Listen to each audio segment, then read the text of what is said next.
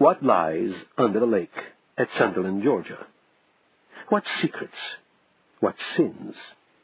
And those long-ago rumors of corruption, incest, and savagery, could they possibly be true? And now, Under the Lake. Prologue.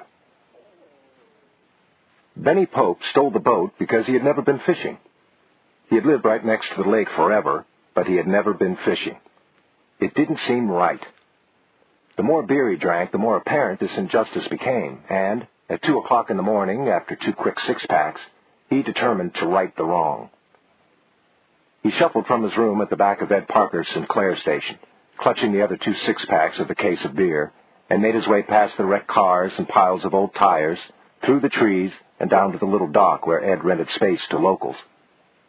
He cast a slightly out-of-focus eye on the array of small boats tied there, and chose the aluminum skiff belonging to the lawyer, McAuliffe, because there was a fishing rod lying in it, and because it had 2 motors. 2 motors seemed like a good idea to Benny. You never could tell when one would conk out. Folks were always bringing them up to the station to get fixed. Benny got the outboard started easily enough, though he nearly fell overboard doing it. Then he pointed the skiff toward the middle of the lake, steering an erratic course. The night was clear and warm and still, and the noise the outboard made soon began to intrude upon Benny's appreciation of the nature around him, so he switched it off and changed to the little electric trolling motor, which ran off a car battery. Its dim hum was more in harmony with the surroundings, and soon Benny had some line played out behind the boat and was happily trolling aimlessly across the lake, unconcerned with whatever kind of lure he was towing. He was fishing, by God. He glanced back toward the town. The only electric lights to be seen were at Bubba's, where a low-stakes pool game was still going on. The old-timey gas lights along Main Street cast a warm glow over the brick storefronts, giving the white trim a honey tint. It was all very pretty, Benny thought. A pretty town. He was glad he lived there. During the week, he did his work, stayed sober, and said hey to folks, helped Ed bring in the business to the filling station. On Saturday nights, he cashed his paycheck, bought a case of beer, and drank it by himself. Sundays, he slept late. He didn't go to Mass anymore. Nobody did. He cracked another cold beer and settled in the bottom of the boat, his head resting against the seat cushion, and gazed, awestruck, at the wild array of stars twinkling at him in the moonless night. Benny wasn't sure what time it was when he woke up. He was closer to shore, and the little electric motor was draining the last of the battery's juice, barely moving the boat. A moment later it stopped altogether, and the boat drifted. The night and the water were absolutely still. The stars were reflected in the lake, and for a moment Benny felt he was floating in space, with stars both over and under him. He was so enchanted with the beauty of the moment that he didn't even want another beer. Then he saw the lights in the water. They were obviously not stars. They were too bright and too well arranged. Benny froze just for a moment. The faint memory of an old movie came to him. Something about space invaders. If the lights were reflected in the water, then they had to be over his head, but he heard nothing. Jesus God, it was a flying saucer. These things didn't make any noise, did they? He got slowly to his knees, unable to take his eyes from the reflection in the water. The lights weren't moving. The goddamn thing was hovering right over him. He forced himself to slowly swivel his neck and look up. There was nothing there. It was gone. It had flown off in an instant, without a sound, before he could see it. Benny's breath rushed out of him in a huge sigh of relief. He sank back into the boat. Now he needed another beer. He drank deeply from it.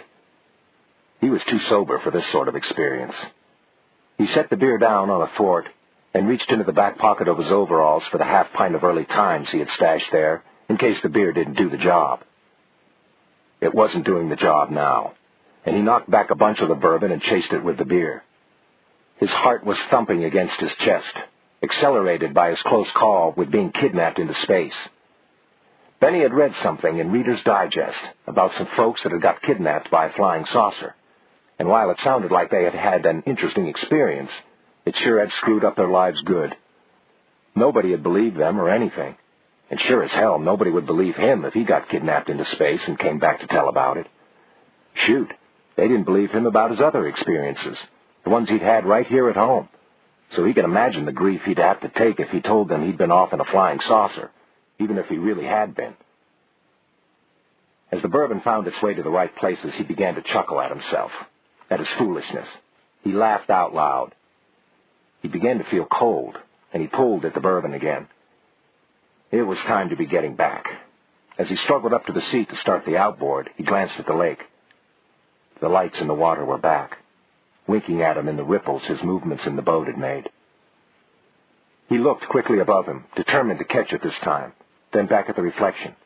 He did this 3 or 4 times before he was sure there was nothing above him. He looked back at the lights. They were still there. But they weren't reflections in the lake. They were under the lake. Then he stared dumbly at the lights for a moment, tried to get his brain to think through the bourbon. The lights didn't seem close to the surface, but far below. And there was a pattern, a familiar pattern. A house.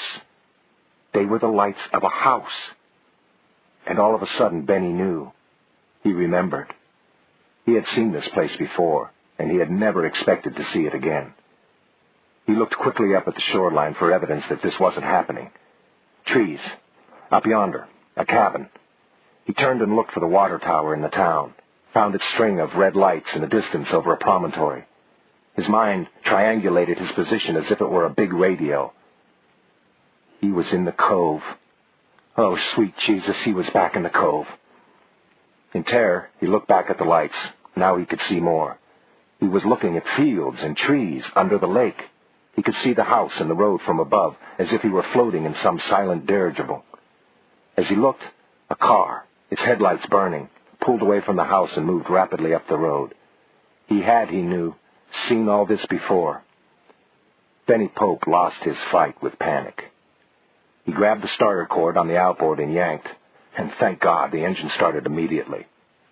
Then as he reached for the gear lever, a soundless explosion of light came from the lake, illuminating the water about him.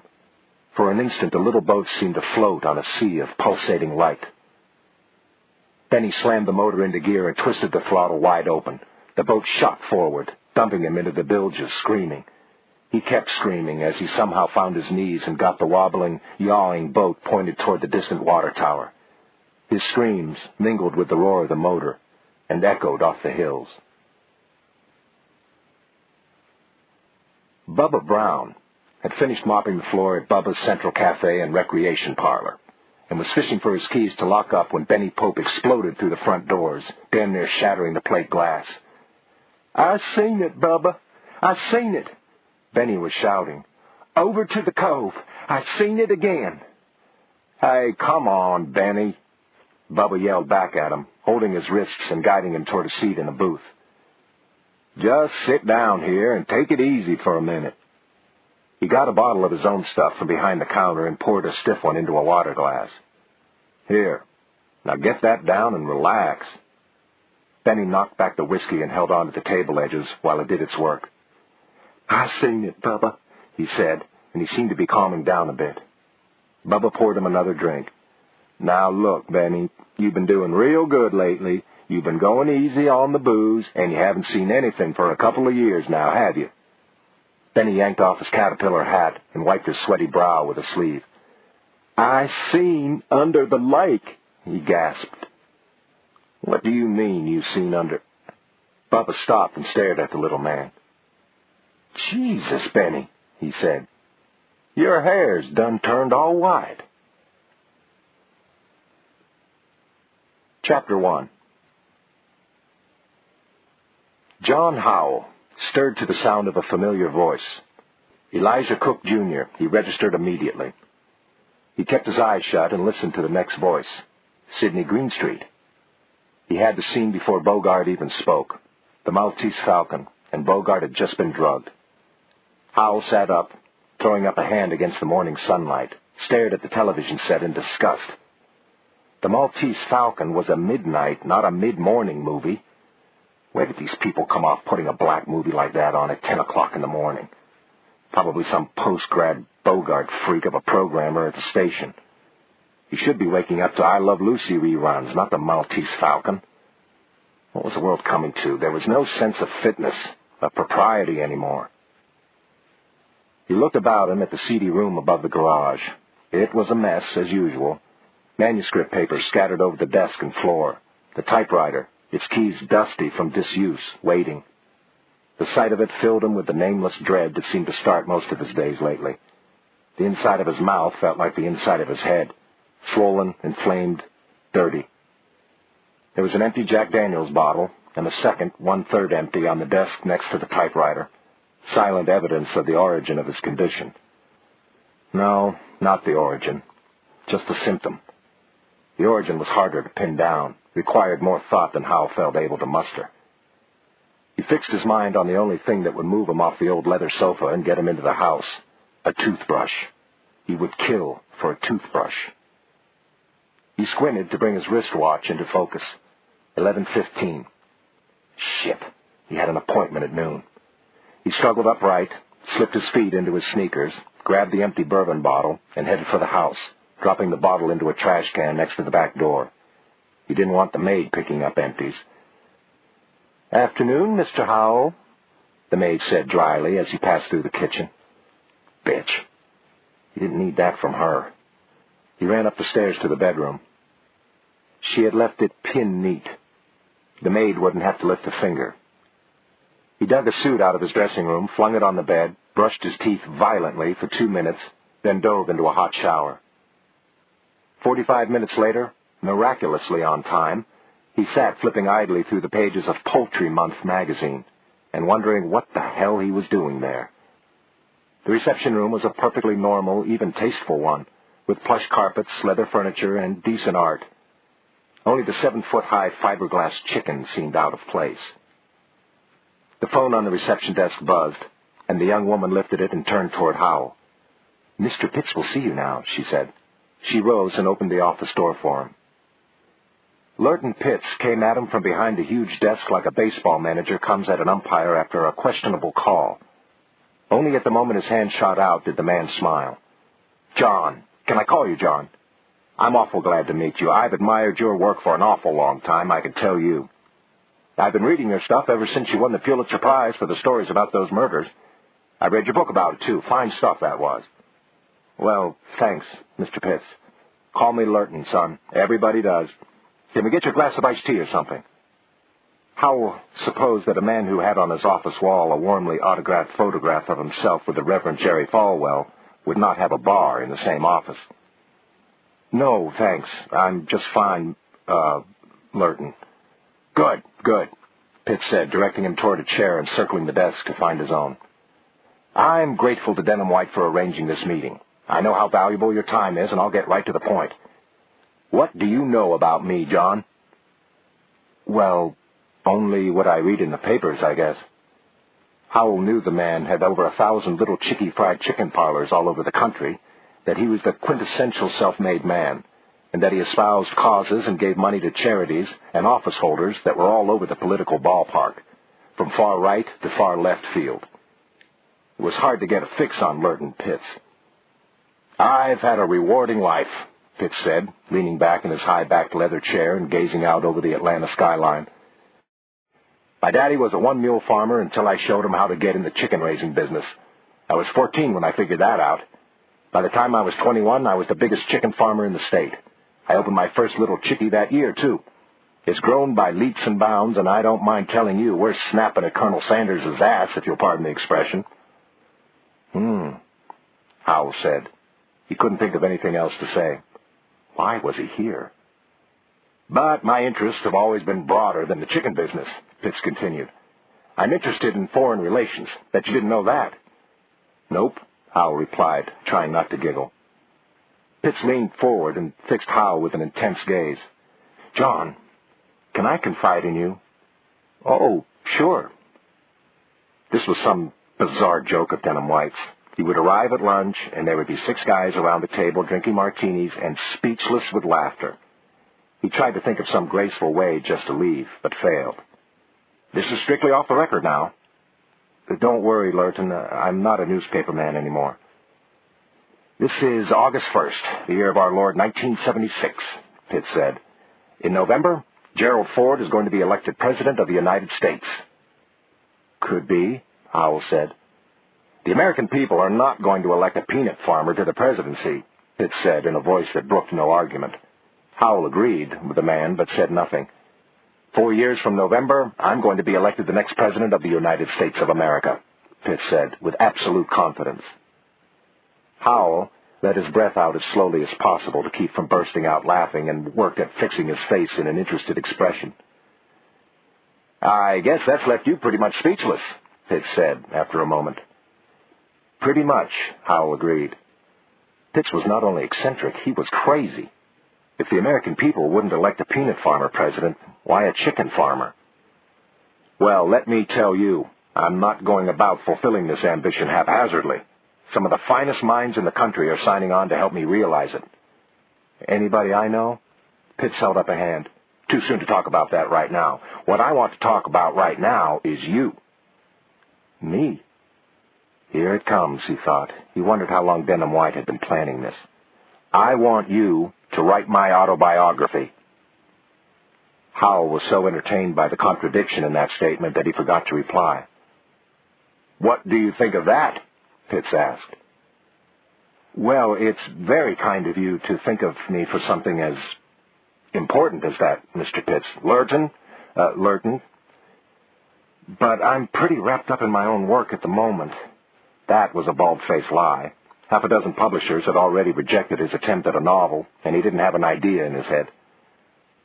"Yes, Denham White told me that you were writing for yourself at the moment. Of course, you understand that I would expect to meet your usual fee for writing a book. Excuse me if I get personal for just a minute, John, but how much did the Pulitzer Prize pay you?" $1,000. "And how much did you make on the book when that came out?"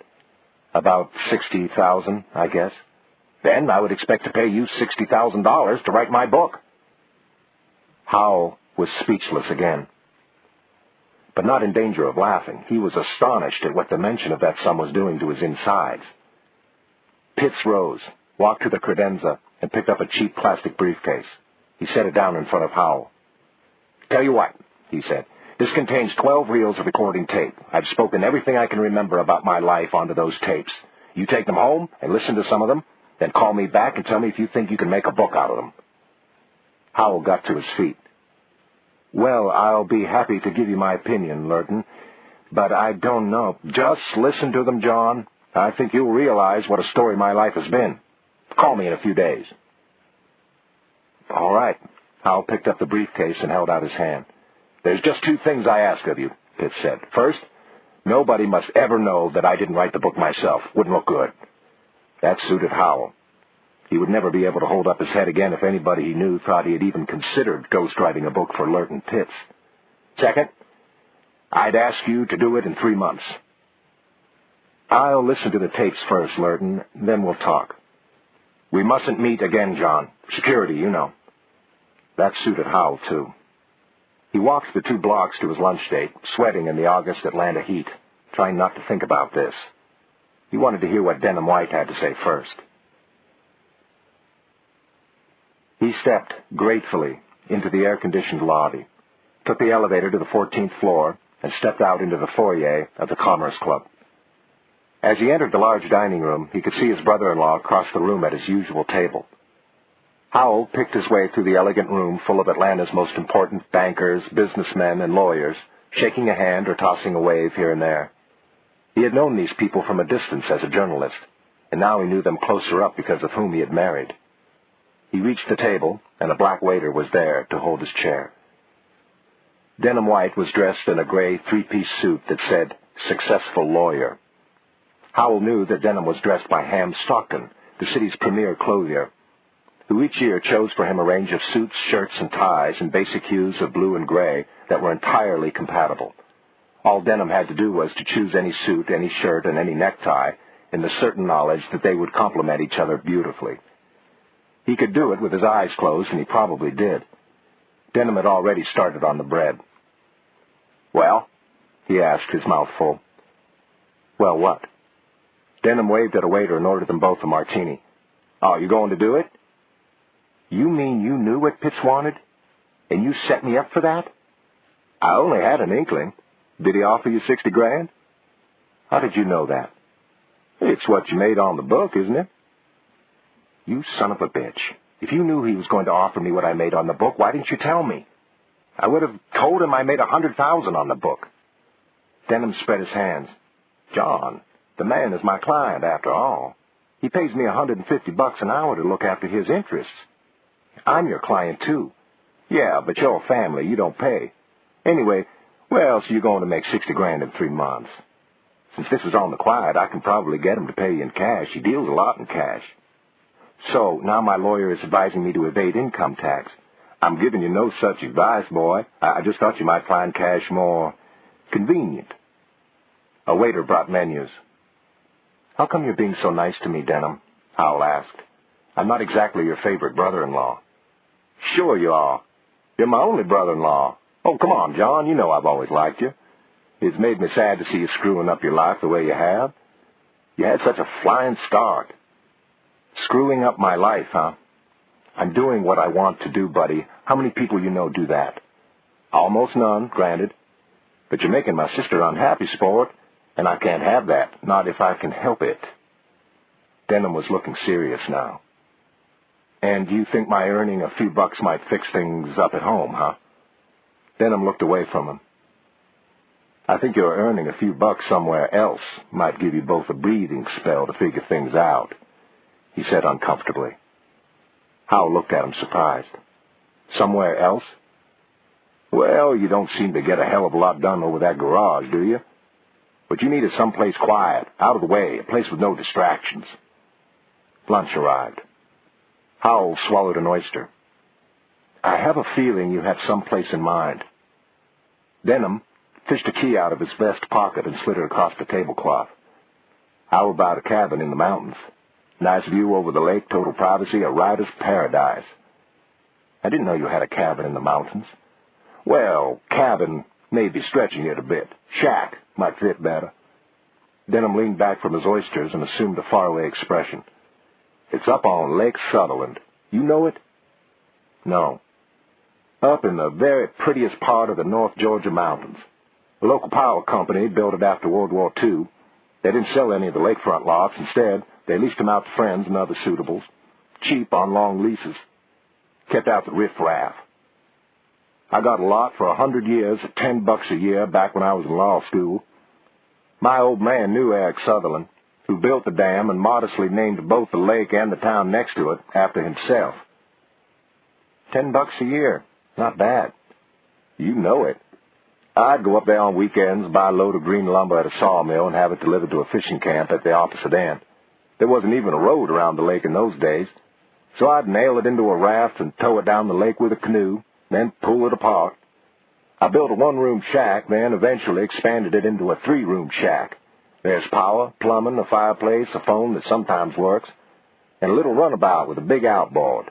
Terribly romantic. Terribly primitive from the sound of it. Howell gazed out over the crowded dining room for a moment. I'll think about it. I hope you'll do more than think about it, boy. You need a change. Denham was pushing all the right buttons, Howell thought. God knew he needed a change. On the way out of the building, Howell stopped at a phone booth, rang Lurton Pitts, and told him he would be his autobiographer. A wonderful word, Howell thought. That's fine, Pitts said. Howell could hear him grinning.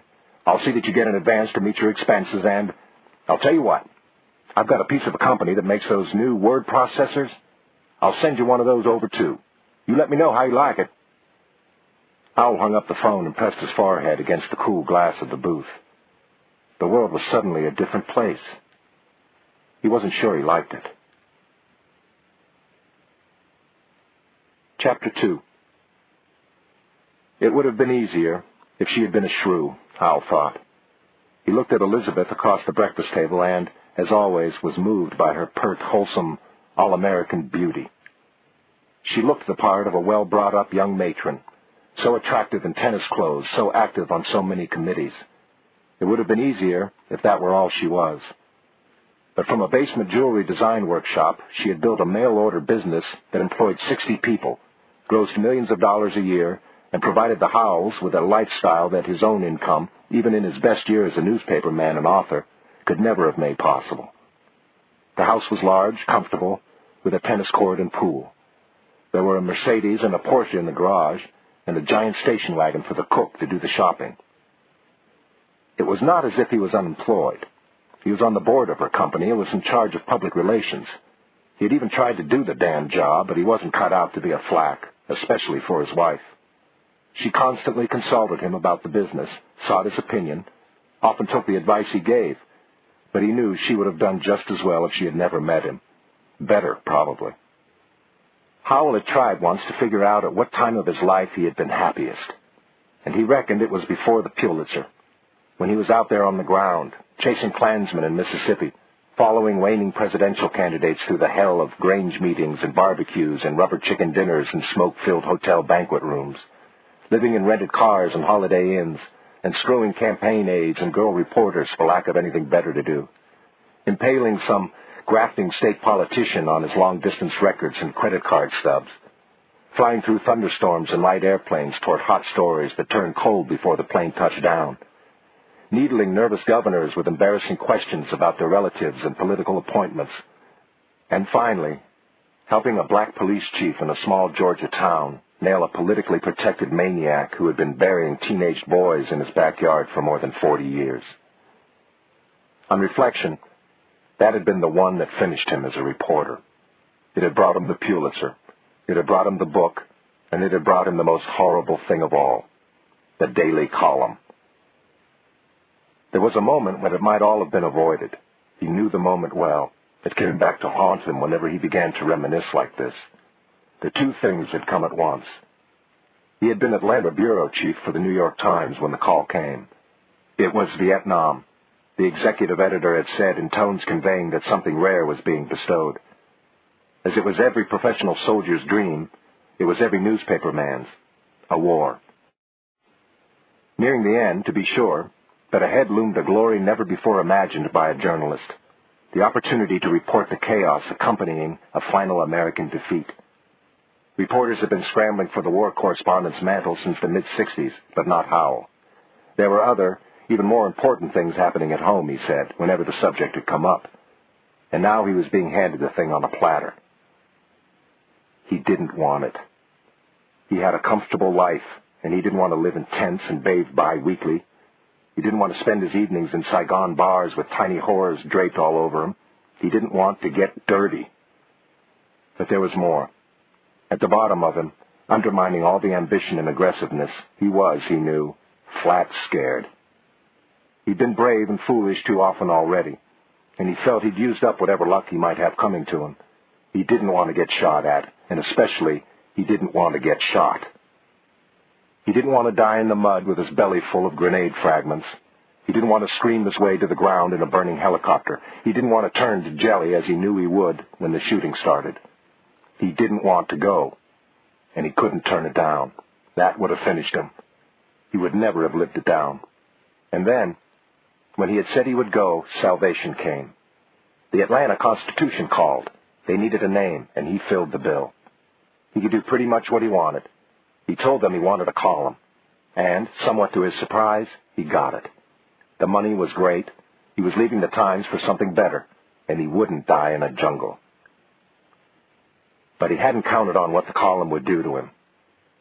Shoveling 1,000 words a day into the omnivorous maw of that page-2 killer 5 days a week, 50 weeks a year, while all the time eating rich lunches, wearing Ralph Lauren suits and trooping from Kiwanis to Rotary to Lions Club for after-dinner speeches at $500 a pop. All that had wrung him dry in just under 3 years, had left him ripe for the editorial arguments and final fistfight that had blown him out of newspapers for good. At least he got out with his reputation, before the column had lost its bite. In between the humor pieces and the human interest stuff, there had been enough hard-hitting investigative stories to stamp him firmly in his readers' minds as a first-rate reporter. Since then, though, in spite of the crutch of novel writing, he had been good for nothing but lunch and tennis every day at the club with rich men's sons who couldn't make it even in their fathers' businesses.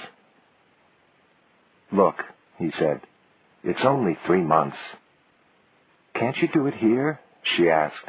knowing he had already decided he wouldn't.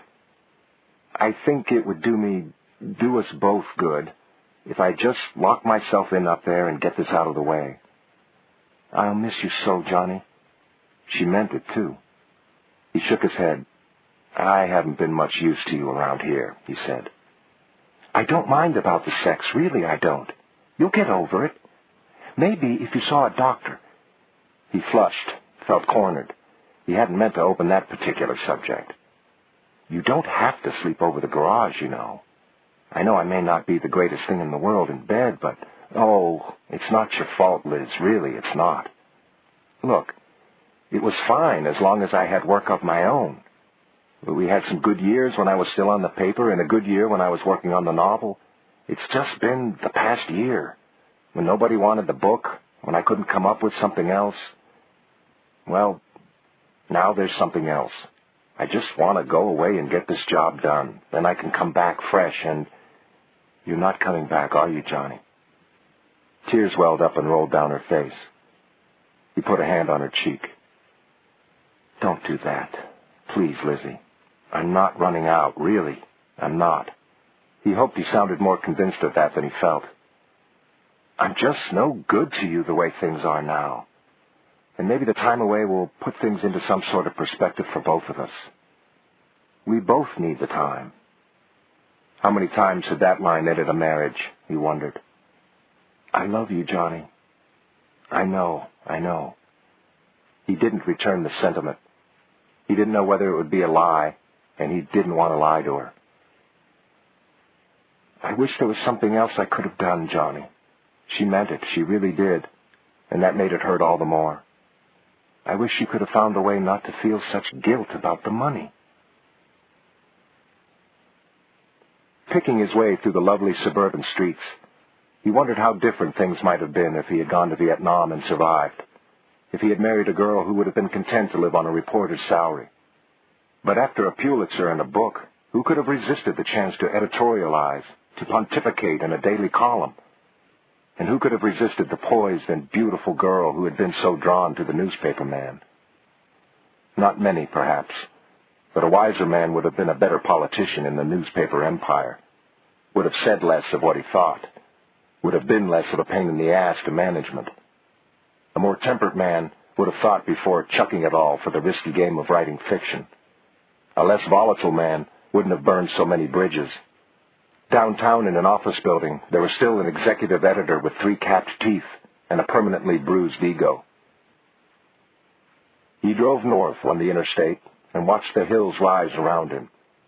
After 2 hours, he turned onto a state road that climbed even higher and turned more sharply. The big station wagon, overloaded with the remnants of his life and the shiny new word processor, swayed horribly on the bends. God, he missed the Porsche.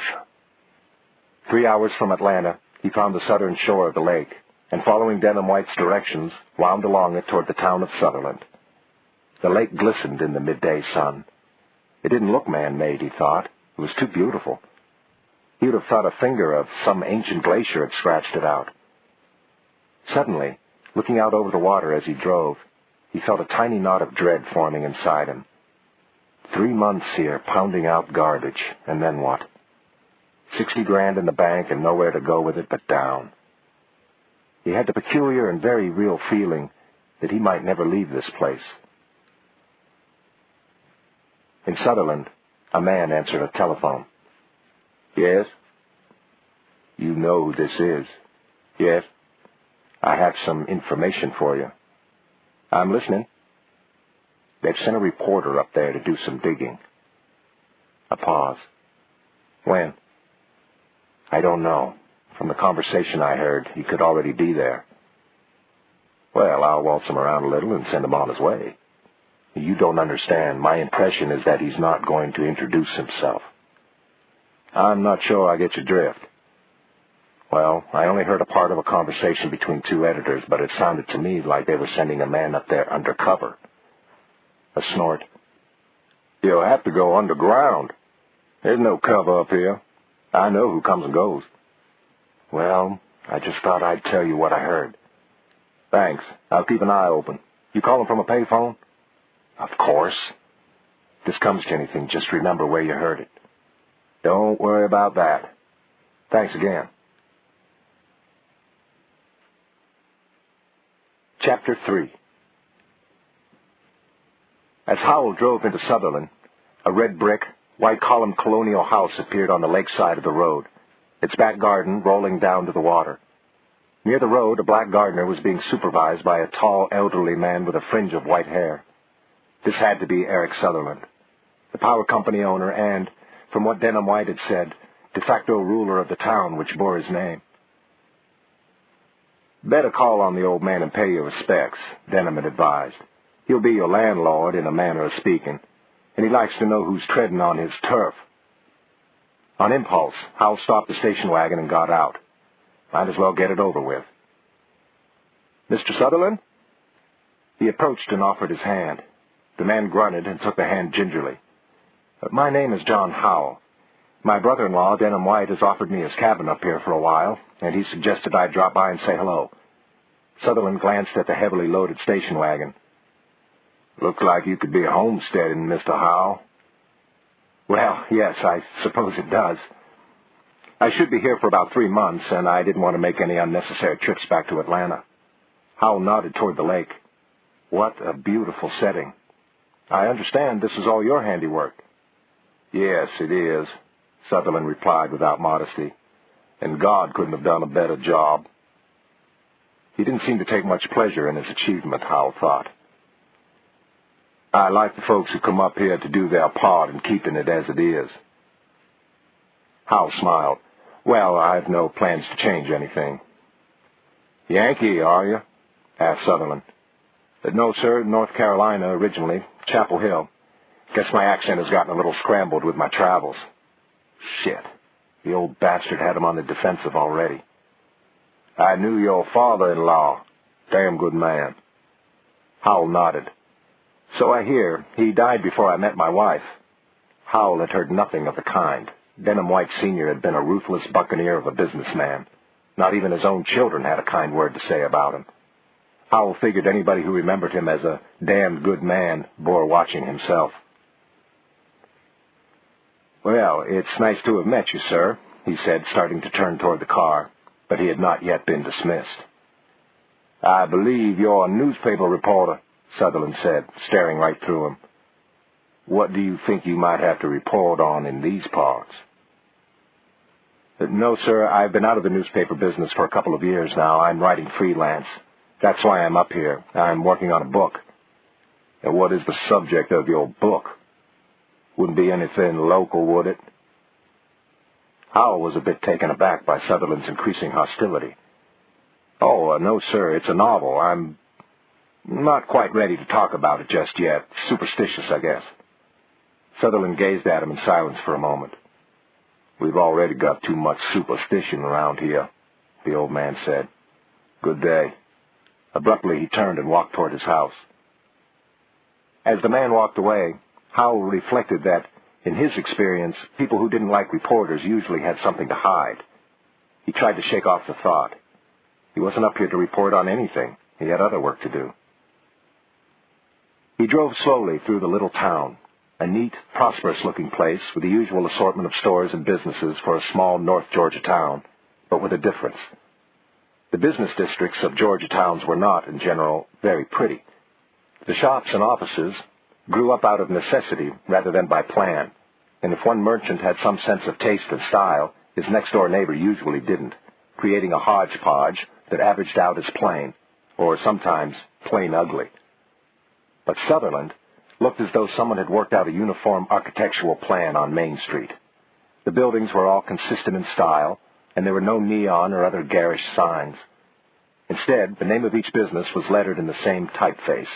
There were old-fashioned gas lights here and there and park benches scattered along the street where elderly people took the sun. The effect was pleasing, Howell thought, if a little artificial, and it seemed to have grown out of one mind. He had not much doubt that the mind was Eric Sutherland's.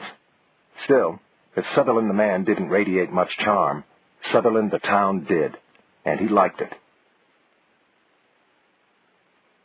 Following Denham White's instructions, he continued through the town and along the mountainous north shore of the lake until he came to a crossroads with a mailbox marked White.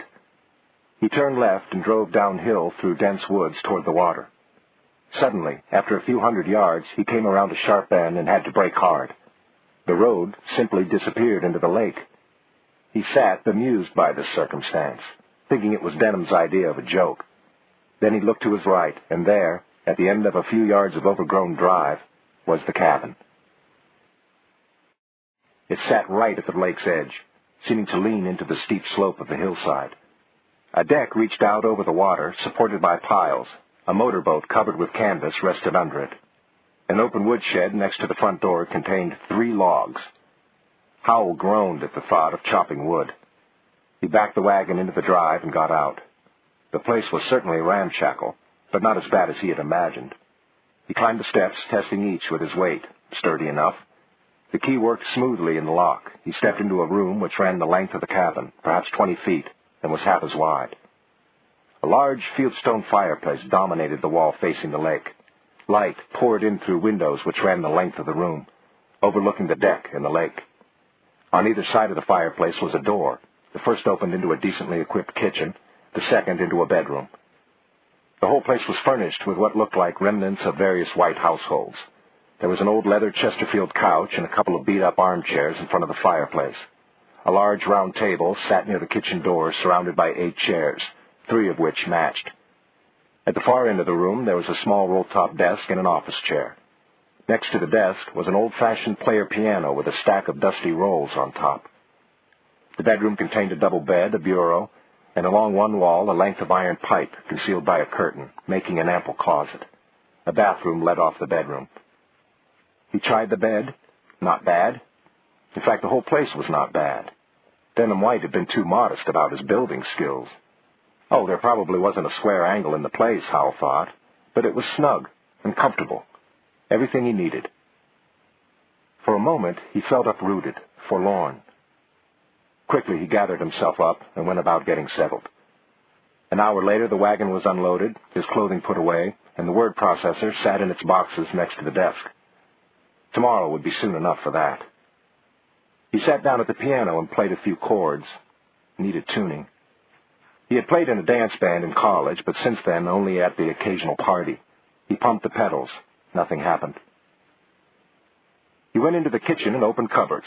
Dishes, jelly glasses, the usual for this sort of place. There was a curtained-off pantry at the end of a counter. Howell brushed it open and found a dismantled outdoor grill, half a sack of charcoal, and a double-barreled shotgun. He stood looking at the weapon as if it were a deadly snake. There was a sourness in his stomach, a weakness in his knees. He would have to share this place with that thing, that black, shiny, tempting instrument, that key to the big door, that way out. He had owned a pistol until recently. He had thrown it off a bridge into the Chattahoochee River, afraid to have it handy. He jerked the curtain back into place and resolved to forget that it was there. There was no food in the place, but he needed to go into Sutherland anyway. In town, he found an attractive little shopping center with a large supermarket. He was puzzled by an extremely large display of electric heaters in the hardware department. 10 bags of groceries in the car. He stopped at the post office to tell them who and where he was, then at the telephone exchange to ask them to turn on the phone in the cabin. On his way back, he stopped at a Sinclair station for gas. A wizened little man with snowy hair stopped fixing an inner tube and shuffled out to the car. "Fill her up with high-test and check the oil and water, please," Howell said as he got out of the car to stretch. There was another man tilted back in a chair against the building, whittling. "Lots of groceries there," the white-haired man said as he started the gasoline pump. "You staying around?" "Yep, up at Denham White's place on the lake near the crossroads." The man's brow furrowed, and he shook his head. "Better you than me, friend," he said. "Huh?" "I know young Denham," the man said, seeming not to want to pursue his first remark. "His daddy used to come up here and hunt with Mr. Sutherland. I used to run dogs for him. He's under the lake now, Mr. White." "Beg pardon?" "Under the lake." The other man got up and walked over. "Passed on," he said. "Local expression. I'm Ed Parker. You staying with us for a while, then?" "A few weeks." "I'm Benny Pope," the little man said. "Hope we'll have your business while you're here." He looked at Ed Parker to see if he'd said the right thing. Parker smiled at him. "Benny's my #1 salesman," he said. As Parker spoke, another car pulled into the station, and a man wearing a tan gabardine suit and a Stetson hat got out. "Fill her up, Benny," he said, then turned and looked at Howell. "Aren't you John Howell?" he asked. "That's right. Recognized you from your picture in the paper. I'm Bo Scully. I used to read your stuff in the Constitution." He stuck out his hand. "I liked it," he grinned. "Most of the time." "Most of the time ain't bad," Howell laughed, taking the man's hand. "That's more often than my editors liked it." "Well, how come I don't see your column anymore?" "Oh, I left the paper a couple of years ago. I'm staying out at Denham White's place for a while, working on a book." "Well, that's a right nice place out there, nice view," Scully said. "Say, I was just going across the street to Bubba's for a cup of coffee. Join me? Benny will park the car for you." Howell shrugged. "Sure. I could use a sandwich, too. Miss lunch." "Bubba will feed you," Scully said, starting across the street. He was a big man, 6'3" or 4", Howell reckoned, with the musculature of an ex-athlete, fading red hair with a touch of gray, and an open, freckled Irish-looking face, probably in his mid-40s. Howell came up to his shoulder.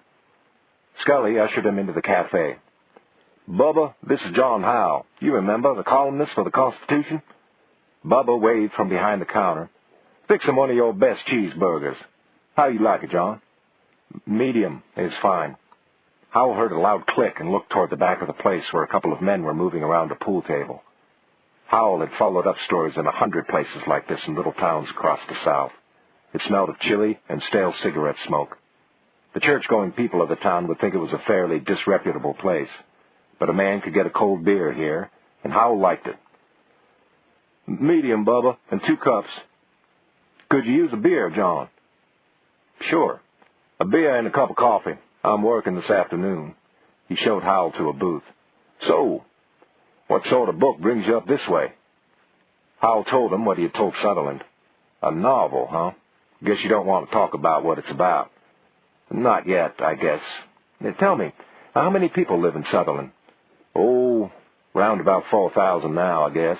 What with the new hair curler factory that opened up this spring." "Much industry?" "Much as Mr. Sutherland wants." "He decides that sort of thing?" "He decides pretty much what he wants to. Mr. Sutherland is responsible for the prosperity we've got here." "You mean the lake, the tourists it brings?" Bo Scully chuckled. "Tourists are just about the last thing Mr. Sutherland wants. They're noisy, dirty. There's a public beach way down the other end by the fish camp, but that's it. The power company owns the whole lake shore and leases lots to those folks Mr. Sutherland feels are all right." "Then what's the source of the prosperity?" "The dam. That was built with Sutherland family money, and it's owned by Sutherland Power. They wholesale the electricity to the Georgia Power Company, which brings in a bunch of money you can bet your ass." "I can see how it would," Howell replied. "The nice part for the town is that Sutherland Power sells electricity dirt cheap locally. With what's happened to fuel prices since the Arabs got mean, you can imagine what a magnet that would be for industry to come in here." "That must be why the supermarkets sell so many electric heaters." "You bet. There's not a gas stove or furnace in the town. Most folks have got electric heat pumps and furnaces, and those who don't use electric room heaters. They wouldn't even pay to chop your own wood around here, unless you're just a romantic who likes to gaze into a fire." "Speaking of chopping wood, you know anybody I could get to stock up the cabin?" "Sure. Old Benny across at the gas station will do it. He's got a chainsaw, picks up a few bucks cutting wood for the summer folks. Up here it can get pretty chilly at night, even in July." "Great. So what industries do you have locally?" "Well, like I said, there's the new hair curler factory, and there's a brazier factory. We've got a big plant that manufactures plywood, too." "That's it? With the cheap power, I'd have thought you'd be crawling with industry." "Like I said, Mr. Sutherland makes those decisions. He only lets new business in when he's ready to develop a new section of town. And he's pretty choosy about what he lets in. Last year, one of the girly magazines wanted to open up a big printing plant down here, but Mr. Sutherland wouldn't have it. He's got a Puritan streak, he has. Although he'll take a drink. Throws a big party out at his place every fall and serves booze. We're a wet town, too. A man can get a drink. Not a mixed drink, mind you, but a bottle. Thank God for small mercies, Howell thought. How long has the lake been here, he asked. They started the dam after World War II, as soon as they could get materials again. Filled it up in '52. Looks older than that. It does, doesn't it? But we've got clear mountain water feeding it. You know, not your muddy Chattahoochee. I think the mountains helped, too. It was a deep little valley before the lake. What was in the valley before? Just farms, few houses, country school, a church. The town of Sutherland hardly existed. It's mostly been built since because of the lake. The lake has been a grand thing for us. We're grateful to it every day, I can tell you. Did Sutherland have any problems putting the land together when he built the dam? Scully's reaction made Howell think he had hit a nerve. Scully looked down into his coffee and took a deep breath. Oh, there's always a few malcontents in a case like that, I guess. Folks were well compensated for the land, though. Got better than market value. He looked up at Howell. Don't let anybody tell you different. Howell wondered if they had been compensated at anything like the rate Eric Sutherland had been for the use to which he put their land. Since Scully seemed uncomfortable with the subject, Howell changed it. You look like you might have played some football, Bo. Oh, yeah, Scully replied, smiling again. I played in high school, and I played 2 years down at Georgia for old Wally Butts.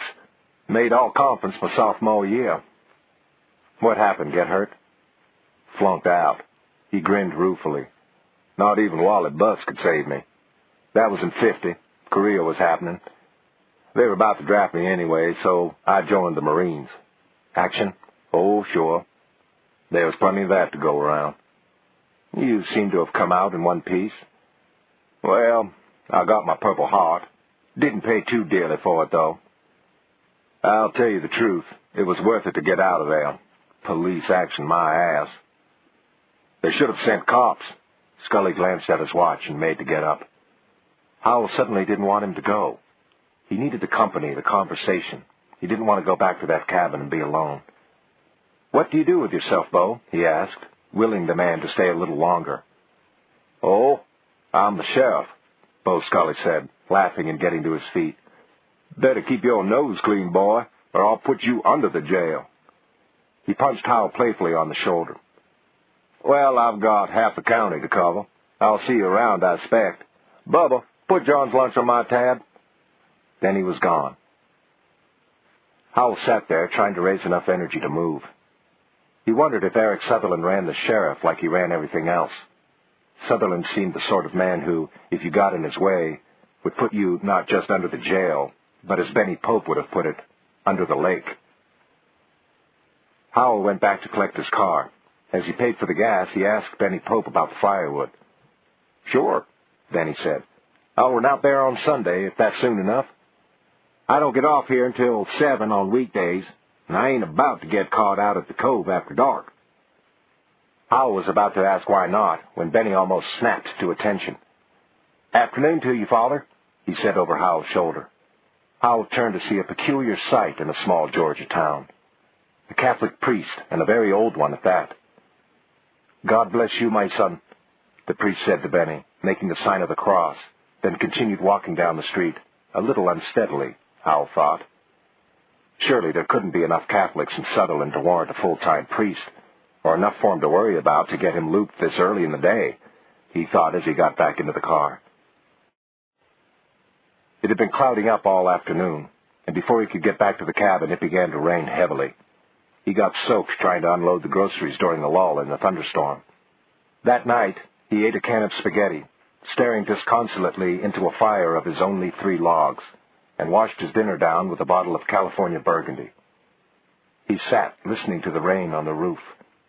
He felt not just cold, but as if he would never be warm again. He had relentlessly painted himself into this corner, leaving first his work, then his wife and home. He had used up what life had given him, spent his good fortune in a profligate way. He had not been able to preserve anything that was important to him, not even his self-respect. He had sold that cheap to Lurton Pitts. Now he had imprisoned himself here in this shabby place, and he knew no one was coming to get him out. He got well into a bottle of Jack Daniels before passing out on the sofa, alone with his terrible self-pity. In the middle of the night, Howell jerked awake, ran to the bathroom and retched until he was too weak to rise from his knees. He sprawled on the linoleum floor, his cheek pressed against the cold porcelain of the toilet, still drunk, still sick, and shivering with cold. He tried not to think. That was the trick, he said to himself, struggling to his feet and leaning heavily against the wall. No thinking. He shuffled out of the bathroom, through the living room, toward the kitchen. Don't think about the girls you've screwed. Don't think about your wife. Don't think about the work and the glory. Don't think back. Don't think forward.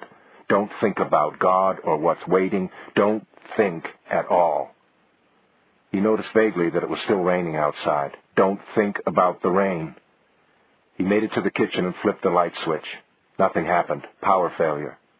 He ripped back the curtain and found the cold steel, found the box of fire and lead. He bruised a shoulder on the kitchen doorway in the darkness, dropped the shotgun, picked it up again, got to the living room. He sat down on the back of the sofa facing the lake and fumbled for the shells. Don't hesitate. Don't think. One move after the other, no pauses. He got 2 shells into their chambers. Would it take 2? Don't think about it. Keep moving right along. He turned the gun around, rested the stock on the floor, and put the barrels into his mouth. Steely, oily taste. He couldn't reach the triggers and still keep the barrels where they would do the most good. He kicked off a shoe, ripped off a sock, and felt for the triggers with his big toe, trying twice and failing. His legs were too weak. His foot trembled uncontrollably whenever he lifted it from the floor. He went to the desk and got a pencil. Good old number 2 yellow job, schoolboy's friend. Don't think about school, childhood. He wedged the pencil between his toes, put the barrels back into his mouth, got the toe-held pencil through the trigger guard, and pushed. The pencil slipped sideways, couldn't be held by the toes. There was a flash of lightning, illuminating everything, making the barrels gleam. Huge sticks of licorice protruding from his mouth. Finally, he got the pencil back into the trigger guard, froze it there for a moment, lifted his other foot to the pencil, and pushed it against the triggers, hard, with both feet. Howell thought he wouldn't hear anything, but it was the loudest noise he had ever heard. He let go of the shotgun, fell over the back of the sofa, and sprawled on the floor, the noise still in his ears. The windows and French doors rattled violently. Thunder. Unbelievable thunder. And he was still alive. Why hadn't the shotgun gone off? He struggled to his feet and started around the sofa to find the shotgun. Then he stopped. It had gone very quiet. It was pitch dark, but he knew absolutely. There was someone else in the room. He stood perfectly still, held his breath, and listened. He could hear breathing, and it wasn't his. He let out his breath as slowly as possible. He opened his mouth and breathed in again. I know there's somebody. His words turned into an involuntary shout as a blinding white flash of lightning lit the room for a tiny moment, fixing everything in it in his mind's eye before winking silently out, leaving him cringing, blinded. He saw it all against the insides of his tightly closed eyelids, the room, the rug, the furniture, and, standing with back not quite turned to him, a child of 11 or 12, a farm child, in overalls and a blue work shirt, pigtails, a girl, standing at the window, nearly in front of him, 8 or 10 feet away, ignoring him, gazing out over the lake. Howell opened his eyes to blind blackness, then jammed them shut again as a second roaring explosion of thunder assaulted the cabin, violently rattling the windows and the French doors, making him think the glass would shatter. As he opened his eyes again, another, steadier roar filled the cabin, and, as suddenly as the lightning, the lights came on, causing him to jump and cry out. The child was gone. One of the French doors was open and banging, and rain was coming through it. He ran to close it and was instantly soaked by the downpour. He put his hands to the glass and looked out over the lake, or where the lake should have been. All he could see was a solid wall of rain, coming down vertically, no wind, the heaviest rain he could remember. No child should be out in that, he thought, and he started to open the door and look for her. But the intensity of the rain frightened him, and he hesitated. He backed away and stood in the middle of the room, wondering whether the roof could take it. For 2 or 3 long minutes the rain came down, the sound of it riveting him to the spot. Then it seemed to slacken, and half a minute later it was no more than an ordinary thunder shower. Howell opened the door and stepped onto the deck, unmindful now of a rain that seemed gentle compared to what had just passed. Brief flashes of lightning illuminated the deck, the lake, and the woods around it. He could not see the girl, and he hoped she was all right. He felt ashamed that he had not gone after her. He went back into the cabin, took a towel from the still unpacked linen box, and rubbed his face and hair. He cautiously looked into the bedroom and kitchen to be sure he was alone. Every light in the cabin was on. Lights he was sure were not burning when he had fallen asleep on the sofa. He picked up the bottle of bourbon and drank directly from it. His heart was still thumping against his chest, and he was breathing so rapidly that he nearly choked on the whiskey. He sat down heavily on the sofa and waited for the warmth of the bourbon. Gradually, his vital signs regained some sort of normality, but he still felt stunned, unable to cope with the image of the child, unwilling to wonder whether he had truly seen her there. Then he remembered what he had been about before the thunder had interrupted him. He got up and walked around the sofa. The shotgun was gone. So was the box of shells. Had the child taken them? Had she been watching the whole thing, wanting to stop him? He was embarrassed to think that someone had seen him in those circumstances. But why hadn't the shotgun fired?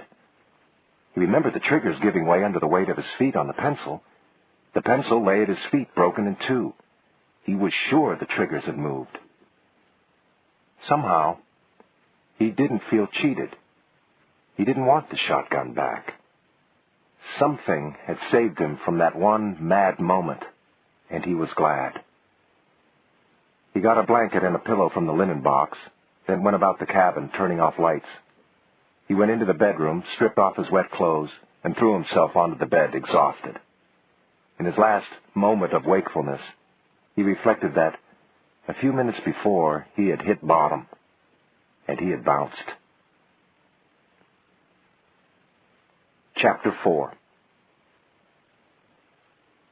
Howell's response to the hammering was panic. He didn't know where he was, and when he remembered, he wasn't sure what had happened during the night. The event seemed curiously remote, and he would have thought he had been dreaming if he had not remembered everything so clearly. Finally, his muddled brain focused on the front door as the source of the noise, and, cursing, he struggled into a bathrobe and got going, shivering in the damp chill of the uninsulated cabin. It was still raining. He yanked open the door. A young man stood on the landing, rain dripping from his slicker and from his hair. It seemed immediately obvious to Howell that he was probably retarded. His eyes were not coordinated, and he seemed to be looking out across the lake as he spoke to Howell. "You want some wood?" The fellow was oddly handsome, Howell thought. His features were regular, chiseled, almost patrician. He had excellent teeth. Only the eyes and a slackness of the jaw made him seem other than normal. "You want some wood?" he asked again, smiling a little this time, revealing the beautiful teeth. "Mama said you needed some wood." Howell looked over the man's shoulder and saw a battered pickup truck with a tarpaulin covering its bed. He finally got the picture. The fellow was selling firewood. Benny Pope had said he couldn't come until Sunday, and it was only Tuesday. "Yeah, sure," Howell managed to say finally. "Just put it right there." He pointed to the shed next to the steps. "Yes, sir," the fellow said. He ran to the truck, pulled back the tarp, revealing a random pile of split logs, and began bringing 4 or 5 at a time to the shed. It occurred to Howell that he hadn't asked the price, and he wondered if he would get bitten, but what the hell, he'd burned all the wood he had the night before. When the truck was empty and the shed full, the man tossed a burlap bag of kindling into the shed, waved, and started for the truck again. "How much do I owe you?" Howell shouted after him. "Oh, that's all right," he yelled back. He got into the truck on the passenger side, and Howell realized that someone else was driving. Howell was too surprised to shout his thanks until the truck had turned around and was headed up the hill toward the crossroads. A woman was driving, but the truck window was too misted over to get a good look at her. He dashed down to the shed in the rain, grabbed the gunny sack of kindling and a couple of logs, and, stepping gingerly in his bare feet, ran back up the steps. He had a fire going and was halfway through his first cup of coffee before he remembered what the fellow had said. Mama said you needed some wood.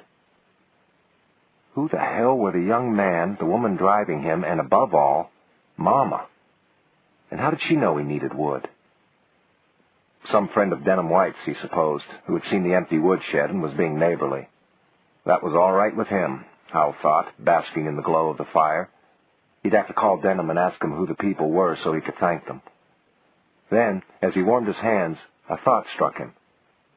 A few minutes before, when he'd been waked by the fellow at the door, he'd felt terminally hungover. Certainly he'd had enough to drink the night before. Now, oddly, he felt perfectly well. No headache, no fuzziness. The phone rang. As he picked it up, he hoped it wasn't Elizabeth. It was Denham White. "How you doing, sport?" "Okay, I guess. The place is nice, Denham. You made it sound like the pits." "It'll do, I guess. You'll have to lay in some firewood. It can get chilly at night up there." "Funny you should mention that." He told his brother-in-law about the arrival of the wood. "Who are your friends?" "Beats me. Nobody ever gave me anything up there. I never had much truck with the locals. Weird bunch. They know how to make a buck out of the summer folks, believe me." Howell knew how aloof Denham could be with people he considered his social inferiors. He was perfectly capable of not knowing who his neighbors were. "You meet old man Sutherland yet?" Denham asked. "Yeah, right off the bat. Something of a shit, I'd say. He seemed to take an instant dislike to me." Denham laughed. "Keen judge of character, Mr. Sutherland. Now listen, John. I've got to go on living with the guy, so don't piss him off if you can help it, okay? Just stay out of his way." "I'm out of everybody's way up here. You seen Elizabeth?" "We had dinner last night. She's okay. In the middle of getting out the Christmas catalog. That'll keep her busy for a few weeks." "Listen, Denham. Something strange happened here last night." "Yeah?" "Yeah, I woke up in the middle of a thunderstorm and there was a girl in the living room." "Well, some people have all the luck." "No, listen. It was a young girl, a kid, really, maybe 11 or 12. Howell told Denham everything he could remember. He didn't mention the shotgun. Denham didn't say anything for a moment. "John," he said finally, "how much did you have to drink last night?" "Well," Howell replied sheepishly, "I had some wine with dinner and a couple of bourbons, I guess." "I guess you had a lot more than a couple the way you're talking. But look, why don't you try to lay off the sauce completely while you're up there? I expect the work would go a lot faster without bad dreams and hangovers." "Yeah, all right, Denham. I don't need any lectures." Howell couldn't think of anything else to say. "Well, take care of sport and work hard. Lurton Pitts is used to getting good value for his money." They hung up. Howell wondered again who Mama was. Then he had it. It must have been the sheriff, Bo Scully, who sent the wood. He was the only person besides Benny Pope who knew he needed it. Not a bad fellow, Bo Scully. He'd have to buy him a bottle or something. Maybe Scully would have some idea who the girl was, too. It rained for 4 days. Howell ranged about the cabin like a caged cat. He got up late, ate canned and frozen food, read everything he had brought with him, drank too much, got to bed late, and dreamed a dream. Always the same dream. Then, when morning came, it was gone. He could not recapture it, but he didn't think the girl was in it. He unpacked Pitt's vaunted word processor and played with it. Howell had never been much for following directions, but after a day or two of snarling at the thing, he had it up and running. After poring through the manual and going through the drills of commands over and over, he began to get the feeling the machine was training him. By the 4th day, all was in readiness. The machine sat, waiting, just as his typewriter had before it. A box of continuous form paper was fed into the printer. A stack of floppy diskettes waited to record his output. The 12 boxes of recording tape waited next to the tape recorder. Howell threaded the first tape into the machine and pressed a button. The voice of Lurton Pitts came at him just the way Pitts himself had come from behind his desk. Chapter 1. Pitts boomed out. "How I found God." Howell stopped the machine and buried his face in his hands. "Oh, shit," he muttered. It was the first time in his working life that he had not been able to convince himself that what he was doing was worthwhile. The first time he had tried to write something just for the money. He didn't like it. He didn't know if he could do it. He felt the weight of the old depression, the one that came with feeling useless, burnt out. It lay upon him like some heavy, stinking garment whenever he was unexpectedly faced with the prospect that he might really be used up, worthless to anyone. It held his shoulders slumped, his hands pinned to the arms of the chair. It made him immobile for long minutes, caused nausea to eat at him and sap his energy. He sat that way for a few moments, and then he felt a sudden warmth. He looked up to see the desk dappled with sunlight. The rain had stopped, and he could see patches of blue between the scudding clouds. His depression lightened a bit. He pushed back from the desk and walked over to the piano. He pushed the pedals, but got no response. He played a few blues chords, wincing at the sour sound. He jumped about a foot as a loud knock came at the door. Howell leaped to his feet. There had been no visitor to the cabin except the man who had brought the wood, not even any mail. He would be happy to see absolutely anybody. He walked across the room to the door and opened it. A man and a dog stood on the porch, both wet. The man took off his hat to reveal a shock of perfectly white hair. His skin was bright pink. Howell knew that behind his dark glasses there would be pink eyes. He was an albino. "Good morning to you," the man said. There was something strangely, strikingly familiar about him, but Howell didn't know any albinos, and there was something peculiar about the dog. He sat patiently next to his master, panting, his eyes closed. "I've come about the piano," the man said, looking out across the lake. He didn't seem to want to look at Howell. "The piano?" "Don't you need a piano tuned?" the man asked, still not looking at Howell. Howell noticed the leather case at the man's feet. "You're a piano tuner?" "That's right." The man stood, waiting. Howell stood gaping at the man. He had been thinking about asking around for a piano tuner in the town, but he hadn't done anything about it. Or had he? Had he been that drunk in the afternoons? "Oh," he said, recovering. "Come on in." The man picked up his case and stepped into the room, stubbing his toe lightly on the sill. The dog got up, walked straight past him a few feet, bumped head-on into the sofa, retreated, turned right, knocked over a small pedestal table, reached the hearth, sniffing, flopped down in front of the fire, fell over onto his side, then turned on his back, all 4 feet in the air, and emitted a long sigh. He seemed to be instantly asleep. Howell stared at him. The dog was blind. "Didn't do any damage, did he?" the man asked. "No," Howell replied, righting the table. "Riley will remember where things are.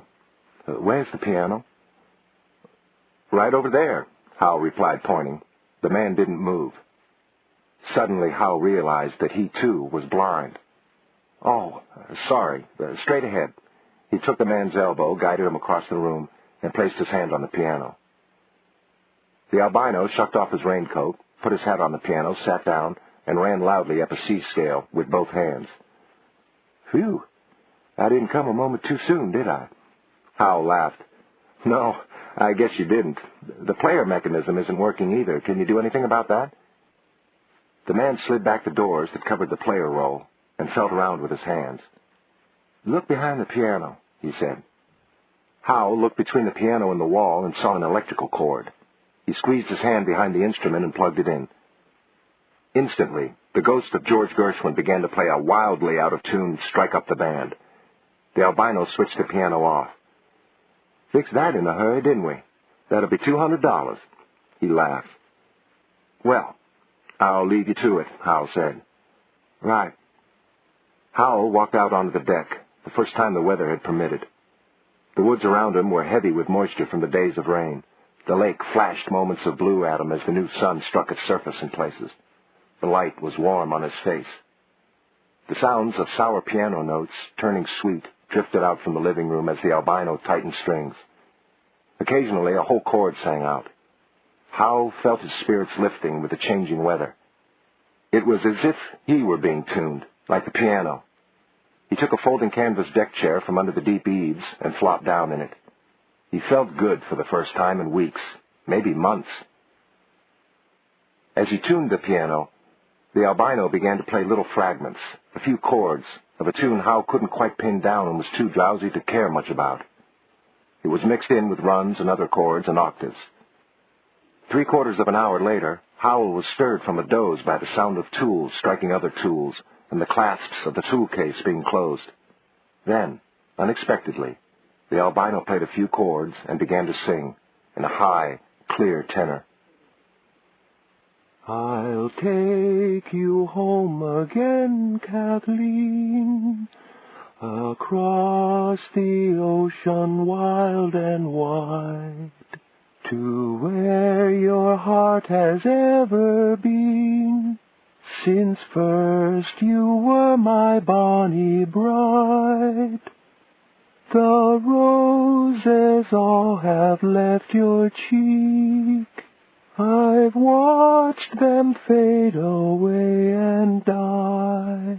Your voice is sad whene'er you speak, and tears bedim your loving eyes.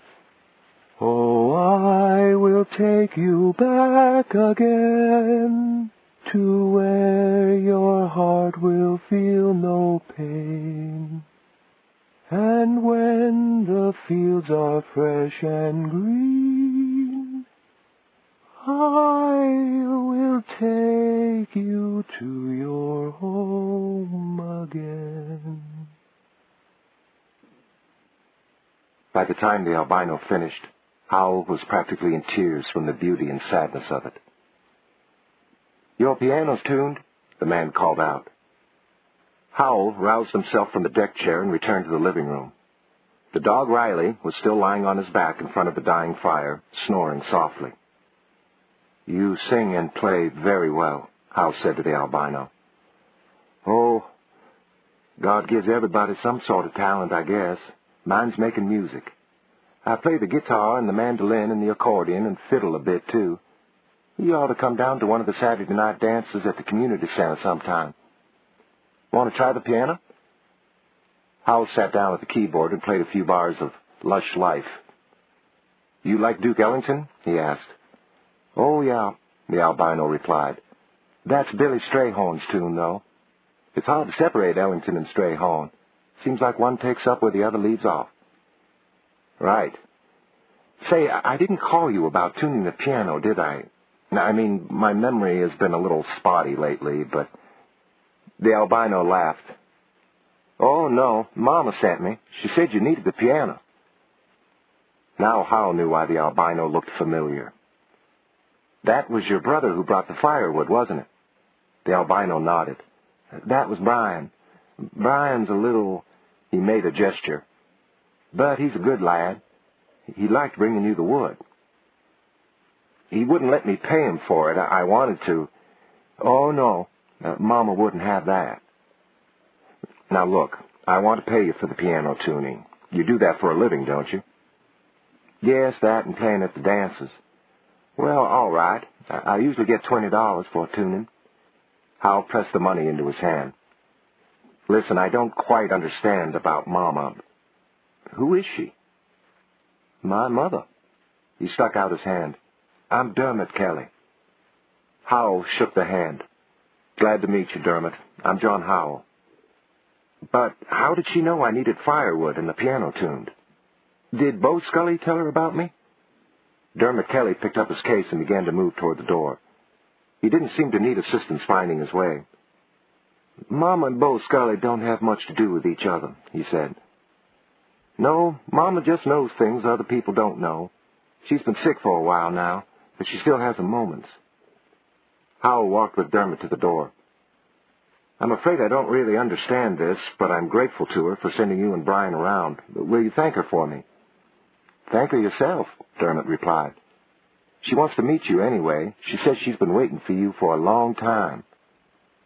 Gooseflesh rose on Howell's skin. "Well, I'll drop by and see her if she's well enough. You said she's been sick?" "Yes, but she'll be well enough when you come. We're just a ways up the hill from the crossroads, he said, pointing. You'll see the mailbox. Come any time. Thanks, I will. And thanks again for the tuning. Don't mention it. Riley? The dog, who had never stopped snoring, was instantly on his feet. He walked quickly to Dermot's side, neatly avoiding the furniture. Together, the two of them walked down the steps, down the short drive, and started up the road. Dermot moved slowly, but with some confidence. Before they went into the trees, Dermot Kelly raised a hand and waved, as if he knew Howell was watching them. When they were gone, Howell went back into the house, still amazed at the pair. Talk about the blind leading the blind, he said aloud to himself. Chapter 5.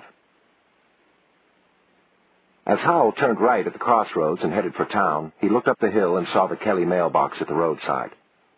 Somehow, he wasn't ready to meet a sick old lady who knew when he needed firewood and piano tuning. Too bad she didn't know that he was out of beer and booze, too, and send somebody around with that. There was ample reason for a trip to town. He could always work over the weekend to make up for lost time. He found a parking space on Main Street. He could use one of Bubba's cheeseburgers and a beer. The place was fairly crowded. Sit over yonder with McAuliffe, Bubba said, motioning toward a booth where a man ate alone. You mind? Howell asked the man, pointing to the empty seat. Glad for the company, the man said, sticking out his hand. Enda McAuliffe, known to one and all as Mac. Sit yourself down. McAuliffe was a slender, rumpled-looking man somewhere in his 40s, dressed in a blue wash-and-wear seersucker suit that had been washed too many times. Howell introduced himself. How's the, He indicated the food on McAuliffe's plate. Stuffed cabbage, McAuliffe replied. No worse than the pork chops and a damn sight better than the chicken fried steak. In fact, he said loudly, glancing sideways at the approaching Bubba, we've never been too sure around here from which animal the chicken fried steak derives. It ain't chicken, and it sure ain't steak. Now, Mac, Bubba cautioned, don't go knocking my cooking. You eat it most every day. McAuliffe nodded. The voice of experience.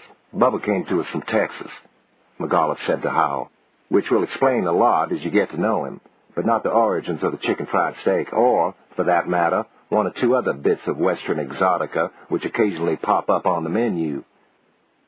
McAuliffe had the characteristic mountain drawl of the local residents, but spoke in different cadences somehow. Howell ordered a cheeseburger and a beer. Well chosen, McAuliffe said. Not even Bubba can do much harm to a cheeseburger. What brings you to our parts, Mr. Howell? I know you from your journalistic endeavors, of course. Howell gave what was becoming his standard explanation of his presence, one which everybody seemed to accept with a grain of salt. Nobody seemed willing to believe that he had actually come to Lake Sutherland to write a book. Enda, that's an Irish name, isn't it? It is indeed. So's McAuliffe. Seems like I've run into a lot of Irish names around here. For Georgia, anyway. I expect you have. There are still a number of us scattered hereabouts. Still? Were there once more? There was a little community of us in the valley before it became the lake. A group that somehow ended up in Savannah instead of New York or Boston during the potato famine of the last century. They had hired right off the boat to work on the railroad up here, and eventually they bought some land in the valley and settled in. Their descendants lived in the valley for nearly 100 years before the lake came. A very tight little community they were. I saw a priest on Main Street the other day and thought that unusual. It would be in any other Georgia town of this size, I suppose. There were just enough Catholics in the valley to warrant one. He looked a little the worse for wear. McAuliffe smiled and nodded. Well, the Irish clergy have never held with the Protestant attitude toward drink, and I suppose Father Harry held with it less than most. Still, there was a time when he wasn't always drunk. After the lake came, his parishioners scattered, and he was getting on a bit. The archdiocese pensioned him off. He's past 80 now. Remarkable that the booze hasn't finished him off. Ah, me lad, you underestimate the resilience of an Irish constitution. Where's the Irish church, then? I don't think I've seen it in my travels. It's under the lake, McAuliffe said wryly, like a great many other things hereabout. You're the first person I've heard who seems less than enthusiastic about the lake, Howell said. Seems to have done a lot for the area. For a very small area, McAuliffe replied, and a very few people. I'm afraid that my lack of enthusiasm for the lake is reflected in my law practice. There are 2 lawyers in town, you see. There's Swenson, who's the attorney for the Powell Company, and Eric Sutherland, and for the quality folks hereabouts. Then there's me. What sort of practice? Howell asked, intrigued. Whatever's going. Drunk driving, the odd bootlegger, though that's dying out since liquor came to Sutherland. Terrible thing, legal booze. A lawyer could do very nicely in the bootlegging line a few years back. I do a will now and then, though most of my clients don't have enough to bother with a will. And I sue Sutherland and the Powell Company for people who get mad enough. Not many of them about, he grinned. If you're mad at Eric Sutherland, I'm the only game in town. Somehow it doesn't sound very profitable to get mad at Eric Sutherland. A good rule of thumb, the lawyer agreed. You'll fit right in around here. Well, I don't expect to be around long enough for that to matter. Say, do you know the Kelly family out near where I'm staying? McAuliffe nodded, but didn't speak. He simply concentrated on the stuffed cabbage, staring at his plate. They've been very nice to me. Brian brought around some firewood, and Dermot came out and tuned the piano. Their mother apparently sent them around.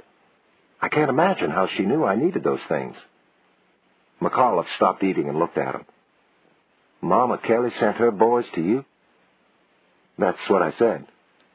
McAuliffe continued to stare blankly at him. Jesus Christ, he said finally.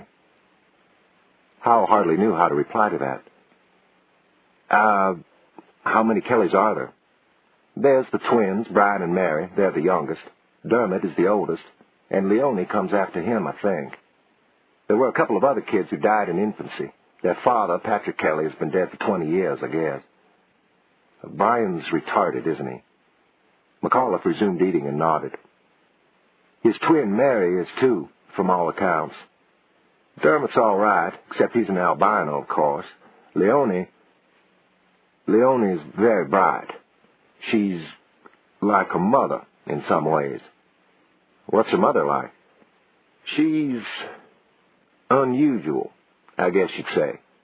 After Patrick passed on, Mama Kelly made a living for a long time, raised those children as a sort of fortune teller. She's been sick for a couple of years now, though, just hanging on, I hear. Dermot says she wants to meet me. I guess I should go there and thank her for the wood. McAuliffe stopped eating again. John, let me give you some advice. You can take it or leave it. He kept his voice low.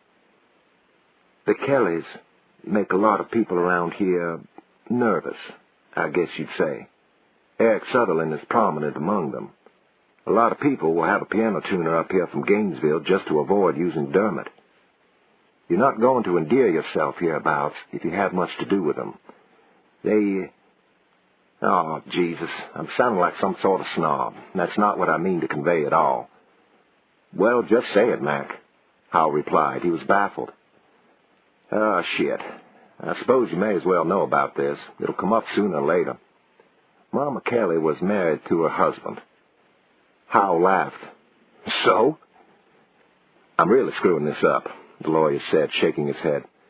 What I meant to say was the parents, Patrick and Lorna, that's Mama Kelly, were brother and sister. It took a moment for this to sink in with Howell. Jesus H. Christ. And they had how many kids? Why didn't the law... The valley was a remote backwoods area for a long time, until the lake came. People just minded their own business. After the lake came, though, Eric Sutherland and some other prominent locals started making noises about doing something about it. Arresting Patrick and Lorna, I guess, and putting the kids into an orphanage. So what stopped them? Then Patrick died. A tree he was cutting down fell on him, and it seemed better just to let things lie, I guess. There wouldn't be any more children, and nobody would have ever adopted the others. Dermot was nearly grown anyway, and Brian and Mary were... Well, you've seen Brian. The whole thing just died down. What about the priest? You said he's been around here for a long time. He would have had a lot of influence with Irish Catholics, wouldn't he? Couldn't he have stopped it in the beginning? John, what I've told you so far I know to be true, but this, I stress, is just rumor. Nobody knows for sure but Lorna Kelly. He paused, seeming undecided as to whether to go on. Well, come on, Mac, Howell said. You can't just leave me hanging. It's said that Father Harry married them in the church. Now, Howell was speechless. Well, he was finally able to say, leaning back in the booth and shaking his head. Every small town has its eccentrics, I guess. And its skeletons, too. McAuliffe shrugged and returned his attention to the stuffed cabbage. Chapter 6. There was a parking ticket waiting for Howell on the windshield of the station wagon. He had put money in the meter, but his conversation with Mac McAuliffe had kept him at Bubba's longer than he had anticipated. $5 down the drain for want of a dime. The back of the ticket said that it could be paid at the sheriff's office, opposite the courthouse. The sheriff's office was a storefront in the square. Inside, a radio operator and 2 female clerks sat in an open office area separated from the public by a counter. He recognized one of the women immediately. What was her name? She had been a features writer on the Constitution when he was there. She recognized him, too, and beat one of her co-workers to the counter. "Can I help you, sir?" She quickly held a finger to her lips, her face miming urgency. Heather MacDonald, that was her name. He had seen her byline in the paper not more than a few weeks before. "What can I do for you?" she asked, her back to the others. "Oh, I just want to pay a parking ticket." Scotty, they called her. She was small, with short dark hair, pretty. He had eyed her in the city room more than once. "May I see the ticket, please?" Her eyes were begging him to go along. He handed her the ticket. What the hell was she doing in Bo Scully's office? The sheriff was at his desk in a glassed-in office at the rear. "That'll be $5, she said, reaching for her receipt book. She palmed a notepad at the same time. "Name?" "John Howell." "Address?" "The Denham White Cottage on the North Shore." "RFD1, that would be." She quickly wrote something on the notepad and turned it around, then went back to the receipt. It read, "Just shut up and leave. I'll contact you later." "I guess so. I haven't received any mail yet." Howell looked up and saw Scully coming toward them. "Hi, Bo," he said. She quickly crumpled the note and ripped off the receipt. "Here you are, sir." "Well, what brings you to see us, John?" Scully asked, stepping up to the counter. "Came to pay a fine. Forgot about a parking meter."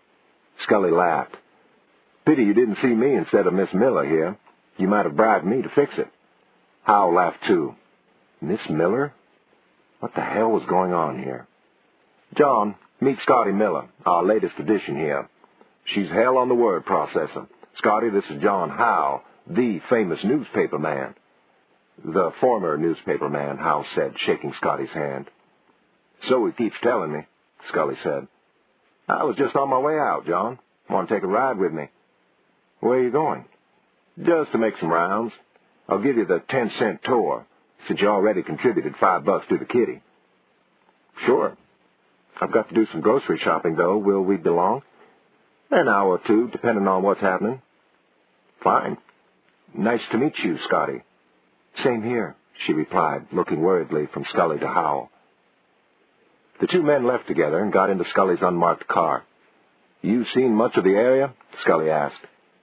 "Only what I saw driving up here. It's been raining ever since, until today. This is the first time I've even been to town since the day we met." The sheriff wound the car idly through the streets of town. "Eric Sutherland hired an architect from Atlanta to design the look of the town," he said, waving a hand at some storefronts. "Got the city council to pass a bill requiring any new building to conform." "Looks nice," Howell said. "Not too contrived. Simple, neat. Lots of trees, too. But it's pretty in the fall." "Lots of leaves to get raked in the fall," Scully said. The sun struck the brick of the storefronts, giving them a glowing warmth. "Those are Harvard brick," Scully said, seeming to read Howell's mind. "Sutherland went to Harvard, and I guess he liked the brick the school was built out of. When the major building was going on, he imported them by the carload. To this day, if you want another kind of brick, even to build your own house with, you'll have to special order it. We got 2 building supply outfits here, and both of them stock nothing but Harvard brick. I reckon there's some Yankee brickmaker up in Massachusetts wondering what the hell we're doing with so much Harvard brick down here. Eric Sutherland seems like a man who doesn't leave detail to chance. The sheriff grinned. You better believe it, boy. Scully left the town and headed for the North Shore, in the direction of Howell's cabin, but he continued straight at the crossroads. You know, there wasn't even a road around the lake in the early days, he said. So Denham White told me. Scully laughed. I wish you could have seen old Denham in that canoe, towing all that lumber. Boy, he was a sight. I'll bet. He got the nicest lot on the lake, too, for my money. Only lot Sutherland leased in that cove. His father and Sutherland got along real well. So I gathered from Mr. Sutherland. In fact, I got the impression Mr. Sutherland would have ordered me out of town if I hadn't been old Mr. White's son-in-law. Yeah, well, he has a better opinion of the old man than the boy, I guess. Denham got mixed up with a local girl up here a few years back. Somebody not of his station, you might say. Sutherland didn't like it a bit. Called up his daddy, and old man White snatched the boy out of here pretty quick. Pregnant, was she? Howell asked, interested. Nah, just in love. At least Denham was. Never saw anybody so much in love. Howell chuckled inside himself, thinking of the cool, buttoned-up Denham, now married to an icy Atlanta debutante. He wouldn't have thought his brother-in-law would ever have had so much passion. Who was the girl, he asked. Nobody you'd know. Catholic family. I think that pissed off old man White as much as their social standing. Yeah, well, he was a pretty hard-shelled Baptist, I guess. My wife didn't take after him. How's your wife feel about you coming up here for such a long time without her? Scully seemed to want to change the subject. Howell hesitated. Well, we're separated, really. I think it's probably best for both of us, my being up here. Now he had said it out loud to somebody. That made it official, he supposed. He was surprised he'd let it out. Kids? Nope, just as well, I guess. Howell found it very easy to talk to Bo Scully. There was something companionable about the man. You married? Scully shook his head. Nah, never got around to it. I was engaged once to a girl in the valley, but it didn't work out. I was just a kid anyway. No more close calls? The sheriff grinned. Oh, sure. I found the perfect girl once, but, like the fella says, she was looking for the perfect man. I wouldn't think there would be much of a supply of single women in these parts. Oh, it's not too bad. Fair number of divorcees. I'd have a shot at little Scotty in my office if she wasn't so close to home. You ought to give her a call, you know. Nice-looking girl. Smart, too. She's done a lot to shape up the office. You said she was new. Came a little more than a month ago. Local girl? Nah, Atlanta. Said she wanted to get away from big city life. She had real good references from a law firm. She was a legal secretary, and I just snapped her up. You don't find many girls around here with that kind of experience. I guess not. Seems like a pretty good life up here, too. I can see why she might want to get away. He couldn't see it at all, really. She was up here with a phony name and phony references, obviously up to something. You better believe it's a good life. Shoot, I can hardly believe it sometimes. How long you been sheriff? Since '62. I got a deputy's job when I came back from Korea. When old Sheriff Bob Mitchell hung it up, I ran. Got elected. Been getting elected ever since. Much crime up here? Not much.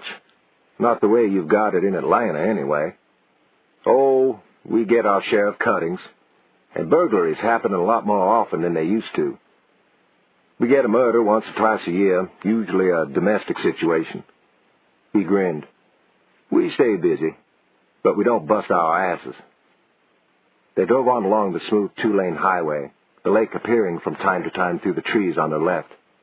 How big is the lake? Howell asked. 15 miles from Sutherland down to Taylor's Fish Camp at the other end, but I guess it's not more than 1.5 miles, 2 miles wide anywhere. Looks like a river in the narrower parts. He pointed at a narrow place they were passing. Light reflecting from the water flashed through the pines. You ought to get out on the water before it starts getting too cool. Denham's got a boat out to the cabin, hasn't he? Yeah, there's a runabout under the house and a 50-horsepower outboard stored down at Ed Parker's. I'll have to get it out. They passed Taylor's Fish Camp, a jumble of ramshackle cabins with a big main building. A sign out front said, "Home Cooking." "How's the food?" Howell asked. "Best fried chicken in the state," Scully replied. "Real good breakfast, too. Homemade sausage, country ham. Closest thing we've got to a good restaurant around here. No booze, though, not even beer or wine. The Taylors don't hold with it." "I'll have to give it a try."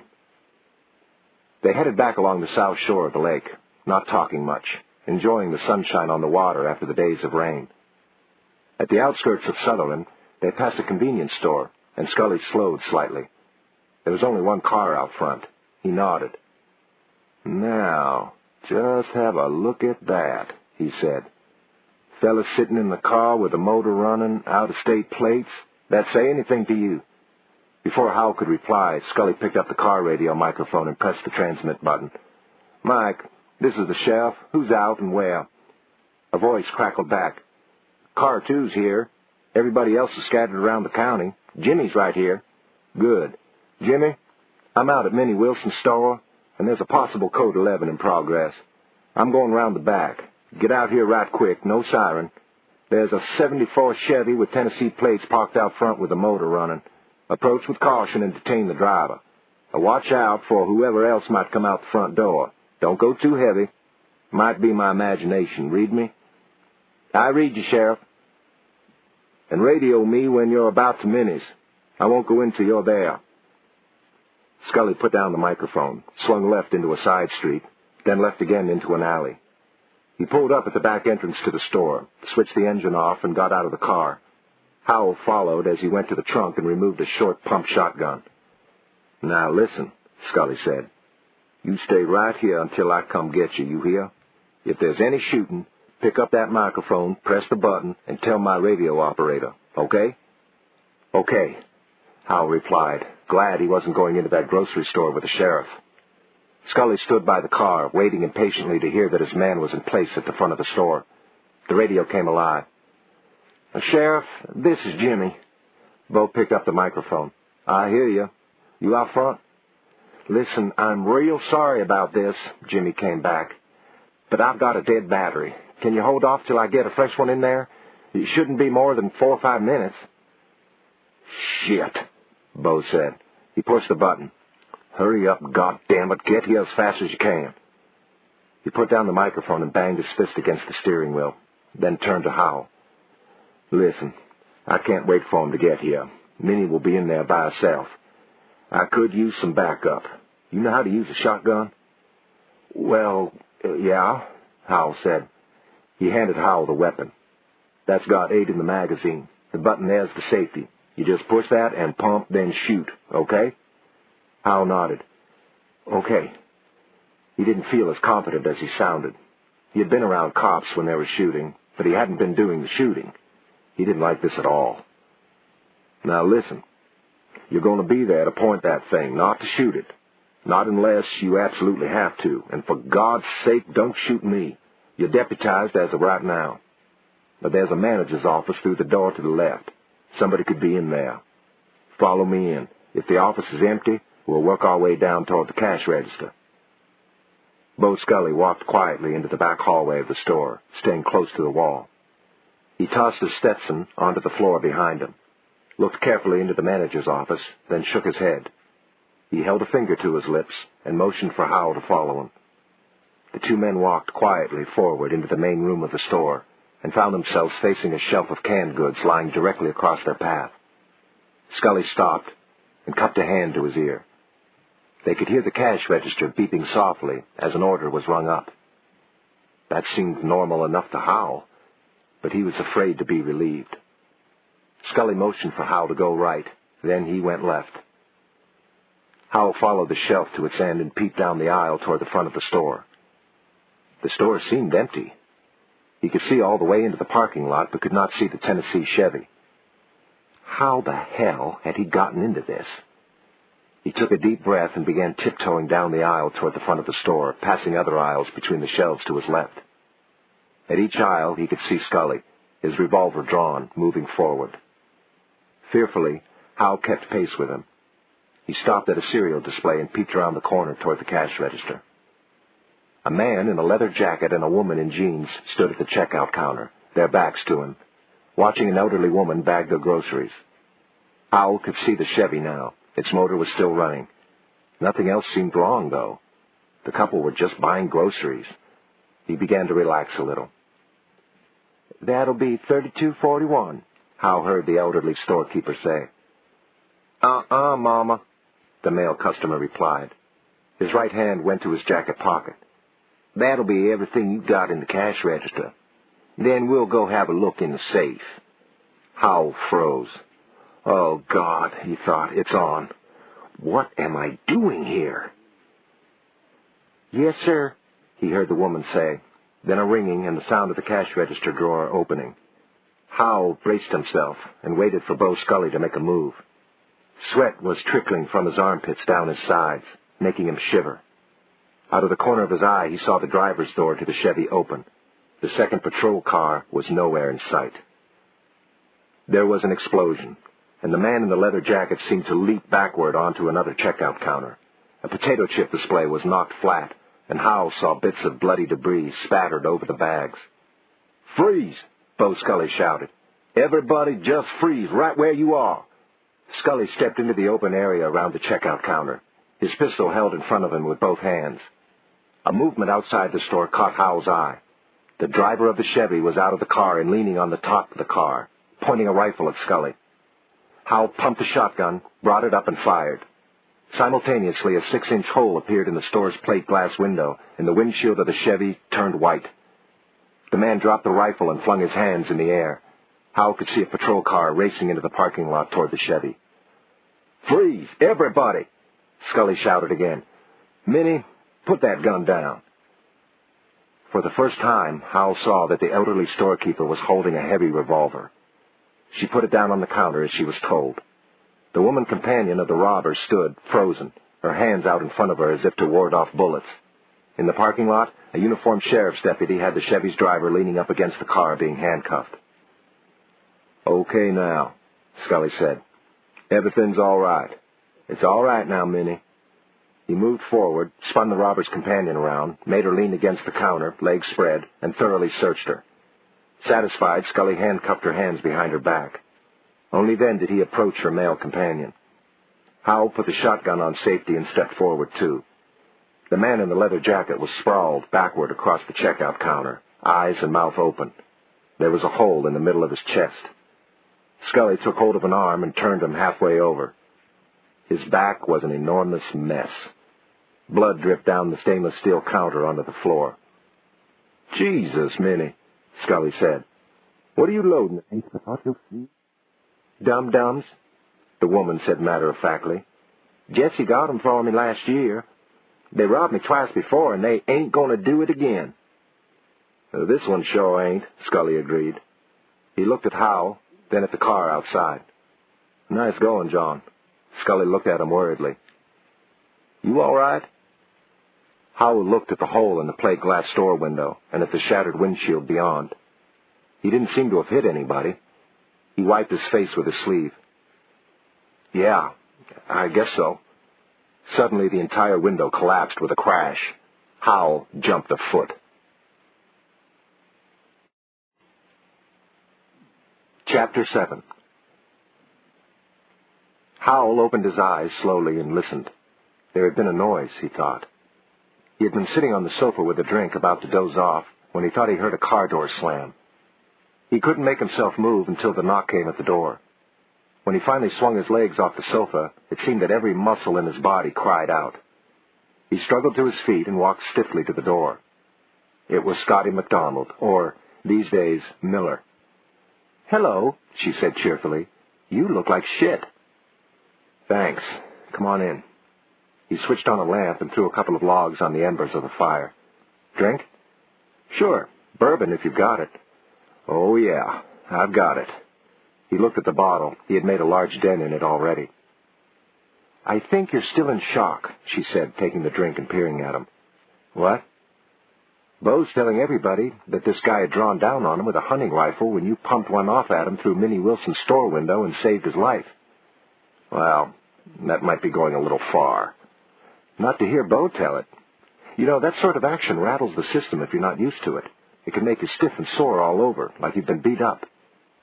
That's an excellent description of my condition right now, Howell agreed. I did a piece on it once, interviewed some Atlanta cops about what it was like after action.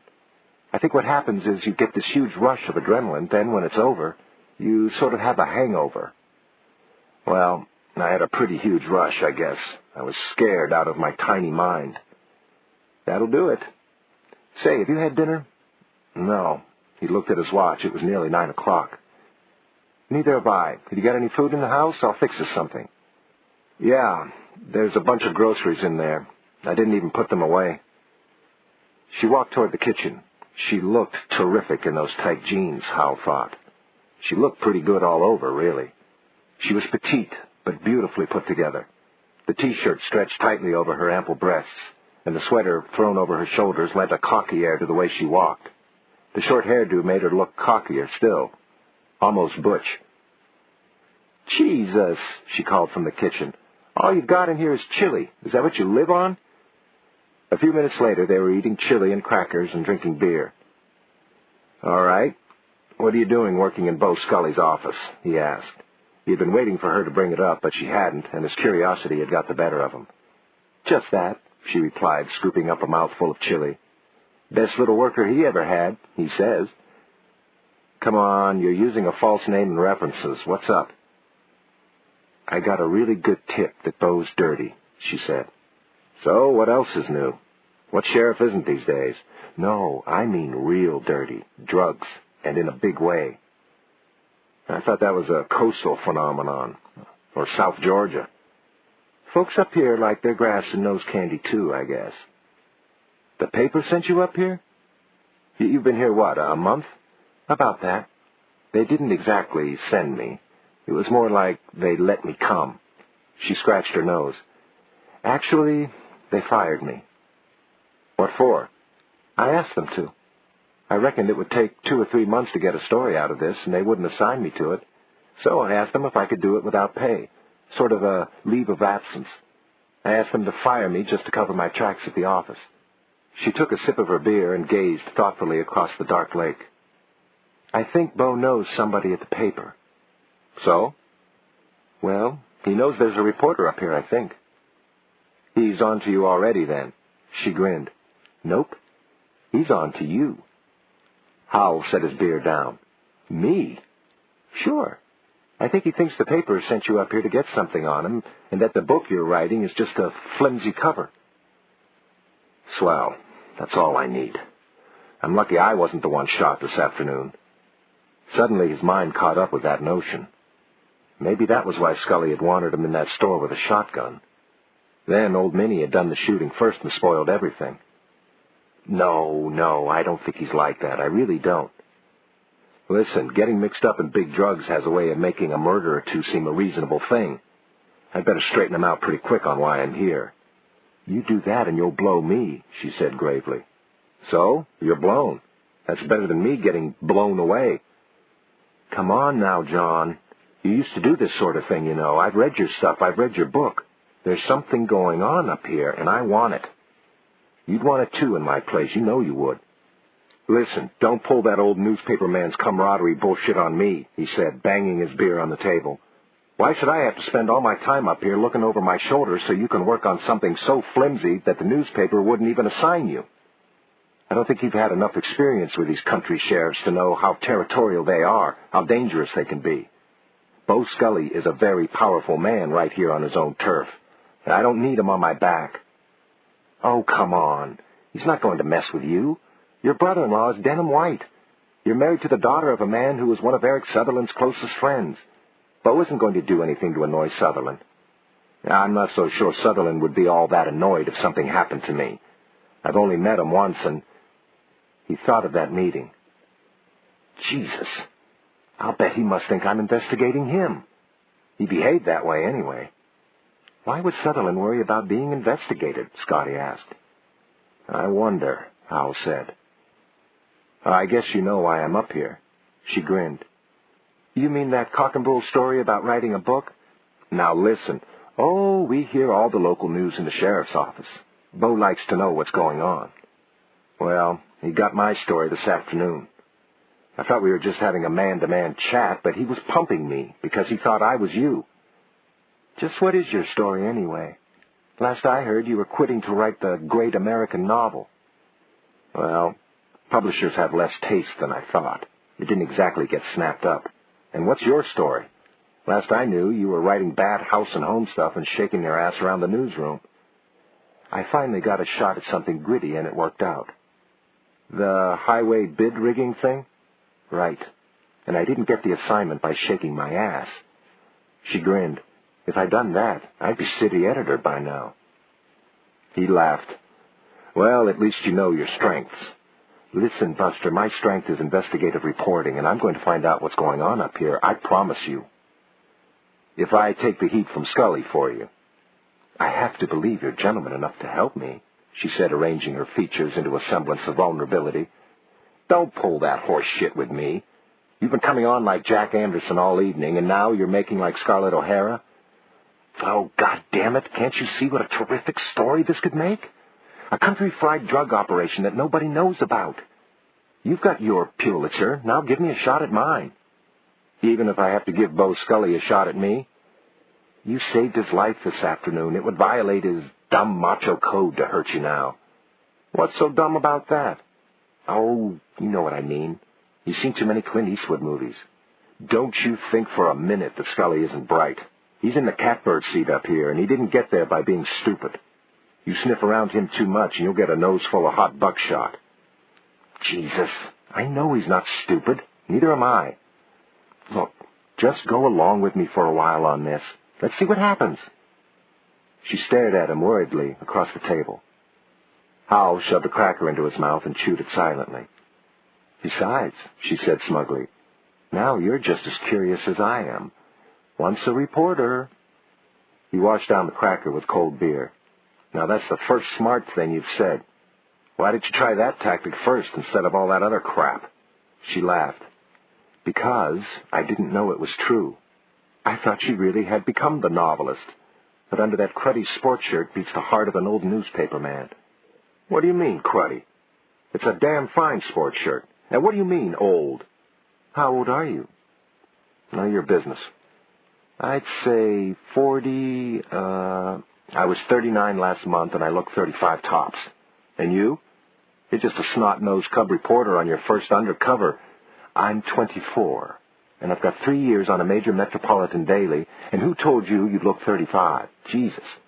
You look older than my father, and he's 46. Oh, if we cleaned you up a bit, got you a shave, and combed your hair over the bald spot, I'm only balding if you're taller than I am and stand behind me. You wouldn't come home with no more money. But you could the tables. I mean, what are you, 4'10", 4'11"? Nearly 5'2". And I'm probably stronger than you are. Want to arm wrestle? Let's see who can piss farthest. That's what this is all about, isn't it? Don't be so sure you'd win, Buster. You going to blow my cover on this one? Or are you going to do the right thing? Oh, hell. All right. But I hate to do this to Scully. I sort of like him. So do I. He's a very attractive man. He thinks you're cute, too, but you're too close to home for him. He suggested I give you a call. She started for the kitchen with the dirty dishes. Why don't you? Taylor's fish camp? Tomorrow night? You're on. She grabbed her jacket. You better get to bed. Join me? She laughed. I don't think you're up to it. She skipped down the steps and headed for her car. He watched her drive away. It had been a long time since he had made a dinner date with a girl. He felt foolishly happy about it. He thought about Elizabeth, but she seemed terribly far away. While he was married, he hadn't done a lot of fooling around. But he didn't feel married anymore, somehow. Scotty drove slowly back to the room she had taken at the home of an elderly widow, Mrs. McMahon. She could not believe how well this was working out. When John Howell had walked into the office that afternoon, she had nearly peed in her pants. But now it was going to be okay. It was going to be better than okay. Because now Bo had a visible reporter to worry about. She'd gone way out on a limb with the paper on this one. They had always thought she was reckless, and maybe she was a bit, but that got results. Still, she had problems. When she wanted the police beat, she got the society page. When she wanted to do investigative work, she got the second-string job at the state capitol. It annoyed her greatly that they hadn't kept her on staff for this job, that she had to do it on her own time and money. If she pulled it off, she'd be a hero in the newsroom. But if she didn't go back with the goods on Bo Scully, she couldn't go back at all. She'd be writing about women's club meetings on some county weekly. Quite apart from Howell's taking the heat off her, she was glad to have him in town.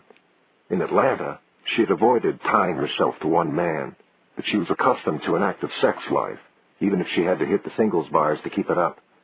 In Sutherland, however, the only attractive man around had been Bo Scully, and he was for her, as she was for him, too close to home.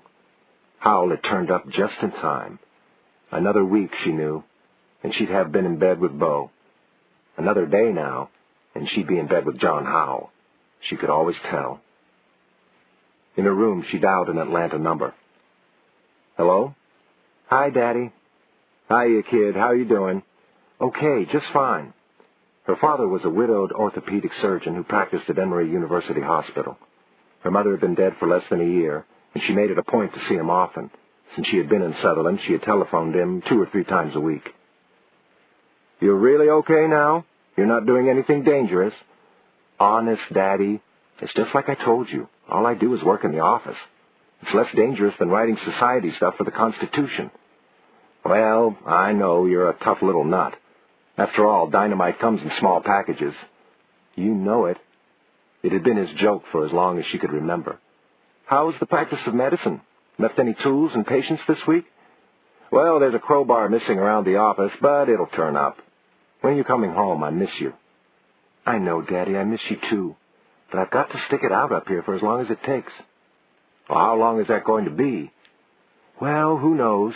But if I can't dig up something in 3 months, I probably never will. 3 months, huh? Is that a promise? Well, almost. Listen, I better run. Big day in law enforcement tomorrow. Take care of yourself now. Let me know if you need anything. Okay, Daddy. I love you. Goodbye. Scotty hung up and made one other call to the answering machine in her Atlanta apartment. A couple of calls from guys. No point in returning them. It would just make her hornier. As she brushed her teeth before going to bed, she reminded herself to take her pill the next morning. She was glad she hadn't gone off it. She had always known something would turn up, and now something had. Chapter 8. The hangover did not help Howell's attempt to make a start on the autobiography of Lurton Pitts. He had followed Scotty's advice and soaked in a hot tub, but he had gotten through another 6 ounces of the bourbon in the process and had fallen asleep quite drunk. The dream had come again, most vivid just at the point of awakening. But as soon as he was conscious, it was gone, just as always. A beer for lunch quelled the hangover enough for him to listen to more of Lurton Pitts's tapes, but what he heard did not inspire him to write. He was getting the picture, though, getting through the tapes, figuring out what sort of book Pitts wanted. He could blast through it in a hurry when he finally got around to writing, he was sure of it. He lasted until 2 o'clock on the tapes, then gave up. He needed air. He drove to town with nothing particular in mind, then, on impulse, pulled into Ed Parker's service station. "How you doing?" Benny Pope asked, scratching his snow-white head. "Not bad. Benny, listen, I want to get Denham White's outboard out of storage. Is it ready to go?" "Give it a test run, Benny," Ed Parker said, coming out of the station's little office. "It's been sitting around all summer, John. Let's see if it's running good."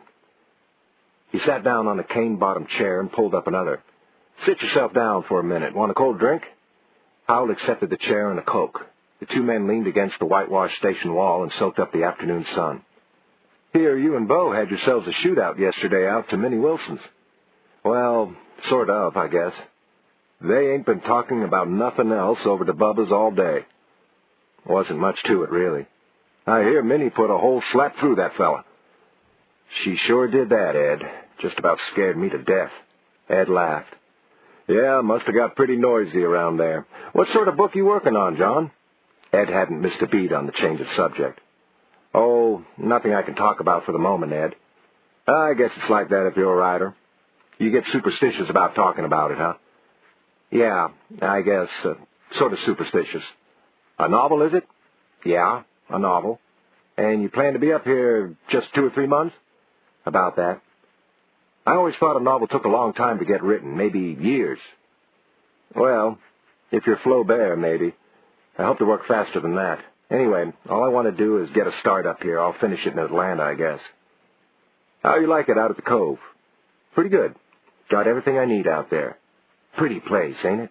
Prettiest place on the lake. Sure is.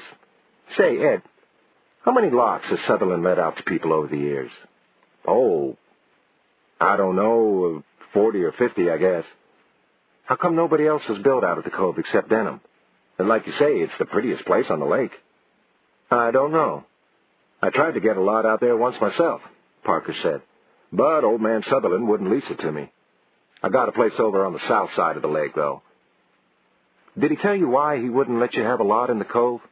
Parker shook his head. Wouldn't even talk to me about it. Just flat refused.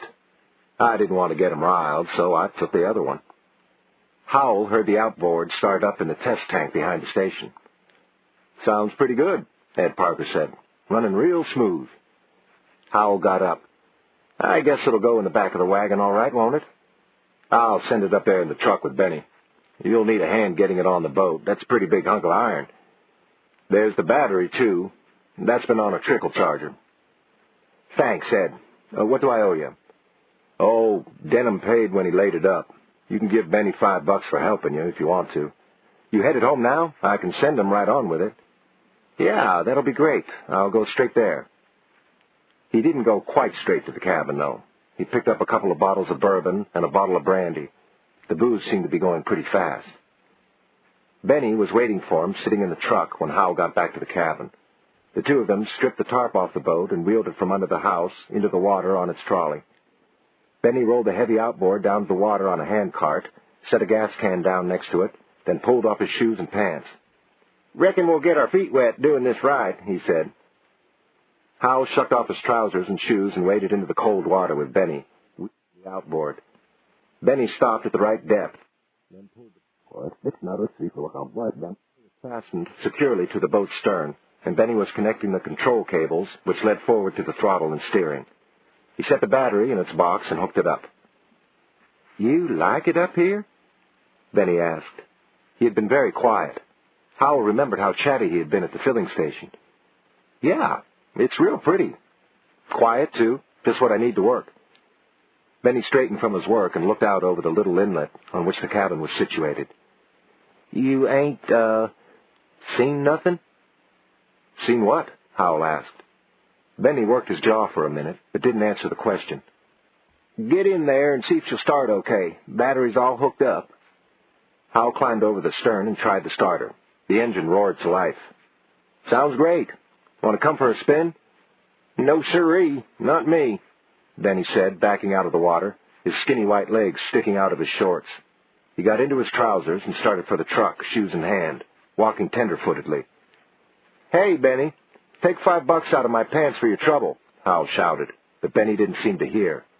A moment later, he was driving away. Howell shrugged. He would drop the money by the station next time he was in town. He looked around him. It was a beautiful summer day, hot and sunny.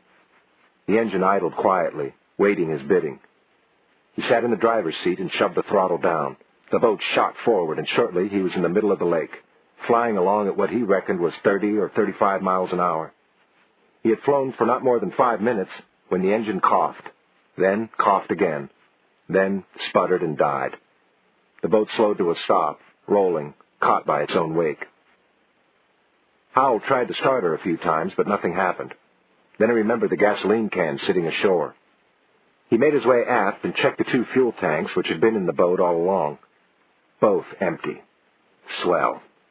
He checked the boat for a paddle, but there were only some life jackets and a couple of old beer cans. He looked around him. He was drifting about equidistant from both shores of the lake. He could see the outline of the town of Sutherland a couple of miles down, the water tower hovering over it, but no boats. He looked toward the other end of the lake. There was a boat coming fast from that direction, perhaps half a mile away.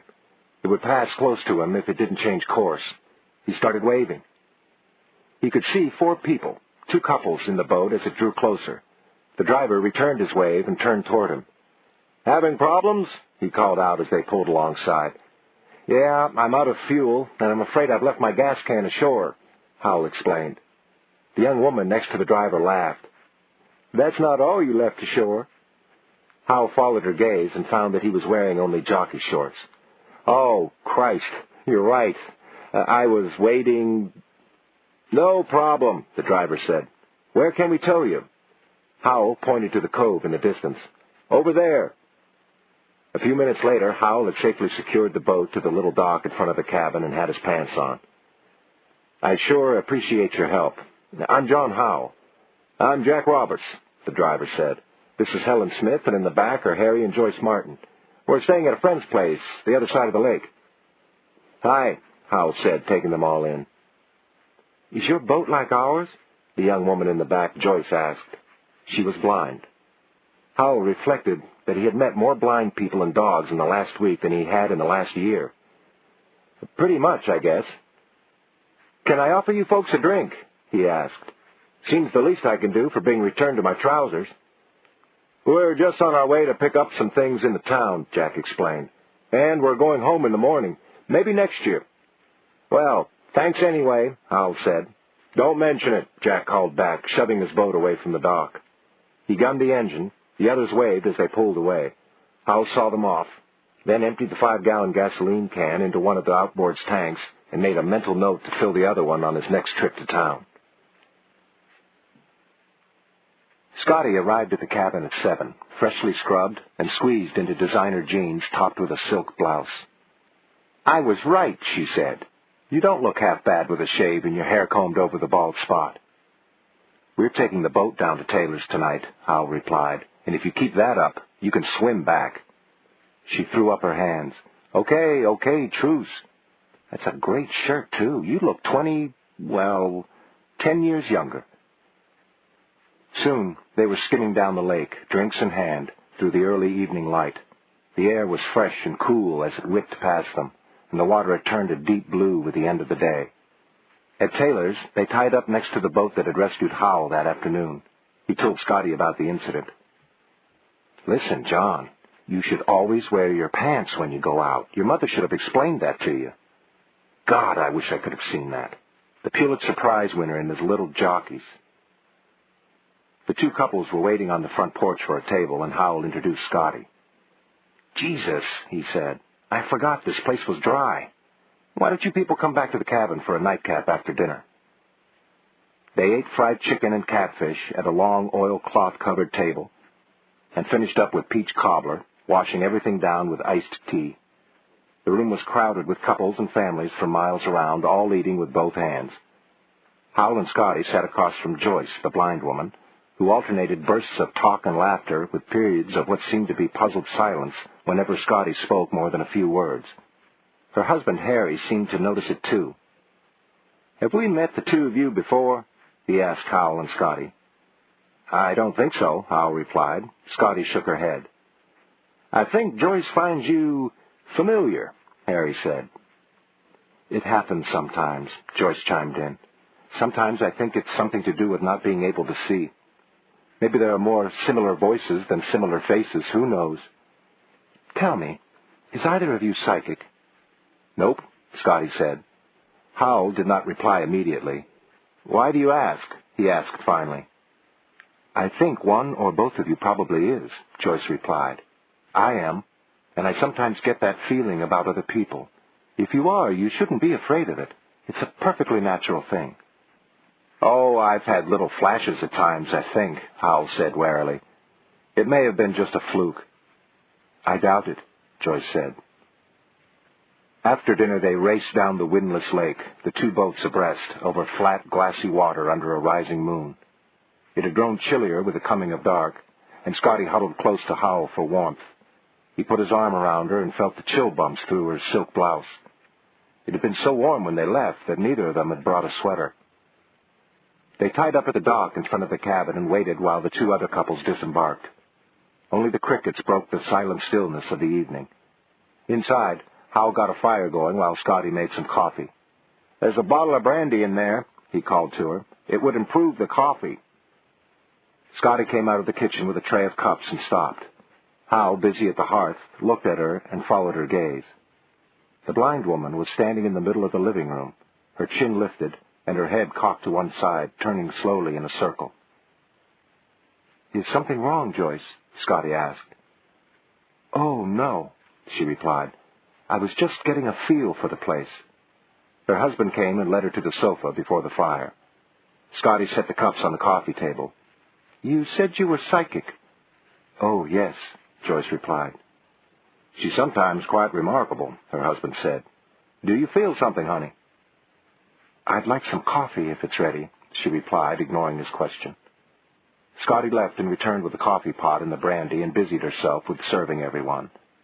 Howell put an Errol Gardner roll on the player piano, then switched it on. He got a cup, poured an extra measure of brandy into it, and sank into a chair. "Where are you all from?" he asked. "Helen and I are from Chattanooga," Jack replied. "Harry is too. Joyce is English, though you'd never know it from her accent." "Joyce seems to have a good ear," her husband said. "When we visit London, her accent changes the moment we get off the plane at Heathrow." Joyce spoke up. "Would you all like to have a séance?" Everybody turned and looked at her. Scotty giggled. "A séance? Really talking to the spirits and everything?" "Perhaps," Joyce said. "You never know for sure, of course, but I think there might be something here." "Joyce has a feeling for all sorts of communication, not just accents," Harry said. "I'm game," Scotty said. Jack looked at Helen, who nodded. "Sure, why not?" he said. Only Howell said nothing. He had the odd feeling that things were about to get out of hand. "John," Joyce asked, "there's no point unless we have the cooperation of everyone." Howell felt on the spot. He didn't want to do this, but he would be a poor host if he didn't go along. "Sure," he said unenthusiastically. "How do we go about it?" "We need a table," Joyce said, "preferably a round one." "We've got that," Howell replied.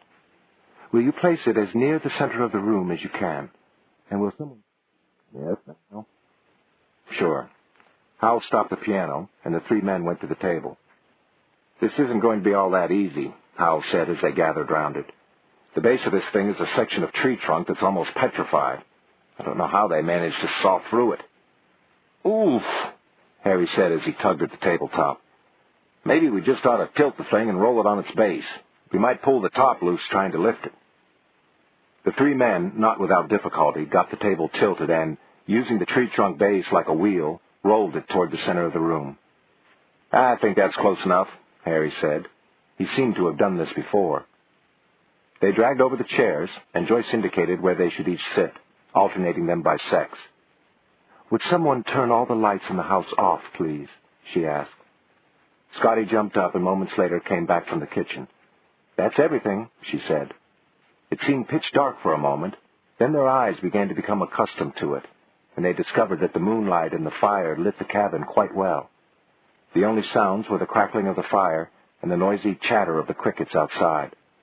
They all sat down and pulled their chairs up to the table.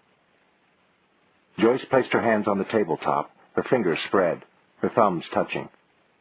"Will everyone please spread your hands like this? Be sure that your thumbs are touching and that the tips of your little fingers touch the persons next to you. What we want is an unbroken chain around the table." They did as instructed. "Please, whatever happens, do not break this chain. It joins our spirits as well as our bodies, and we need the collective help of everyone. We may be at this for some time, so I must ask you to be patient, and if anyone needs to go to the bathroom, please go now." No one moved. "I want all of you to relax and be as comfortable as possible. Close your eyes if you wish. It's important that you each empty your mind of everything but what is happening here. It will be much easier to establish contact if you can do that." Joyce settled herself. We are all joined here in God to receive the spirits of those departed. If there is any spirit here, please make your presence known. She was silent for a moment, then began to speak again, rhythmically, swaying slightly as she spoke, her blind eyes wandering aimlessly. Come to us, spirits. Speak to us. Communicate with us. Hear our call. Touch us. Howell felt oddly relaxed. He was unconcerned with his work or his wife or the sheriff of the county or his growing attraction to Scotty. He floated on the moment and listened to Joyce. As she continued, he thought that it seemed to grow quieter, but he reflected that there had not been much noise in the first place. Then he realized that the crickets had stopped. The only sound now was the crackling of the fire. Hear us, O spirits, join with us. She stopped in mid-sentence. The room was as before. He wondered why Joyce had stopped. Then the table moved. I feel a presence, Joyce said. There was a slight stirring among the group. The table moved again, more distinctly this time. Howell tried to figure out what was happening. There was something peculiar in the movement of the table. It seemed to slowly undulate beneath his spread hands. It seemed nearly to breathe. Will you identify yourself? Joyce asked. The table moved again, even more distinctly, seemingly in response to her question. Can you speak? Joyce asked. No one spoke, but the table moved again. Please, move the table once for yes and twice for no. Can you speak? The table moved twice, distinctly. There was no mistaking it, Howell thought. The hair on his head nearly stood on end. He could feel his scalp crawl. We would like to know your name, Joyce said. I will go through the alphabet. Please move the table once when I reach a letter in your name. A, she said. B. C. D. She continued, with no response. Then on R, the table moved. Joyce continued and reached Z with no further response. She began again. On A, the table moved. Then again on B. Joyce finished the alphabet with no further response, then started over. B. The table moved. Then was still as she chanted the letters.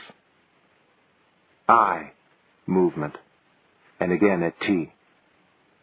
Rabbit, Joyce said excitedly. Your name is Rabbit. The table moved once for yes. Do you wish to contact someone at this table? Joyce asked. Yes, the table said. Who? I'm sorry. Is it me? The table moved twice. No. Joyce continued around the table. Is it Jack? No. Is it Helen? No.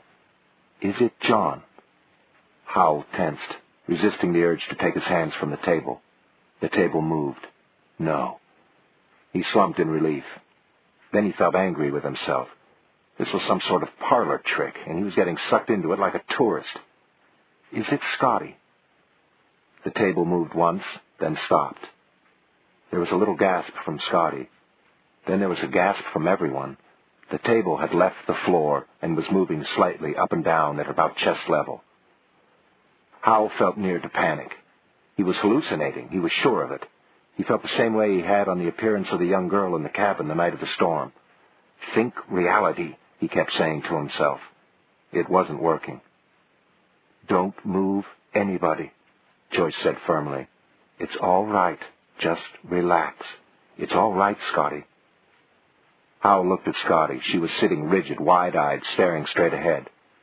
Then he saw something else. He was sitting facing the lake, and across the room, standing, looking out the window, stood the girl of the thunderstorm. Why do you wish to contact Scotty? Joyce asked, then quickly corrected herself. I'm sorry. Are you happy or unhappy? Once for happy, twice for unhappy. Howell looked down the table a few inches below his nose. He wanted to hear this. It moved twice. Then everything stopped. Howell thought it was like when the refrigerator turned off. You weren't aware of it until it stopped. The table was back on the floor. A moment later, the crickets resumed. He looked back to where the girl had stood. She was no longer there. "It's over," Joyce said. "I don't think we'll get it back." Later, when everyone had gone, Howell and Scotty sat in front of the fire. "You know anybody named Rabbit?" he asked her. He had to try to figure this out. "Nope. I didn't even know there was anybody named Rabbit." "Maybe it's a nickname. You know anybody around here? Have you spent any time in the area? I mean, before you came to work for Bo?" "Nope. I grew up in Atlanta, in Decatur, really. My dad's a surgeon at Emory Hospital. I've never even seen the lake until a month ago." "Were you frightened when it picked you out?" he asked. "No, oddly enough. I suppose I should have been, but I just wasn't. Funny." "I was scared shitless there for a minute," he said, "when the table came off the floor. But I'm not scared now. I mean, I don't want to flee the cabin or anything." He didn't want to mention the girl at the window. Apparently nobody else had seen her. "I don't feel uncomfortable here. Do you?" "Not in the least," she said, and kissed him. "Good. Stick around." "I'm not going anywhere." She kissed him again. Howell forgot about seances and hallucinations and gave himself to the moment. Chapter 9. The sun was well up, and Scotty was gone. They had made love repeatedly for what had seemed half the night, and probably, he knew from his past performances, had been more like half an hour. Maybe what they had done had carried over into the dream, but still. The seance seemed very far in the past. As convinced as he had been of what had happened the night before, he now regarded the incident with some skepticism. Maybe he had been drunker than he thought. He had seen the girl twice, and he hadn't been entirely sober either time. Howell rolled over and put his feet on the floor. As he stood, a needle-like pain shot through his back. He grabbed the bedstead and straightened carefully. He was clearly out of shape for sex, he thought. His back muscles were as sore as a boil. He stood under the shower for a while, directing the hot water onto his spine, trying to let the muscles relax, and they seemed to. Then, as he was shaving, he bent slightly to dip the razor into the water, and it was as if a tiny hand grenade had gone off in his lower back. The pain became worse when he tried to straighten, and he forgot his half-finished shave and struggled to the bed. When he had lain stretched out for a few minutes, panting, the pain subsided. But when he tried to get to his feet, it overwhelmed him again. He struggled painfully into some clothes, trying to stand as little as possible. It wasn't so bad as long as he sat or lay down, but to stand up was torture. He managed to get some coffee made and sat down on the piano stool to drink it. He looked around the room. The cups and glasses from the night before were still scattered about. Thank God they had moved the table back to its usual position. He shuddered at the thought of trying to move it in his condition. As the pain subsided again, he doodled a few bars on the piano, then flipped on the player. The old machine turned and wheezed and began to play, "I'll Take You Home Again, Kathleen." That was too sentimental for this early in the morning. He removed the roll and inserted another, the Gershwin one. Immediately the piano began again to play, "I'll Take You Home Again, Kathleen." Howell stopped the mechanism and looked on the roll. Gershwin plays Gershwin was clearly printed on the paper. Surely George Gershwin had not written the old Irish-American tune. Puzzled, he tried another roll. Earl Hines. Same tune. Howell shut off the piano. The goddamn thing must have some sort of mechanical memory that got stuck. Now it was repeating itself like a wind-up music box. He suddenly needed a drink. Forgetting his back, he started for the kitchen, then fell to the floor, shrieking, as the pain swept through him. When he could move again, he got gingerly to his feet and, using a peculiar Quasimodo-like gait, he made it to the station wagon and pointed it toward Sutherland. He had passed a doctor's office half a dozen times, and now he needed a doctor. After half an hour, with old Reader's Digests and guideposts, he was ushered into the doctor's examination room, where he related what had happened to him. "What the hell is the matter with me, doctor?" "Incipient middle age," the doctor replied, filling a syringe. That was not what Howe had wanted to hear. "So what can you do about it?" "Not much, to tell the truth. I'm going to inject a muscle relaxant into the area, and I'll prescribe a painkiller. After that, hot baths a couple of times a day and plenty of bed rest. For how long? When is this going to clear up? A few days, a few weeks, who knows? The doctor stabbed at him with a needle. Jesus! What kind of prognosis is that? Howell howled. Best medical science can do, I'm afraid. I'd send you over to the local chiropractor for a little wrestling match, but I just sent him down to Atlanta for a laminectomy the other day. For what? The doctor grinned. Back surgery. Last resort, of course. He scribbled something on a pad. Take one of these every 4 hours for the pain. They're a sort of artificial morphine, so don't get too enthusiastic with them. Come and see me in 4 or 5 days if you're not better, and I'll give you another injection. Howell hobbled out of the place, got the prescription filled, then stumbled into a booth at Bubba's. The place was buzzing with locals in for mid-morning coffee, and after a moment, Enda McAuliffe plopped down across from him. "How's it going, John?" he asked. "Just terrific, Mac," Howell replied, popping one of the painkillers into his mouth and washing it down with coffee. "I've just come from the doctor's, and I think I'm crippled for life." He told the lawyer what had happened to him. "Well, that's just awful," McAuliffe commiserated. "You know what I'd do if I were you?" "Suicide?" Howell asked. McAuliffe shook his head and seemed to suppress a laugh. "Not yet, anyway. Mama Kelly." "Mama Kelly?" The lawyer nodded. "The old lady has something of a reputation in these parts for healing. You know, warts, cross-eyed kids, the lame and the halt, that sort of thing. Of course, none of your better people would ever stoop to that." Howell blinked at him. "You're kidding, aren't you? You're not really suggesting that I do that." "Seems to me you come under the heading of lame and halt, and anyway, you've had an invitation, haven't you?" McAuliffe sipped his coffee and grinned a wicked little grin. "Couldn't hurt." "I don't think I'm that bad off," Howell replied. The pill was beginning to work, and he was feeling a little lightheaded with it. "Don't worry. I'll tap dance again." "Suit yourself. I've seen folks down for months with that sort of thing, though. Of course, being a writer, you make your living on your ass anyway. With my mind, buddy." Howell ordered some eggs and another cup of coffee. "Say, you'd have loved it up at my place last night. We had a regular seance up there, some people from across the lake and I." "Oh?" McAuliffe looked both interested and wary. Howell told him about meeting the two couples on the lake and about their experience after dinner. He didn't mention the girl at the window. As he spoke, McAuliffe's expression began to change from interest to derision. Howell continued. The bloody dining table, which must weigh 200 pounds, actually spelled out a name. A word, anyway, and came right off the floor at one point. And this morning, all my player piano would play is, "I'll Take You Home Again, Kathleen." McAuliffe put down his coffee cup, suddenly irritable. "Oh, come off it, John. Who you been talking to?" "I kid you not, Mac. That's just the way it happened." "What was the word the table spelled?" "Rabbit, as in bunny." "Now look, John, you've had your fun, but this has gone far enough. I don't want to talk about this anymore." He picked up his check and started to rise from the booth. Howell put a hand on his arm.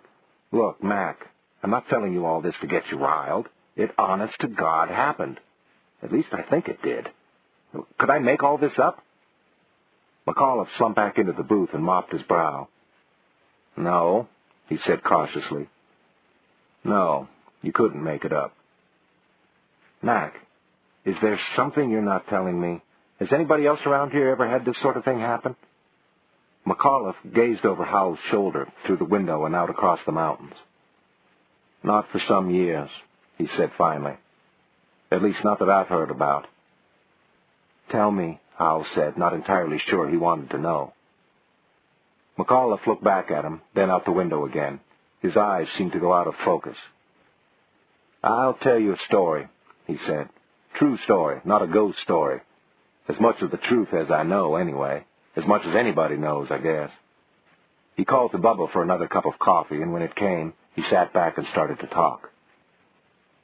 "I told you about the Irish community that used to live in the valley. My family was among them. Bo Scully's, several others hereabouts.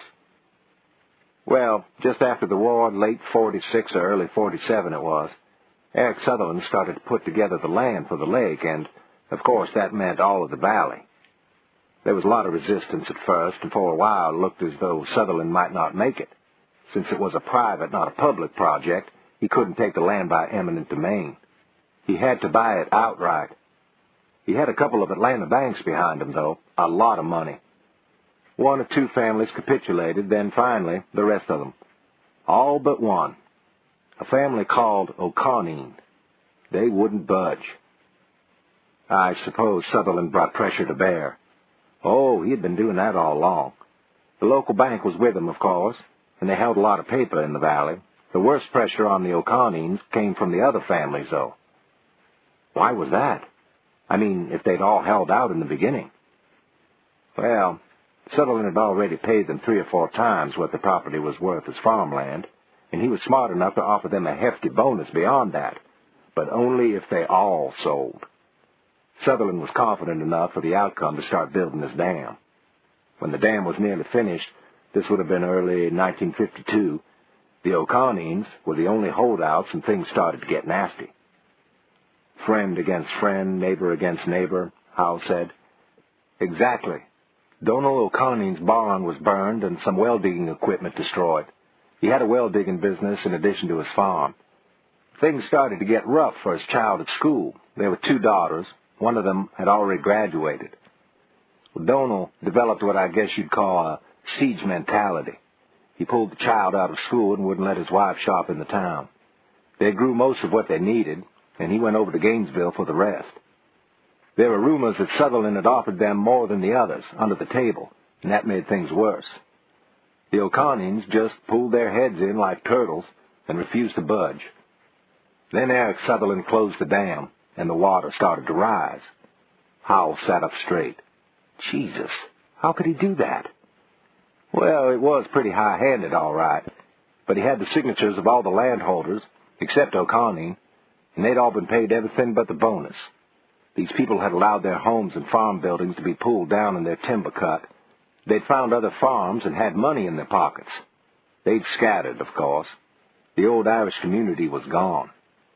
So Sutherland had the right to fill his lake right up to the road, which was the boundary of O'Conine's property. The law prevented him from flooding the road and cutting O'Conine off, but suppose there was some error in calculation on the part of the engineers. The roadbed was pretty high and formed a sort of earthen dam for O'Conine's property.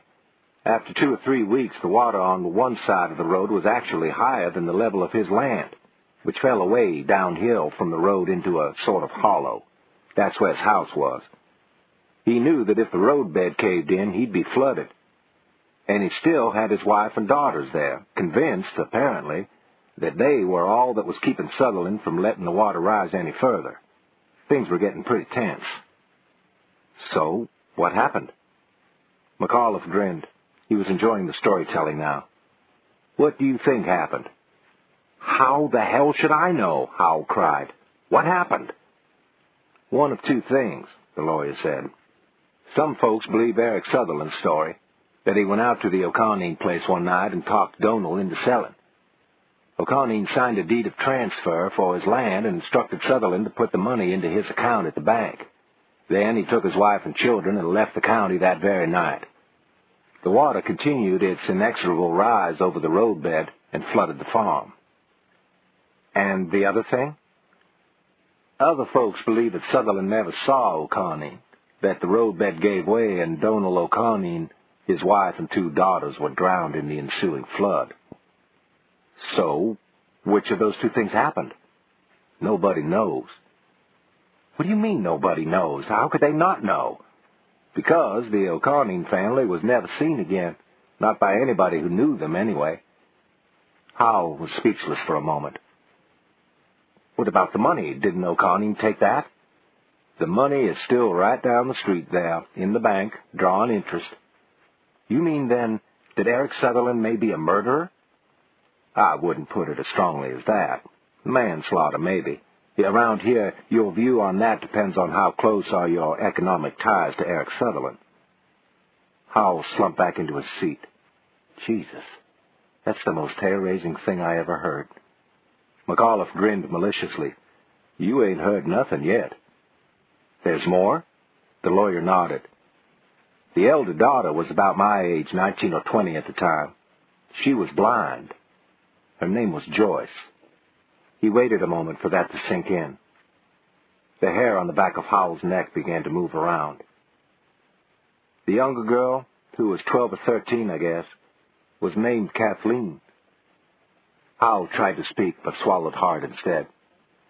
McAuliffe took a sip of his coffee, put down the cup, and sat back. And in the Irish language, me bucko, he said with a sigh, the name O'Coneen means rabbit. Chapter 10. Bo Scully drove from his office south along the lake shore. He tried breathing deeply to dissolve the knot that grew tighter in him with every mile. It was always this way, he thought. He supposed it always would be. He turned through the wrought iron gates which stood open to receive them. Their relationship had always been peculiar, he thought, since the very night Eric Sutherland had first spoken to him, as he limped off the field after a particularly bruising game in his junior year of high school. He had just turned 17. Sutherland had invited him to lunch the next day, and the event had been awkward for both of them. Sutherland had never married, had no immediate family. Bo was fatherless, so he reckoned the man was simply extending a kindly hand to a fatherless boy. But there was nothing kindly about Sutherland, even when he was working hard to be hospitable.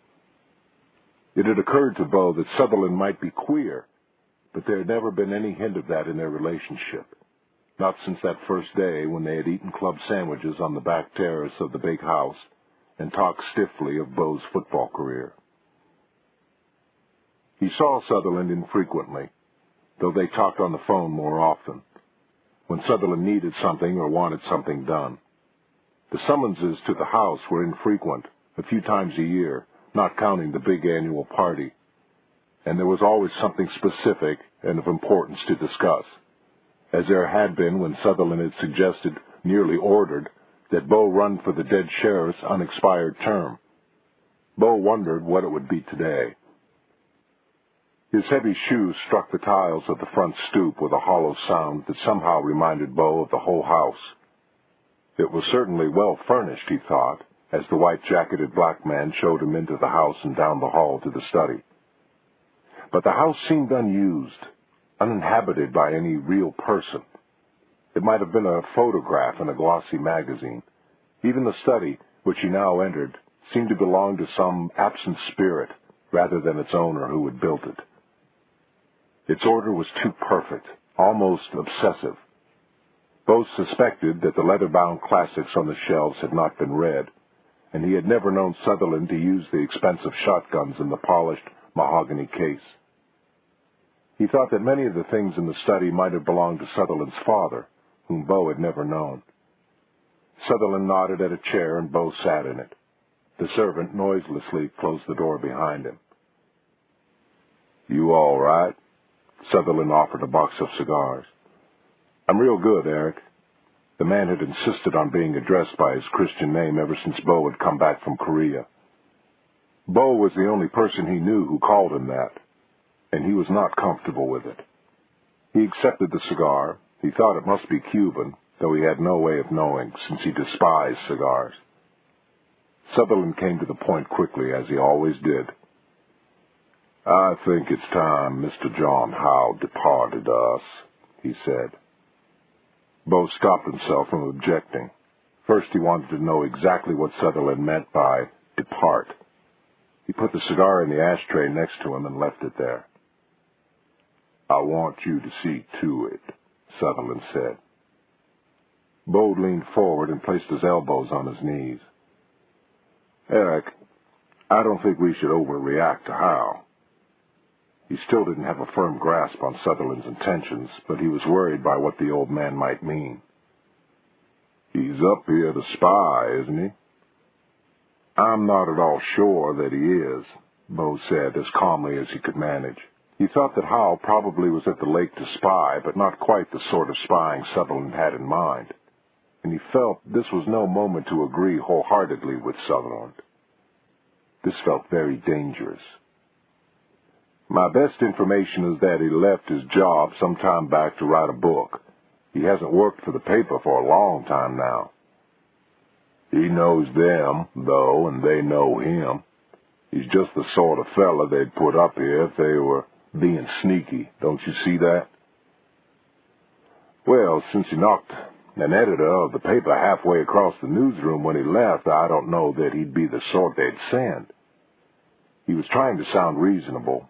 He'd never seen Sutherland quite so worked up. His name seems to be mud around that paper. Well, maybe he's doing it on his own then. Maybe he thinks he can work his way back into their good graces if he comes up with something here. Our information is that the paper was sending one of its reporters. It just doesn't add up.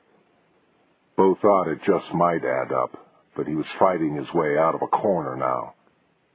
Sutherland slapped his palm on the leather surface of a big desk.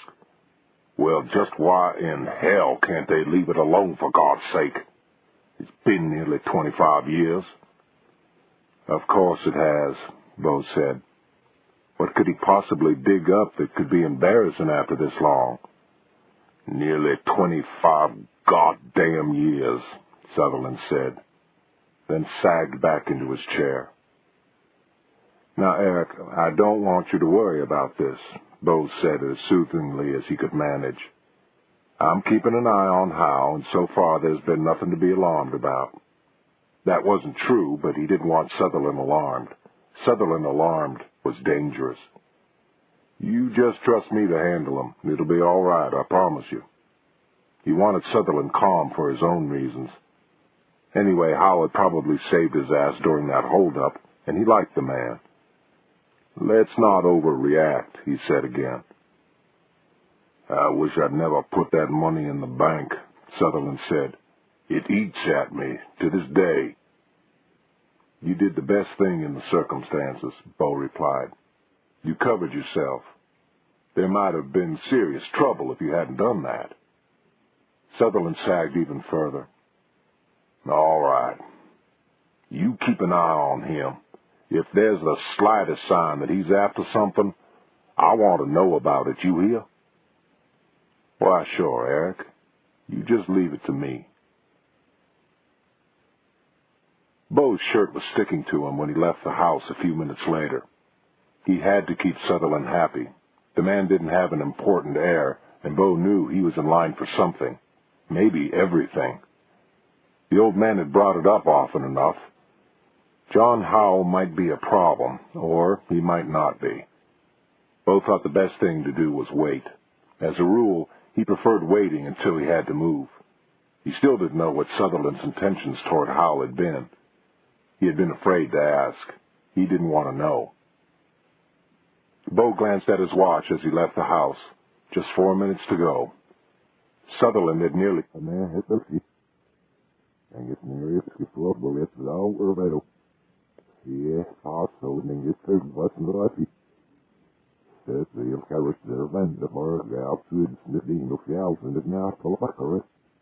He told her about the thunderstorm. Does any of this have any meaning to you? Something in your personal life, perhaps? No, nothing at all. At least not until after the séance. He was beginning to trust her now, to want to confide in her. He told her Enda McCullough's story and about the player piano's behavior. Well, now, Joyce said, you've got something very interesting going on there, haven't you? Well, maybe. The piano interests me a lot. The manipulation of an inanimate object by a spirit is often part of the poltergeist phenomenon, something often associated with the presence of a pubescent child in the house. I take it you have no children there? No. But you say the girl you saw was of that age? Yes, I think so. And the O'Connings had a daughter of that age named Kathleen, and now the piano is playing a song with her name in it? That seems to be what's happening. So what does this mean to you? I'm not sure. Oh, come on, John. You just don't want to acknowledge what's going on. You don't need me to tell you that somebody wants to contact you. Then why did the whatever it was say it wanted Scotty? I don't know, but Scotty is your friend. Maybe it felt you were offering resistance and was trying to get to you through Scotty. Well, that's very interesting, Joyce. And it's obvious that this event wasn't induced only by the seance, since you had seen the girl before on your own. What's your advice, then? What should I do about it? If you're frightened by all this, you can always find a priest and try to persuade him to do an exorcism. But it would be hard to get one to do it, and anyway, you say you aren't frightened. No. Well, not yet, anyway. Well, I think it would be a lot more interesting just to see what happens. Lie back and enjoy it, John. Should I speak to her? Sure, if you like. I should tell you, though, that people who see ghosts don't usually get much conversation out of them. Their actions are more important. What did you say she was doing when you saw her? She was looking out the window over the lake, both times. Well, if it happens again, why don't you have a look out the window? Well, all right. Can I call you again for advice? I'm afraid Harry and I are leaving tonight for New York, and we've got a flight to London tomorrow. My father is ill, and I expect to be in England for several weeks. Try me in a few weeks, though, if it's still going on. He thanked her and hung up. It hadn't been a very satisfying conversation. He had called her to dispel one notion, and she had planted another, one he didn't like very much.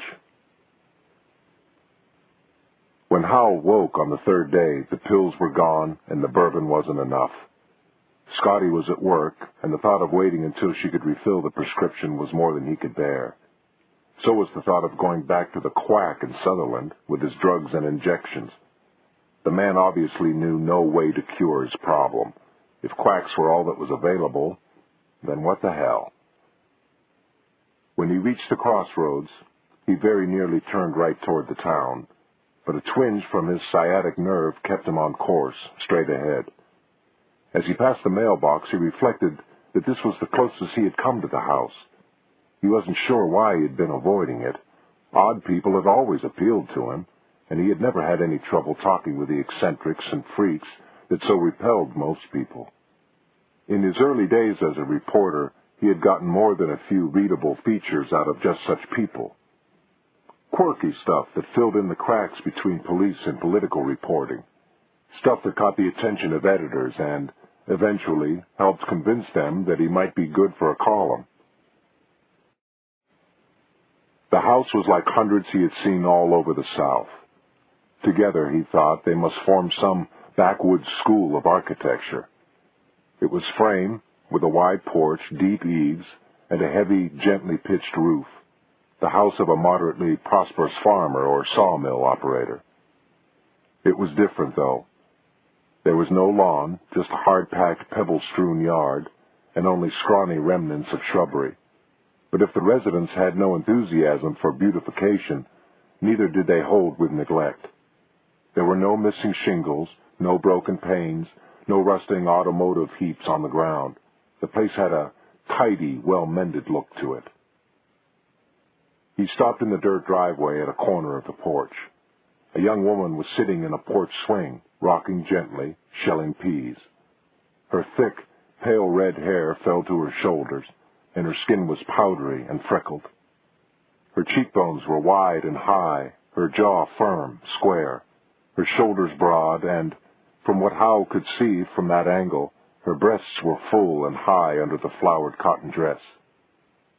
He sat staring at her for a moment. He could immediately see what her younger brother Brian might have been had he been born with his full senses. "Well," she said, tossing her hair over her shoulder, "whatever it is you want, you better come get it. We don't offer curb service." Howell climbed carefully from the car and ambulated crab-like up the porch steps. By the time he reached the top, the leg cramps were coming again, and he nearly dived into the swing next to her to get the weight off his feet. She held on to the pan into which she had been shelling the peas and waited for the swing to settle down after his lunge for it. "Have a seat," she said dryly. "Sorry, I just couldn't make it any farther. I've come..." I know why you've come, she interrupted. Yeah, I know, Howell said, nodding warily. Mama told you. She looked at him sideways. That's right. Mama told me. What took you so long? She didn't sound particularly glad to see him. Well, I haven't been getting around too well these past few days. You're Leone, she said. She pronounced it Leone. He started to tell her his name, but then she already knew it, didn't she? So, you're the famous John Howell, she said, as if she doubted it. I used to read you in the paper. Well, I've been surprised at how many folks around here have. I wouldn't have thought people this far up would read the Atlanta paper. Oh, yes, she said with mock gravity. We have to struggle with it, but we manage to get through a newspaper if we move our lips. Look, he said irritably, that's not what I meant. He stopped, realizing that she was goading him and that it was getting to him. He didn't want an argument with her. He was, in fact, quite attracted to her. Do you think I could see your mother? She's asleep. Well, maybe I'd better come back another time then. He shifted his weight in preparation for getting up again. Just sit tight. She knows you're here. She'll wake up soon. He sat tight and watched her shell peas, which she did very quickly. She seemed to concentrate on the job, though he knew she didn't have to. He wondered what she was thinking and tried to think of something to say, but she didn't seem to be very receptive. He heard a footstep from inside the door, and the screen door swung open. He had expected the mother, but a girl came out. He knew immediately that she was Brian's twin. There was the same beauty, marred by the vacant look. You finished with the peas yet, Leone? The girl asked. She looked shyly at Howell. Just about, honey, her sister replied. Mary, this is John Howell. He's come to see Mom about something. Hey, John, the girl said and smiled. Hey, Mary, Howell said back to her. She had the same beautiful teeth her brothers had. He wondered if Leone had them too. He hadn't been able to tell yet. Leone held out the pot. Here, honey, you can take them to the kitchen. Don't cook them for more than 5 minutes now. Remember to set the timer. The girl took the peas and went happily away. She seems like a nice kid, Howell said. So does Brian. Well, they're as alike as two of those peas, Leone said, and permitted herself an affectionate smile. And just as sweet. Howell thought of how they had surely come to be retarded and was suddenly stuck for something to say. He was saved by a voice from inside the house. Leone. Howell was brought sharply back to why he was there, and he was suddenly as nervous as a cat. Yes, Mama, Leone called back. All right, she said to Howell. Let's go see her. She stood up and led the way into the house, walking slowly so that Howell could keep up with her. In the living room, she stopped and said, Wait here for just a minute, while I sit her up and brush her hair. She likes to look nice when people come. Howell sank gratefully into an easy chair and looked around the room, trying to get some further sense of the Kelly family. The first thing he noticed was books. There were books everywhere.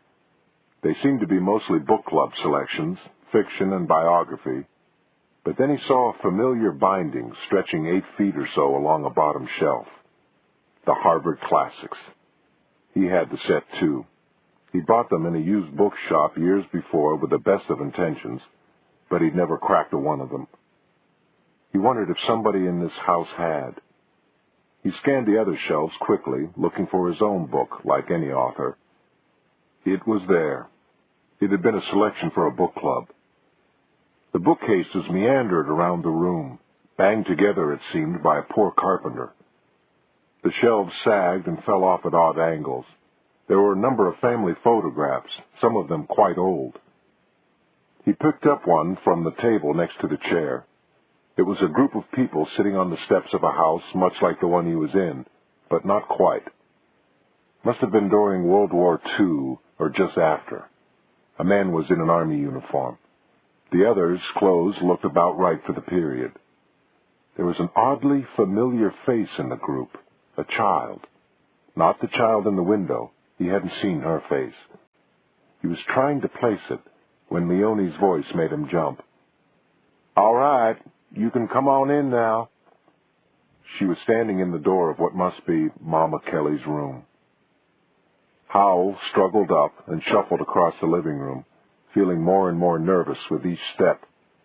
He entered the bedroom slowly and, at first, saw only the foot of a hospital bed and some covered feet. The head of the bed was behind the door he was entering. Leonie was standing at the foot of the bed and beckoned him to join her. He was glad of that, because when he reached the end of the bed, he could lean on it. He turned to face Mama Kelly. He had built up a fantasy of some shriveled old hag who would be waiting for him, and he turned his eyes reluctantly toward the head of the bed to be met with a steady gaze from large blue eyes set in a handsome, nearly unlined face. He was sure of that. Before her illness, she had been a beautiful woman. She seemed large, like Leonie, though frail. She must have lost considerable weight, he thought. Her hair was very white and quite thin, and Leonie had arranged it carefully. She smiled broadly, as if welcoming a long-lost friend. The teeth were perfect. "Welcome, John Howell," she said. "I've waited an awful long time for you to come." His unease left him immediately. "How do you do, Mrs. Kelly? I'm sorry I didn't get by sooner. I wanted to thank you for sending Dermot to me and for the firewood. I've let too much time pass before coming to see you." "Oh, I've been waiting for longer than that, John. May I call you John?" "Of course. I don't quite know what you mean, though." She smiled again. "Oh, you will in time. Don't you worry." She patted the bed beside her. "Will you come and sit down here next to me?" He moved carefully to her side and sat on the edge of the bed. She took his hand in the two of hers. Her hands were warm and rough, as if they had done hard labor. He felt perfectly comfortable, as if he were visiting a favorite aunt that he hadn't seen for years. "You're in a great deal of pain, aren't you?" she asked. "Yes, it's in your back. I can feel it," she said, and a shadow, a wince, crossed her face. "Mama," Leonie said, "don't you do this. You're not up to it." Howell was alarmed that she might be somehow taking on his pain. "No, ma'am," he said, withdrawing his hand. "You mustn't do that. I can go back to the doctor." She took his hand back and held it. "I'm perfectly all right. It's just that I'm a little tired. I know that you had trepidations about coming to see me. I know this is all a little strange to you.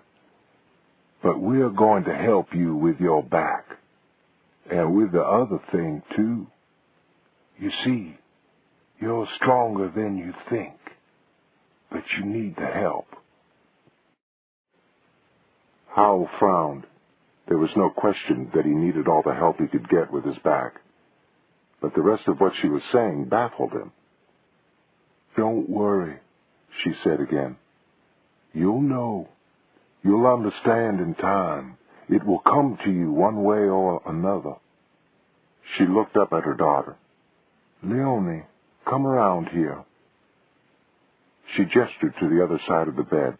Leonie came and took her hand. Then, one hand holding Leonie's and one holding Howell's, Mama Kelly said, "John, my powers are waning with my own sickness, but my daughters are just beginning." Leonie looked embarrassed. "Mama, I don't think—" "Hush, girl. Listen to me. God gave you these powers, and it didn't matter that you didn't want them. Not until now it didn't. But now, I can't carry on, and it's time for you to take this on. Now is a good time, because John has come here to help us, and it's only right that we help him. Do you understand?" Leonie nodded and squeezed her mother's hand. Mama Kelly turned back to Howell. "Now, John, I need to talk to Leonie for just a minute. You go up to her room. It's the first door at the top of the stairs, and lie down and rest for just a bit. It's better if you're relaxed, and I know you're uncomfortable standing up." Howell looked up at Leonie questioningly. She nodded. Mama Kelly spoke again. "You go on up now, and I want you to come and see me again if things seem to get too much for you. You hear?" "Yes, ma'am. I'll do that," Howell said, and left the mother and daughter alone. He found the stairs and limped painfully up them, putting as much weight as he could on the banister. At the top of the stairs, he opened a door and found a neat, sunlit room filled with country arts, needlework, and quilts, and a four-poster bed. The pain was gaining fast on him. He kicked off his shoes and threw himself onto the bed, panting, and waited for it to subside.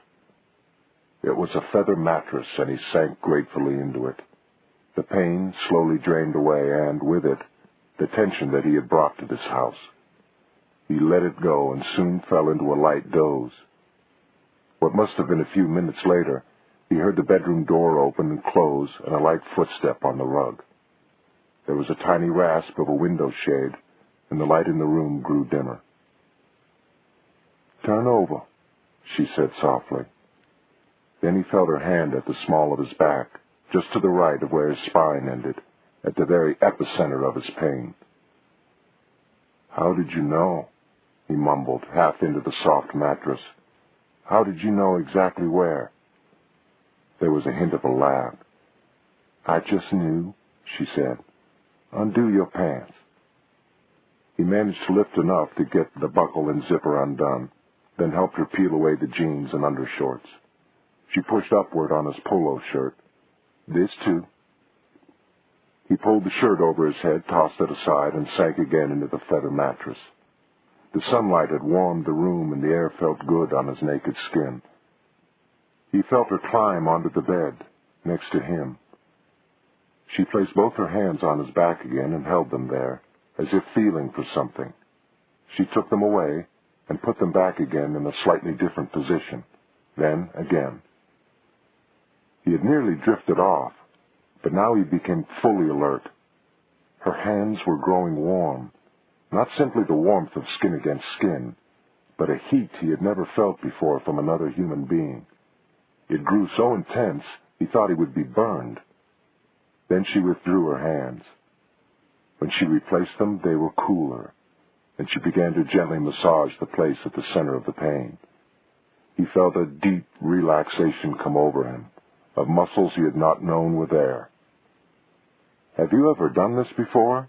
he asked. "No," she said. "Did your mother tell you what to do?" "No, she just said I'd know." Howell moved his body gingerly in a way that would have a few minutes before caused him agony. Nothing happened. "Not yet," she said. "Don't move yet. Let me do the moving." She began to move her fingers up his back, feeling her way, seeming to pull at his spine. She placed the heel of one hand at the base of his skull and the other in the small of his back, and pushed in opposite directions. She began massaging his neck and shoulders, then stopped, got up for a moment, and returned. She began again, this time using oil, which she warmed in her hands. She moved slowly down each side of his back, rubbing away tenseness, then to his buttocks, pressing hard with the heels of her hands into the large muscles. At one moment, her hand brushed across his anus and made his breath quicken. Then she moved down to his legs and eventually his feet. She stopped and sat quietly for a moment. He lay still, breathing deeply.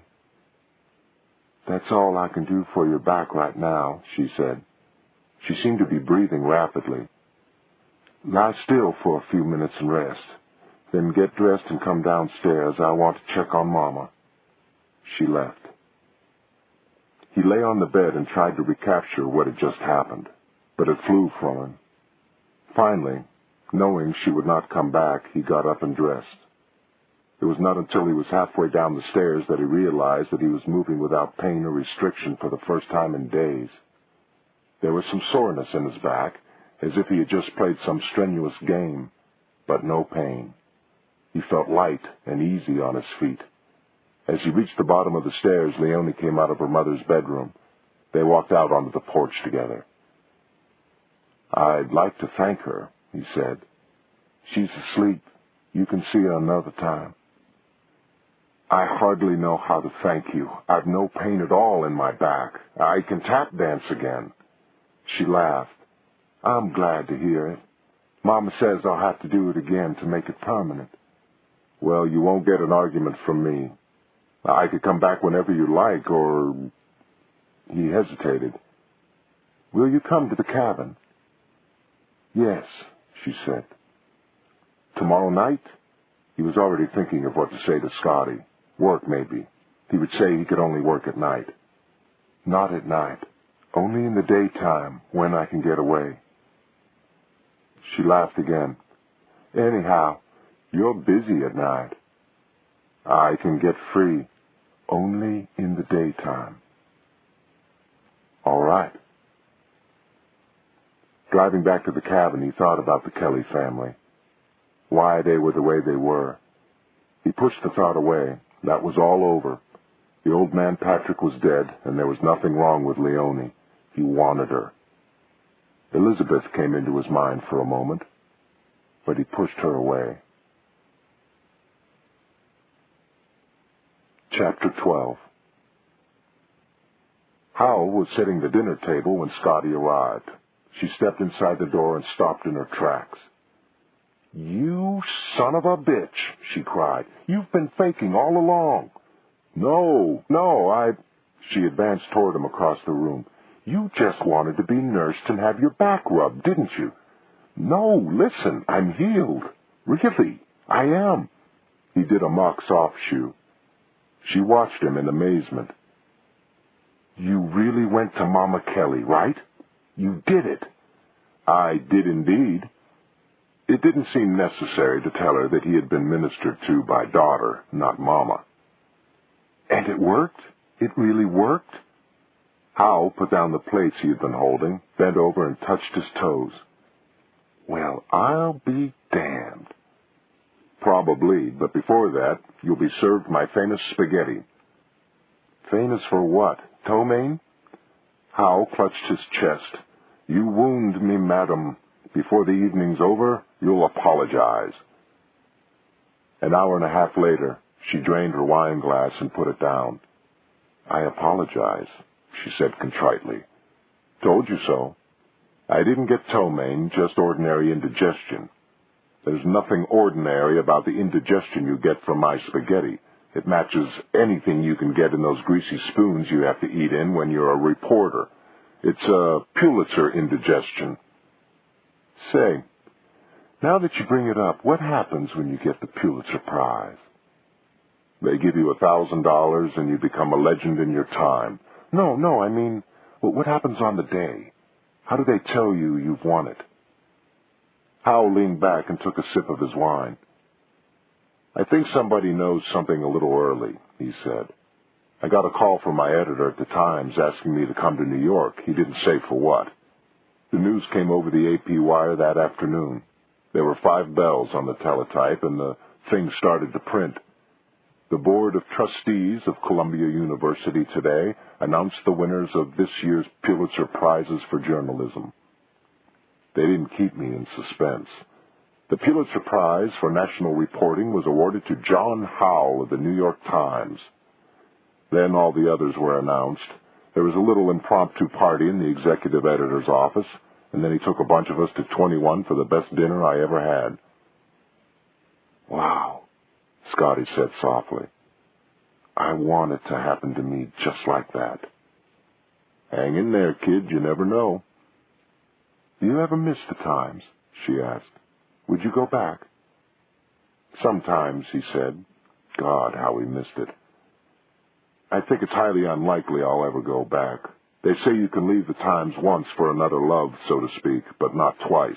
Now, I've only left once, of course, but somehow I don't think they liked it very much. That was an understatement, he thought. They had offered him the best thing going, and he had turned it down. They didn't like being turned down.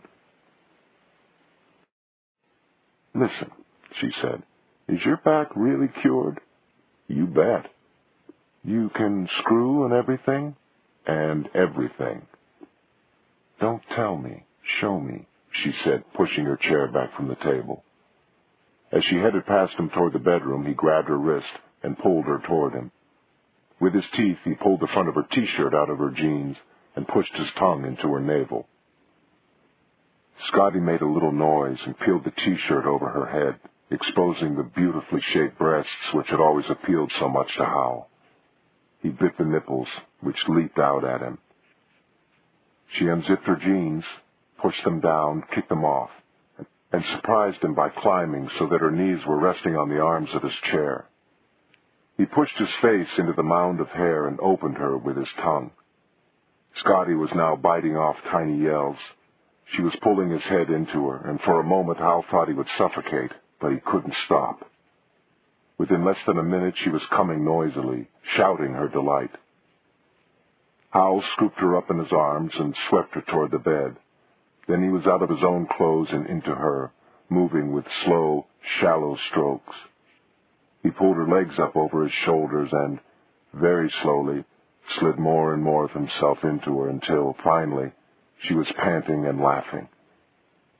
His arousal had started with Leonie that afternoon, and now he had an outlet for it. Both women were in his mind as he brought Scotty to orgasm again, then again. Finally he came with her, shouting with her, rocking the bed until he thought it would collapse. He rolled over and she lay on top of him, their sweat mingling. Johnny, she said, I've done my share of fucking, but never in my whole life was it like that. Me either, he said weakly. Listen, Scotty, I want to be straight with you. Yeah? Look, I'm just coming out of a marriage that didn't work, and it was my fault, all of it. I feel as if I'm in bed with you on false pretenses. Listen, sport, there was nothing false about what we just did. Yeah, well, I feel that way too, but I just don't want you to expect too much of me. Scotty turned on her side and put her head on his shoulder. Johnny, I've been stuck up here with nobody, and I mean nobody. Even to spend an evening with, let alone make love to. I like you, really, I do. I think we've become friends. But that's enough for me. Is it enough for you? Are you looking for somebody to be in love with you? Oh, no, Howell said with sincerity. I don't think I could handle that right now. You like me? Are we friends? Do you feel close? Yes, I do. I really do. Well then, as long as we seem to have slid into this wonderful patch of screwing, why don't we just ride it out, so to speak, and see how it goes? He kissed her on the top of the head. I think that's a marvelous idea, he said. Then, exhausted, he fell soundly asleep.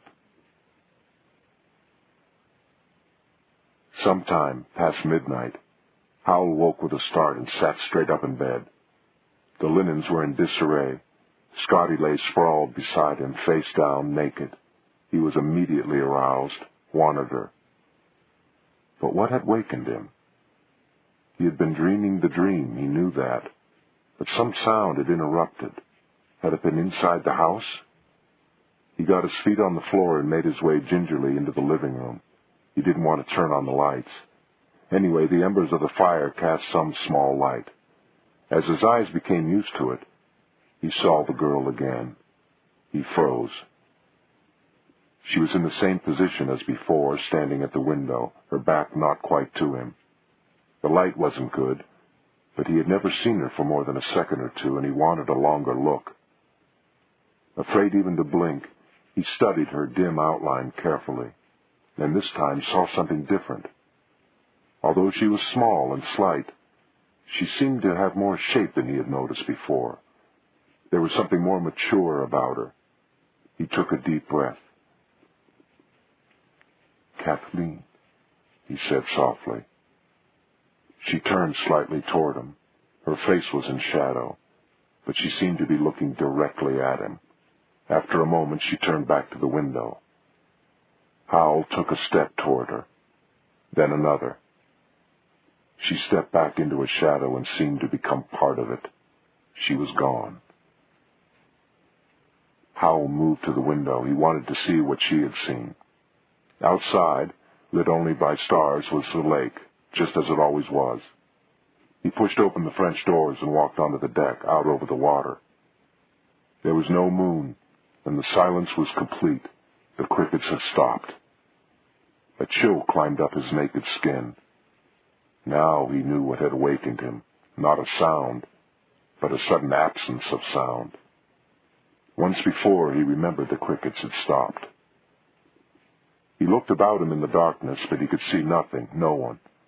His fingers found the deck's railing, and he leaned against it, stretching to see further. Then, with a loud crack, the weathered wood suddenly gave way, and he pitched forward into the darkness, down toward the black waters of the lake. He grabbed her breath, held it, and waited for the cold shock. But there was no water, only grass at his feet. He was standing in another place, and he knew with certainty that he was not himself. He was another man. He felt ill, felt terribly hungover. He looked wildly about him, completely disoriented. It was still night, but there was no cabin in this place, and no lake. He stood in a patch of grass and ferns on a forested mountainside and looked out over a valley. There was a house below him, something less than a mile away, with cheerfully lit windows and smoke curling up from the chimney. The floor of the valley was covered with a thick ground fog which reached the steps of the house. Suddenly, the noise of a car engine caused him to turn to his left. An old car, a convertible, sped past him, perhaps 20 yards away, and headed down a road which led into the valley. A childish compulsion to identify all automobiles caused him to say aloud, "Lincoln Continental, 1940. The voice was not his. He watched as the car moved into the ground fog of the valley and approached a house. It stopped in the front yard, and a man got out and approached the house. Someone met him at the door and admitted him. Howell heard the screen door slam, and a moment later, a yell, a scream, a man's voice. Howell was gripped with a thick dizziness, and time seemed to pass. Then he heard the slam of a car door and heard the engine start. The car turned onto the road and headed back the way it had come, toward where he stood. It was moving fast, and in a moment he would be able to see the driver. Already he could see a glow from the instruments inside the car. There. He could nearly see. A blinding white light filled his vision, obliterating house, car, everything. Then the light was black, and he was upside down, cold, choking, struggling desperately for his feet and for air. He surfaced, gagging and spitting, sucking air into his starved lungs. He brushed the water from his eyes, saw the dock, and made for it. When he had climbed out of the water, he did not stop to rest until he was up the steps and back on the deck. Avoiding the broken railing, he looked out over the lake. A cloud drifted away from the moon, revealing everything as it was before. The crickets were chirping loudly. He moved into the house, found a terry cloth robe, and poured himself a stiff drink. For half an hour he sat at the table in the living room, looking out over the lake and trying to shape what had happened to him into an acceptable form. He had nearly drowned, he decided finally, and in his panic had hallucinated. But the hallucination had been his dream. He was sure of it. He had experienced his dream while awake. He had been somewhere else, had been another person, had seen the car in the house, but not the driver. The hallucination had stopped too soon. He was sure that in the dream he had seen more. He finished his drink and went back to bed. Scotty was still as he had left her. She stirred as he climbed onto the bed. He ran his hand lightly down her back. She made a small noise and snuggled up to him. "What a night," she said softly into his shoulder. "What a night, indeed," he said back to her, then fell asleep. Chapter 13. Scotty drove to work feeling pleasantly tired, drained, and happy. With a lover now available, she felt that some lost part of herself had been restored. She reflected that if she were ever sent to prison, she would kill herself. She had tried it with women, and there had been something, quite literally, missing. Scotty liked men, and she was delighted to have one again. She arrived at the sheriff's office simultaneously with a furniture delivery van. Two men were struggling with a large, apparently very heavy filing cabinet. She thought that odd, since she usually ordered that sort of thing for Bo Scully, and she hadn't ordered this. She preceded the two men into the office and was surprised to find the sheriff there ahead of her. He ordinarily didn't arrive before mid-morning. "Is that for us?" she asked him, waving toward the two men, who were now rolling the thing into the office on a dolly. "It's for me," Scully replied hoarsely. "I ordered it a while back, before you joined us." He looked a bit odd, and Scotty thought at first he must be hung over. Then, as she brushed past him to get to her desk, she realized that he was drinking. She was astonished. She knew Bo knocked back a few with the boys. She'd seen him hung over often enough, but she had never seen him drinking in the morning. "Where is everybody?" she asked. There was usually at least one other clerk or deputy in the office besides herself. "Sally had called in sick. I got the rest of them out patrolling," Bo replied, waving the furniture men into his office and pointing out a place for the file cabinet. "Sutherland's been bitching about speeders. I thought we'd have a little push, hand out a few tickets." He signed for the furniture, and the two delivery men left his office and walked through the squad room past Scotty to the front door. One of them turned and dug into his pocket. "Oh, nearly forgot. Here's the keys." He tossed them across the squad room to Scotty. She caught them and thought they were very heavy for file cabinet keys. She glanced again at the cabinet and saw for the first time that it was equipped with a thick steel bar that ran the length of the cabinet through the heavy handles. This was no ordinary file cabinet. This was practically a safe. There was already a safe in Bo's office, but she and Sally both knew the combination. There were 3 keys on the ring. She slipped one off and palmed it. "Here are your keys," she said, holding up the ring with the remaining 2. Bo was already transferring files from his old cabinet to the new one. "You want me to keep one in my desk?" "Nah," Scully replied. "I'll keep them both." She tossed him the ring, and he put it in his pocket. She turned and slipped the 3rd key into her bra. It couldn't hurt, having that key. She wanted to know what Bo wanted to lock away from his clerks and deputies.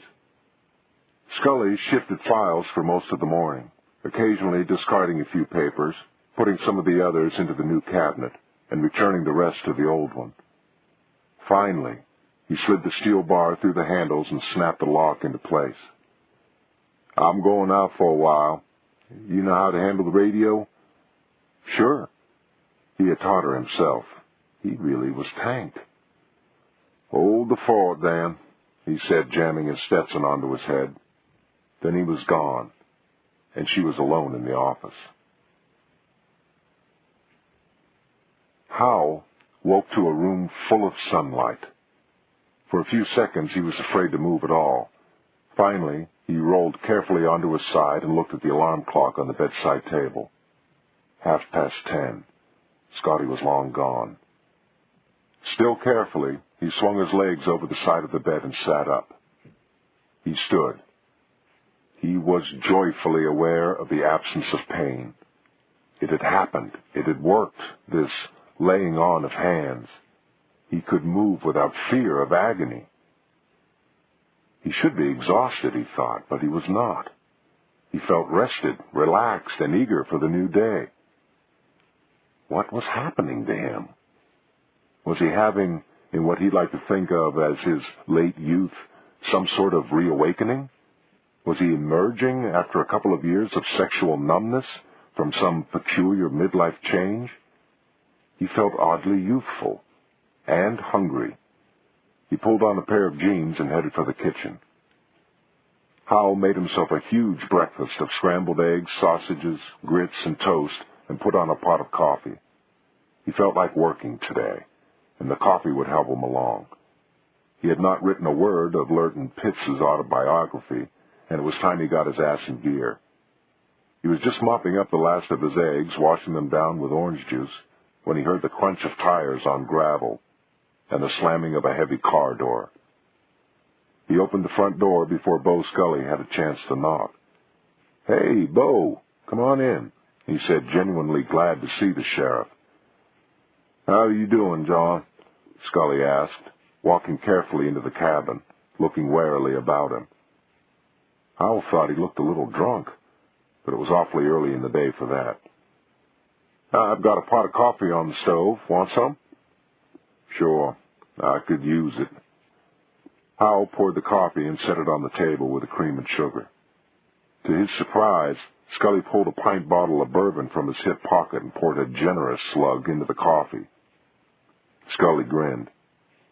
"Gotta get my heart started. Join me?" "No, thanks.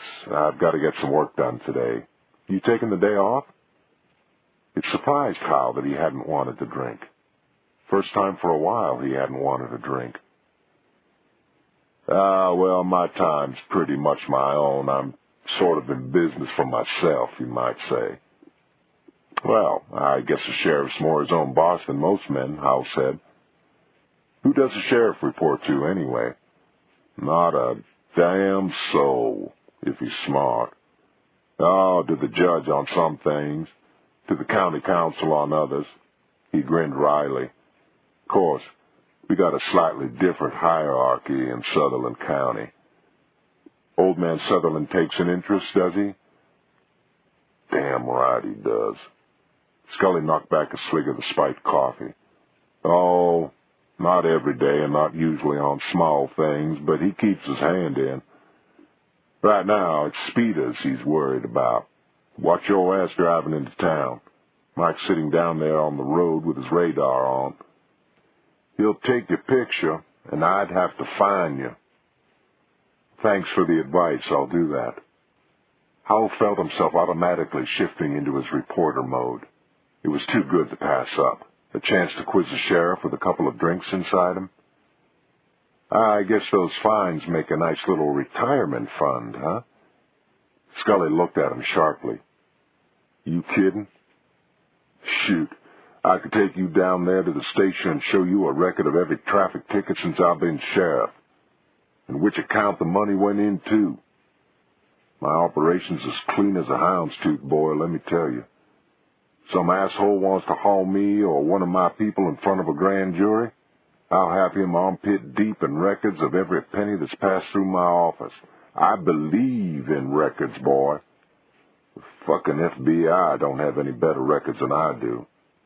I'm going to buy a computer and computerize them when the machinery comes down a little bit. Next year, maybe. We already got a word processor. I've got the most modern operation in the state of Georgia, maybe the whole South." Scully pulled at the coffee again.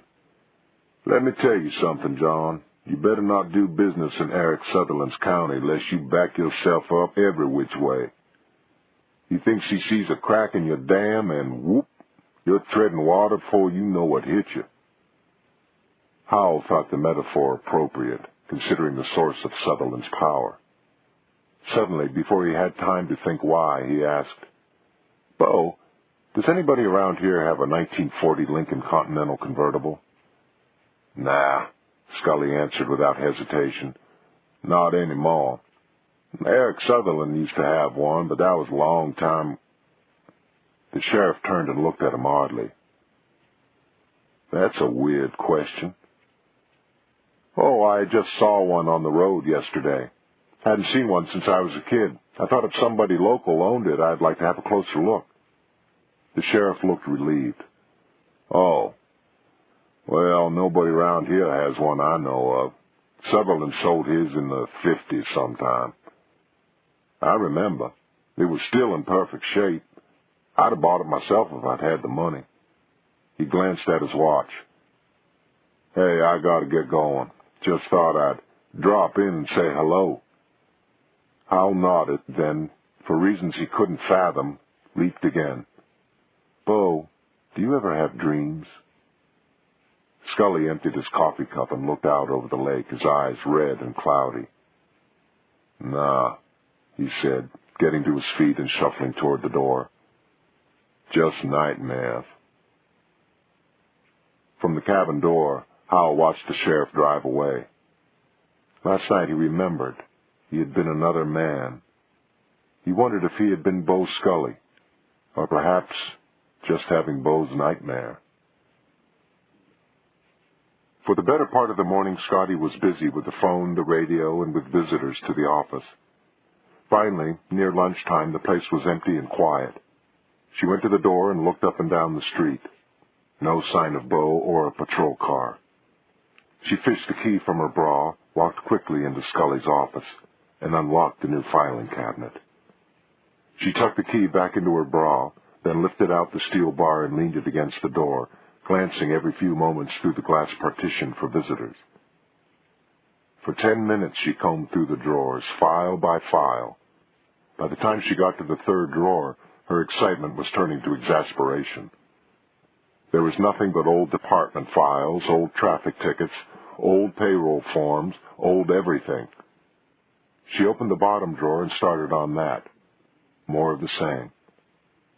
Why the hell would he order an elaborate security file cabinet and then shift useless old files into it that nobody would be interested in anyway? She finished flipping through the last of the files and closed the drawer. Then she glanced across the street and saw, over the tops of parked cars, the blue lights of a patrol car gliding to a halt across the street. Scotty quickly threaded the steel bar through the file drawer handles, mated the lock to its closure, and pressed. Nothing happened. The bolt, instead of retracting and snapping into the closure, remained rigid. The goddamn thing had to be locked with the key. She looked around in time to see Bo Scully starting across the street toward the office, looking both ways at traffic. Panicked, she dug a hand into her bra for the key, but just as her fingers reached it, it fell through the elastic to her waist, under her blouse. There was no time to pull out her shirt tail and dig for the key. She dived sideways out of Bo's office toward the coffee maker. As Bo came through the door, she was shakily pouring a cup. "Hi," she said brightly. "Want some coffee?" "Yeah," he said. "I think I need some." He went into his office. "I only got as far as John's place on my rounds, then I didn't feel so good." She took her time fixing the coffee, trying to get her breathing back to normal.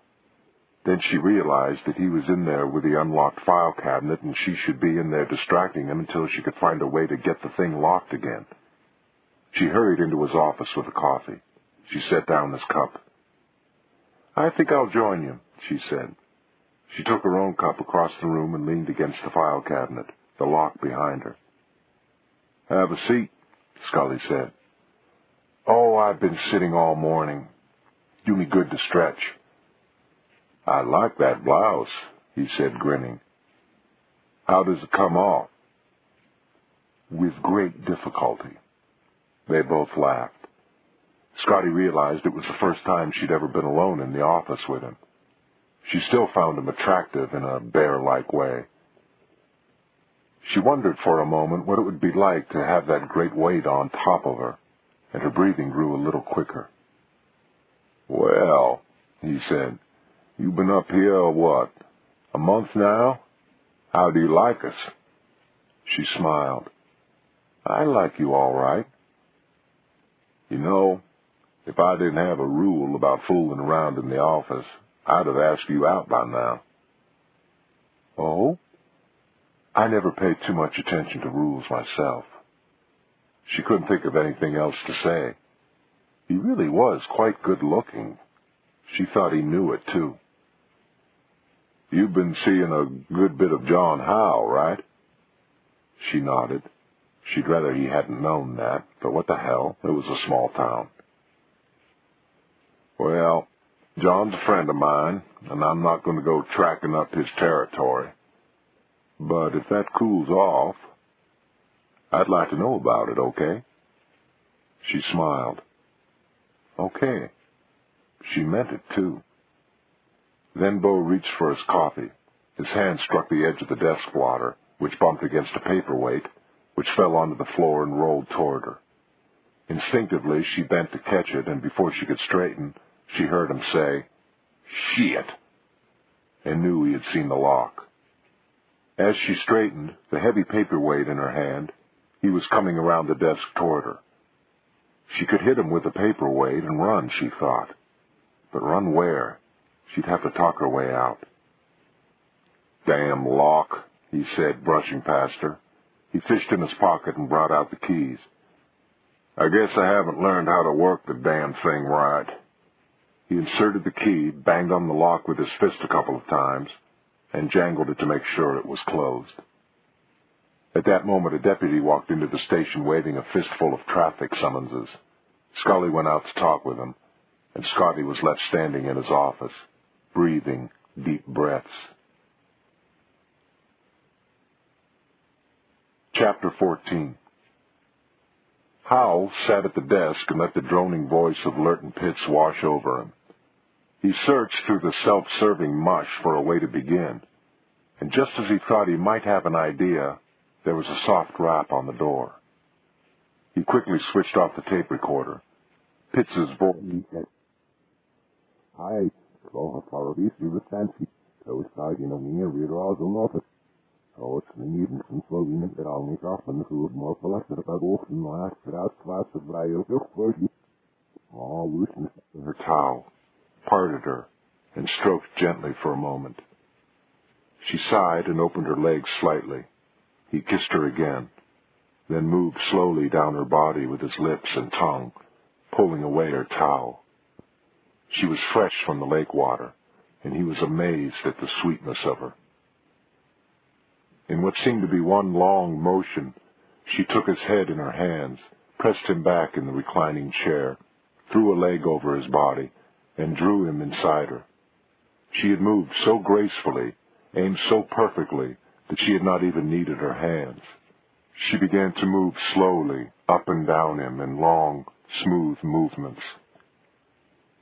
Howell lay back and looked up at her, her head thrown back to receive the sunlight, her pale red hair stroking her shoulders as she rolled her head, an expression on her face that seemed as much acute thought and concern as passion.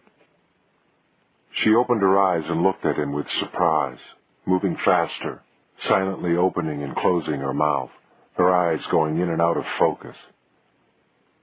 "It's happening," she said huskily. "Come with me. You must. You must." He sat up and hugged her to him, pouring himself into her in floods until, at last, he had only the strength to lay his head on her shoulder and hold on. She ran her fingers through his hair and rested with him, both of them twitching involuntarily. Then she pushed him gently back into the recliner and stood up. She passed a hand over his eyes and said, "No, just rest. Don't get up." A moment later he opened his eyes, and she was standing over him, her jeans on, tying a knot in her shirt tail. "Don't go," he said, attempting to rise. She pushed him back in the deck chair and kissed him. "I must. Mama will wake up soon. I need to be there." She kissed him again, then started for the steps. "Leonie," he called, and she stopped and turned. Why me?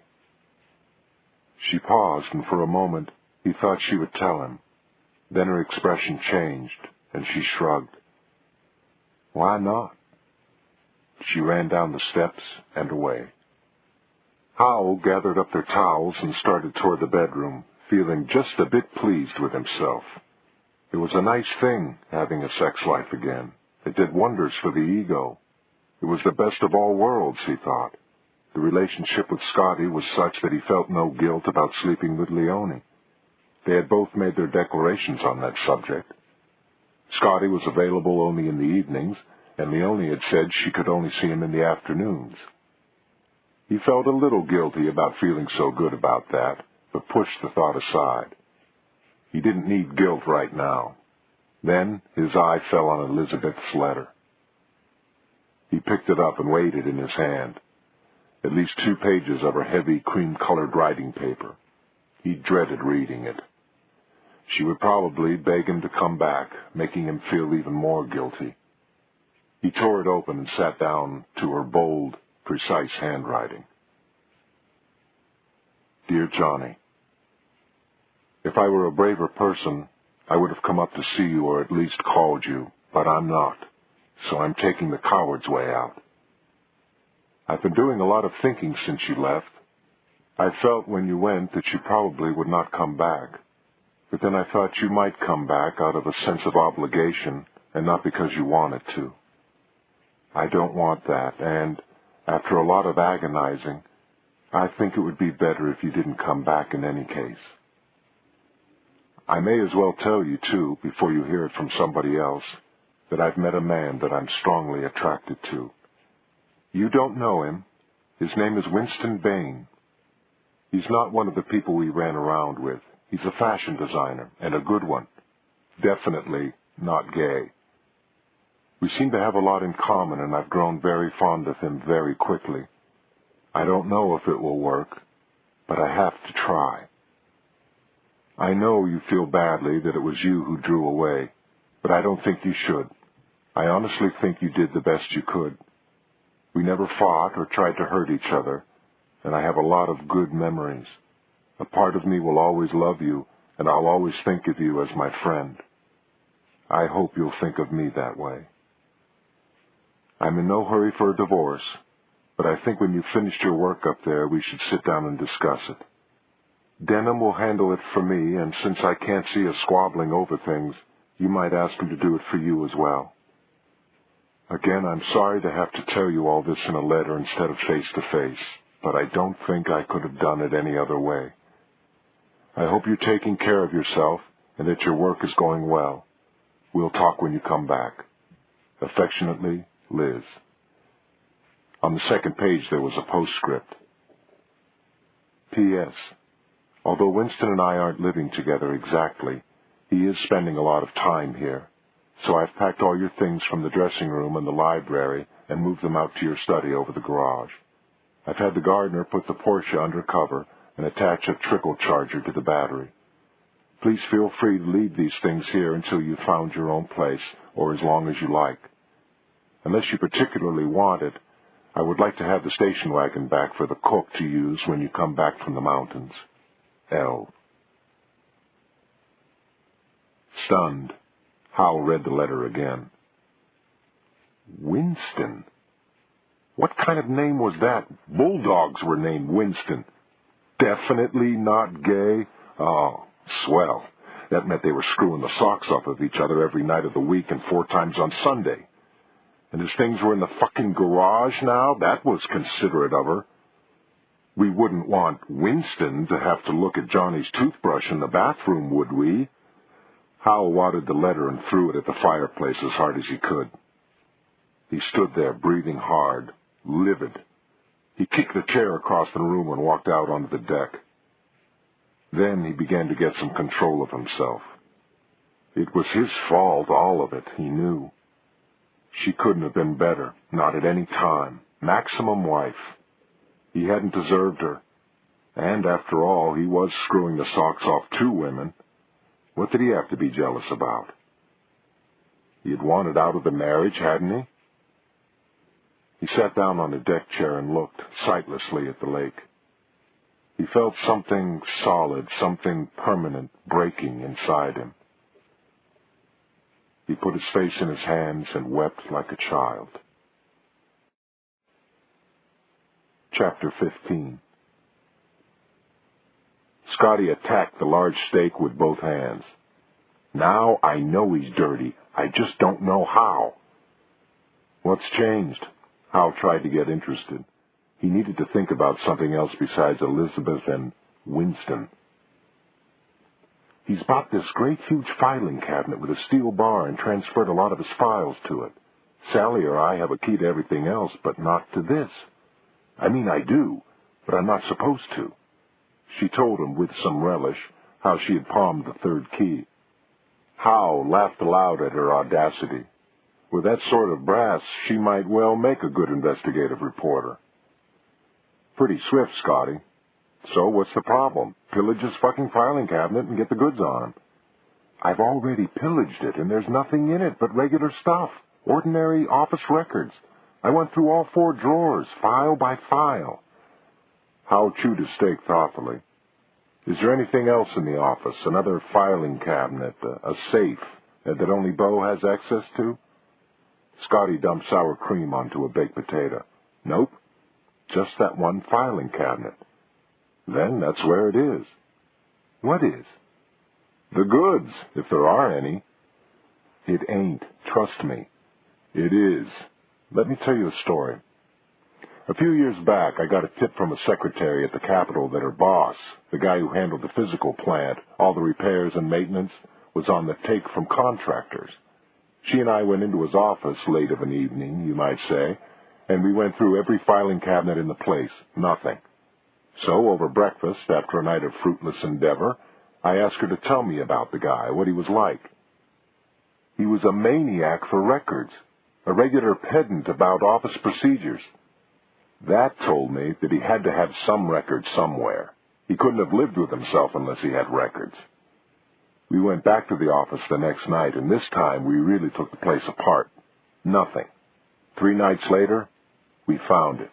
It was a tiny notebook, and it was hidden in a cut-out book, just sitting there on the bookshelf in plain view.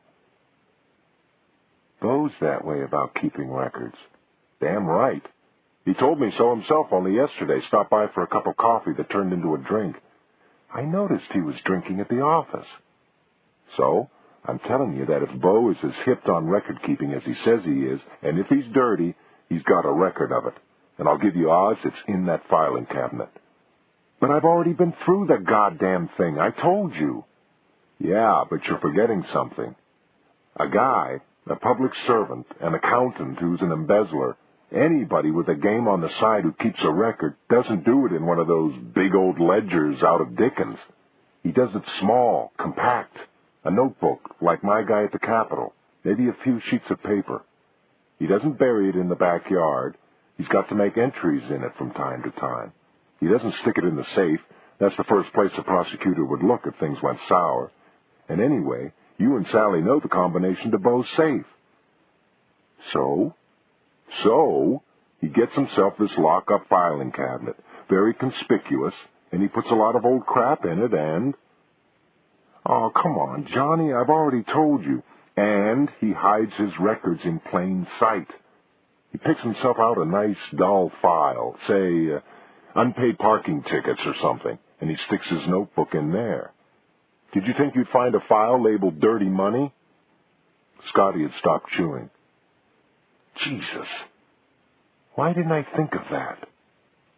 Grand jury wants to go after him. They're going to do what you did. Who wants to waste his time going through old parking tickets? Now, the FBI, they'd lock themselves in and read everything, if it took them a year. But all Bo needs is 2 minutes' notice, and he whips out the incriminating stuff, and then he buries it in the backyard or burns it. Except a true blue keeper of records would never burn it. Never happened. So, I've got to go back in there and go through every file. And Christ knows when I'll be able to do it. There's always somebody else in the office. Middle of the night, a radio operator minimum, always. Then you're going to have to get clever, aren't you?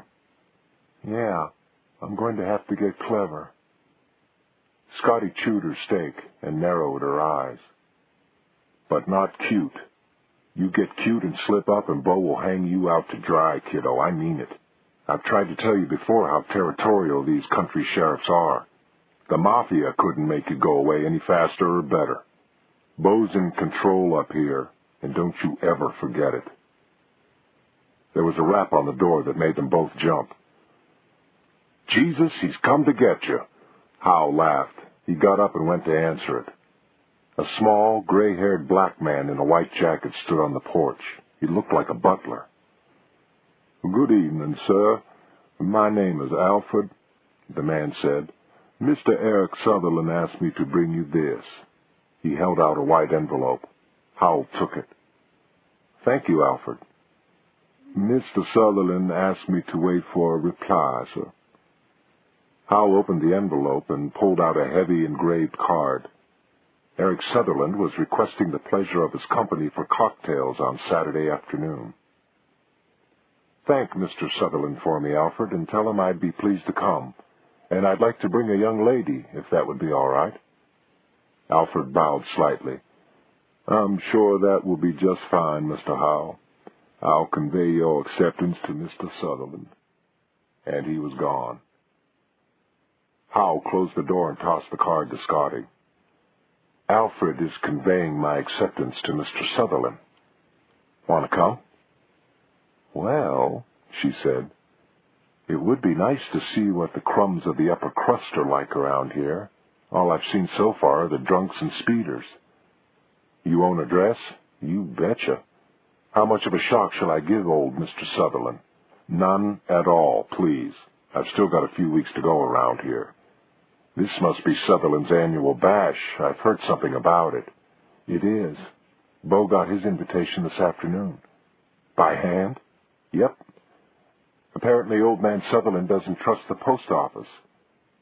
Sort of courtly, that. Hand-delivered invitations. From what I hear, once a year is the most Eric Sutherland can manage courtly. He probably didn't want to spend the money on stamps. Well, we'd better take advantage, hadn't we? Very late that night, he wasn't sure quite how late, Howell came gently, fully awake. Scotty slept beside him quietly, almost like a child. He had a curious sensation of unease. Something seemed out of kilter. Then the silence came to him. There were no crickets. He stopped himself from getting up immediately. He asked himself questions. Was he really awake? Yes. Was he sober? Yes. He looked around the room, which seemed perfectly normal. He felt the sheet over him, rubbed it through his fingers, all senses working, performing normally. Finally, sure that he was in complete charge of himself, he got up and walked through the silence to the living room windows. Once again, the lake was not there, but another place. The house, tranquil in the moonlight, lay below him, and he heard the tune drifting toward him. Scotty, he called out, afraid to take his eyes from the scene. Scotty, come here, quickly. What? Her sleepy voice answered from the bedroom. Get out of bed and come here right now, goddammit. He heard the bed creak and her bare feet on the living room floor. She came onto the deck beside him. He reached out behind him for her hand, then stood her in front of him. Look, he said, taking her head in his hands and pointing her at what he could see. Tell me exactly what you see before you. He felt her go rigid. What's happening? She asked, her voice trembling.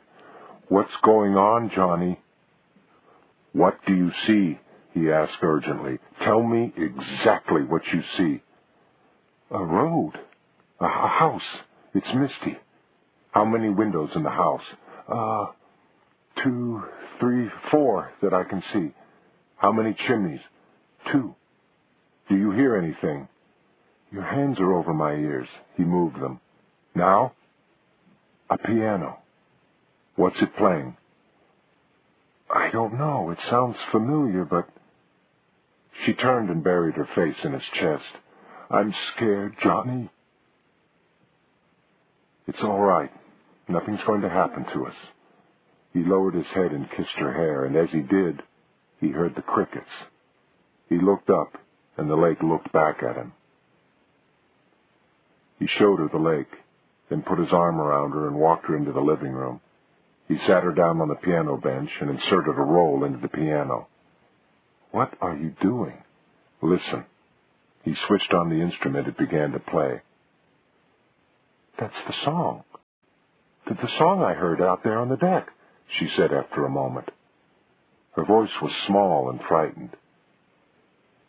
"Johnny, do you know what is happening here? Please tell me if you do."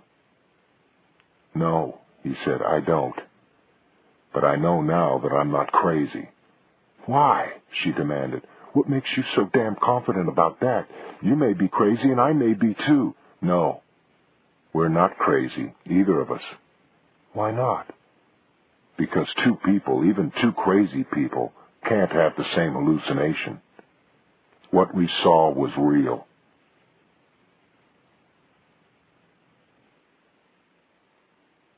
Chapter 16. The morning after Scotty, too, had seen the vision, which is how Howell had come to think of it, he woke with an oddly pleasant feeling. It was mysterious, but faintly familiar, and it took him a couple of hours to bring it into focus. For the past year, and perhaps for the better part of 2, he now realized he had been, more than anything else, bored. For all his life, boredom had been foreign to him, and his work as a newspaperman had been boredom's antithesis. Now, on this bright, cool August morning, in this most beautiful of places, in the throes of what could only be a classic male menopausal crisis, he was experiencing anew the intellectual and emotional condition which had always driven him: curiosity. He was once again, at long last, interested in something. The fact of Scotty seeing the vision convinced him that he was not mad, not hallucinating. He was by no means convinced that what he had been experiencing had a supernatural basis. The experience was, in some sense, real. It had a rational, if unfamiliar, basis, and he was a rational man.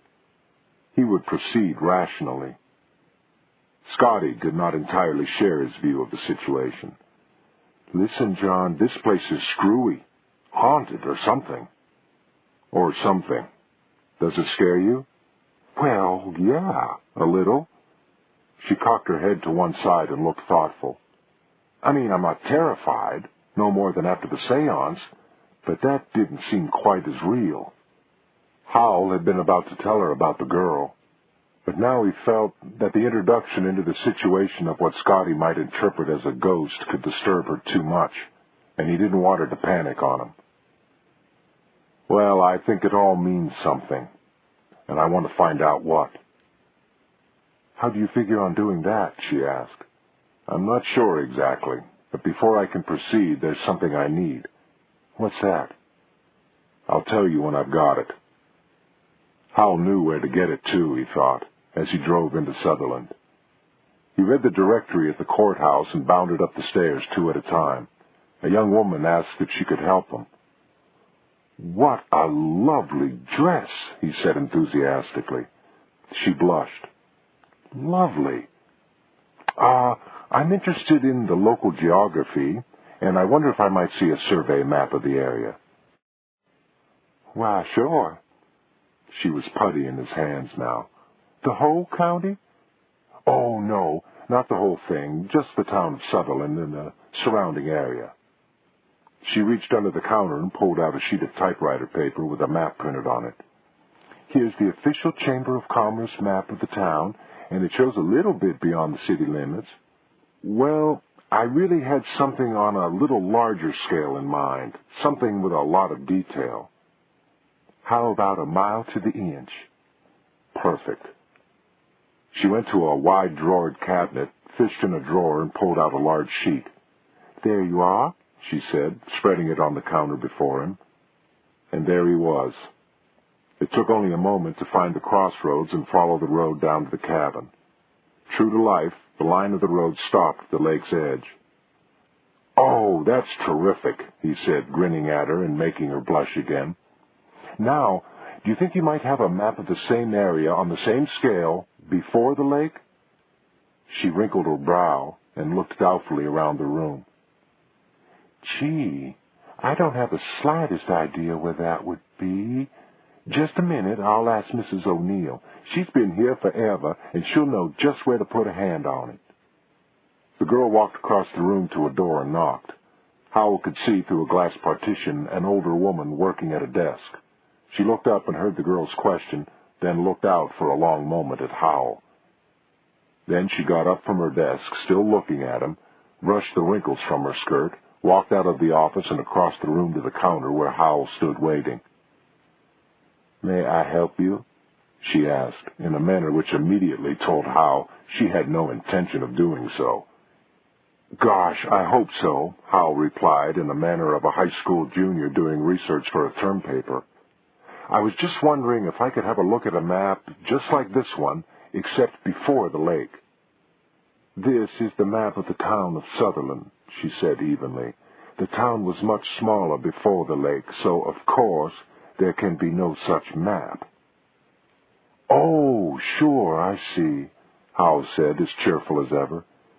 "Well, then, do you reckon I could see a map of the area without the town, just the valley and all?"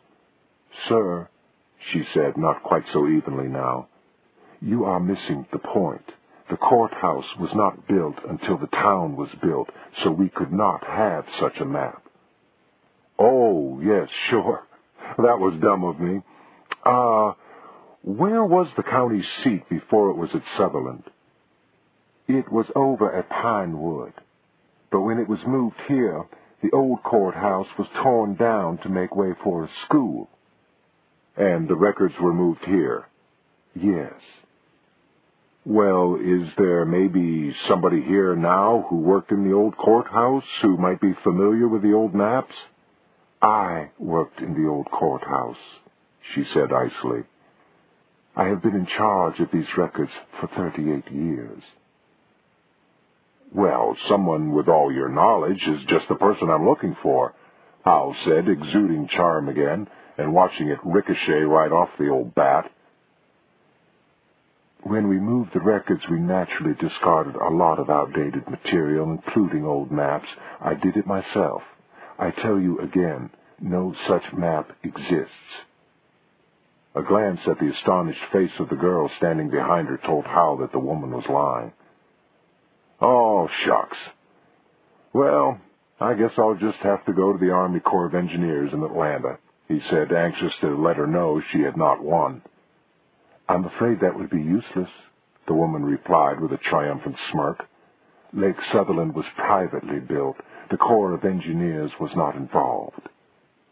Howell glanced at the girl, who looked embarrassed, and shrugged. "Oh, well, I guess I'll just have to forget about it," he said ruefully, and slunk out of the room, hoping the woman believed him. He thought about approaching the girl after hours, but she seemed thoroughly intimidated by her superior. He would have to think of something else. The party had been underway for an hour when Howell and Scotty arrived, and it was clear that everybody who was anybody in Sutherland was there. The lord of the manor had summoned, and all had responded. Eric Sutherland spotted them almost immediately and came over with the butler Alfred in tow, bearing a tray of champagne glasses. "Why, Mr. Howell, I'm so glad you could come." "Thank you, sir. Have you met Scotty Miller?" "Of course, but only briefly. I understand you've made Sheriff Scully's life easier down at his office, young lady." "Well, that's nice to hear," Scotty replied, turning on her best smile. "I'd better ask for more money." Sutherland chuckled appreciatively. Howell marveled at the difference between the man now and the first time they had met. Sutherland the host was an improvement on Sutherland the town father. "Please, wander as you like," he said. "There's food here and there, and Alfred will keep you in drinks." As if on cue, Alfred materialized again and topped off their glasses. Sutherland moved off to greet another arrival. They wandered among local merchants and businessmen and their wives, dressed in their Sunday best. A couple approached them. "I'm Dr. Joe McGinn," the man said, extending his hand, "and this is my wife, Maeve." They were both short and plump, and the woman was wearing a bit too much jewelry. "We're both old fans of your column." "Well, thank you, Doctor," Howell replied and introduced Scotty. "Beautiful place Mr. Sutherland has here, isn't it?" "Ah, yes," the doctor replied, and made all the more beautiful by his crowning achievement. He waved a hand toward the lake. "Have you lived in Sutherland long, Dr. McGinn?" "Oh, yes, ever since the lake. Maeve and I both grew up in the valley, and we married right after I got out of the Army. That was just after the lake was built, and we knew Sutherland would need a doctor." "You must have known the O'Conning family, then," Howell said. The two people froze for a moment. Then the wife, expressionless, said, "Yes." "Tell me," Howell said, taking care to sound only pleasantly curious, "in what part of the lake, or rather, the valley, was their farm?" They both seemed frozen again. Then the doctor managed to shape his face into a regretful frown. "That was a very unfortunate thing, and it's not something I'd care to discuss, especially in Mr. Sutherland's house." He took his wife's arm. "Would you excuse us, please?" The couple did not wait for a reply, but fled. "I don't think you'd better bring up that subject again at Eric Sutherland's party," Scotty said. "Tactical error," Howell agreed. They wandered through the house for half an hour, rubbing elbows with the prosperous-looking group, exchanging a few banalities here and there, peeking into the dining room and into Sutherland's study, with its leather-bound volumes and rack of custom-made English shotguns. Howell received an admirer here and there. He waved at Bo Scully across the living room. The sheriff waved back, but his ear was being held by Dr. McGinn and his wife, who looked grim. Alfred materialized whenever a glass was half empty, and they got a little drunk. Scotty excused herself to look for the powder room, and Howell wandered onto the broad rear terrace, which overlooked a long, gently inclined lawn, rolling down to the lake. There, Howell encountered Enda McAuliffe, looking oddly well-groomed in a new suit. "The Fourth Estate," McAuliffe cried, raising his glass. Howell thought the lawyer must have been drinking a while, too. "Justice," he replied, raising his own glass. "You seem remarkably ambulatory, my lad, considering your posture the last time we met," McAuliffe said. "Indeed I am," Howell replied. "I could run the high hurdles on short notice. Well, the low ones, anyway." "Medical science," McAuliffe intoned, raising his glass again. "Not a bit of it," Howell said, clinking glasses. "Faith healing." "You didn't," McAuliffe said, looking astonished. "I did, and I owe you a large drink for your guidance in these matters," Howell said, thinking he owed the lawyer a case of the stuff at least. "Jesus, John, I never thought you'd go up there. I was just having you on. It really worked?"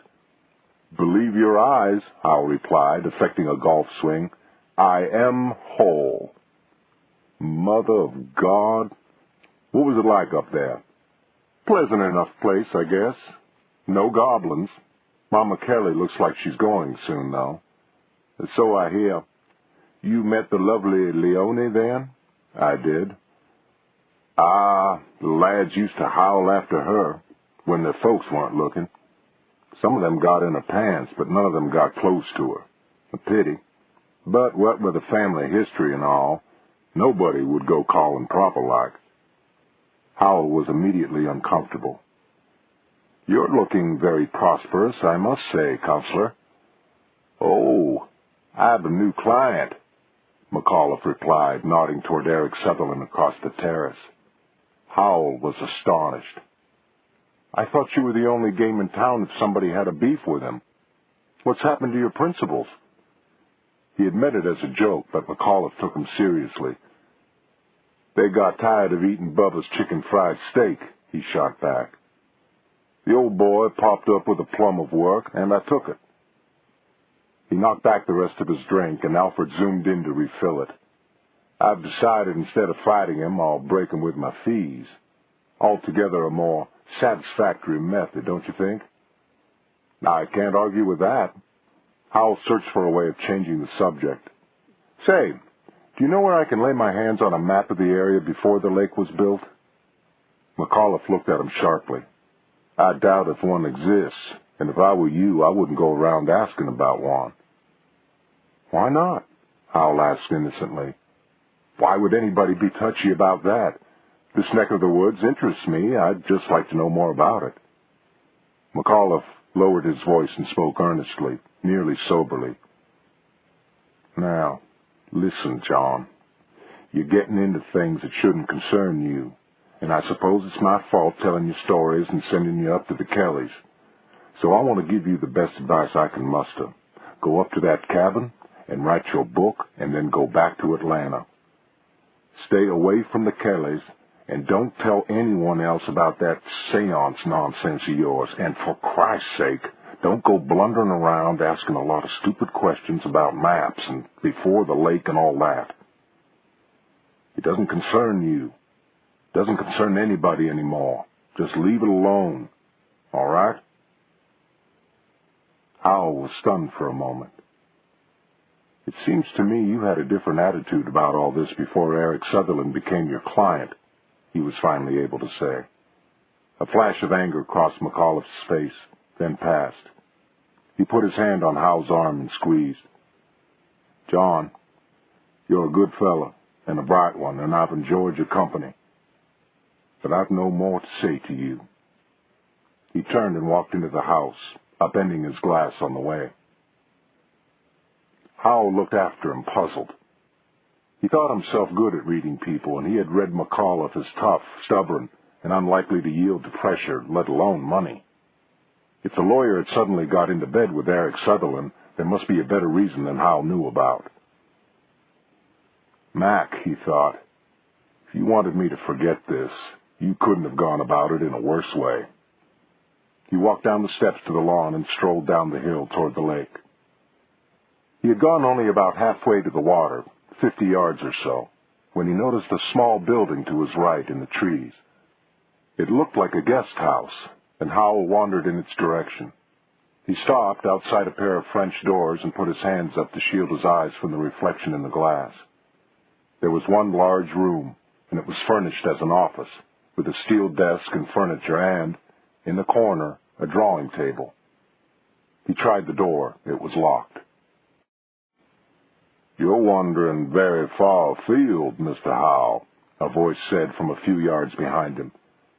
Howell started, then turned. Eric Sutherland was standing on the grass, holding a bottle of champagne.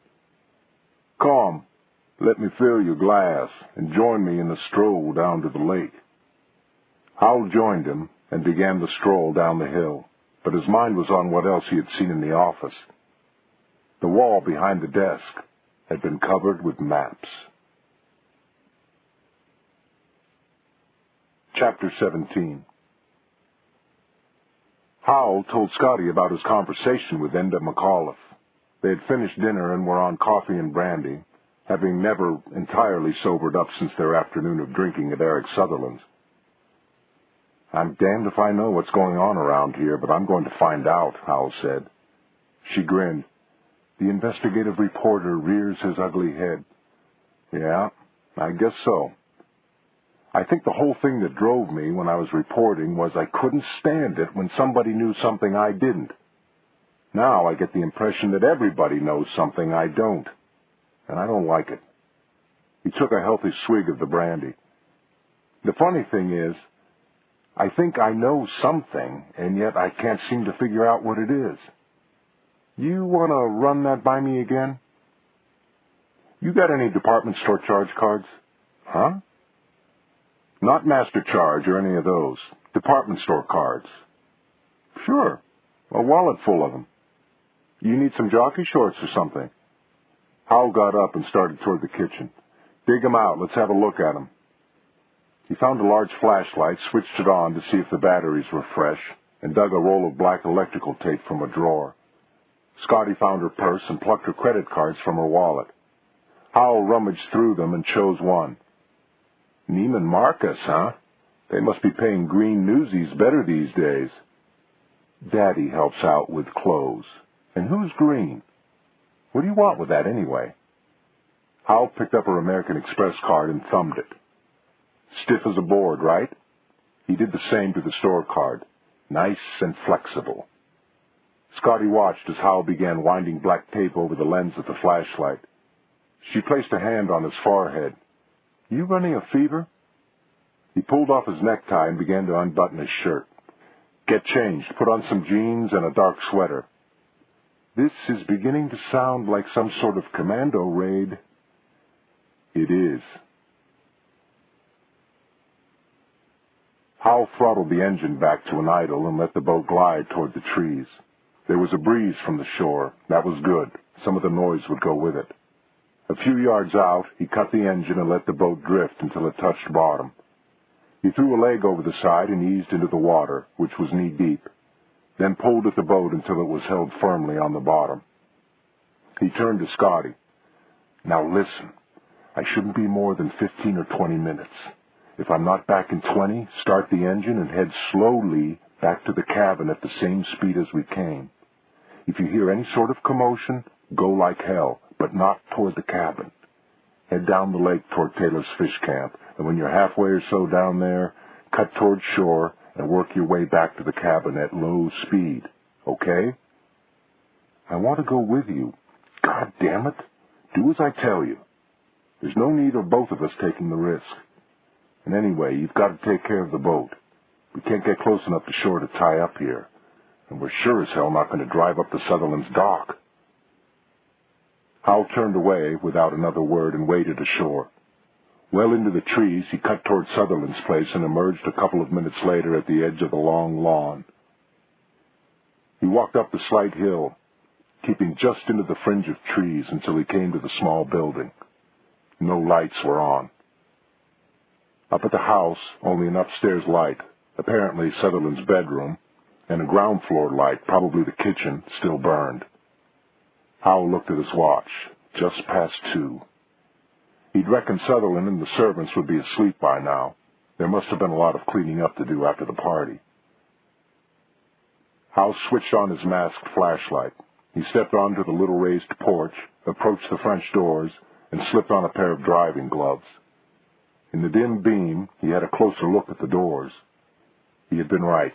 The lock was in the knob. The bolt would be spring-loaded. He fished Scotty's charge card from his pocket, inserted it into the crack between the French doors, and felt for the bolt. He pressed the strong, flexible plastic card hard against it. Nothing. He pressed harder. The bolt slipped back. The door opened an inch. Then, behind him, there was the soft scrape of a footstep on the concrete steps. Howell froze, clenched his teeth. He didn't want to jerk around and invite nervous gunfire. He slowly opened his hands, held them away from his body, and turned around. "Hi," she whispered. He resisted a heartfelt urge to strangle her. "What did you do with a goddamn boat?" he asked her through teeth still clenched. "It's okay, don't worry. It's stuck on the mud. It won't move."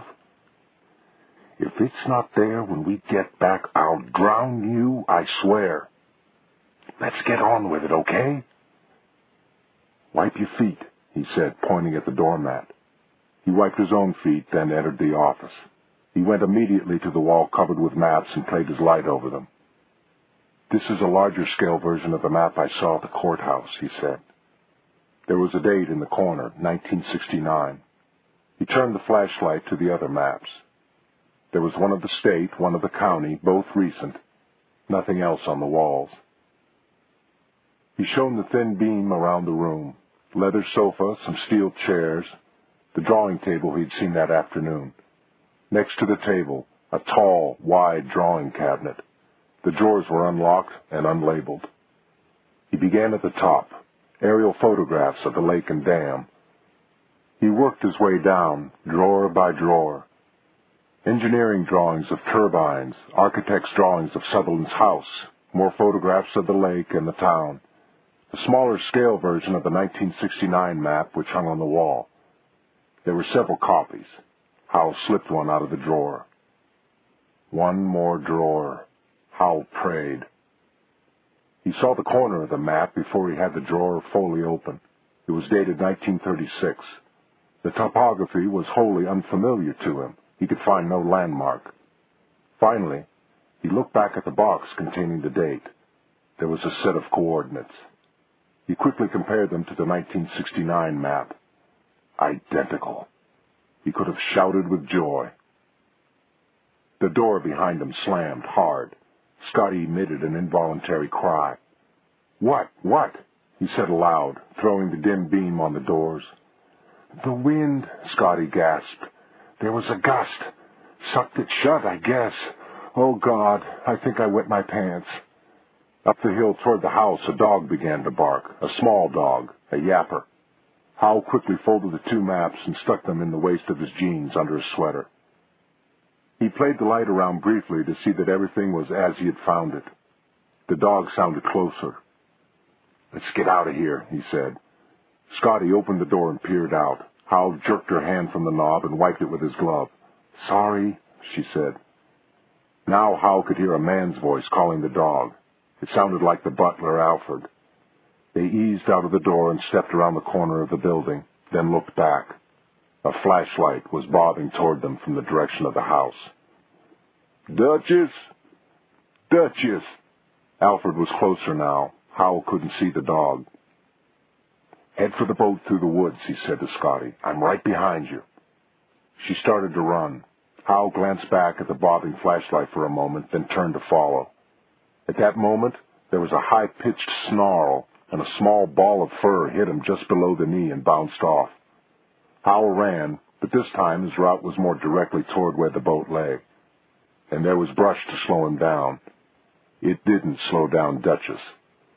The little dog was all over him as he moved, going for his throat. Fortunately, being a short dog, it couldn't reach much above his ankles.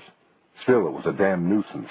It boiled around his feet, tripping him, hanging on to his trousers when it could, slowing him all the way. Once he stopped and threatened it with a flashlight, hoping to scare it away. It wouldn't scare, and he couldn't bring himself to hit it. It was a Yorkshire Terrier. It was too cute. Finally, he broke out of the trees at a point where he had estimated the boat would be. Neither the boat nor Scotty was there. It must be further up toward the town, he thought. And anyway, he didn't want to go back toward Sutherland's. He could hear Alfred calling the dog again. Then he saw the boat, and he saw Scotty. The boat had been another 100 yards along the shore toward the town, but now it was a good 30 yards offshore and drifting, and Scotty was in the water, half the distance from the shore, making for the boat. He began to run down the shore, the dog still, amazingly, with him every step of the way. At the closest point to the boat, he turned and hit the water running. Scotty was 3/4 of the way to the boat now, and up to her chest in the cold water. But then she was short. Howell yanked the maps out of his waistband and held them above his head as he plowed through the deepening water. Duchess stood at the water's edge, still yapping. When Howell made the boat, Scotty was clinging to it, apparently too exhausted to climb aboard. Howell, who was swimming now, as best he could with a handful of maps held out of the water, tossed them into the front seat, held on to the side of the boat with one hand, and with the other grabbed Scotty by the seat of her pants and heaved. That got all of her legs into the boat, and Howell, with his last strength, gave a kick and hoisted himself in with her. They lay in the bottom of the boat, gasping for air, too exhausted to move. Perhaps a minute later, Alfred's voice, borne on the breeze, drifted out to them. Duchess, what's the matter with you? Don't you know how to mind any more? You've been after another rabbit. I keep telling you, them rabbits bigger than you. They're gonna eat you up one of these days. Come here to me. What you barking at? There was silence. Oh, somebody's boat done gone adrift, huh? Well, it ain't none of your business and ain't none of mine either. Come here to me. Then, still talking to the Yorkie, his voice faded into the distance. You incredible jerk, Howell wheezed when he got a little of his breath back. He still could not move, and they lay tangled together in a heap. When I get my health back, I'm going to strangle you if you aren't already dead. There was no response. Scotty, you hear that? I'm going to strangle you with my bare hands. Nothing. She was lying awfully still, he thought. He struggled up onto an elbow. Scotty? He wrestled himself into a sitting position. Over the gunwales of the boat, he could see Alfred's flashlight moving jerkily toward the house, nearly there. He got Scotty by the shoulders and shifted her limp form until her head was in his lap. He brushed the wet hair away from her face and felt for a pulse at her throat. Say something, for Christ's sake. I can't, she said suddenly. You'll strangle me. Then she began to laugh. Jesus, you should have seen yourself, she managed to say. Some cat burglar you are. Not even a Doberman either, a Yorkshire Terrier. I couldn't believe it. Well, I'll tell you this, sweetheart. It was the biggest fucking Yorkshire Terrier I ever saw. Must have been a 4-pounder. It was another 10 minutes before they could stop laughing enough to get the boat started. Chapter 18. They huddled in front of a roaring fire, naked, swathed in blankets, sipping hot coffee, heavily laced with brandy. We did it, Scotty said elatedly. Your first illegal entry? Yep, it was terrific. You're crazy. We damn near got caught, we damn near drowned, and it was terrific? Well, we got it, didn't we? Yep, we got it. What did we get? The maps, dummy. I know that, but what's in the maps? Confirmation of a theory of mine, maybe. Look, you're acting as though you've taken me into your confidence, but I don't have a clue to what's going on here. Well, something is wrong around here, and somebody's trying to put it right. Whoever it is using me to do it, I think. Okay, what's wrong? I told you about the O'Connell family, the story that Enda McAuliffe told me, Rabbit, remember? Yes, I remember. They were the holdouts when Eric Sutherland was buying the land to build the dam. Then they disappeared, after Eric Sutherland says they agreed to sell. His story was that he went out to their place, got the deal signed, then put the money in their bank account. And McAuliffe says it's still there. Right. Uncollected, building up interest for 20-odd years. Then I turn up, we meet these people at dinner, we have this little séance, and somebody named Rabbit, which is English for the Irish name O'Connell, turns up and says, howdy. To me. Yes, but mostly, I think, to me. What do you mean, you? It was me the table liked, remember? Well, I don't exactly understand this myself. But Mama Kelly thinks it was me. Scotty shifted her weight, tugged on the blanket, and looked thoughtful. Now, let me see if I've got this, she said. You think Eric Sutherland knocked off the O'Connells for their land to build the lake, and now somebody from the spirit world has tapped you on the shoulder and whispered in your shell-like ear that you're supposed to bring him to justice?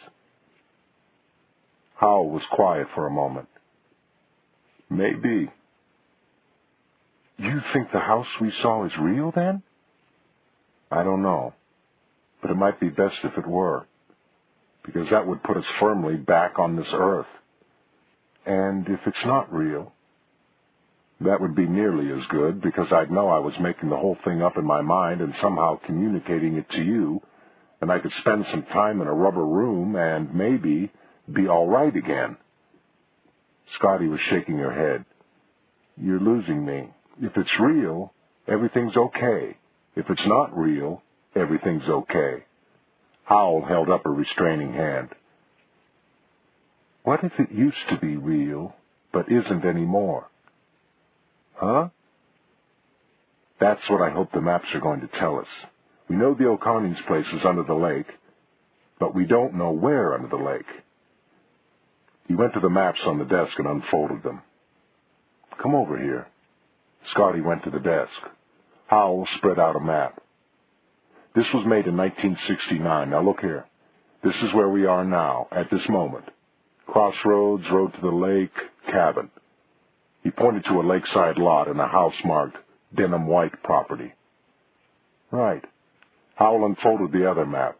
Now, this is the 1936 map covering, according to the coordinates, exactly the same area and the same scale.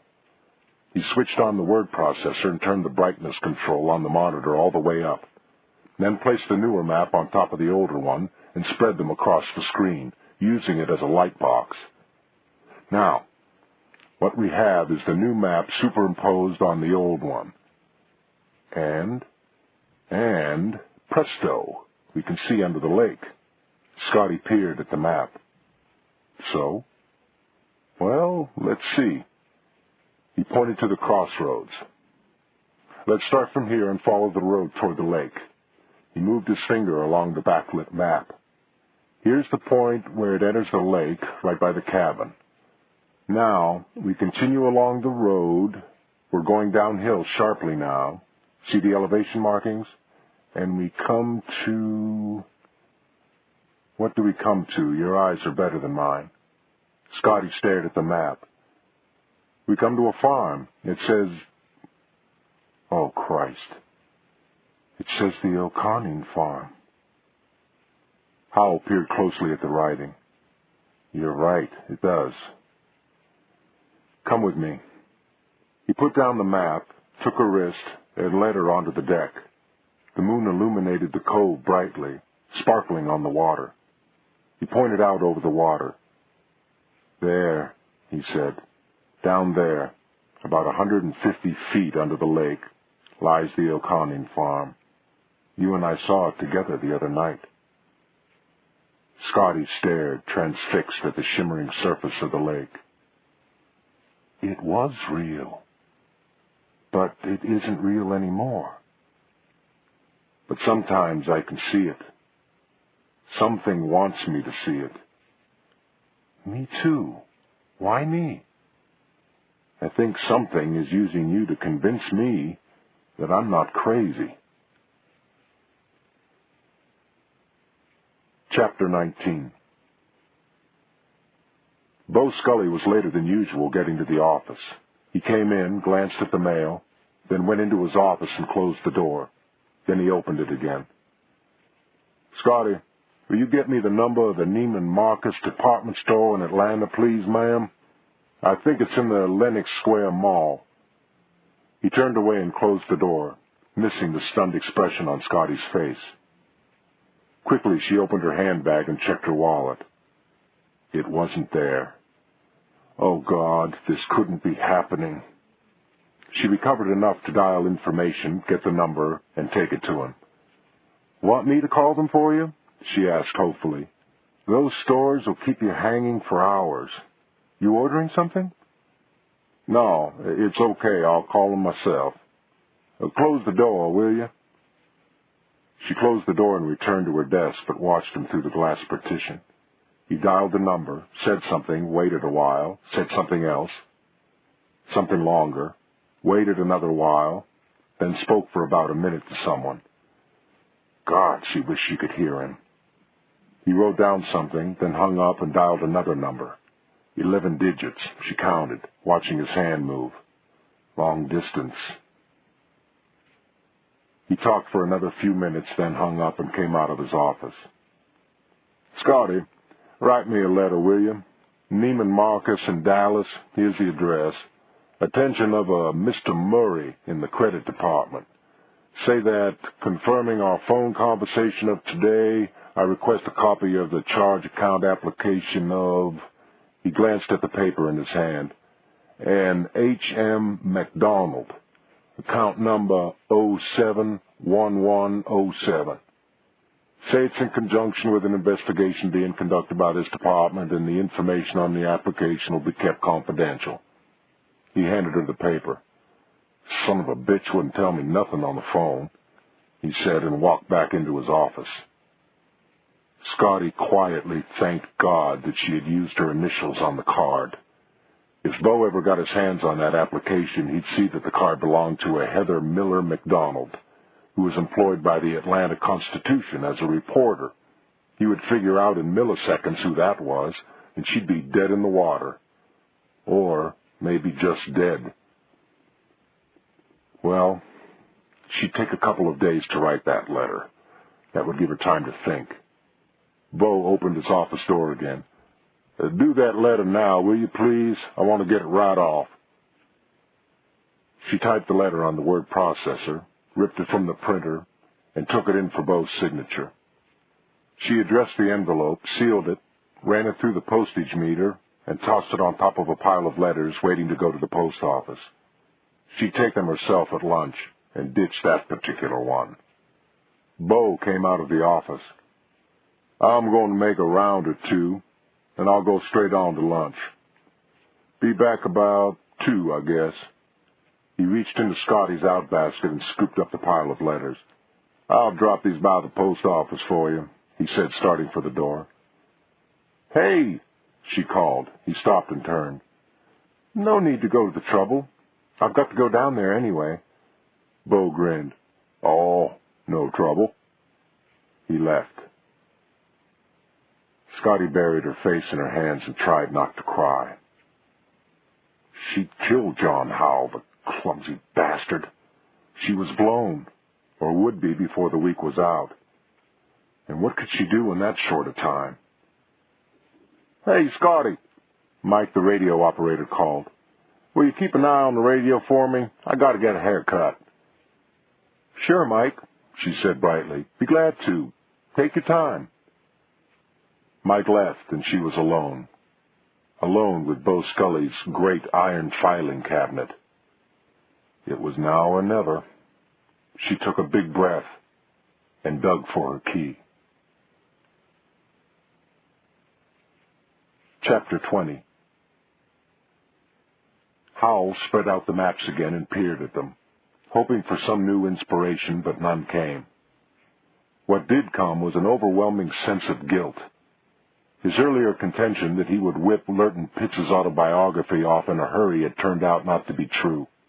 He had made no sort of real beginning on the book, and that was supposed to be his reason for being here. What was paying for his being here? He folded the maps and stuck them in a desk drawer, then got out his old Ewer voice-activated tape recorder, which he had once used so often for interviews. Maybe when he had some sort of outline, it would be easier to do the actual writing. He began to organize and speak his thoughts into the machine. He liked the recorder. It paused when he did. An hour or so later, with a rough outline nearly completed, he stopped, hearing a car pull up to the cabin. He went to the door and opened it before Bo Scully could knock. Hey, Bo, you're getting to be a regular visitor. Come on in. The sheriff settled himself in a chair next to the desk. Well, I was in the neighborhood, and a little bit more sober than the last time I was. Sorry about that. I'd had a bad night. I know the feeling. Coffee? No, thanks. I just had some. Tell you the truth, this isn't entirely a social call. Oh? Something official I can help you with? Well, not exactly official either, I guess. I hear you've taken an interest in cartography. Boy, word sure moves fast, doesn't it? Small town. Word doesn't have far to go. Yeah, I was trying to locate a map of the area before the lake was built. And one after it was built. Oh, I located that. Mrs. O'Neill down at the courthouse had one squirreled away. I must say she wasn't too eager to help me find an earlier map. Well, Nellie O'Neill's been in the courthouse for so long, she sort of takes a proprietary interest in her records, I guess. I mentioned my interest to Enda McAuliffe, Howell said, beating the sheriff to the punch. And he wasn't too anxious to help either. Oh, there's nothing real significant about that. Most folks hereabouts would have the same attitude. You see, this area around here was just an unproductive backwater before the lake came. Folks' memories of that time are pretty hard, I guess. It wasn't easy to scratch out a buck around here. Now it's different, of course. We've got the lake, and everybody's real proud of it. I guess we like to think of our county the way it is, instead of the way it was. Howell wanted to yell, "Bullshit!" at Scully and demand to know what was going on. "I see," he said. "I hear you took an interest in Eric Sutherland's office, too," the sheriff said, still friendly. "The little place down from the house?" "I had a brief peek in there from the outside, just wondered what the place was." Scully's demeanor changed ever so slightly. "Looks like somebody might have had a little peek on the inside." "Oh? How do you mean?" "I mean, a little breaking and entering." "Was a lot of stuff taken?" "What do you think might get taken from Eric Sutherland's office?" "Beats me. What's he got in there?" "Maps." Howell let the word sit right there.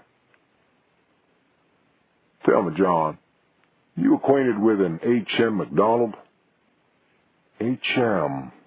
Don't think so." "Went to school with a Bob McDonald. Don't remember a McDonald since. Local fella?" Scully shook his head. "Nope. Nobody around here by that name. Not a McDonald in the county." "Why do you ask?" "Well, Mr. Sutherland found a credit card from a store with that name on it, right at the door to his office.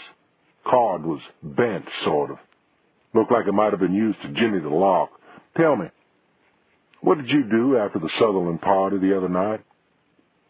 "Came back here, cooked a steak, ate it, passed out pretty early. We had a lot to drink at Sutherland's." "Scotty with you then?" "Yep, for dinner."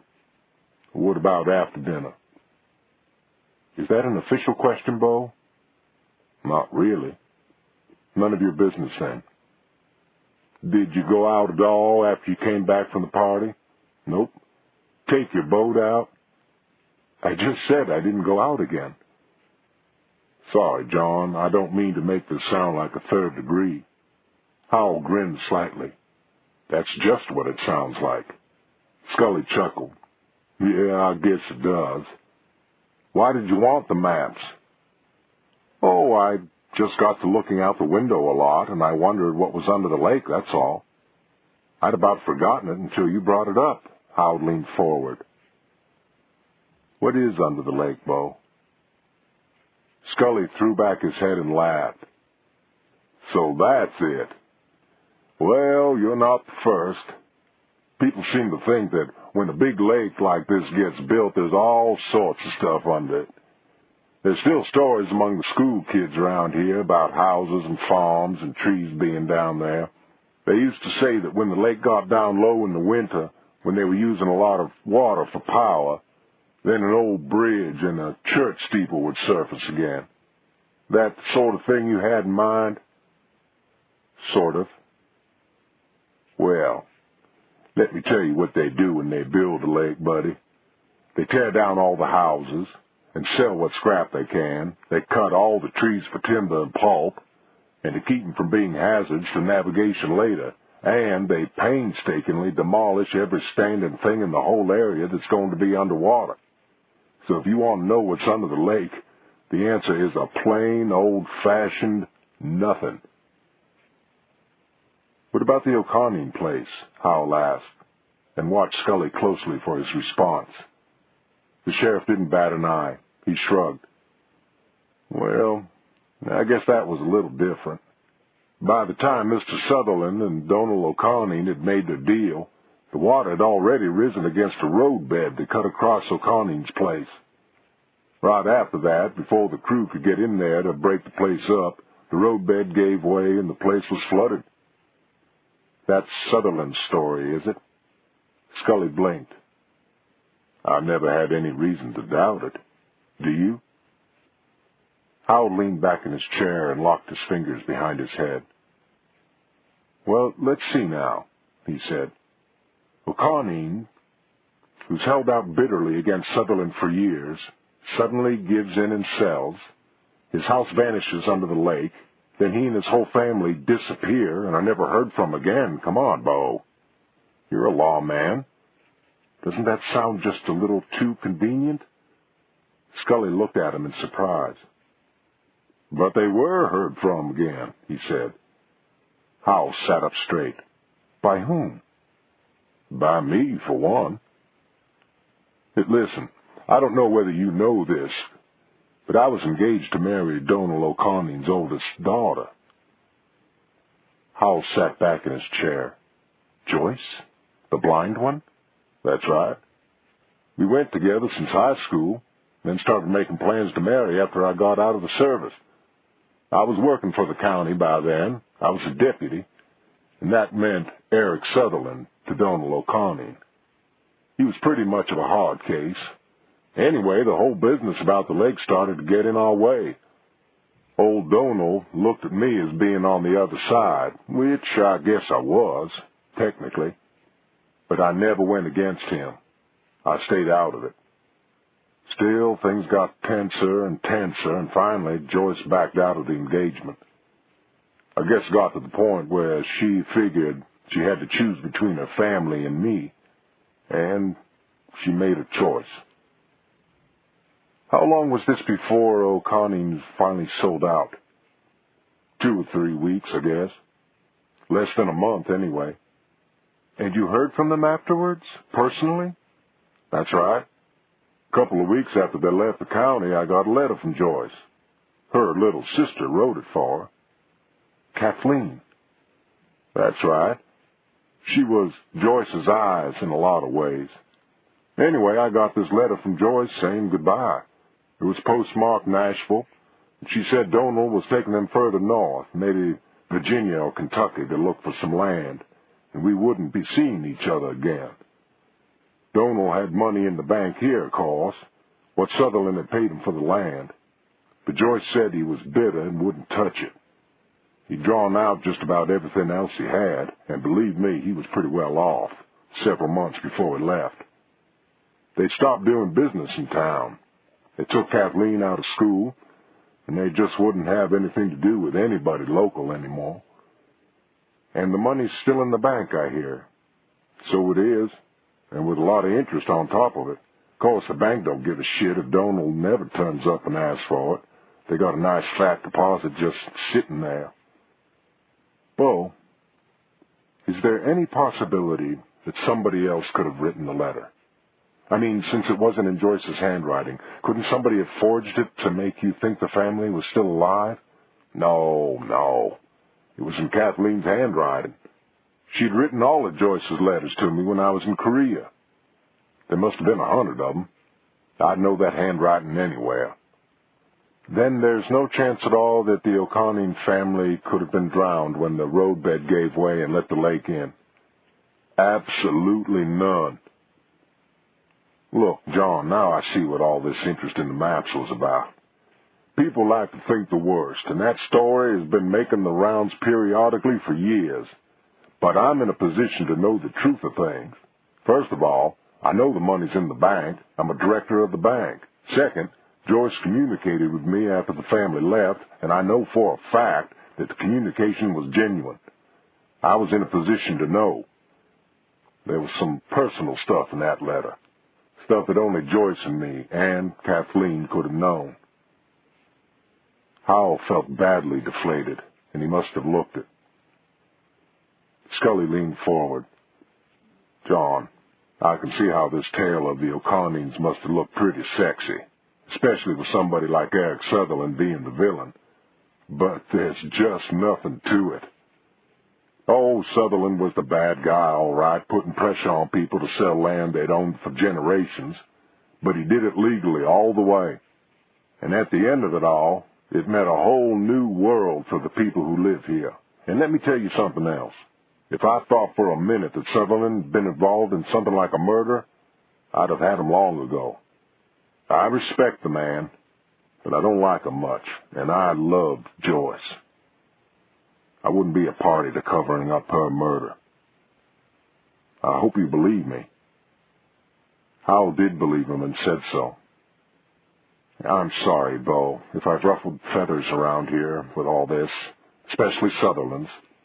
I know that can't make life any easier for you. Well, you're right about that, John. I don't think I've ever seen Sutherland quite so riled. Look, I'm going to run down this credit card.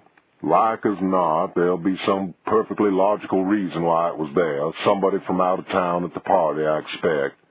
Then I'll do what I can to quiet him down. I don't know if you were in there the other night, but even if you were, I think I understand why, and the hell with it as far as I'm concerned. So just forget this visit, okay? But listen, if you get the old man flustered again, he's going to start making life difficult for me, and I can't have that. And I'll have to do something about it. Do you understand me? Sure, Bo, believe me. I don't want to make life difficult for you. The sheriff left, and Howell went to the phone. Scotty moved through the files with almost reckless speed. She knew she might miss what she was looking for at the rate she was going, but she also knew that with events closing in on her, she might never have another chance. Still, after 3/4 of an hour, she was only finished with one drawer and half finished with the other. She was aided, though, by the neatness of the files. Nothing seemed mixed up or out of place. Finally, it was color that led her to what she wanted. In a file marked miscellaneous, full of a standard form used for domestic disturbances, peeping toms, and other minor offenses, she saw something green. Everything else in the file was white. She fished half a dozen sheets of loose ledger paper from the file and looked at her watch. 2:10. She had been luckier with time than she could have dared wish for. The telephone rang. Sutherland County Sheriff's Office. It's John. Sutherland found your credit card outside his office. I know, you son of a bitch. Bo has already written to Neiman's to find out all about it. He was just here asking questions. Just so our stories match, I told him we cooked a steak and got to bed early. You told him I slept there? Thanks a lot. He asked, but I told him it was none of his business. We had what you might call a very frank discussion about what's under the lake, and I think maybe I've been on the wrong track. Well, judging from what I've got in my hand here, I'm not on the wrong track. There were some ledger pages stuck in the file where they shouldn't be. That's not like Bo. She glanced quickly through them. There are a lot of figures on them. Well, you better get a copy of them quick. Bo's already been gone from here a couple of minutes, and if he's headed for the office, that means you've got very little time. See ya. She hung up the telephone and ran for the copying machine. It hadn't been used that day, and it took a couple of minutes to warm up. She drummed her fingers restlessly on the machine, waiting for the green light to go on. She had copied only 2 of the pages when the front door opened. She froze. The filing cabinet was still unlocked. The file was on Bo's desk, and papers were in her hand that shouldn't be. Thanks for covering for me, sugar. How do I look? Mike sauntered by, stroking his hair. Slick, Mike, Scotty managed to croak. She kept making copies. You're gonna knock 'em dead. You know it, sugar, Mike said, arranging himself in his chair and opening a copy of Playboy. Scotty grabbed the last copy and, as quickly as she could, without seeming to hurry, walked back toward her desk.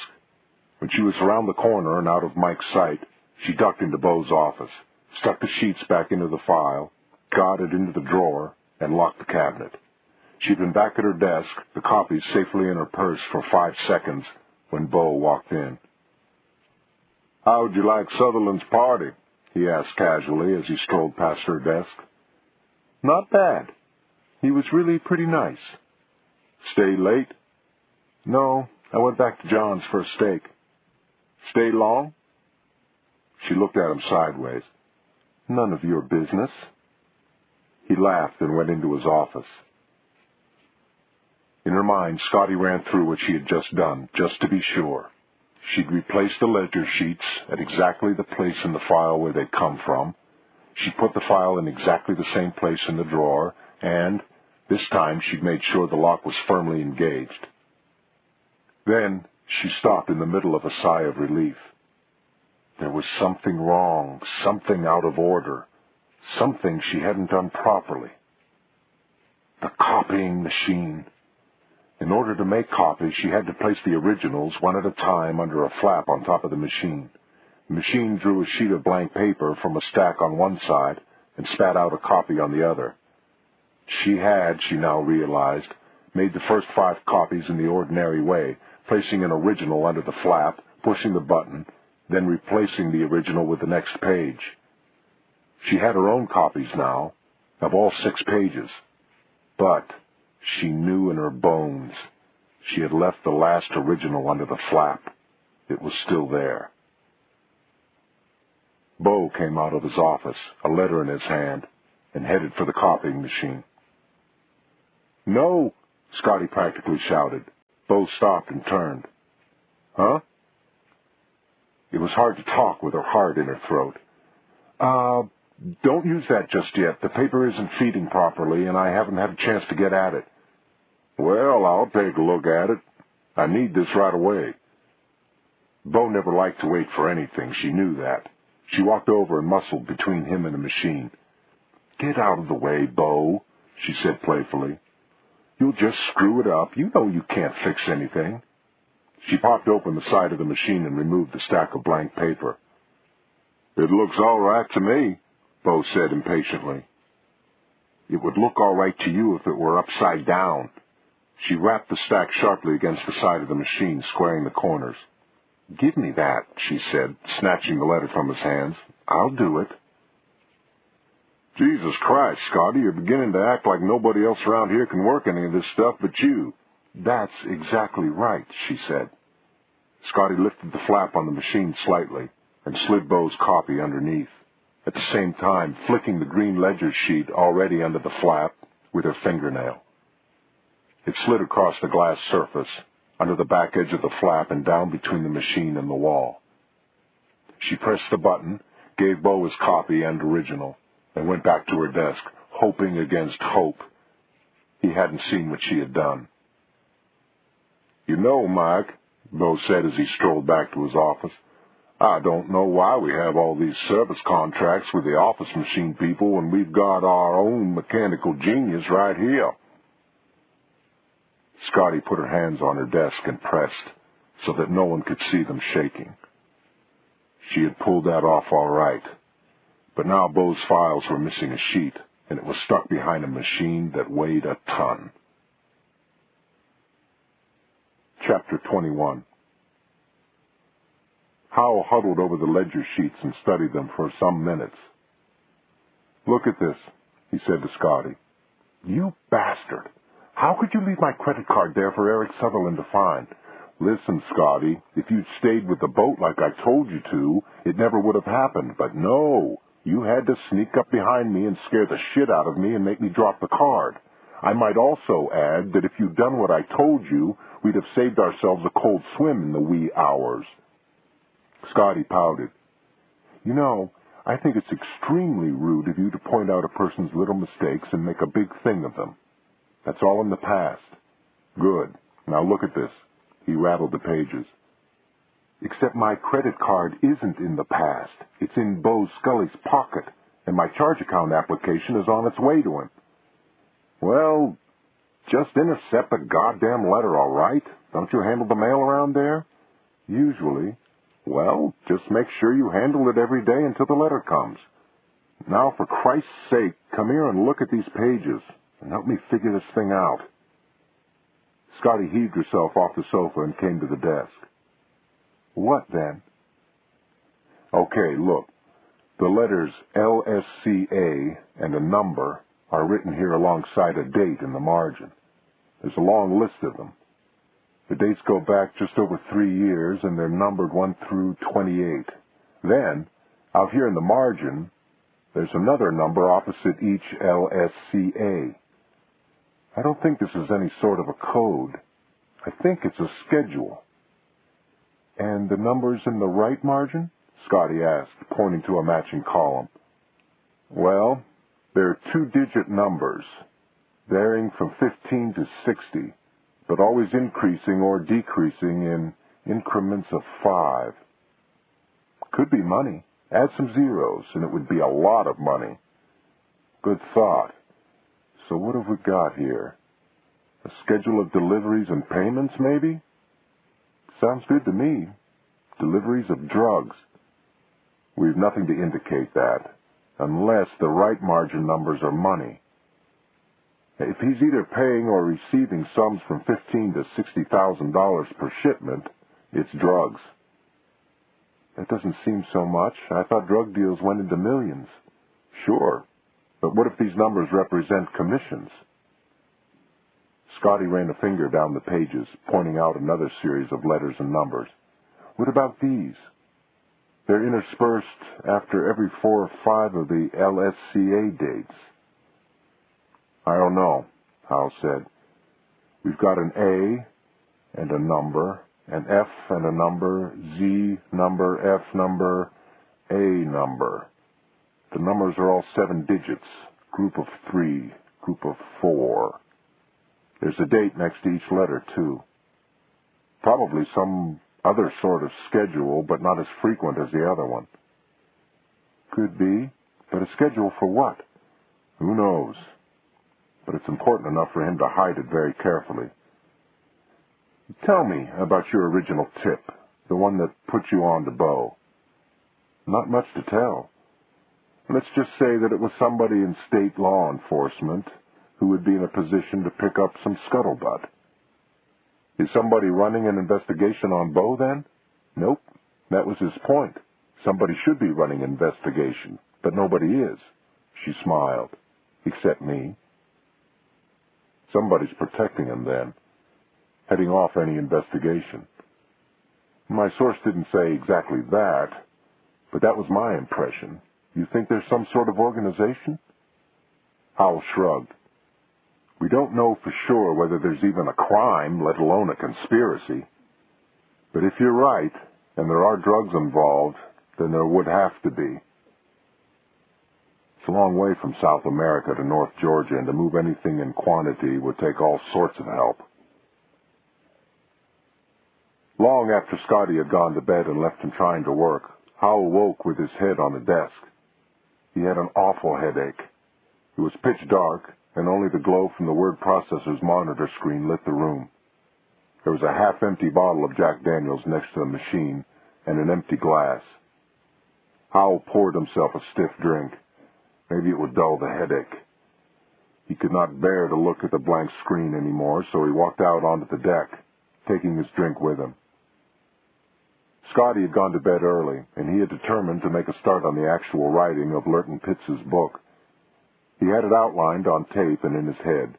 He knew where to begin, but he hadn't been able to. The moon was low, making a long streak of silver across the water. It was very beautiful, he thought, and he should know. He had spent enough time looking at it instead of working. He wondered why he couldn't clear the hurdle of Chapter 1. Perhaps it was because once he actually started to write, he'd know he was a hack, finally and confirmed. A man who would ghostwrite something he loathed just for the money. He cherished the irrational thought that until he actually wrote Chapter 1, he could give Pitts back his expense money and save his self-respect. But the more he thought about it, the more he understood that his point of no return had been reached when he had packed the car, left his wife, and come to this place. He looked out over the lake.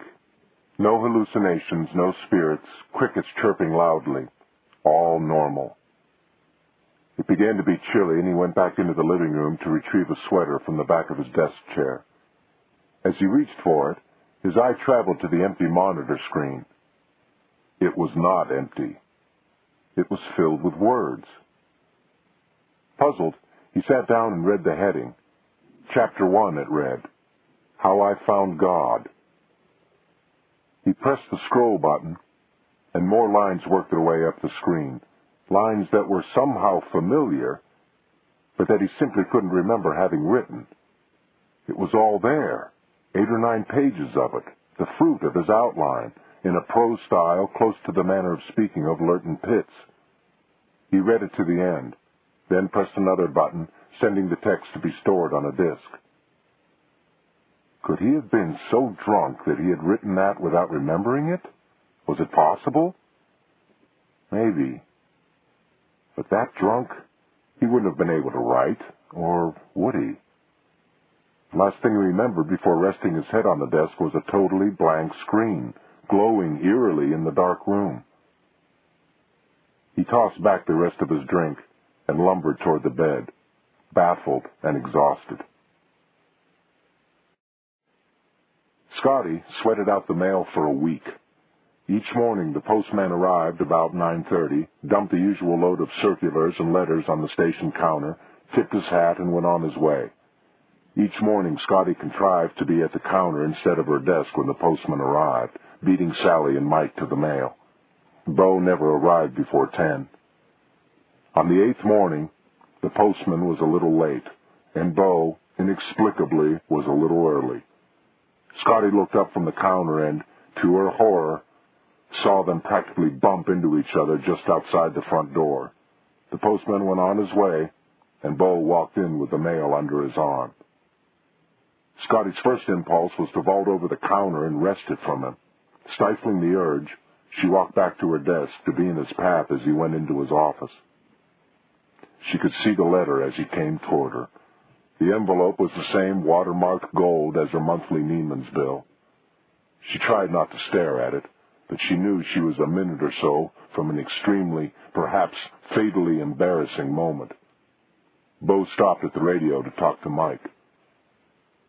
Scotty sat down, then stood up and pretended to go through some papers on her desk. Bo started to walk toward his office. It was time to panic, Scotty thought. All she could think of was to faint. Scotty had never fainted before, not even in the very worst moments of her life. But she was so frightened that very little acting was required. She simply placed a hand on her forehead, then crumpled in sections at Bo's feet, falling across his path like an elongated sack of oranges. Bo's inexperience with fainting apparently matched Scotty's, because he reacted as if she had taken an arrow in the chest. He shouted for help from Mike and Sally, swept her onto the sofa in his office, loosened a lot of her clothing, demanded a wet towel for her face, and generally dithered about like a white male butterfly McQueen. Scotty half expected him to call for boiling water. She had time to reflect that she enjoyed the loosening of her clothing. Then she stirred, moaned, and went into her routine. "What happened?" she asked weakly. "You passed out, sugar," Bo replied, sponging at her face and ruining her eye makeup.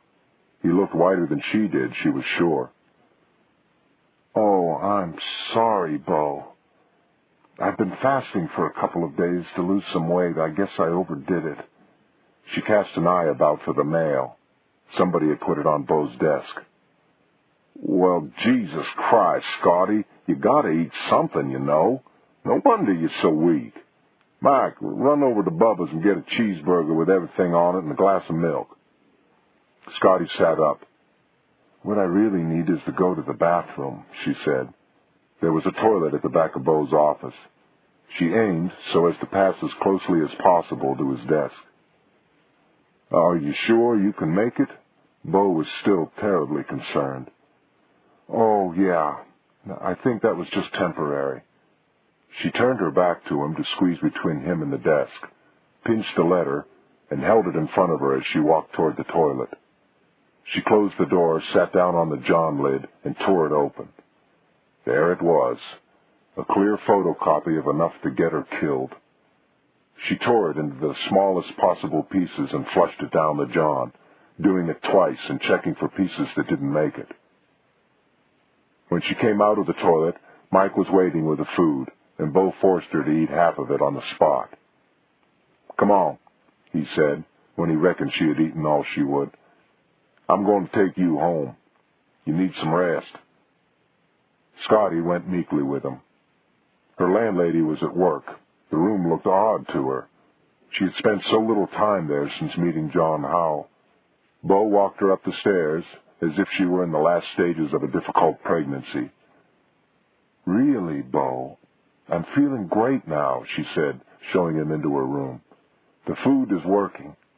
That's all it was, just too much fasting." "Well, you ought to take better care of yourself." Bo said softly. He raised a hand and brushed at her hair. The hand stayed, resting on her cheek. He suddenly bent and kissed her, and Scotty met him halfway. They kissed again, then again. In moments, the action had escalated. It was wild. There was much heavy breathing and tearing at clothes. Then they were on the bed, locked together, moving, moaning, coming together. The whole thing couldn't have lasted more than 3 minutes, Scotty reflected. But she liked it, and so apparently did he. They had had this carnal curiosity about each other, and they had both enjoyed satisfying it. "Christ, I want a cigarette," Bo said, swinging his legs over the side of the bed and sitting up. "I didn't know you smoked." "I don't. I mean, I haven't for damn near 10 years. But suddenly I want a cigarette." Scotty laughed. "Some old reflex, I expect." Bo laughed too. "Yeah, maybe." He fingered the framed photograph on the bedside table. "Your folks?" "Yes.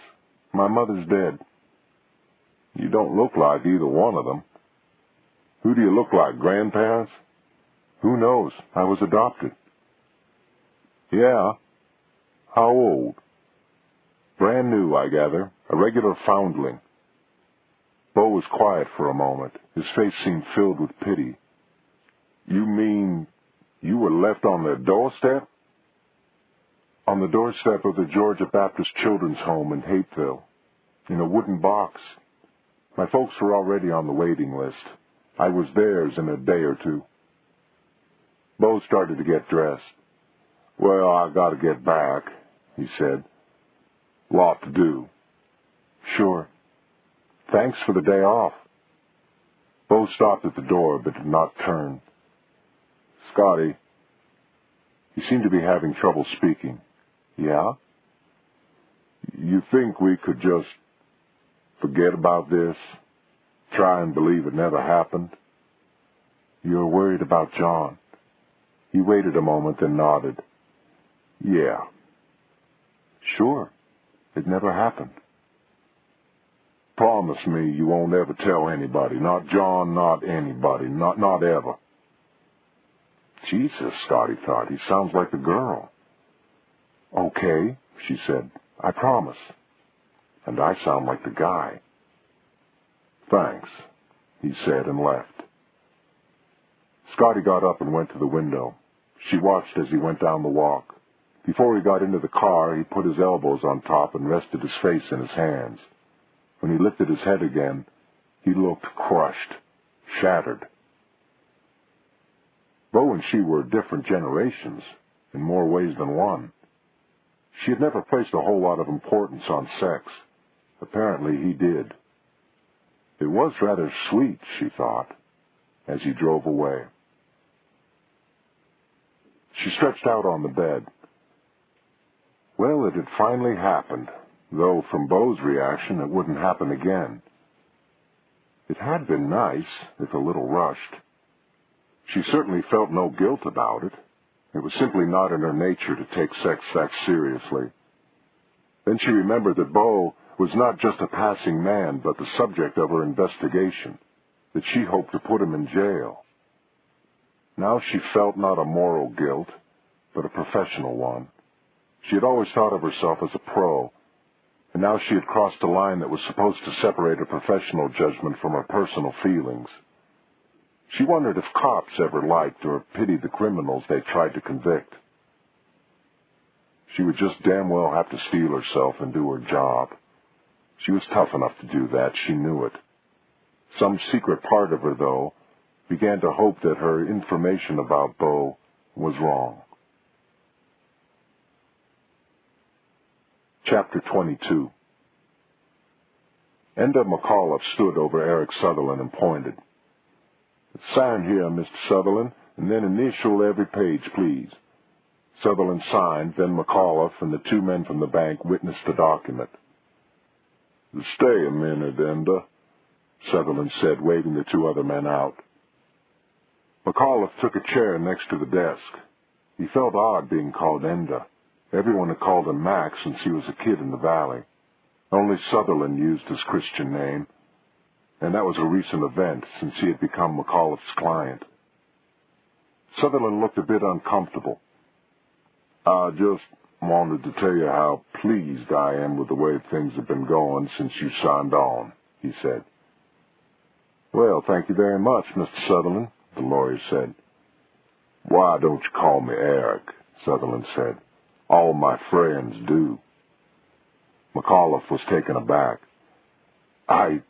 Well, you have to understand you've always been Mr. Sutherland to me, all my life, and I don't think I'd feel comfortable this late in the game. All right, Sutherland said resignedly. I understand. In fact, the only person in town who calls me Eric is Bo Scully, and I think he does it only because I insist. McAuliffe felt sorry for the man, something he had never thought would be possible. He had spent so much of his life feeling nothing but contempt for Sutherland that even now, when he knew more about the man's life and felt some real sympathy for him, he still had trouble pushing his old feelings aside. And, said Sutherland, tell me what you think of this John Howell fella. Well, McAuliffe replied, I like him. We've had a few lunches down at Bubba Brown's. I think he's bright. He certainly was a solid newspaper reporter in his day, although I thought his column wasn't all that good the last few months he was doing it. To tell you the truth, he strikes me as being sort of unhappy in his personal life. Do you think he bears me any ill will? Why, no, sir, I don't.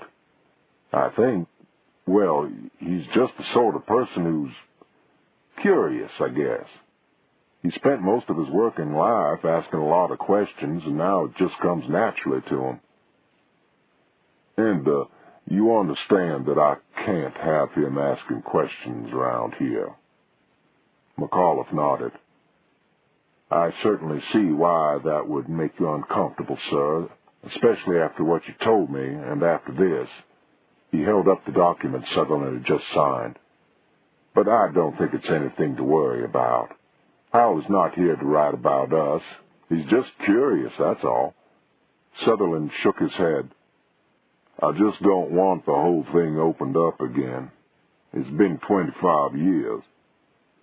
McAuliffe decided that since Sutherland was now his valued client, he should tell him everything he knew.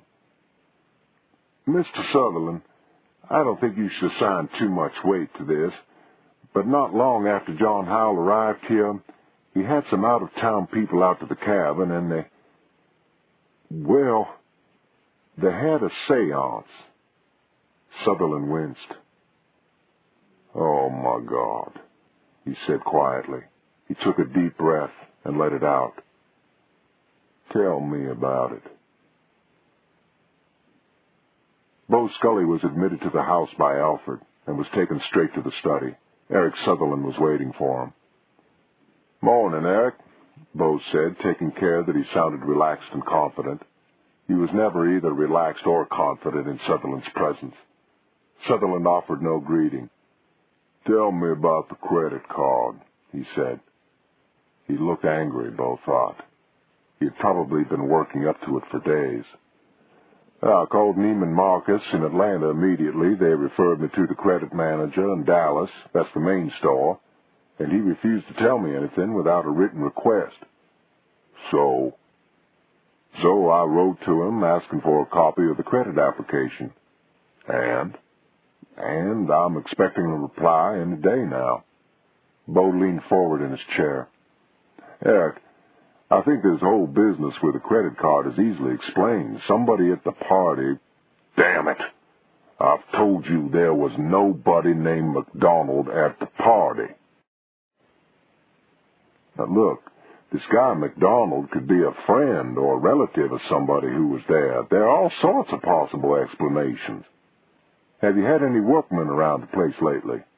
No, not a one. Except the gardener, and believe me, he doesn't have a charge account in Neiman Marcus. I don't pay him enough for that. Eric, When we hear from Neiman's, I promise you, it's going to be the most logical, ordinary thing. Besides, you're not missing anything from the office, are you? What may be missing from the office is not an object that somebody has walked away with. What may be missing is information that somebody has now that he didn't have before. Knowledge is a dangerous thing in the wrong hands, and I think you know I mean how. I saw him looking in there, and the dog just went berserk that night. I talked with Alfred about that, Eric. He says the dog gets after rabbits down there in the woods. It's happened before. What about the boat? Alfred says it was just adrift. That's happened before, too. We're going to have to get rid of Mr. John Howell, Bo. That's all there is to it. Bo leaned back in his chair. Well, now, I had a little talk with Howell a couple of days ago, and I think he's off your back. Sutherland looked at him in surprise. What did you say to him? Well, he'd heard the O'Conning rumors, all right, and I gave him the whole story. Did he believe you? I told him about the letter from Joyce. I think that clinched it. You see, Eric, even if he did get into your office, all he wanted was a look at the maps. What he knows now makes the maps unnecessary, irrelevant. He understands that. Bo hoped to hell Howell did understand that. He didn't come up here about that, Eric. He came to write his book, just like he said. He heard the O'Conning story after he was already up here, and I guess he was a little bored, and it got him all excited. Damn right he got excited, Sutherland said. Did you know he and some people had a goddamn seance up there? Enda McAuliffe told me. Bo's blood ran cold. He didn't show it. So what? You don't believe all that crap that half-wit Benny Pope spreads around, do you? His brain has been pickled for years. Howell's been to see Lorna Kelly, too. Bo felt as if he'd swallowed a block of ice. For what? McAuliffe says Howell slipped a disc or something. Did she fix it? Apparently. He certainly seemed agile enough at the party. Well, then, Sutherland wiped a hand across his brow. I wish she'd died, damn her. I'd like to spend my last years in peace without her around. Bo stood and placed a hand on the old man's shoulder. Eric, it's my job to see that you have the peace you deserve. You're making much more out of all this than is called for, really. You are. I'm going to take care of everything. You just trust me. Sutherland stood and took Bo's hand in both of his. Bo, I've always trusted you, and you've never let me down. Help me enjoy my last years, and I promise you when I'm gone, you'll be remembered. Well, thank you, Eric, Bo said, and took his leave. He drove back into town, afraid to the very bottom of him. Too much new was happening. The business with Scotty, the seance, Howell's acquaintance with Mama Kelly. Bo felt as though control of things was slipping through his fingers, and there were more holes in the dike than he could plug. He didn't trust Sutherland either. He'd heard that promise before, and he'd believe it when the old man was in the ground and the will was being read. In the meantime, he was making his own provisions, just in case. As soon as Bo had left the office, Scotty began to fidget. She had thought she'd be nervous with him after the events of yesterday, but he'd been much the same as usual, though she thought she'd caught a trace of sadness about him. But now she wanted Sally out, and Sally was taking her time about going to lunch. Listen, Scotty, why don't you go first? Sally said. I'm not real hungry yet. Oh, I don't think I'm going to have lunch today, Sally. I've still got a couple of pounds to go. Listen, you keep up that fasting stuff, and we'll be scraping you off the floor again. I think you scared Bo half to death. No, I had a big breakfast this morning. You go ahead and eat. Sally took what seemed like half an hour to check her makeup and brush off her dress, then finally left the office. Scotty waited until Mike was on the radio, then picked up some papers and went to the copying machine. She placed them on top of the machine and pressed the on button. When Mike was finishing his radio call, she turned her back to him and flipped the papers behind the machine. "Oh, damn it," she shouted. Mike turned. "What's the matter, Scotty?" "Oh, I've dropped some papers behind the copying machine, and you know what that thing weighs. Give me a hand, will you, Mike?" "Sure I will."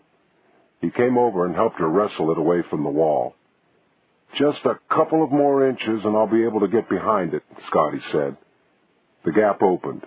She wedged herself around the machine and recovered both the papers she had deliberately dropped and the lost ledger sheet of Beau's.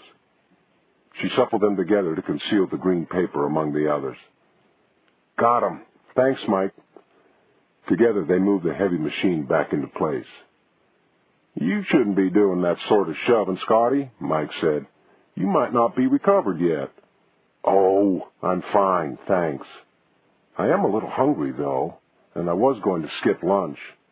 "Well, I don't think you should do that." "Tell you what," she said brightly, "I'll split a pizza with you." "Hey, you really are hungry." "Now, I'll keep an eye on the radio if you'll go get it." "Sure."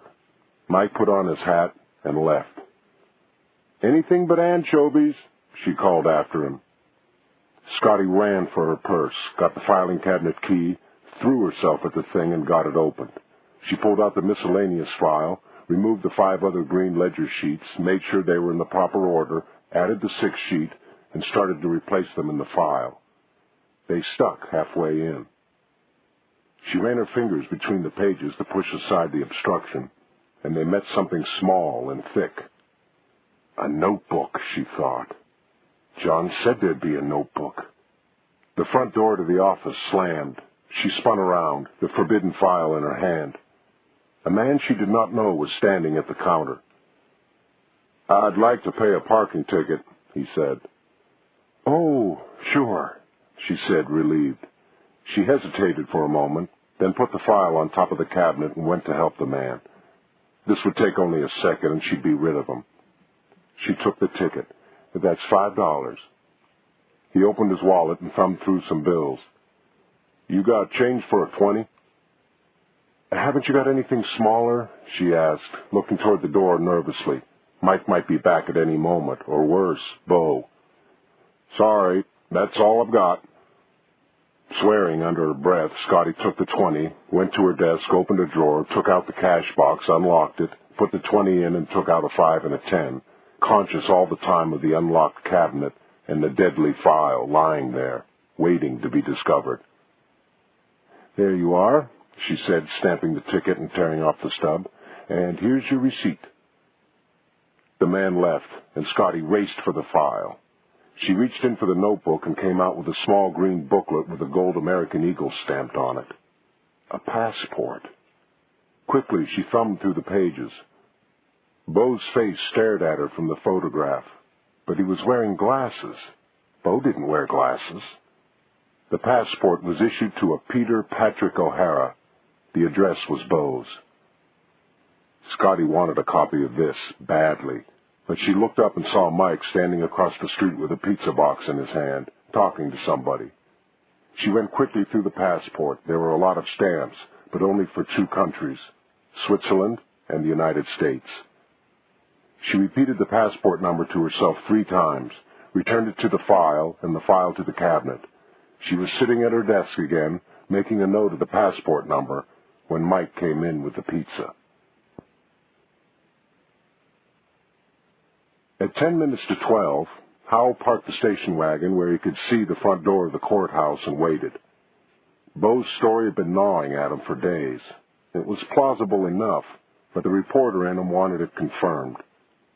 At the stroke of noon, the girl who worked in the records office left the courthouse and turned a corner, out of sight.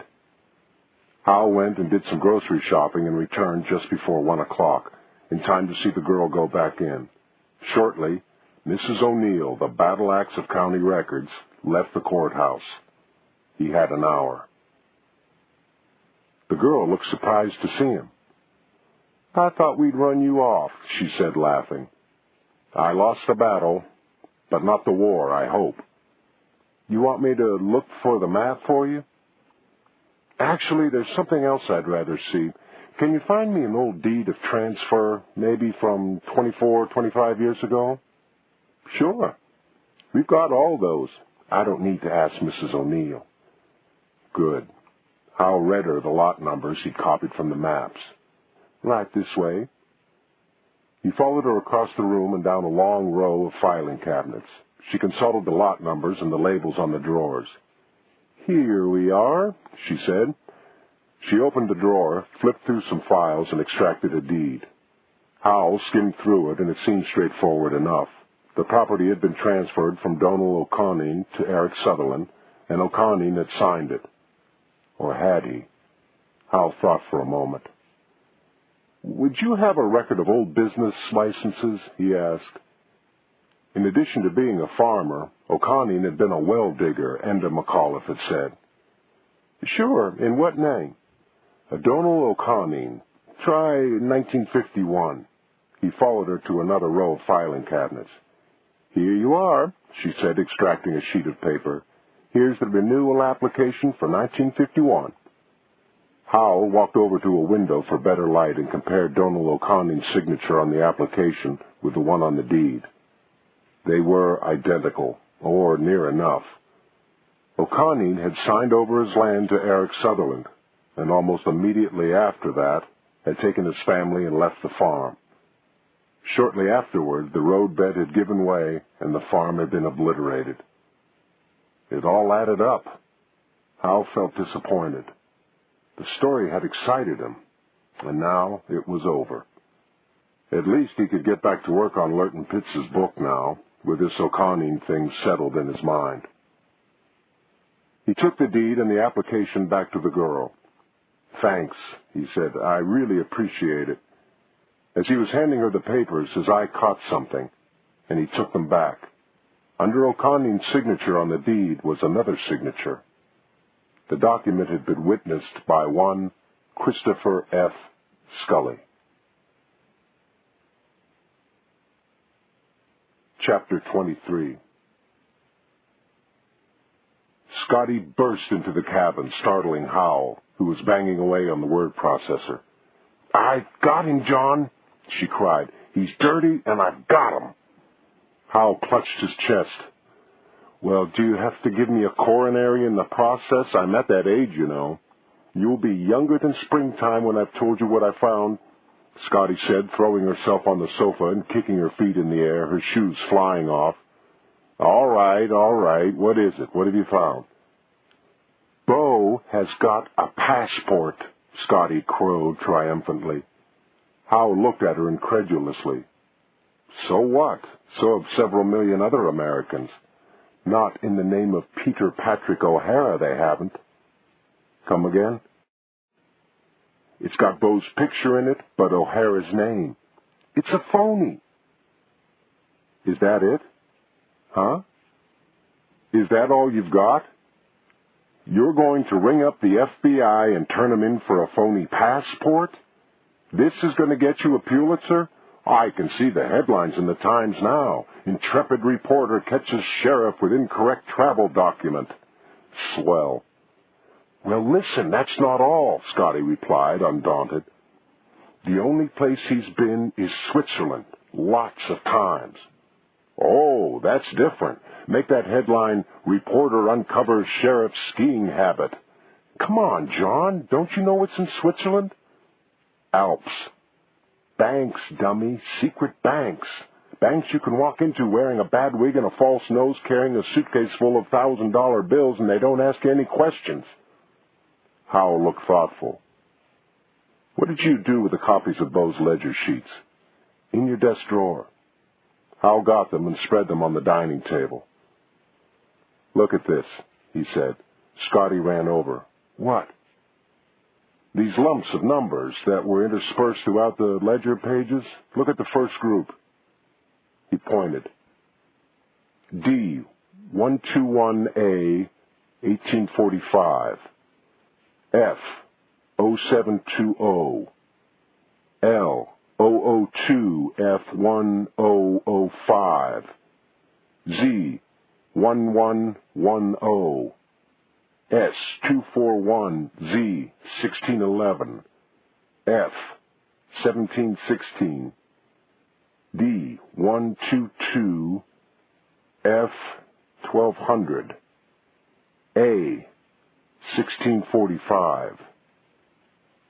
Okay, I'm looking. Howell read through it and did some mental calculations. Right, yeah. It's just shorthand for an airline schedule, see?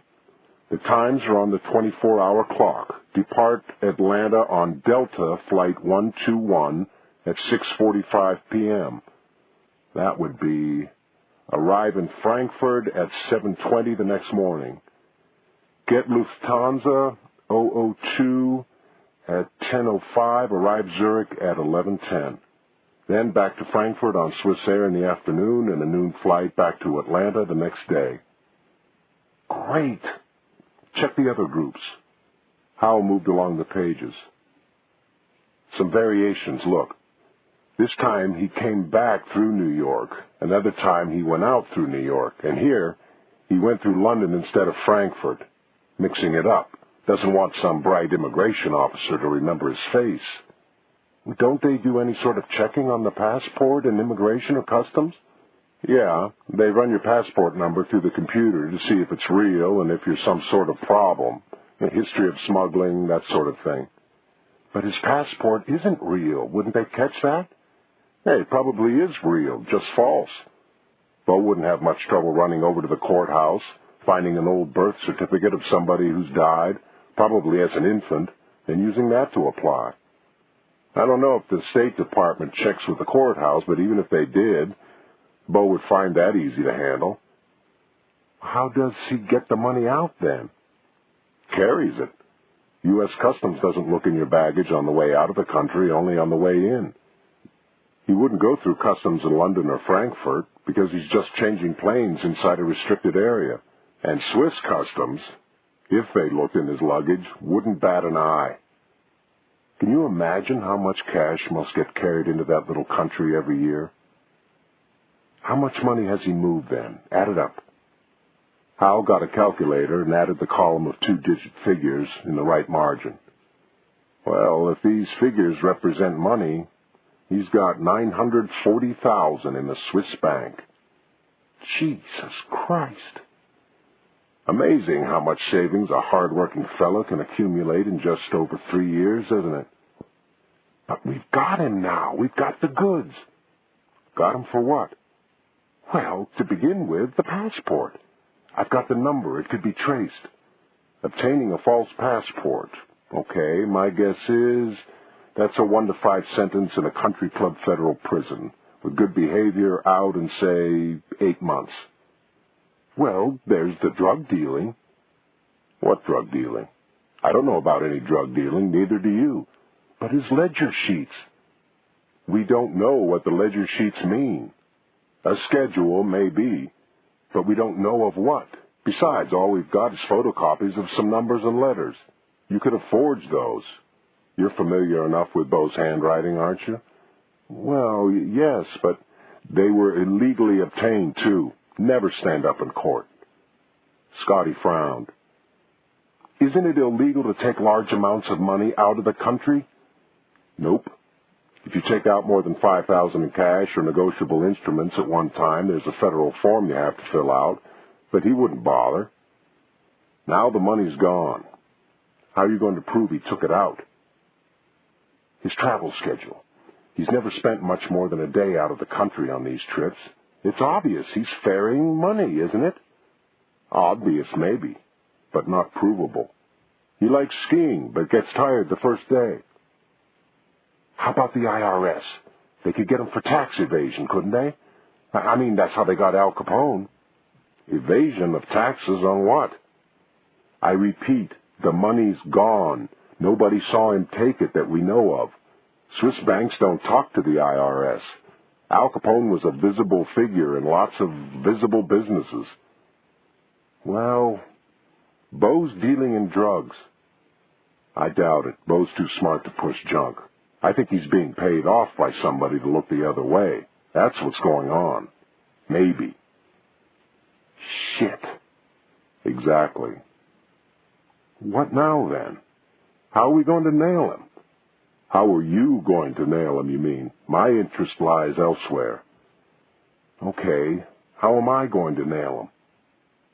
Well, he's been to Switzerland since his last payment, so there's no money in his mattress to find. But you've got his schedule. Whatever he's doing, he does every few weeks. Let's see.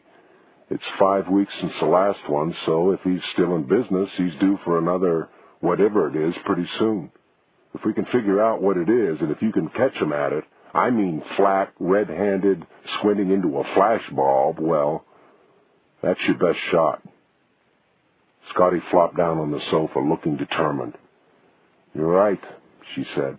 I'm going to have to catch him at it, whatever it is.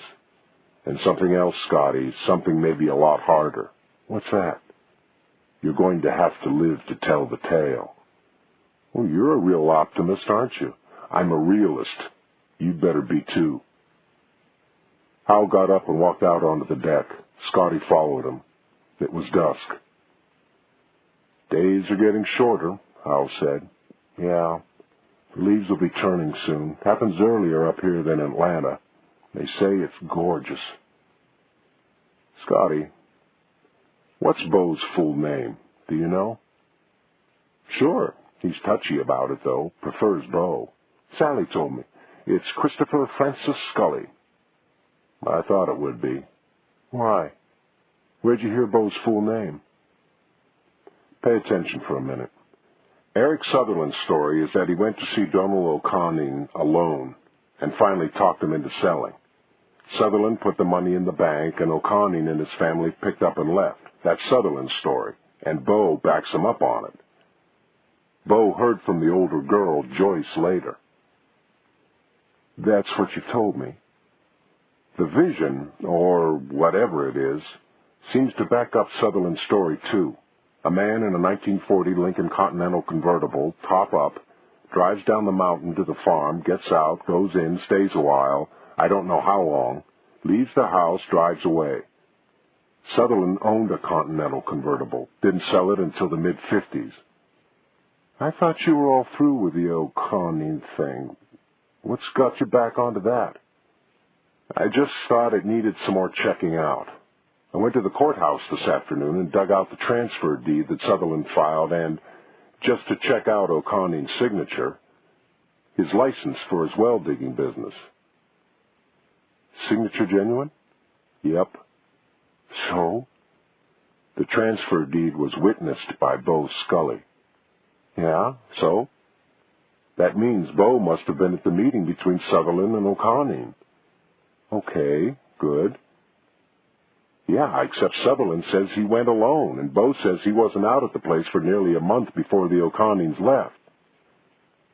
Well, if he was at their meeting, why would Beau deny it? That's what's got me stumped. The whole reason for any suspicion of Sutherland all these years, all the rumors that have sprung up, is that Sutherland's story of meeting with O'Connor was unsubstantiated. If Beau was at the meeting and witnessed a document, then why hasn't he said so? Why hasn't he backed up Sutherland's story and taken the heat off him? Scotty gave a low chuckle. You're hooked on this one, aren't you? Yeah, Howell replied. I guess I am. Chapter 24. Hello? Howell put down his razor and listened. Hello? Anybody home there? Hello? He got into some jeans and grabbed a towel. Hello? It was nearly a howl now, echoing around the lake. He came out onto the deck to find a priest standing down by the water, the same priest he had seen in town early in his stay at the lake, a tiny man, very old. Good morning, Father, he said, wiping soap from his face. "I'm sorry I didn't hear you sooner." "Ah, now," the priest called back. "I've come at a bad time, have I? Would another time be more convenient?" "No, indeed. Please, come on up and have some coffee." The priest climbed the steps and at the top offered Howell his hand. "I'm Father Reardon," he said, "called by most Father Harry. I'm very pleased to meet you, Mr. Howell."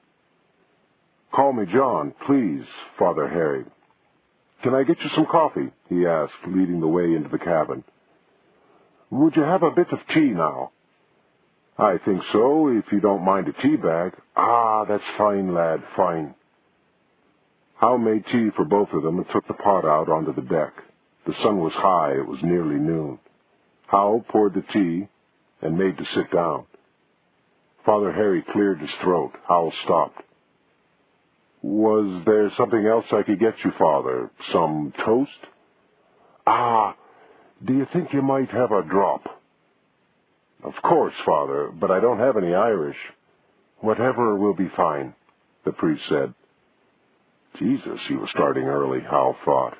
He broke the seal on a bottle of brandy, walked back onto the deck, and poured a generous slug into the priest's tea. "Ah, that's lovely," the man said, sipping it noisily. "Will you join me now?" What the hell, Hal thought, and poured some into his own cup. "It's a grand place you've got here," the priest said, waving a hand at the view. "I'm afraid it's only borrowed, Father. Belongs to my brother-in-law." "Ah, yes, young White. I used to see him about." "I've not met him." There seemed to be a note of disapproval in his voice. "Well now, Father, what brings you up this way? Just out for a stroll?" The priest seemed to have something on his mind. Hal wanted to make it as easy as possible for him. Father Harry looked sympathetically at Hal. "I understood I might be of some service to you, lad." Hal was nonplussed. He started to speak, but didn't know what to say. "Oh, I understand now. Forgive me, my boy. I was up to see Lorna Kelly, and she said you might need a word with me. I can see you weren't expecting me, but Lorna has a way with her. She sometimes knows these things just a bit before the rest of us." "How is Mama Kelly?" Hal asked, to give himself time to think. "Not well at all," the priest replied. "In fact, I don't know how she holds on. She seems to be waiting for something. I don't know what." Hal wanted to ask about the O'Connings, but stopped himself. "Well, I don't feel any special need for spiritual help just at the moment, but I am interested in the history of this area. Have you been here for some time?" "Oh, 52 years it is now, since I'm back. I'm 81, you see." He looked at Hal as if he wanted to be told he didn't look it. Hal thought he looked 90 if he looked a day. "Well, you certainly don't look it, Father," he said. The priest accepted the compliment as his due. "Yes, it was 1923. I was ordained at Maynooth, and I left Dublin on a steamer, eventually winding up at Savannah, as my fathers did." "Your fathers?" Hal was puzzled. "I'm sorry." "Oh, I was born right here in the valley," he pointed out over the lake. "A fine view this spot has, then and now." "So you went back to Ireland to enter the seminary, then?" "I did. I was chosen to do that." The priest nodded toward the bottle. "May I?" "Of course, Father," Hal replied, reaching for the brandy, but the priest was already pouring for both of them. "You were chosen?" "I'm getting a bit ahead of myself, I can see," Father Harry chuckled. "I should begin at the beginning." He resettled himself in the deck chair. "You see, our people first came up here from Savannah in the 1840s to work on the railroads." "I'd heard that, but not much more." "Well, not all at once and all together, but the Irish among the workers had a way of gathering, and some of them took their earnings and bought land here. Others joined them from the old country, and by about 1850, There was a thriving farm community in the valley, maybe 40 families, and they needed a priest. There were not then, as now, a great many Roman Catholics in this corner of the earth. So I understand. The church sent them a priest then? No. The community was too small to be sent a priest, so a lad from among the families went back to Ireland to the seminary. It was a long wait, but after a time the valley had a priest from among its own. The tradition continued, and I was the fourth in the line. Did the community grow a lot over the years then? Howell reckoned that 40 Irish families could grow practically into a nation in a century and a quarter. No, I am afraid it didn't, the priest said sadly. It seemed that every time things were moving well in that direction, something happened. Nearly all the men in the community fought in the Civil War, and most of them didn't survive it. It took a great many years before the valley began to recover from that blow.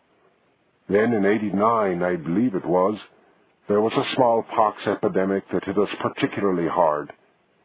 I see. Oh, they were a hardy lot and couldn't be kept down. But there was the Great War, you know, and then a good many of the lads fought in Ireland after 1916. We recovered again, though, and after my return to the valley, things started to look up. Then came World War II. The priest nodded and took a large gulp of his tea, now mostly brandy. Exactly. Most disheartening it was. And then what? Father Harry looked at John, then waved his hand. Then there were other problems. Other problems? Then came the lake. Eric Sutherland's lake. The old man's voice was bitter and sad as he spoke the words. He poured himself another drink without asking. Tell me about Donal O'Connell and his family, Howell said softly. Ah, Donal, the priest said, smiling a little. Donal was the best of us. If we'd all hung on like Donal... He let the phrase drop. What was he like? Howell asked. A handsome lad, strong, industrious. He was always the hardest worker, the most successful, married the prettiest girl, made the most money, had the most beautiful daughters. Joyce and Kathleen? Yes, yes, the priest smiled. And there'd have been more, if there'd been the time. The brandy seemed to be getting to him now. God knows it was getting to Howell. Joyce lost her sight when only a young thing. She was the artiste of the family, the musician, sweet, kind, virginal girl. Howell leaned forward. This was very important somehow. And Kathleen. A streak of pain flashed across the old man's face. Howell thought for a moment he was ill, but he continued. She was the most beautiful creature I ever saw, Father Harry said softly. A tiny thing, but strong, tough even. There was something in her I could never... His voice trailed off. Howell searched for something to say to keep the old man's train of thought going. I understand Donal pulled her out of school when the pressure about the land got bad. The priest shot him a scornful glance. Nothing to do with the land, sir. You see... He was fading again. Why did he take her out of school, then, if it wasn't because of the fight over the land? She was only 12. It was awful. Her father loved her so. He seemed on the verge of tears. I thought it would kill him. What happened to Kathleen? Did she die? It might have been more merciful if she had, Father Harry said. He was nodding now with the brandy. Howell struggled with his own load of brandy to keep the conversation going. The priest's eyes were closing now, his chin dropping to his chest. Do you ever hear from them any more? Donal O'Connell and his family. Father Harry's eyes half opened for a moment. He looked confused. "Hear from them. Faith, lad, they're under the lake these many years." Then his chin dropped onto his chest again, and he began to snore. Howell stood up unsteadily and went into the living room. He could make no sense of all this. He dropped onto the sofa and laid his head back just for a moment. When he awoke, the sun was low in the sky, and the old priest was gone. Chapter 25. Bo Scully picked up the phone on his desk, consulted his notes, and dialed the 11 digits. The switchboard answered on the first ring. "May I speak with Mr. Murray in credit, please?" It had been nearly 2 weeks since Bo had written to Murray, and he had heard nothing. Sutherland was giving him a very hard time. "Hello. Mr. Murray, this is Sheriff Bo Scully of Sutherland County, Georgia. I talked with you a couple of weeks ago." "Yes, Sheriff. Did you get my letter?" "No, sir, I didn't. That's why I'm calling." "Well, I sent you a copy of the credit application you asked for. It went out the day I got your letter, I believe." "Well, sir, I haven't received it yet." "That's the mails for you." "Yes, sir. I wonder if I could trouble you to just give me the information on the phone. You do have my written request?" There was a deep sigh on the other end of the line. "Oh, all right. What was the name and account number again?" "H.M. McDonald." Bo read him the number. There was a shuffling of papers and some muttering. Then, "Here we are, Sheriff. H.M. McDonald, 291 Canty Place, N.W., Atlanta, 30327.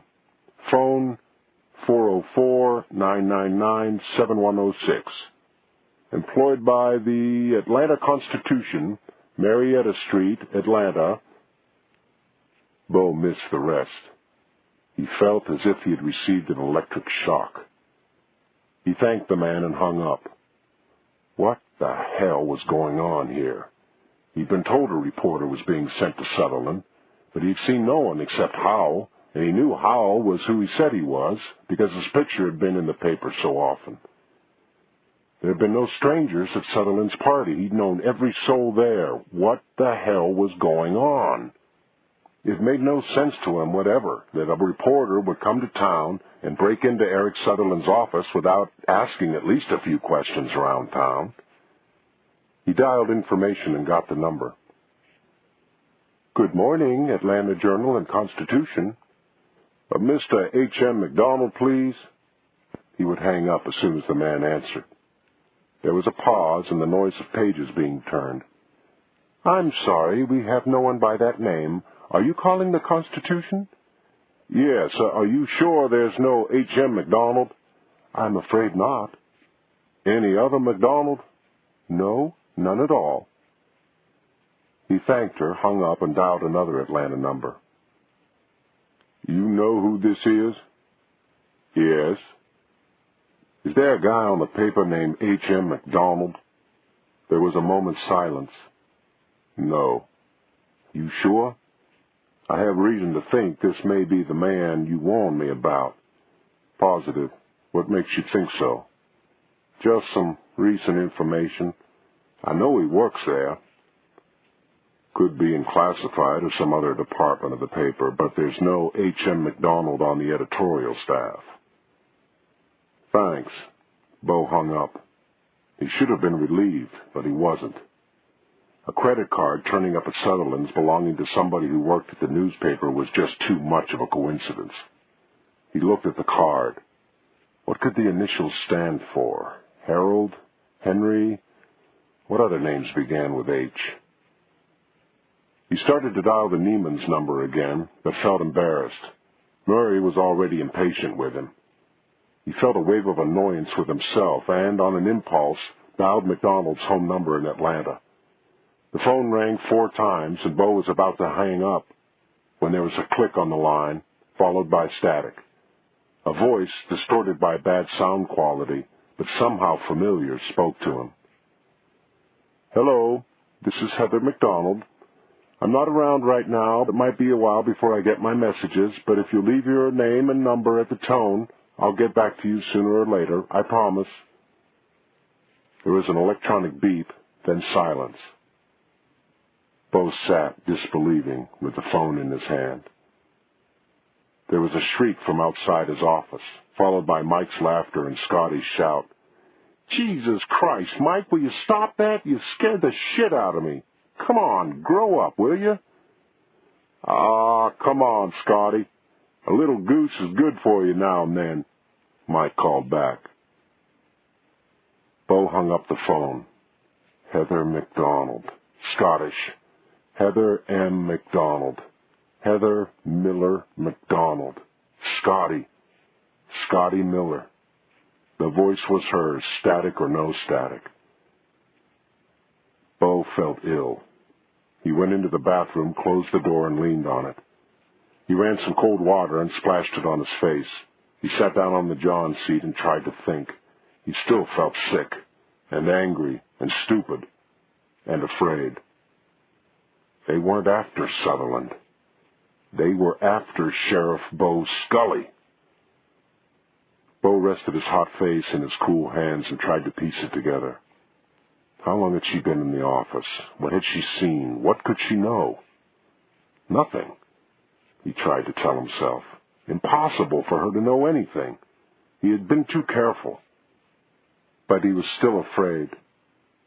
It had been a very long time since he had been so afraid. Howell was pounding away on the word processor. He had somehow gotten inside the skin of Lurton Pitts, understood the man, or at least understood what he would want to read about himself.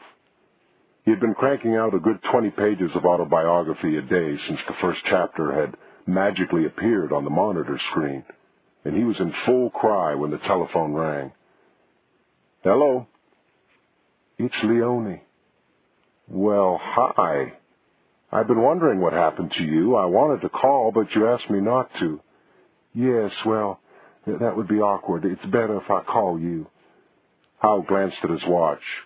Why don't you come over this afternoon? We could have a swim. No, I can't. That's not why I called. Oh?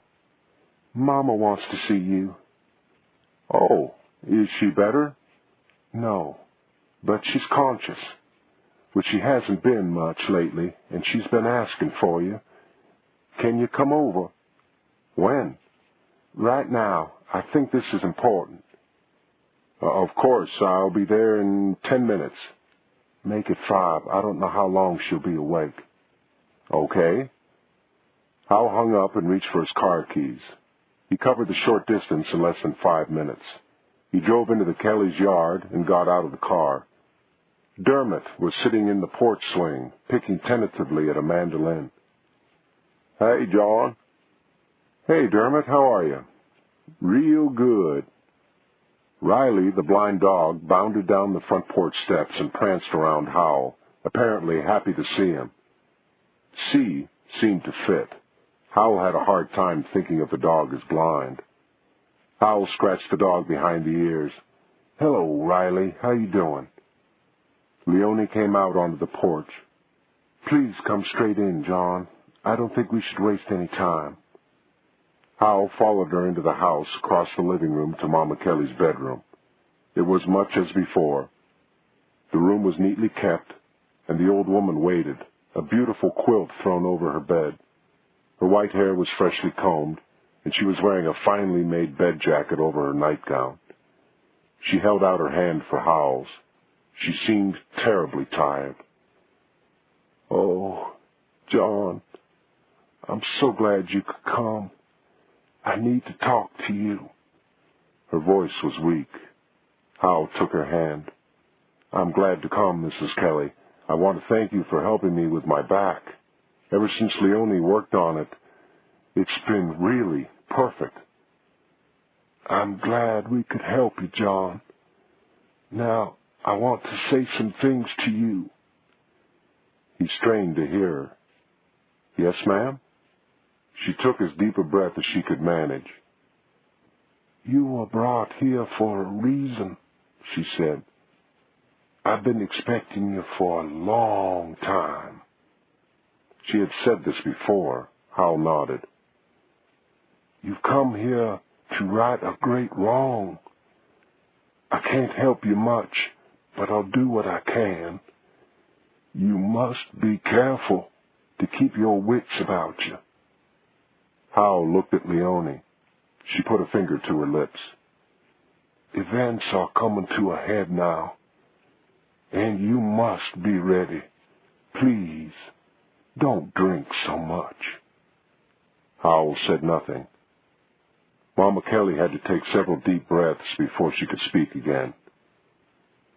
"You have seen some strange things, and they have a meaning.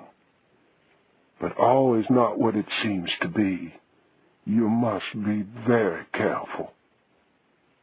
"Do you mean the dream about the valley?" "It may seem to be a dream, but it's not. Not exactly a dream. Little Kathleen is in danger, and you must help her. If you don't help her, she may die. Do you understand?" "No, ma'am. I'm sorry, I don't. Kathleen is either dead or gone away, isn't she?" "All is not what it seems," the old woman said again. "I wish I could help you more." She closed her eyes and sighed. Leonie beckoned to Howell to leave her. But when he tried, Mama Kelly clung to his hand. Her eyes fluttered open. "Please remember that there is much here that will be hard for you to understand. You must try and understand. Your presence here has already done more good than you know. Believe me when I tell you that. But you must save little Kathleen. She is the future." She sighed again, and her grip on his hand relaxed. Howell moved away from her and followed Leonie into the living room. "Do you know what she's talking about?" he asked Leonie. Leonie shrugged. "All I know is that she knows what she's talking about. She seems to think that Kathleen is still alive. Do you believe that? Or do you believe she's under the lake?" Leonie bit her lip and did not reply. Kathleen would be how old now? Leonie sighed. If she was 4 years older than I was, that would make her 36. Howell thought for a moment. He knew no woman of any description in Sutherland who was that age. "Leonie, do you think Kathleen could still be alive? Please tell me." Leonie shook her head. "I don't know, John. But if Mama believes she is, that's good enough for me." Howell took her hand. "Listen, it's been a long time since I saw you. I miss you. Why don't you come over this afternoon?" She put a finger to her lips and nodded toward the front porch. The creaking of the swing could be heard. "I'll come when I can," she said. As he drove home, Howell thought about what Mama Kelly had said. She didn't make sense. Kathleen O'Connor was dead, and her whole family with her. I wasn't sure how he knew that, but he did. Chapter 26. When Scotty arrived at the office, Bo was there ahead of her, shut in his office, working like a beaver. It was very unusual for Bo to arrive so early in the morning. She rapped on the glass and stuck her head in his office. "Morning. Coffee?" Bo was hunched over his typewriter. There were papers scattered all over his desk. Among them, Scotty saw the green ledger sheets. "No, thanks. I've already had some. Take my calls, will you? I don't want to be disturbed." "Sure." She closed the door and went to her desk. Bo rose, walked around his desk, and pulled down the shades between his office and the station room. She had never seen him do that before. Scotty worked her way through the morning on routine matters. She did the mail and answered the phone, taking messages for Bo. Just before noon, the bell on the teletype rang once. Scotty went to the machine and tore off the printed message. It read, Personal, Sheriff B. Scully, Sutherland County, LSCA 0910-0330-80. Confirm. Message ends. She ripped the message off the machine and went back to her desk, her heart pumping away. Quickly, she copied down every word and number, then put the original with Beau's phone messages. A few minutes later, the shades went up in his office, and he came out with a large, thick brown envelope under his arm. The green ledger sheets were no longer on his desk, and the filing cabinet was locked. She handed him the messages. The white teletype paper was easily visible among the pink telephone message slips. Beau ignored the phone calls and went straight for the teletype message. His face showed no emotion as he read it. He went back into his office, tossed the fat envelope onto his desk, and sat down. For the better part of 10 minutes he sat there, obviously thinking hard. Then he got up, walked into the station room, went to the teletype machine, and sat down. Scotty grabbed some papers and made for the copying machine just next to the teletype. Beau was already typing, but suddenly stopped. As his hand went to the paper, she shot a quick glance at it, but he ripped the transmission copy away before she could read it. It had been a very short message. She had only seen the last word. Beau stuffed the paper and the original message into his pocket, retrieved a large envelope from his office, and headed for the door. I'll be at Mac McAuliffe's for a while, then at Eric Sutherland's, but don't call unless it's an emergency, okay? Half an hour later, Beau left the lawyer's office, his business done, signed, witnessed, and relegated to McAuliffe's safe. It would be a long time before anyone read it, he reckoned. McAuliffe had not read a word he had written, just witnessed his signature. Beau drove to Eric Sutherland's. He had made his decision. Sutherland didn't waste time with pleasantries. What have you learned? I called Neiman's and talked with the credit manager. He hadn't had time to write to me yet, but he gave me all the information I wanted. Beau took out a sheet of paper from his inside pocket and consulted it. Harold Martin McDonald is a 71-year-old retired insurance salesman from Atlanta. His house was burglarized 4 weeks ago and his Neiman Marcus credit card stolen. The store's already canceled the card and sent him a new one. What does this mean, Beau? This is what happened. Whoever burglarized McDonald's house took the credit card.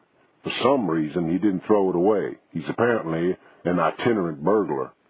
He showed up in Sutherland and was attracted to your office because it's set apart from the house. You can see it from a quarter of a mile down the road. He used the car to jimmy the lock, but your dog frightened him away before he had a chance to get into the office, and in his hurry to get away from Duchess and Alfred's flashlight, he dropped the card. Mystery solved. Were there any other burglaries in town? No. I figured he was just passing through and it looked tempting, Beau grinned. I reckon that Yorkie of yours that thinks he's a Doberman scared him right out of town. Well, Sutherland sat back and sighed. Oh, that certainly makes sense. I suppose I should be relieved, but I still think Howell's up to something. So did Beau, now that he knew who Scotty was. She and Howell were clearly working together, but they weren't after Sutherland. Eric, I honestly don't think you have a thing to worry about. I think you've been so worked up about this that it's hard to let go of the idea. But please, just try and relax, will you? Everything is okay. Sutherland stood up. You're probably right, Beau. Forgive me for hanging on to this idea for so long. I expect I'll get over it. Beau left the house and drove slowly back toward town. He probably would never see the old man again, he knew. He was surprised to find that he felt some regret about that. After all, Sutherland had taken care of him. He demanded a lot, but he'd made Beau the second most powerful man in the county. God knows, he had a pretty good run. But now it was coming to an end. Scotty and John Howell had seen to that, even if they didn't know it. They couldn't know much, he reckoned. He'd been too careful for that. He didn't feel immediately threatened. Just one more would put him over the top. Then he wouldn't need Eric Sutherland anymore. He'd be gone. Howell looked at what Scotty had written down and compared it with a ledger. LSCA 0910 0330 80. Well, it fits to a digit. I don't know about LSCA. We still have to figure that out. But if these columns are dates and times and amounts, what we've got here is September 10 at 3:30 a.m. and $80,000. Scotty whistled. That's the biggest payment so far. That'll put him over the $1 million mark. Howell nodded. Must be pretty big, this one, whatever it is, and soon, too. The 10th is a week from tomorrow. Yeah, and the one word of his teletype I could see was confirmed. Whatever it is on. Scotty wandered out onto the deck and Howell followed. You know, she said, I have a feeling Bo is wrapping something up.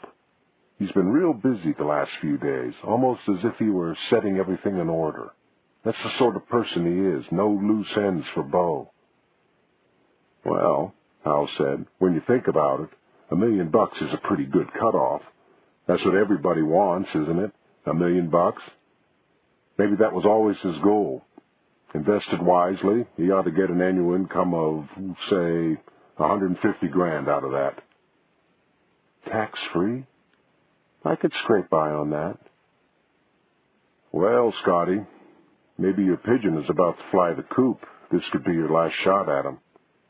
Scotty nodded. Howell was right. It was more than just all the tidying up Bo was doing.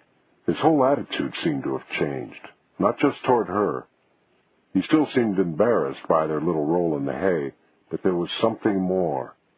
He had seemed sad lately, as if he had lost something important. Well, we've got to figure out what LSCA is, that's all. We've got to catch him with his hand in the cookie jar. You've got to catch him. I don't much care about the cookie jar. I don't care how much he's got stashed in Switzerland. I want to know what happened to the O'Connings, and Bo's got to know something about it. I still think he's shielding Sutherland. Well, look at it this way, old sport, Scotty said, digging him in the ribs. If he pulls off whatever is on the 10th and then splits, how's that going to help you?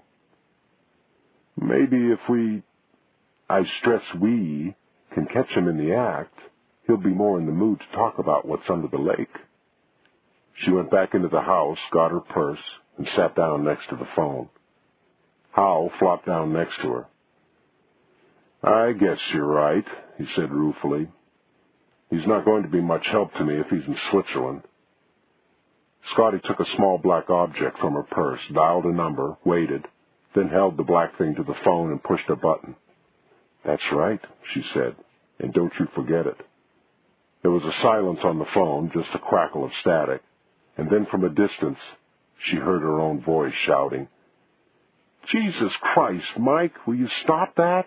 You scared the shit out of me. Come on, grow up, will you? Then Mike's voice answered, Oh, come on, Scotty. A little goose is good for you now and then. Then there was a click on the line. Scotty hung up the phone. She felt as if she'd been struck in the chest with a heavy object. Scotty? Scotty, what's wrong? Hal was looking into her face, worried. What's the matter? Oh, shit, she replied. Bo knows. Chapter 27. Bo drove slowly out of town north, then west along the lake shore. All the car's windows were down, and the scent of pines blew faintly through. He remembered when he was in Korea in the worst times, when he wanted to summon some feeling of home, he would conjure up that scent, cool and evergreen. The valley had smelled like that, too, before the lake, except when hay was being cut. Then the two scents had mixed in a perfume that was headier than anything he had experienced since. He still loved the pine. The smell of new-mown hay made him claustrophobic and ill. He circumnavigated the shining water in an unhurried fashion, taking in the trees with their first hint of autumn color, and the light bouncing and playing on the lake's surface. Switzerland was beautiful, too, he remembered, but the thought didn't make him feel any better. Everything was in place. The corporation had been formed, Central Europe Security. There was an accommodation address in Zurich, with an answering service on the telephone. The managing director was a Swiss lawyer who held the same position with God knew how many other such paper corporations. An ad had been placed in a law enforcement journal seeking applicants for a job with a company. The 24 applicants had received letters saying that the job had been filled. Beau's application had, of course, been accepted.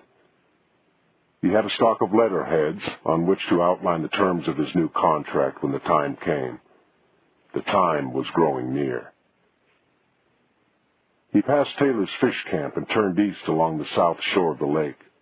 The grocery store where John Howell had kept him from being blown away passed on his left. On the outskirts of town, Beau stopped the car and got out. A freshly painted wrought iron fence separated him from the cemetery. He found the gate and walked in. He had not been here for years. It had been an oddly sympathetic thing for Eric Sutherland to do. After years of fighting the valley people for their land and finally getting it, he had, quite unexpectedly, exhumed the bodies from the valley churchyard and reinterred them here at his own expense. Nobody had really thought about the cemetery, except apparently Sutherland. Beau walked slowly among the headstones. Family names he had grown up among, all Irish, were etched on them. Most of the plots were ill-kept and overgrown. So many of the families had left when they sold their land, and others who still lived in Sutherland apparently didn't care. Beau himself had not been out here since the reinterment and consecration of the ground. He passed Patrick Kelly's grave. The plot had space for Lorna and her children when their time came. The Kellys still thought of themselves as valley, not town. On a little rise at the center of the burial ground, under a large oak tree, he came to his own family plot. He stopped in astonishment. The grass was thick and freshly cut, and there were flowers no more than a day old on his mother's grave. He wondered who could possibly care about this when he himself had never bothered. They were all distant figures to him. There was the small stone of his older brother who had been retarded and who had died at 10 of polio the year a number of children had been killed or crippled by the disease. Then there were the stones of his mother, Deirdre, and her brother, Martin. Their death still bewildered him. When Beau was in Korea, Martin had shot Deirdre in the head, then turned the pistol on himself. Martin's mind had been going for years, people said, and had finally snapped. Beau could only remember how much they loved each other and him, and the pain of their deaths came back to him again. This was why he never visited the graves. He turned and walked quickly back to the car. Beau sat in the car and rubbed at his eyes. He thought about Switzerland, and the thought made him homesick for where he was. Would it be this way when he was there, being paid a handsome yearly income by a fictitious firm, living high on the hog? He didn't want to go. Maybe he could still save it here. Scotty and John Howell couldn't know anything. How could they? He had been too careful. But even if they did, why should he allow them to drive him away? He began to feel an increasingly strong resolve to stay and survive. God knows he was a survivor if he was anything. And anyway, Eric Sutherland might really come through one of these days. McAuliffe had let slip that Sutherland had made a new will. Beau wondered what was in it. There might be a lot to stay for after all. The money he had stashed in Switzerland was nothing compared to what Sutherland would leave. It had been a long time since Beau had killed anybody. But to preserve what he had here, to keep from being uprooted from a place he loved, that might be a price worth paying again. Anyway, if he had to, he could find a way to do it and get away with it. The thought of doing it to Scotty stabbed at him, but he was beginning to see it might not be possible to avoid it. I thought you intercepted the letter. I did, but when he didn't hear from Neiman's, he must have called them. Well, you're fucked now, Scotty. So give me some advice. You're the ace reporter. What do I do now? Do? Why, you get your ass out of here in a hurry, that's what you do. Why? Why? Jesus, because Bo can't let you go on doing what you're doing. He's got to take you out of the picture and probably me with you. Listen, Scotty, take the ledger sheets to the Georgia Bureau of Investigation. If you can find a sympathetic ear there, you might get somebody to issue a search warrant, then swoop down on Bo and find not just the ledger sheets, but other stuff too. There's the passport charge. You might get a decent story out of it yet. All this time undercover working in his office, you should be able to get some good stuff in print. What stuff? How I collected parking tickets and ran the radio on Mike's lunch hour? Boy, that's really sexy, isn't it? No. I want more than that. But you can't get it now, don't you see that? He's not going to make a wrong move while you're around. That is, if he allows you to go on living. He's going to make a move on the 10th of this month. Look at it from this angle, John. He's pretty cocky, you know. He'll think he can pull off this next thing right under my nose. Well, he wouldn't be too far off the mark, would he?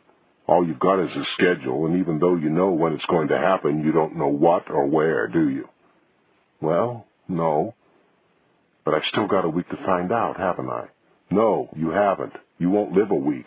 Listen, Scotty, if you don't pack up and get back to Atlanta today, I mean right now, I'm going to go to Bo and tell him who you are and blow your whole ball game.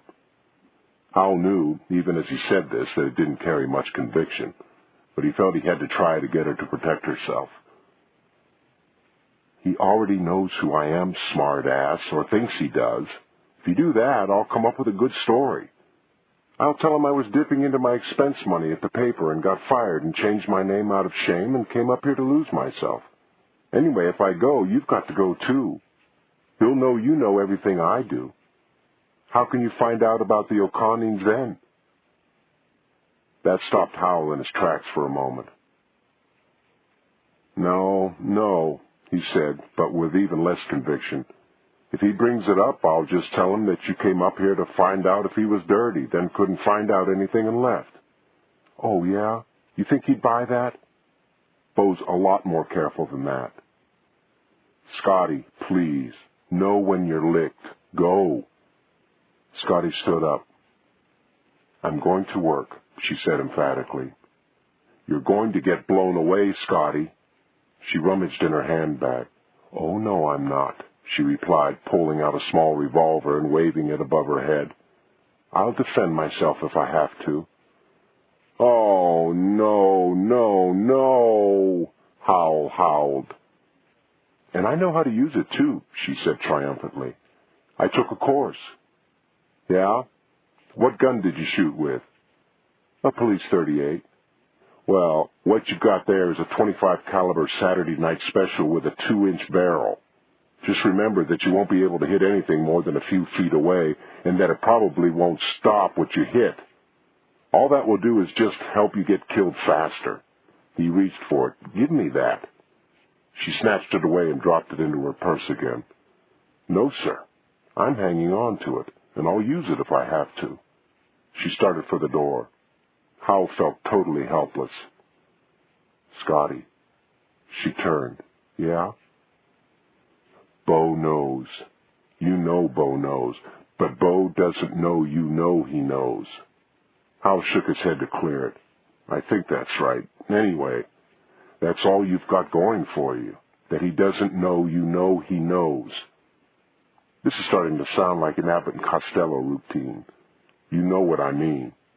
Yeah, I know. Don't back him into a corner, Scotty. Let him think he's in control, and for God's sake, don't let yourself end up alone with him, okay? Scotty nodded. Okay, that's good advice. That's what I need from you now, John. Good advice. See you later. Howell watched her walk down the steps to her car. Then he closed the door and leaned on it. They were in a whole new ball game now, and he didn't like it at all. Chapter 28. Howell paid for the groceries at the supermarket and waited while a teenager bagged them. His eye wandered about the store and stopped.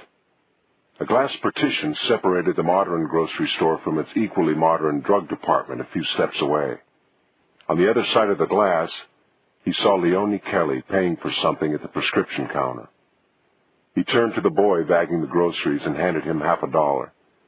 "You just put them in the green station wagon over there," he said, pointing toward the parking lot. He started toward the door, glancing through the glass again to see if Leonie had left. Then he saw something he had not bargained for. She was walking toward the front of the drugstore, her back to the clerk at the prescription counter. As she passed near a shelf, she reached out, took a packet of something, and dropped it into her handbag. Howell watched her leave the store without paying for it, then hurried to catch up with her. "Leonie," he called out. When she turned, she did not look glad to see him. "Sorry, I can't stop to talk right now. I've got to get back to the house. Mama needs some medicine. Now, I've just had her prescription filled." "I'll walk you to your car, then," he said, falling into step with her. She said nothing. "Listen, I could grow old waiting for you to call me. Why don't we get together the next day or two?" "I can't. Mama needs me all the time now. I just can't get away." She seemed very cool and distant. They had reached the Kelly truck, and she climbed into the driver's seat. Her sister Mary waited patiently for her. "Hey, John," the girl said. "Hey, Mary." He turned to Leonie. "Listen, things must be pretty rough for you right now. Can I lend you a few $100 to help you get through this?" She looked at him surprised. "Why on earth do you think I would take any money from you?" She seemed insulted by the idea. "Well, look," he said, lowering his voice so that Mary wouldn't hear him. "Taking a few bucks from a friend beats shoplifting any day." She looked taken aback. "I saw you in the drugstore," he said, feeling immediately guilty, as if he had been deliberately spying on her. She flushed angrily and turned to start the truck. "I think it would be better if you just minded your own business," she said, and drove quickly away, nearly knocking him down. Howell watched the truck disappear, then walked to his own car. The grocery boy was putting the last bags into the rear of the wagon. He started the car and drove toward the Kelly's house. Leonie and her family, he was now beginning to realize, were people he had become fond of. Indeed, the best people he had met in this town. He felt for her, an attractive and intelligent woman, trapped in circumstances that were not of her making, who had paid him the compliment of wanting to make love to him. He had given precious little back, and he felt badly about it. He wanted to help. He didn't want Leonie stealing in order to make ends meet for her family while her mother was dying a slow and painful death. But by the time he was nearing the Kelly house, he was reconsidering. A direct approach when she was embarrassed and angry might not be the best way. Perhaps he should wait and talk with her later instead. When he came to the Kelly driveway, he drove on past, idly, following the road. He had driven only a couple of 100 yards when an enormous roar from above made him duck reflexively. He leaned forward and looked up to see a light airplane passing over, very low, gaining altitude slowly. Where the hell had that come from? A moment later, he knew. He stopped the car and stared at the sign in front of him. Sutherland County Airport. Howell knew where to find Bo at this hour of the day. He tapped the sheriff lightly on the shoulder as he slid into the booth with him. "Join you, Bo?" "Sure thing, John. Make yourself at home." Bo seemed just a bit cooler than his usual self. "A cheeseburger and a beer, Bubba. Howell called across the room. Bubba nodded. They traded idle chat until the food arrived. Then Howell took a deep breath. Bo, there's something we have to talk about. Bo looked wary. What's on your mind? It's been bothering me ever since we had the conversation about the credit card. Yeah? Bo sipped his coffee and waited. The card is Scotty's, Bo. Bo lifted an eyebrow, set down his coffee cup, and looked at Howell for a moment. Tell me about it, he said finally. He was good, Howell thought. Academy Award good. Scotty's name is McDonald, not Miller. Heather McDonald. She's a reporter at the Constitution, or at least she was until recently. Bo sat back and looked at Howell, all amazement. You kidding me, John? Nope, afraid not. She heard some rumor or other about your being dirty, and where did she hear that? Bo interrupted. His curiosity was not feigned. I'm not sure, from somebody at the Capitol, I think. Anyway, there was nothing to back it up. Scotty just got a wild hair up her ass about it. There can't have been much to do, because the paper wouldn't send her up here to work on it. In fact, they fired her for being a pain in the ass. Then what's she doing here? Oh, she had grand visions of breaking a big story all on her own. So she quit her job, got together some tame job references, and just came on up here. She reckoned if it panned out, they'd welcome her back with open arms. Well, that's the damnedest thing I ever heard. Bo laughed, slapping the table. She sure had me for supper. Oh, you'd have figured it out already. But she swiped the reply to your letter to Neiman's. Funny you should mention that. I was getting ready to call that guy in Dallas. I figured you would eventually. That's why I wanted to tell you this now. Bo wrinkled his brow. Why is that? Why are you telling me about it? Well, I didn't want you to fly off the handle when you heard about it. She hasn't really done any harm, and she's on the point of giving up the whole thing and going back to Atlanta. She'll be coming in any day now, telling you her mother's sick or something and that she has to leave. You've been working on this with her? Is that why you're up here? Oh, hell no. I'm up here to work on a book just like I told you. Well, not exactly like I told you. Howell looked around and lowered his voice. I'm not working on a novel. I'm ghostwriting an autobiography for Lurton Pitts. Fried chicken, Lurton Pitts? Bo looked skeptical. The same, and if you ever tell anybody about it, I'll kill you, Bo. It's hack work for some fast money, and I don't want anybody ever to know I did it. Neither does Pitts, for that matter. Bo was still unconvinced. Listen, John, it's time you were straight with me all the way. Denham White is Pitts's lawyer. He got me the job. I kid you not, Bo. Come on out to the cabin and I'll play you the tapes and show you the manuscript. Wouldn't you like to hear from the horse's mouth how old Lurton found God? Bo laughed and shook his head. No, thanks. I'll take your word for it. His laughter faded. How long you known Scotty? I recognized her the first time I walked into your office. She started on the paper a few months before I left, and I'd seen her around the newsroom, so I went along with her. Howell chuckled. I could tell you she's been going nuts and getting nowhere. Well, of course not. I told you I'm as clean as a hound's tooth, didn't I? What was she hoping to find out? I don't know. Fixing speeding tickets, taking bribes. Half the sheriffs in Georgia are into that sort of stuff, I guess. Bo looked vastly relieved. Well, she could grow old trying to pin any of that shit on me.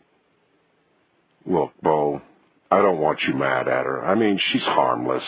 She's gotten to like you a lot, and I think she's pretty much ashamed of herself. Well, I ought to kick her little ass, I guess. But I'm not mad. Well, look, can you just let it ride? She's already given up, really. She's just hanging on because of her pride. You know how she is. Yeah, she's pretty cocky, all right. She really thinks she's pulled the wool over your eyes. Leave her that anyway. She'll go to Atlanta and beg her job back thinking she's the ace undercover reporter, that there just wasn't anything to find. And if your name ever comes up again at the Capitol or at the papers, she'll defend you to the death on the grounds that if she couldn't pin anything on you, nobody could. Anyway, if she ever knew I told you, she'd kill me in my sleep. Bo roared. Oh, Jesus, she sure would, wouldn't she? He laughed until the tears ran down his face. He was biting, Howell thought, hoped. We got a deal then? Not a word to her, not ever? All right, buddy. She'll never know I knew. But you realize I've got something on you now. You ever cross me, and I'll tell her you told me. You wouldn't live another 24 hours. He dissolved into laughter again. Howell left Bubba's a few minutes later, thinking he'd done the right thing. After all, he hadn't told Bo much of anything he didn't already know. If things worked the way he hoped they would, most of the heat would be off Scotty, and Bo might think he was home free. He'd be damned if Bo would be home free. With what he knew now, he and Scotty had a chance of taking him, just a chance. He didn't feel as good about that as he should have, Howell thought. He genuinely liked Bo. He wished the man were as clean as he said he was. Chapter 29. Howell was in gear now on Lurton Pitts' autobiography.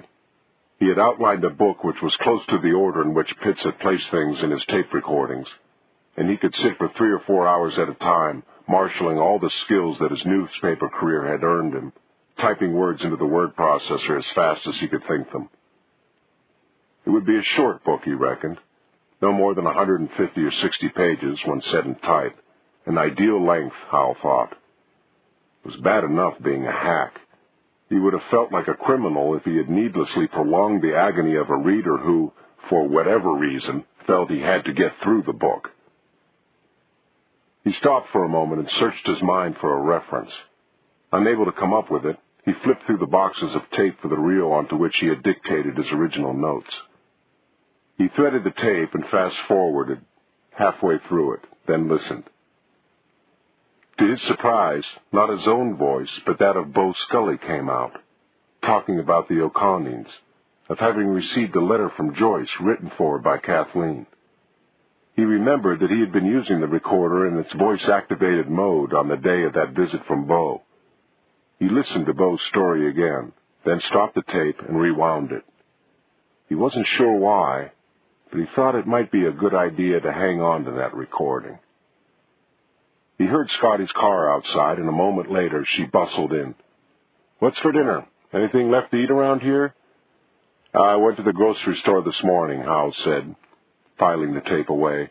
"We've got everything." "Terrific. I'm starved." "The downside is you have to cook. I'm bushed. Been working like a dog all afternoon." "Drink?" "Sure. Bourbon. I deserve it." "Come on," she said, handing him his drink. "I can't believe you've been working that hard." "Oh, not just the book. I've been at the deduction game today, too. I figured some things out, I think." He opened a desk drawer and got out the sheets copied from Bo's schedule. "What you got?" "Before I tell you, I think you ought to know I had lunch with Bo today and blew whatever little cover you might have left." Scotty stared at him. "You did what?" "I told him everything. How you were a silly little cub reporter who, when your paper wouldn't go along with you, left your job, got canned, actually, to work on an unsubstantiated rumor, how you beat your brains out and found nothing, how you'll probably cave in before long and go back to Atlanta with your tail between your legs." "The hell I will." "Yeah, but I'd rather Bo thinks you will. It might help keep you, both of us, alive." Scotty's eyebrows went up. I see. Good move. What can it hurt?" "Us, if you get cocky. I'm not at all sure Bo bought it. The best thing we could do for ourselves is act as though we didn't." "I get your point. Now, What did you deduce today? Actually, I got lucky. There wasn't much deduction to it. Howell spread out the ledger sheets. I figured out what LSCA is. Scotty hunched over his shoulder. What? Well, SCA is Sutherland County Airport. What? I didn't even know there was a Sutherland County Airport. There almost isn't. It's a grass strip less than a mile from here, just past the Kelly place. There are a couple of light aircraft up there that don't look much used. There's a disused shack. Apparently there used to be a local flying club, a windsock, and, most important, runway lights. Landing Sutherland County Airport, Scotty read out, looking at the sheets. LSCA. What else? And we know what day and what time, she shouted gleefully. We do, unless it's changed, Howell said. That's why I told all the Bo. I don't want him getting nervous and making new arrangements. Still, you better keep a sharp eye on the teletype, okay? Sure thing. And I want to go up there and take a look at the landing field. Absolutely not. I don't want you anywhere near the place. We don't know who's in this with Bo. You might have the place staked out for days ahead of time. I only hope nobody saw me poking around. Scotty nodded. I see what you mean. Well, do we have enough to go to the GBI or the feds now? Yeah, we might have, but I don't think we'd better do that just yet. How come? We're going to need a stakeout at the airfield on the night. I don't much fancy trying to arrest Bo ourselves. Like you say, we don't know how many others are involved. Don't worry, we're not going to try that. But I don't think we can just telephone the law either. Bo's getting a schedule on a statewide law enforcement teletype. His messages could be coming from any state, county, local, or federal office hooked up to it. If we yell cop now, there's no telling who might hear us. If somebody cancels the landing, then what have we got? A phony passport charge. Apart from that, zip. Right. So I think our best bet is to go up to the landing strip that night and get some substantiation of our charges. If we can prove it's happening and maybe place Bo there, then the law will have to move on it. Certainly the newspaper will. Oh, yeah, Scotty crowed. They'll jump a mile high when I come in with this. Well, if you want them to jump that high, you'd better come in with some pictures, I think. You've got a camera up here, haven't you? A Nikon and 5 lenses. Good. I called a fella I know, and he's sending us half a dozen rolls of some extremely light-sensitive film. We'll be able to get faces and numbers on an aircraft in nothing more than starlight. Howell turned and pulled her around to face him. Now look, Scotty. We've only got a few days to go. Don't get too eager around the office, okay? If we blow this, somebody could get hurt, and it would almost certainly be us. I'll be cool, I promise, she said. And I want the gun, now. Scotty pulled back. I don't know. Listen, the heat's off with Bo. You can only get yourself into trouble with that gun. She turned her eyes to the floor for a moment and thought. Oh, shit. All right, she said finally. She went to her handbag and fished out the little revolver. Howell unloaded it and put it and the bullets in his desk drawer. He felt better now, but they had only 3 days, and he had the feeling that if he didn't resolve the O'Conning question by that time, he might never have the chance again. He had a lot to do in the meantime.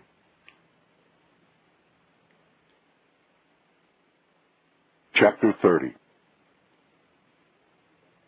Bo left the office and drove slowly through the town.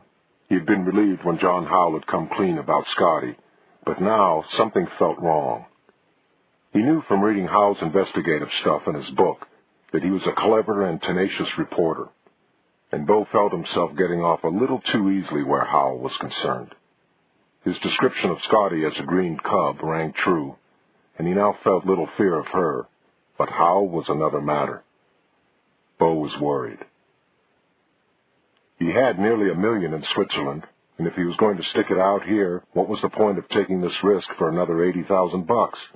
He was greedy, but he wasn't stupid. Alarm bells he didn't even understand were going off, and he was listening. He reached the parking lot outside Minnie Wilson's grocery store a couple of minutes before the hour, and sat in the car for a bit. When there was half a minute left, he got out of the car, went to the payphone in the parking lot, dialed a number, fed the phone some quarters, and waited. The phone was answered before the first ring was complete. "Okay, I got your message. We've got some problems. I'm canceling." "What problems?" "There's a reporter up here sniffing around."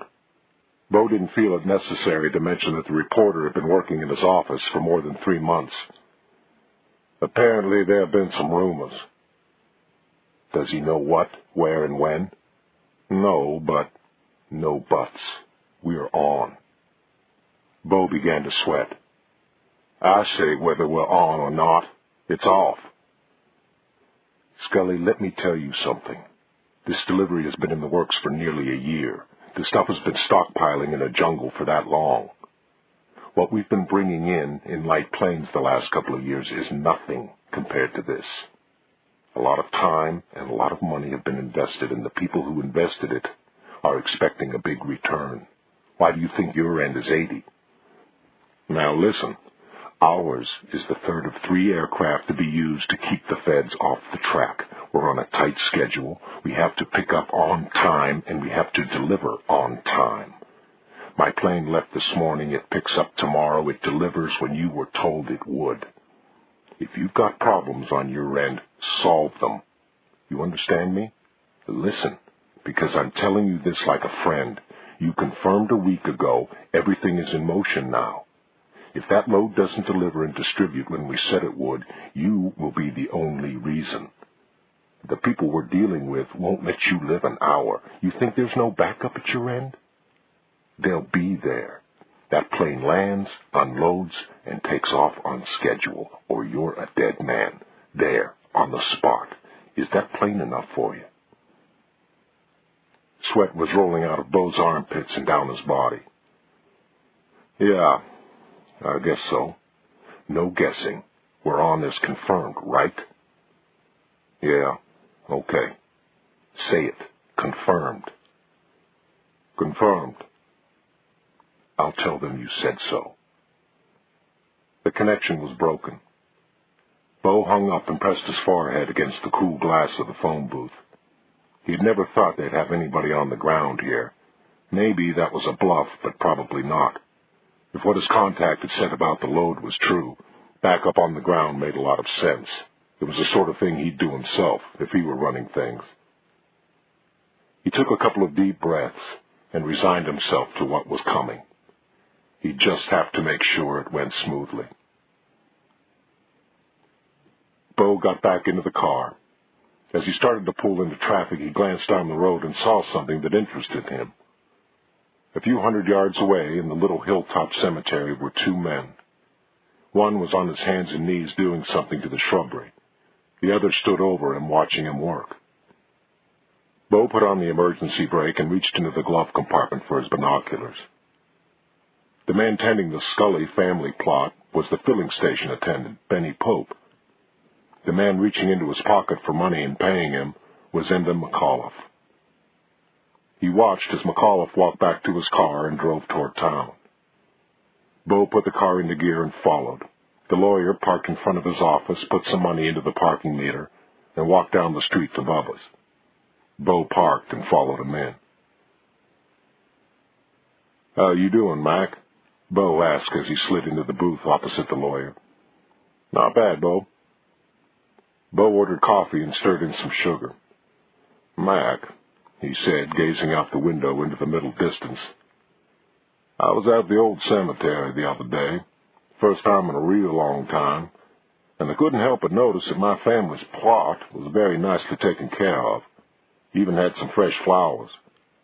I was surprised, because I never did anything to the plot myself, and everybody who's related to me around here is buried in it." Bo stopped for a reaction. There was none. McAuliffe sat looking at the table, drinking his coffee. Bo continued. I was especially surprised because just about all the other plots, your family's included, were rough and grown over. And yet just a few minutes ago I saw you out there paying Benny Pope to work on my family's plot. Now, I don't want you to think I don't appreciate your thoughtfulness, but I sure am curious as to why you would do something like that for my folks when you wouldn't do it for yours. McAuliffe took a sip of his coffee and put down the cup. I'm sorry, Bo, but I can't talk to you about that. Bo looked at the lawyer in amazement. Why not? McAuliffe put a $50 on the table and got up. Coffee's on me, Bo, but I can't talk to you about the cemetery. Please don't ask me again. He turned and walked out of Bubba's. Bo sank into the booth and watched the lawyer leave. He sat there drinking coffee for nearly an hour, letting his mind drift around the problem, and finally something occurred to him, just a fleeting idea. As he considered it, it began to make sense. All the known circumstances fit, and if there was anything at all to what he thought, he had a new reason to sit tight in Sutherland County, and the hell with Switzerland. The crunch was coming. He could feel it. And, he reflected, in the crunch, Bo Scully had a way of protecting himself. He had learned a long time ago about his instinct for self-preservation, in Korea and afterward, and he had no doubt that, when the time came, he would again do whatever was necessary to survive. It wouldn't matter who got hurt. It hadn't mattered before, although he still sometimes dreamed about it, and it wouldn't matter this time either. He would do what had to be done. Enda McAuliffe let himself into his office, hung up his coat, and flopped heavily onto his new sofa. He wondered how he had let himself land in the middle of all this. He got up and opened his new safe, got out the file, and read through the document again. He didn't want to know all this stuff. If he had any idea what had happened so many years ago, he might never have gotten mixed up in this. But now he knew nearly everything and suspected more. He stared at the other envelope in his safe, Bo's signed and witnessed document. With some difficulty, he resisted the urge to rip it open and read the contents. He knew that Howell was onto something, too. Father Harry had told him about his visit to Howell's cabin and the questions asked. He hoped the lecture he had given the old man had put a stop to any more idle chatter from him. And to think it was he himself who had first put the flea in Howell's ear. What a stupid, mischievous thing to do. But he hadn't known that at the time. He had been out just to annoy Eric Sutherland, to pick at his scabs. If only he'd known more at the beginning. If only Sutherland had told him the truth sooner. The genie wasn't going back into the bottle. He could feel that. Maybe he could somehow limit the damage. He didn't see what else he could do. Chapter 31. Howell was as nervous as a cat. It was the morning of the 9th. Bo Scully's shipment was due to arrive at 3:30 the following morning, and nothing was going right. He wished he had a few more days, another week maybe, to bring it all together. The goddamn film hadn't even arrived, and without it, Scotty wasn't going to get any photographic evidence. In the circumstances, she could hardly use a flash. He had called Atlanta twice, and had been assured it was on the way. But what worried him even more was that he was stuck on the O'Conning mystery. Absolutely stuck. He had thought that somehow he could bring that to a head along with Scotty's evidence against Bo, but it wasn't happening. He was losing. He could feel it. There were a couple of things he needed to know, but he didn't know how to find them out. He had been to see the priest, Father Harry, but the old man had clammed up tight after accepting a bottle of good Irish whiskey. He suddenly didn't want to talk about the O'Connings again. Somebody had gotten to him, Howell thought. He walked up to the mailbox and found a special delivery notice. At least the film had arrived.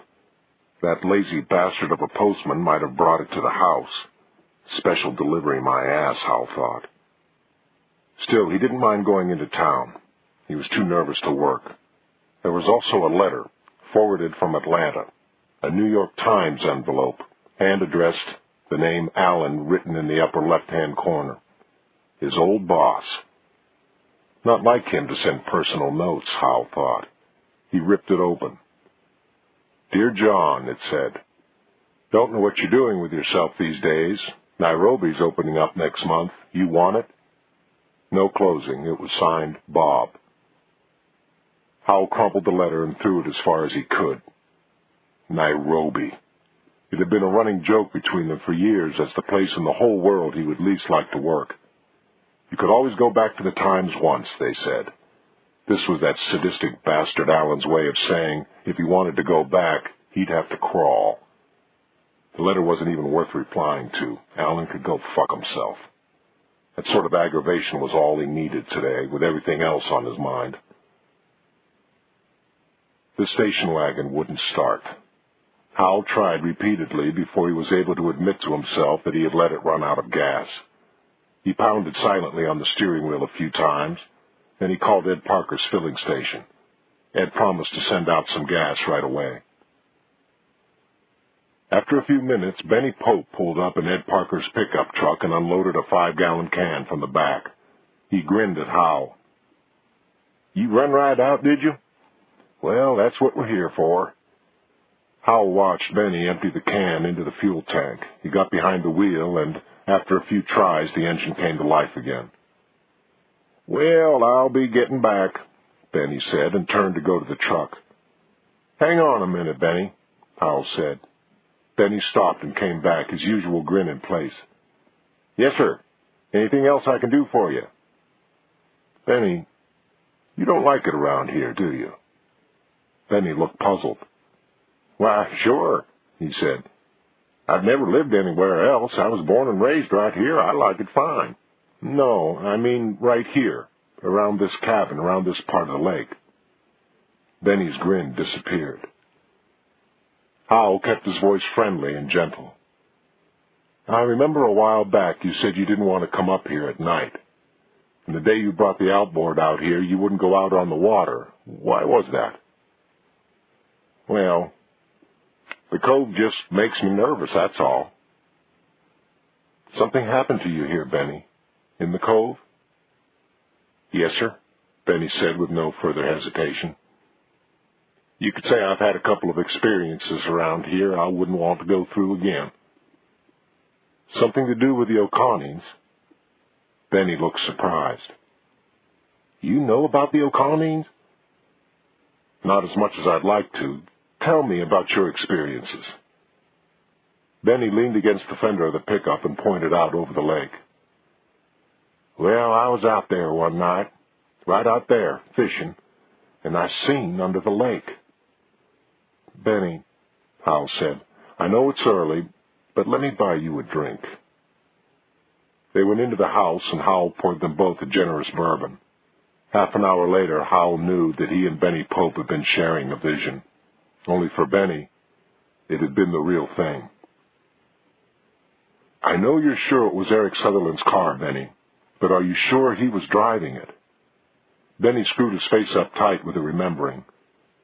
Well, now you mention it, I can't say that I am. It was Mr. Sutherland's car. I just reckoned it was him driving it. Howell leaned forward in his chair. Now, Benny, what happened after the car drove away? Do you remember that? Well, sir, you understand I was a little bit worse for wear that night. I'd been at some shine for quite a little while. I used to come up here to the picnic place some nights and have a few. Do you remember anything at all after the car drove away? Just a noise. It was like a loud noise from a long way off. I guess I dozed off after that. I didn't wake up until after daylight. Did you look at the O'Conning house again when you woke up? Yes, sir, I did.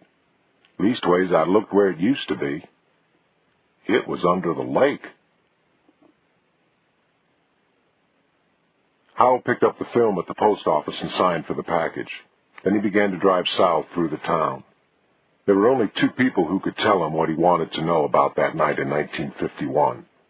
One of them had already lied to him about it. Now it was time to go see the other one. It would have only caused trouble to approach Eric Sutherland before, but now the Lurton Pitts autobiography was nearly finished. Even if Sutherland got mad, it couldn't matter much. It occurred to Howell that if Sutherland had got rid of the O'Conneens, he might feel no compunction about getting rid of a nosy reporter. He felt it might be prudent to tell Sutherland that he had shared his suspicions with people in Atlanta. That would give him some sort of insurance. Confronting Sutherland might be an incautious thing to do, but Howell had the very strong feeling that it was now or never, and he was running out of time. He pulled into the circular drive of the big house and parked at the front door. The atmosphere was peaceful. The sun shone, flowers bloomed. Howell wondered whether it would be so peaceful after he had bearded the lion in his den. He got out of the car and walked to the front door, which was ajar. He pressed the doorbell and heard the chimes clearly from inside. No one came to the door. Where was old Alfred? Off doing the grocery shopping? Wasn't there a cook, too? Howell pushed the door open a foot and stuck his head in. "Hello," he called out. "Anybody home?" He found himself hoping there wouldn't be. He was still a little afraid of Sutherland, and he would dearly love a few minutes alone in his house. "Mr. Sutherland?" He pushed the door open farther and stepped into the entrance hall. There was a small echo as his heel met the gleaming mahogany floor. "Hello? Anybody home?" He walked boldly down the hall, straight through to the door opening onto the broad rear veranda with its commanding view of the lake. There was no one out back either. He walked down the back lawn to the little office building he had once broken into. No one there. The door was locked, and he didn't have a Neiman's charge card this time. He walked quickly back to the house and called out again a couple of times. He was apparently alone in the house, for however short a time, and it was tempting. He had already had a thorough look in Sutherland's office. Now he wondered what might be in the study. Making no effort to be quiet, just in case someone was in the house, he walked toward the study. As he approached it, he could see his own reflection in one glass door of the shotgun case. The other door was open. The next thing he saw was a bare foot. He stopped in his tracks and regarded it for a moment. It was a large foot, long and narrow, very white. The toes seemed particularly long. The foot of a tall man. Howell took another step. The other foot was there too, resting at an odd angle to its companion. "Those," Howell said to himself, "are the feet of a tall, white, dead man." He took 2 more steps into the room and made himself look at the rest. The body, clad in silk pajamas and dressing gown, lay as if it had slipped off the sofa, propped halfway up against the arm. The wall behind the sofa held a smashed hunting print hanging at a crazy angle, and a substantial portion of Eric Sutherland's brains. Howell looked back at the body. All that remained of the head was the lower jaw, attached to a partly scooped-out shell that had been the back of the skull. It still had ears. Howell stood still and tried to breathe normally. He had seen his share of corpses, but never one quite like this, and he had never been the first on the scene. He looked slowly and carefully around the room. A beautifully engraved shotgun lay near the body. Alongside it was a yellow pencil. The desk seemed undisturbed. The small safe next to it was closed. Nothing else seemed out of place. He stepped to the desk, being careful not to trip over anything or step in anything. He took a ballpoint pen from his pocket, stuck it through the handle of the middle drawer, and opened it. He poked around with the pen. Nothing unusual, paper clips, rubber bands, a checkbook. He opened the other drawers. A bundle of bank statements, some stationery, stamps, the sort of stuff he'd expect to find in anybody's desk. Howell inserted the tip of the pen under the desk blotter and lifted it. Nothing. Eric Sutherland didn't appear to have left a note, not at the scene anyway. Howell squatted and looked at the safe next to the desk. He knew nothing about cracking safes, but he knew something about human nature. On his knees, he opened the desk drawers again with his pen and looked underneath each. Nothing.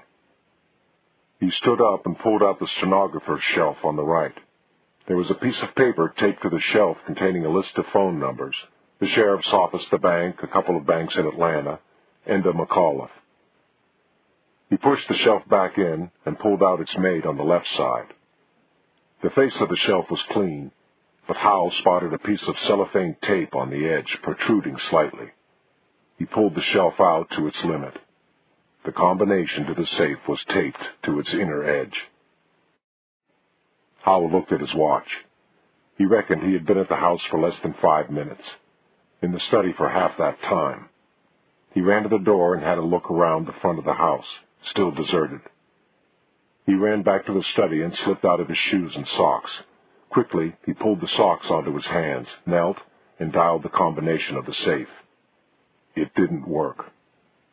He tried again more carefully, and this time the handle moved and the door swung open. The safe was crammed with all sorts of papers. Evidently, Eric Sutherland had been the sort of man who preferred to keep important things locked away, instead of in unlocked desk drawers where people like Howell might find them. Howell flipped quickly through the contents. He was breathing fast now, terrified that someone would walk in on him. There were a lot of deeds in the safe: the farmland under the lake, Howell suspected, a bundle of cash, 20s, 50s, and 100s, some ledgers, no time for any of that stuff. A heavy, bright blue envelope caught his eye. It looked new. He fumbled with the string closure with his stocking fingers and finally got it open. The document was headed Last Will and Testament. Howell flipped quickly through it, noting small bequests to the butler, cook, and gardener. There were some small charitable bequests, not many. When he got to the bequest of the residue of Sutherland's estate, he was brought up short. He reread the first paragraph twice to be sure he absolutely understood its meaning. Then he pressed on for 2 more pages, reading as fast as he could and still retain what they said. The will was witnessed by Enda McAuliffe and 2 other people whose names he did not recognize. But it was what came after the will that riveted him to the spot. He read on. He was totally rapt now. A platoon of police storming into the room would not have disturbed him. He finished and looked about him. Eric Sutherland had a copying machine, but it wasn't here. Where had he seen it? Of course, in the office building out back. He looked at his watch.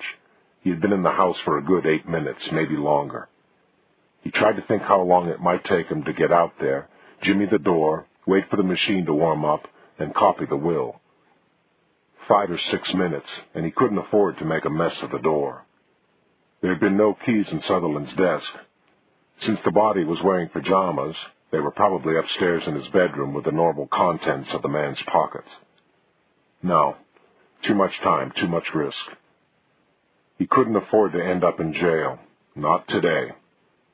He put the will back into the envelope, got the string wound around the closure, and replaced it in the safe.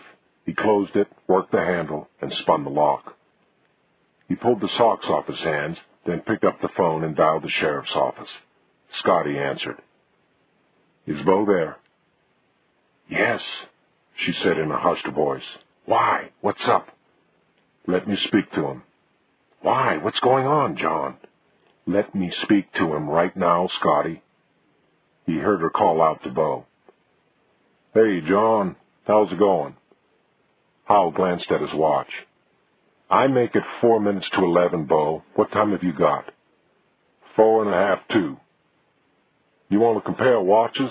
I'll show you mine if you'll show me yours." "Please, make a note of the time, Bo.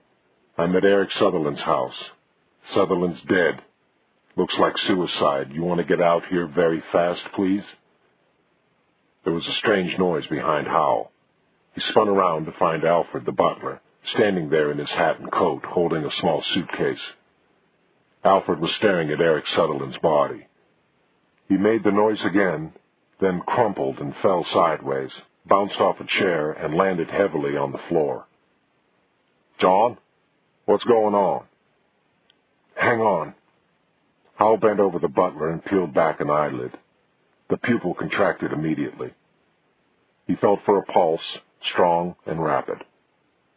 He took a pillow off a chair and placed it under the man's feet, then picked up the phone again. Looks like Alfred just got home from somewhere. He's fainted, but I think he's okay. You wait there with Alfred. And don't touch anything, you hear me? Sure. I'll be there in 2 minutes. Howell sat down on a chair and put on his socks and shoes. He hoped to God Alfred hadn't noticed he was barefoot. Chapter 32. Howell heard the sheriff's car from the moment Bo left the office. After a minute, the butler began to stir and wanted to get up. Howell helped him to his feet and walked him to a living room sofa as the siren grew louder and louder. He had just settled Alfred there when Bo strode through the open front door. "Where?" he asked. Howell pointed to the study and followed him in. "Jesus Christ," Bo said. "Yeah." Bo stood and looked at the corpse for a long moment. "Well," he said finally, "we had our differences, I guess, but I sure wouldn't have wanted him to end up that way." Howell wondered how Bo would have liked for Sutherland to end up. "You see the pencil?" he said. "I reckon he took off his slippers, there, put the pencil through the trigger guard, holding it in his toes, and pushed it against the trigger with both feet." "Yeah, maybe," Bo said, still rooted to the spot. "He couldn't have put the barrel in his mouth and still reached the trigger with his hand." He was quiet again for another moment. Then he took a breath and shook himself.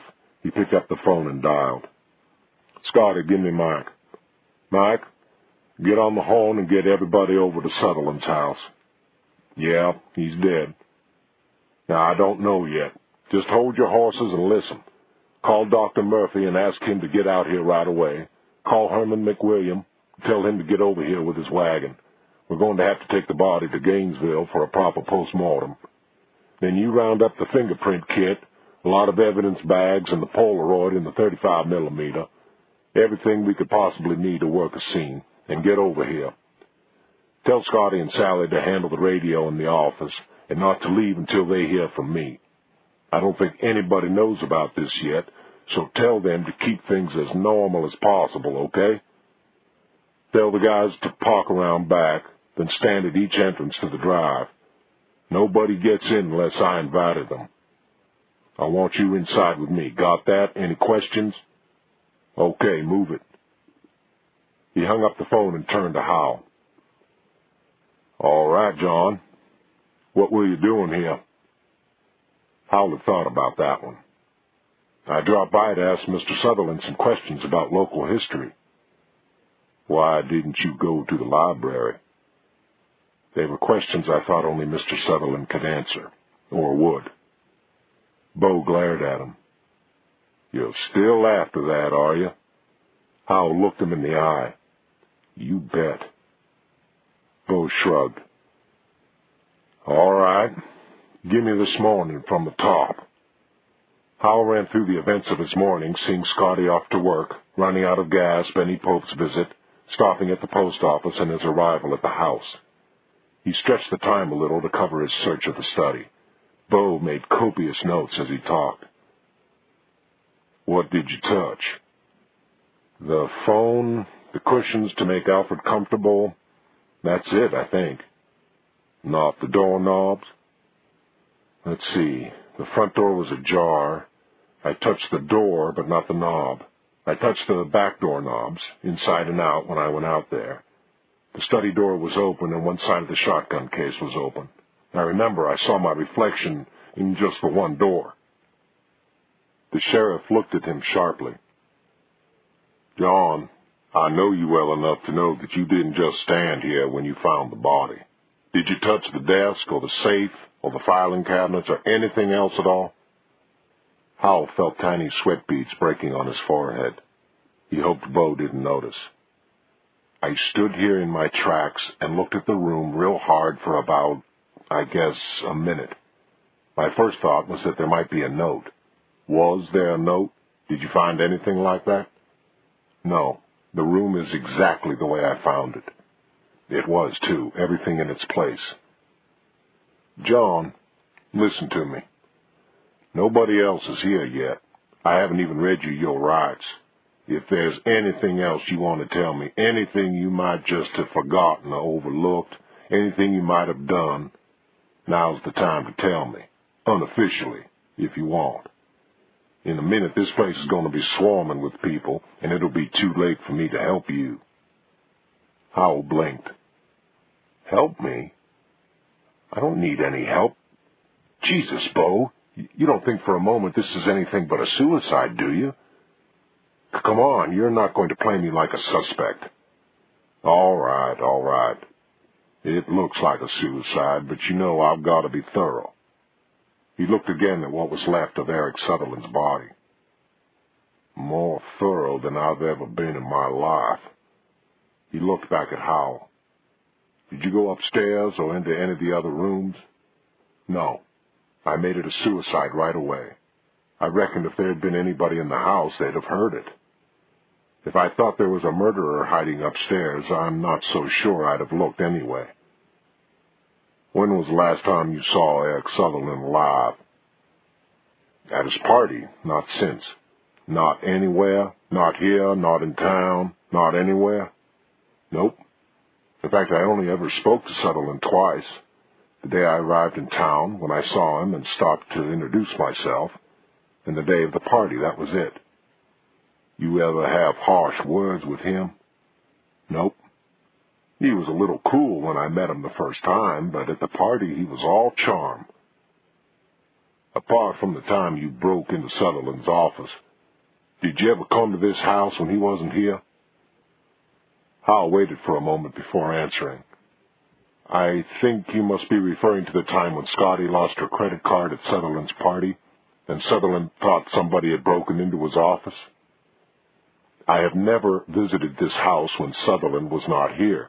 Do I make myself absolutely clear on that point? Yeah, okay. We'll forget about the credit card. You've explained that well enough, and I think it's best forgotten. Fine. Now, I know you've got a doctor on the way, Bo, but for what it's worth, this looks hours old to me. The blood and the other stuff are partly dried. Yeah, I think you're right. Bo looked up as a car came to a halt outside the house. Look, John, I'd appreciate it if you wouldn't go phoning this in to any of your newspaper buddies, and if you'd keep Scotty from doing that too. I want to have this thing covered from every angle before the press gets onto it, okay? Sure, Bo. Mike came into the study carrying 2 briefcases, saw Sutherland's body, put down the cases, and fled to the driveway. They could hear him retching. Well, he's going to be a lot of help, Bo said wryly. Howell laughed. He'll get used to it. First time's the worst. Well, John, we've got a lot of work to do around here. I'll call you if I have any more questions. Okay, I'll let you get on with it. Howell turned and started for the door. Oh, John, Bo called out. Howell stopped. Yeah. Like they say in the movies, don't leave town. Chapter 33. Driving back toward the town, Howell reflected that there was a certain symmetry emerging in all of this that seemed more than coincidental. He had a couple of things to confirm, then he would know. Maybe. He glanced at his watch. The timing was about right. He parked in front of the courthouse, and sure enough, right on schedule, the battle axe Mrs. O'Neill left for lunch. Howell bounded up the steps. This wouldn't take long. He just wanted to confirm his own memory. He was in and out of the records office in minutes. As he got back into the car, another thought hit him, right from left field. Curious, he drove to the shopping center, parked in front of the drugstore, and went in. He stood staring at the shelf. May I help you, sir? A girl in a white jacket stood at his elbow. Oh, no thanks, I was just looking, Howell replied and tried to smile at the girl. She looked askance at the shelf of female products and back at him. Just looking, he said lamely, and left quickly. Hal felt very strange as he got back into the car. All this had suddenly become a little too much. His first reaction was that he wanted a drink. With some effort, he scaled the desire back to a beer, then headed for Bubba's. He was on his second beer when Enda McAuliffe came in. Howell was, at first, surprised that McAuliffe wasn't out at Eric Sutherland's house. Then it occurred to him that the lawyer probably didn't know yet. It had been no more than half an hour since Howell had found the body. "Mind if I join you, John?" The lawyer was a lot friendlier than the last time they had met. "Please do, Mac. I was about to come see you anyway." "Listen, John, I'm sorry I popped off at you out at Sutherland's. I'd had a lot to drink, and I wasn't at my best that day." "Not at all, Mac. You were protecting your client, I understand." McAuliffe ordered lunch. "Why were you coming to see me?" "I think I might need a lawyer pretty soon." "Well, I don't know, John. I can promise you that any legal advice you give me won't conflict with Eric Sutherland's interests, Mac. In fact, I can guarantee it." "Well, okay. How can I help you?" He looked around. "I used to do most of my work in this place anyway, if you don't mind talking here." "Couple of things," Howell said, sipping his beer. "One's a long-term sort of thing that I'd like you to handle locally for me. I'll talk to you about that in a day or two, I think." "And the other?" "There's a fair chance I might be arrested before the day is out. I'll try to avoid it, but if I get picked up, I don't want to spend the night in jail." "What's the charge going to be?" Smart lawyer, Howell thought. Not, "What did you do?" It could be almost anything, but probably material witness. Maybe murder. "You thinking of killing somebody?" "Whatever it turns out to be, you can rest assured I didn't do it." "That's good enough for me." "If you need some muscle, call Denham White in Atlanta. He's still my brother-in-law, after all." "John, are you sure there isn't something you want to tell me?" "Yes, but first, I want to ask you a personal question." "Okay, shoot." "Why did you never marry, Mac?" The lawyer said nothing, just looked at Howell without expression. Could it have been for the same reason Bo Scully never got married? McAuliffe continued to look at Howell for a moment. "Which one of my half-dozen stock answers would you like?" "Never mind, Mac. I'm sorry." "John, perhaps you shouldn't count on me to represent you." "Sorry, Mac. You're stuck with me. I know you'll do a good job. Look, a lot is going to happen around here during the next 24 hours, and I want you to remember that some of it may not be what it seems to be." And that, Howell thought, was a direct quote. "You're getting pretty mysterious, John. What's going to happen?" "Well, I don't know all of it. Maybe not even most of it, but it's already started. Eric Sutherland is dead." McAuliffe sat up. "Are you serious?" "Apparent suicide. I found the body this morning." McAuliffe looked stunned. "Where?" "At his house, in the study, shotgun in the face." "You found him? What were you doing out there?" "I went to ask him some questions about the O'Connings." "Oh, shit." "Yeah, that would have been a touchy point with him, wouldn't it? When things have quieted down a little, I think you and I should get together and compare notes." "I think I'd better get out to Sutherland's," McAuliffe said, getting up. "Why don't you and I have lunch tomorrow?" "That's good. We should both know more by then. Tell me, Mac, does Bo know what's in Sutherland's will?" McAuliffe looked at him narrowly. "I don't know, but I think he may suspect." He turned and left. Howell went to the payphone at the back of Bubba's and called the sheriff's office. Scotty answered. Bo still out at Sutherland's? Yes. What happened out there, John? I'll tell you later. Now listen to me. Say, oh no, as if you mean it. Oh no. Scotty changed her voice to a whisper. What's going on? All right. Now hang up and tell Sally your father is sick and you have to drive to Atlanta right now.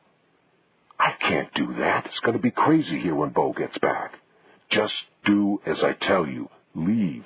But don't go home. And don't go to the cabin. Go out to the Kelly place.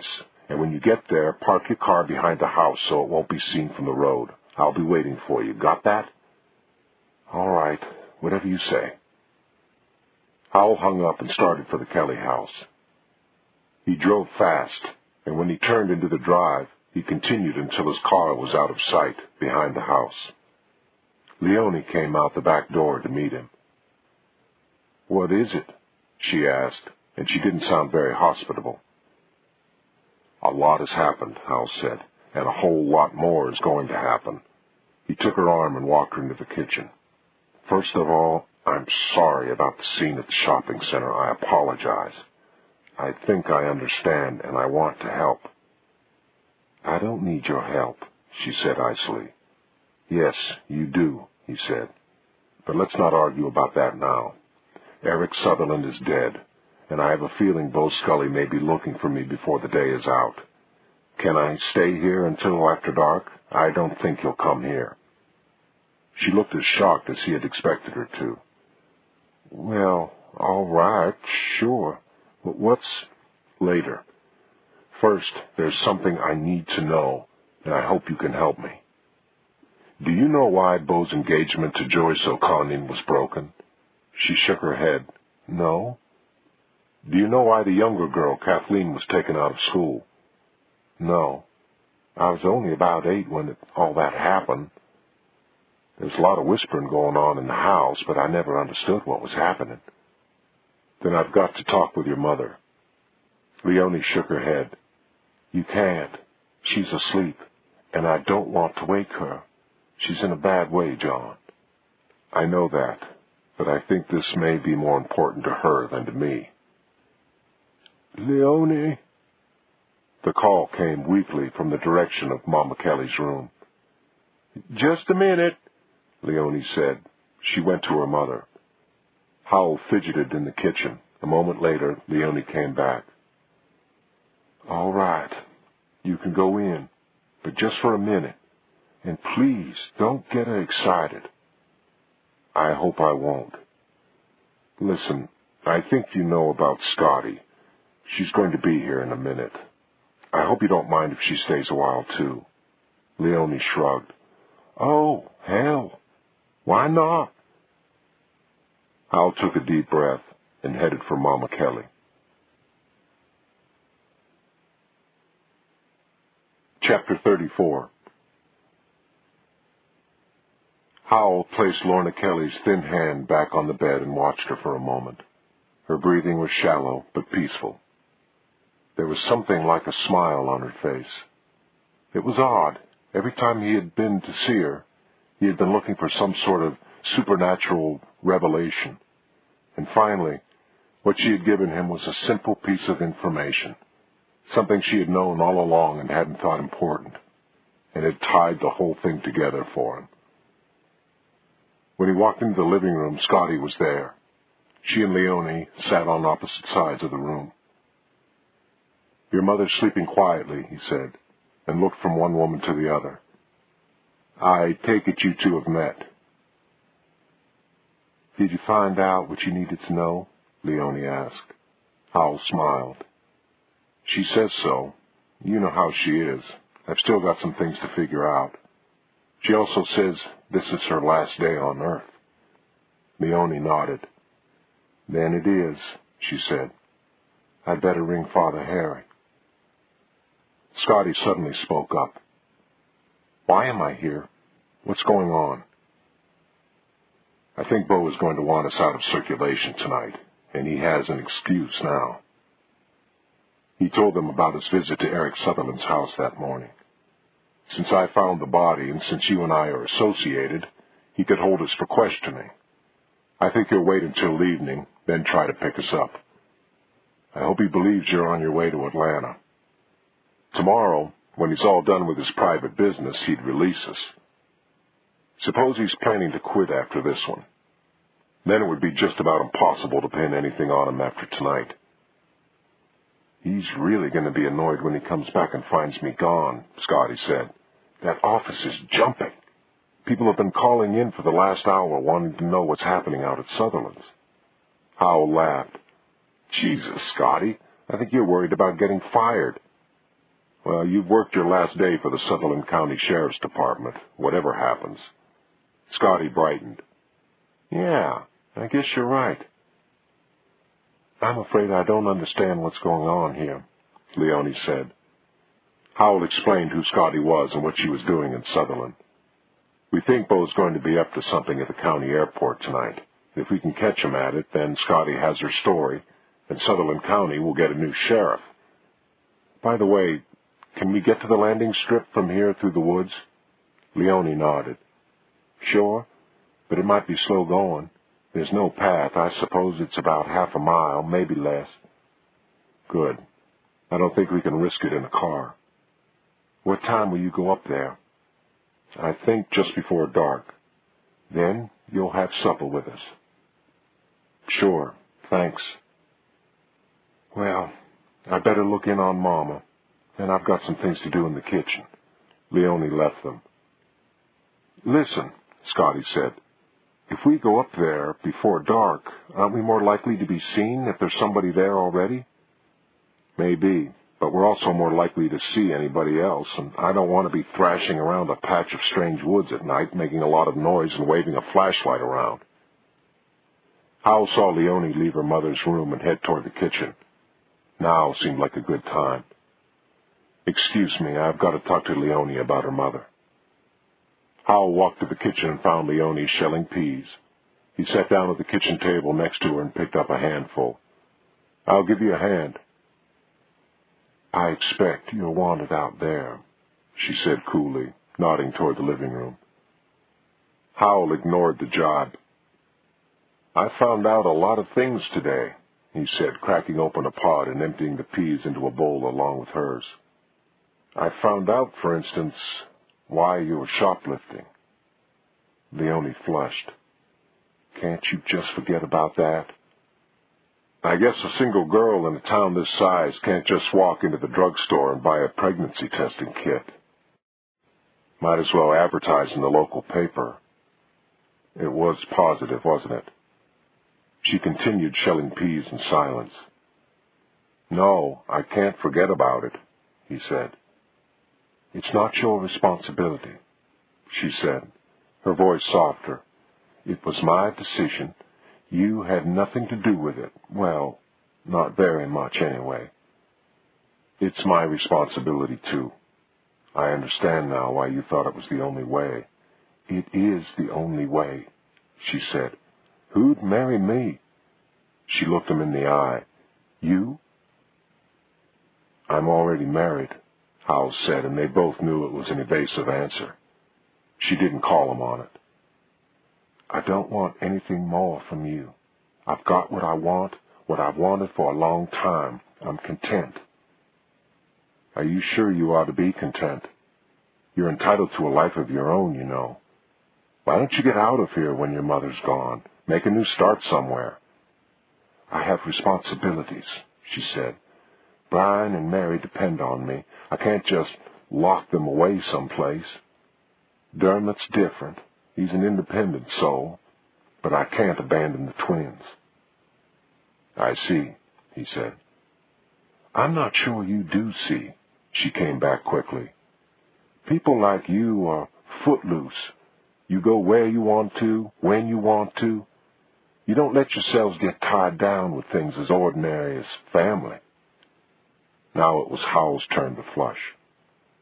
I don't think you understand that other people are born into situations, or just accept them, live with them, and do the best they can. Sure, I understand that. No, not really, John. It's something you've never learned. Maybe it's the reporter in you. You dig into something, get what you want out of it, then move on. When you finish whatever it is you want to do here, you'll leave, and you won't come back. You'll put yourself first, and I guess that's the right thing for someone like you to do. Look, I want to help you. No. She put her hand on his arm. Don't make commitments you may not be able to keep. You'll just have that much more guilt to bear when you don't keep them. I meant what I said. I trapped you. It was my decision, and I knew what I was doing. I didn't do it lightly, and I know how to bear the responsibility I've taken on. You owe me nothing. That's the way I want it. All right, Howell said, pushing back from the table. If that's what you want. He left her and went into the living room. Scotty was asleep on the sofa. Dermot and the twins were sitting on the front porch. Dermot was picking at his mandolin. Howell sat down in a comfortable chair and picked up the photograph he had seen on his first visit to the house. Kathleen O'Conning stared back at him with huge eyes. The priest had been right. She was startlingly beautiful. She couldn't have been more than 8 or 9 in the picture. There was still that familiarity about her. He thought for a moment that he knew why, but then the sound of a car engine distracted him. He parted the curtains slightly and looked out. A sheriff's car was pulling into the Kelly driveway. Howell stepped away from the window. Bo had moved faster than he expected. There was no place to run. He'd have to go along and hope McAuliffe could get him out in time. He peeked carefully through the curtains again. The car had stopped in the drive. The reflection on the windshield concealed the driver. Hal thought he must be taking a careful look at the house, and he was glad that he and Scotty had parked out back. Then the car backed into the road and drove away toward town. Howell sank back into the armchair and let his pulse return to normal. Then he leaned back and let himself doze. What had he been thinking about before? He was too sleepy to care. He had wrestled with too much today. His mind needed to gather itself for what was ahead. Chapter 35. When Howell woke up, the priest was coming out of Lorna Kelly's bedroom. He nodded to Howell. "Father Harry, how are you?" "I'm fine, me boy. Fine." Howell pointed toward the bedroom and raised his eyebrows. "She's asleep, bless her heart," Father Harry said. "And you look as though you could use a few more winks yourself." He waved and went toward the kitchen. At 6 o'clock, Scotty woke him, and they went into supper. All of them dined quietly in the old-fashioned kitchen on fried chicken, fresh corn and peas, cornbread muffins, and iced tea. Father Harry seemed to have been sipping something else. Howell remembered meals like this from his childhood, at the homes of family friends whose people were dying. Except at those meals, the food had been brought by sympathetic neighbors. Apart from her family, there was no one to attend Lorna Kelly's death but an alcoholic priest and 2 fugitives. They lingered over coffee until the sun was nearly on the horizon. Scotty got her camera gear from her car, and Howell gave her the film. He went back into the house. "Can I borrow a flashlight?" he asked Leonie. "Sure." She went to a cupboard and brought back a large 6-volt model. "Listen," she said tentatively. "I'd like to see this again." She looked up at him. "And I'd like it delivered in person." He smiled at her and touched her cheek. "I'll be careful. There's not much to this. We're just going to go up there and perch in the woods and take some pictures and come back." "See that you do. The baby might want to meet his father one of these days." She handed him a thermos of coffee and a paper bag. "You might get hungry." Howell nodded and turned to join Scotty. They left the Kellys' backyard and entered the woods, picking their way through the trees and brush.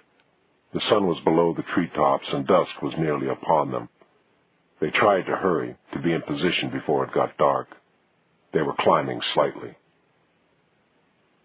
20 minutes later, the ground leveled off, and they came to the edge of the airfield and stopped, still well into the trees. Howell looked at the windsock. He pointed to the little shack next to a couple of small aircraft near the end of the runway.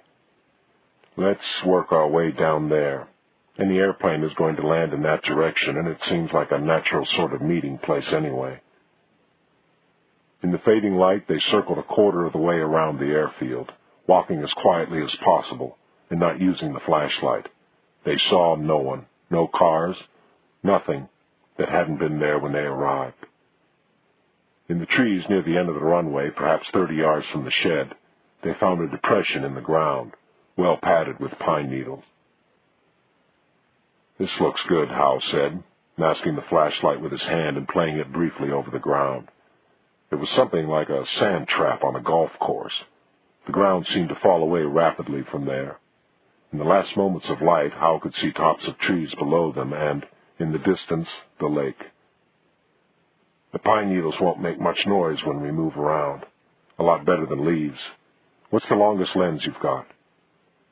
150 to 250 zoom, but it's not very fast." "My friend says it doesn't have to be. That film will make it look like daylight." "Good." She sighted through the camera toward the shed. "Jesus, I can't see much. It's just as well the film can. We've got 6 rolls. I'll use the motor drive. We'll practically have movies of this event." "I hope to God there is an event," he said. "They're going to be here at 3:30, Scotty said firmly. "That's what the teletype said, and I believe it." Howell looked at his illuminated watch. "Just past 9, he said. "A long wait." The wind whistled through the trees and rustled the pine straw around them. Scotty snuggled up close, and Howell put his arm around her. "Tomorrow," she said, "I'm going to take this film back to Atlanta, write a big lead story, and hold up the Atlanta Constitution for the biggest raise in the history of the newspaper business." Howell laughed. "And what if they don't sit still for it? Then I'll just call up AP or UPI or maybe the Atlanta bureau chief of the New York Times." Howell had once held that job himself. They'd go for it, all right. "You think this story could get me on the Times?" "It might. I think you'd be better off going back to the Constitution with it, though. Then, after you've won your Pulitzer, you can accept the Times' offer." She dug him in the ribs. "Listen, I'm serious about this." "Jesus, don't I know it," he said, laughing. "I hope it comes off just the way you want it to." "Johnny, what do you want? What are you going to do after you finish the book?" She sounded as if she really wanted to know, so he told her. "I don't know," he said. "But I think maybe I've reached a point in my life where I should go back and figure out what's happened to me, instead of always chasing what's going to happen next." "Hey, there's a country song in there somewhere.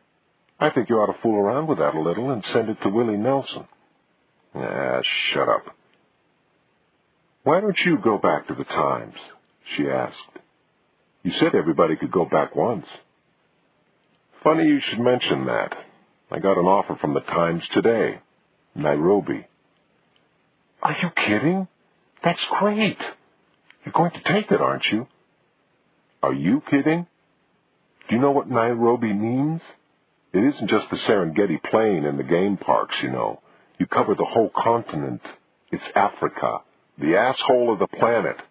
It's flying to hell and back on poorly maintained 40-year-old C-47s flown by half-trained African pilots, getting hassled by the police in South Africa, interviewing insane master sergeants who are suddenly running countries, having to look at the swollen bellies and pitiful eyes of starving kids, bribing customs officials in backwoods airports, having beggars hanging all over you every time you walk down the street. And finally, getting a bullet in the back of the head from some jungle corporal with a superiority complex and not enough reading skills to understand your press credentials. Thanks, but no thanks." "Gee, you sound really interested." "Interested? Do you know the sadistic sons of bitches would probably make me learn Swahili? They're sticklers for their boys knowing the local language." "I think it sounds fascinating. That's because you're young and stupid. I think you ought to take it. They'd be stunned if I did, I can promise you that. This is just their way of saying I had my chance. I'm not going to Nairobi, and they know it. Howell was tiring of this conversation. Listen, why don't you get some sleep? Nothing's going to happen for a while yet. She said and snuggled closer. Within moments, she was breathing slowly. Howell leaned his head against hers and closed his eyes. He was bone-tired. Nairobi. Christ. Over the next hours, he stirred himself every few minutes to have a look around him, but nothing happened. Around midnight, he laid the sleeping Scotty on her side and had some coffee from the thermos and a slice of pie from the paper bag. Then, feeling full and contented, he drifted off into a deep sleep. The noise was familiar, almost too much so to be disturbing. Then Howell was wide awake, trying to remember the sound, to place its direction. A car door, that was it. He had heard a car door slam. Now there was another noise, the sound of metal scraping on metal. He turned to follow its direction. There was only starlight to see by, but near the shed a car had parked, and its occupant, a large shape, was unlocking a padlock on the shed door. Cursing himself for sleeping so deeply, Howell put a hand over Scotty's mouth and shook her awake. Holding a finger to his lips, he pointed toward the shed, some 30 yards away. They sat up on their knees, and Scotty began taking pictures. "Is it Bo?" she whispered. "I don't know. He's big enough. Easy on the film. Don't use it up too soon." Scotty had squeezed off a dozen or more frames with the camera's machine drive, then stopped. The man, who seemed to be wearing coveralls and a baseball cap, leaned against the fender of his car and waited. Howell and Scotty waited with him. The luminous hands of Howell's watch read just past 3. For 10 minutes they sat there. Then there was a flash of headlights in the distance, and a very large truck began driving toward them along the road that paralleled the runway. It made a wide circle, then pulled up next to the shack, a few feet off the edge of the grass landing strip. It was a moving van, and Howell thought he could read the name of a nationwide moving company painted on the side. Just before the headlights went out, they briefly illuminated Bo Scully, who shook hands with the driver and another man as they got down from the truck. The 3 men immediately went to the rear of the van, unlocked the doors, and unloaded half a dozen pieces of furniture. Scotty looked at Howell with raised eyebrows, then shot another dozen frames. At 25 minutes past 3, Bo went into the shack, and a moment later the runway lights came on, little spots of blue reaching away down both sides of the grass strip. Then, a minute or two past the half hour, there was a distant hum, and Howell looked up to see a pair of white landing lights drifting toward the strip. Scotty finished a roll of film, handed it to Howell, and quickly reloaded. The plane landed at what seemed so great a speed that Howell thought it would never stop, that it would crash through the shack and end up in the trees on top of them. But it came noisily to a stop and began turning around at the very end of the strip. He was surprised to see that it had 4 engines, and that, illuminated by Bo's headlights, which had suddenly come on, it bore the insignia of the Georgia Air National Guard. Howell pointed at the plane. Scotty nodded and photographed the insignia, zooming in on it. It would have done little good to speak, because the roar of the 4 engines overpowered everything, and the propellers kicked up a hurricane of wind and pine straw. As the lighter ground debris blew away, they were able to see better. The rear door of the airplane flew open, and somebody began kicking out what looked like small bales of cotton, wrapped in burlap. The 2 men from the truck and Bo quickly loaded them into the furniture van. Scotty handed Howell another roll of film, reloaded, and started to shoot again. Now the man on the plane was handing out what looked like 4 ordinary suitcases. Then, finally, a canvas briefcase. Bo unzipped the briefcase and inspected the contents, apparently counting. Bo gave the man on the plane a thumbs-up sign, and at that moment somebody kicked Howell hard in the ass. Howell turned angrily around to find a flashlight in his face, and ahead of that, the barrel of a rifle, pointing at his head. His anger immediately turned to fear. The man behind the rifle was shouting, but Howell couldn't make out what he was saying. He cupped a hand behind his ear to indicate this. The man leaned forward until the rifle barrel was nearly touching Howell's forehead and shouted again. "Get your hands up and throw that camera over here." Scotty seemed to have no trouble hearing him. She pushed the camera toward him, hard like a basketball. It struck the flashlight, and Howell took the opportunity to grab for the rifle barrel and push it aside. As he did, a single shot went past his ear. The skin on the side of his head seemingly on fire, Howell kicked toward the other end of the rifle as hard as he could and thought he connected with the man's belly. The man fell backward, leaving the rifle with Howell, and in the reflected glow of the car's headlights, Howell could see the man struggling to one knee, clutching his middle. He got a better grip on the barrel with both hands and swung it as hard as he could, like a baseball bat, catching the man flush on the ear with a stalk. He spun about, landed face down, and didn't move. Howell checked the weapon. It was an M16 assault rifle with a long banana clip. He had qualified on it in the Army. He felt for the automatic fire switch and looked back toward the group at the end of the runway. Even over the continuing roar of the airplane, the shot had been heard. The two men from the truck were running toward him.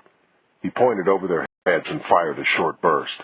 The two men immediately reversed course and began running for the truck. Howell picked up the camera and shoved it at Scotty. He grabbed her and brought her ear close to his mouth. "Get back down to the Kellys and call the highway patrol station at Gainesville," he yelled over the roar of the plane's engines. "Tell them what's happening." "I can't leave you here," she shouted back. He held up the assault rifle. "Don't worry, I've got them outgunned with this thing." He handed her the flashlight. "Don't use this unless you have to. Now run!" Scotty ran, and Howell turned back toward the airplane. Dirt flew in his face, and he realized that it wasn't the wash from the propellers. Somebody was shooting at him. He ran a few feet to his left, raised the automatic weapon, and got off a short burst, aimed at nothing in particular. To his surprise, one side of the furniture van suddenly dropped a few inches. He had hit the double tires at the right rear of the truck. He ducked and ran back to his right, then took a moment to catch his breath. What the hell? If he could hit the truck, he ought to be able to hit the plane. He popped his head up for a look. The rear door of the plane slammed shut, and it started to move. Howell fired a burst and saw sparks fly off the runway under the plane. Too low. He raised his aim and held the trigger down. The weapon fired for 2 or 3 seconds, then stopped. Howell cocked it and tried to fire again. Nothing. He had emptied the clip.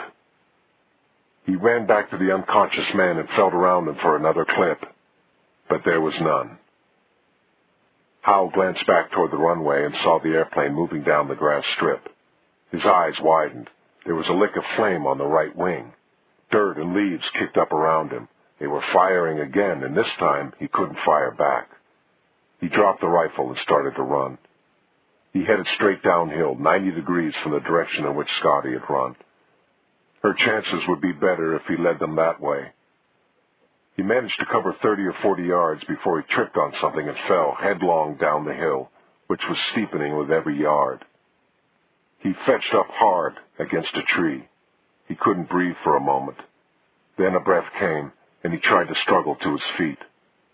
The woods around him were suddenly illuminated, and, a moment later, a huge noise and a rush of hot air told him the plane had exploded. He glanced behind him just long enough to see a large orange fireball rising above the trees. Then he started to move down the hill again, taking care this time not to run blindly. His ribs ached from the collision with the tree, and the skin on the side of his head was still afire with the powder burn. But he was up and moving, and he reckoned that Bo and his friends were far too busy getting the drugs and the furniture van out of there to come after him. He half ran, half walked down the steep hill until he came to a stream. He stopped behind a tree and looked back up the hill. The glow from the burning airplane would backlight anybody coming after him. He saw no one. Suddenly, he was exhausted. He sat down beside the little stream and splashed water on his powder burns. It didn't seem to help much. He drank some of the water, then some more. That helped. After what he thought was 10 or 15 minutes, he got to his feet and looked at his watch. It was 4:15. The plane had landed just after 3:30. Surely Scotty was at the Kellys by now, and the Georgia State Patrol was on its way. As if to confirm this, the distant scream of a siren reached him. It sounded as if it were closing on Sutherland County Airport. He thought about returning to the airfield, but he was hurting, and it was uphill.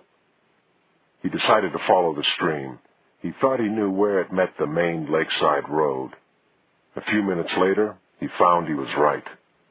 The stream gurgled under a stone bridge and ran on down to the lake. Howell struggled up the embankment and made the road, clutching his arm to his side to keep his ribs from moving around.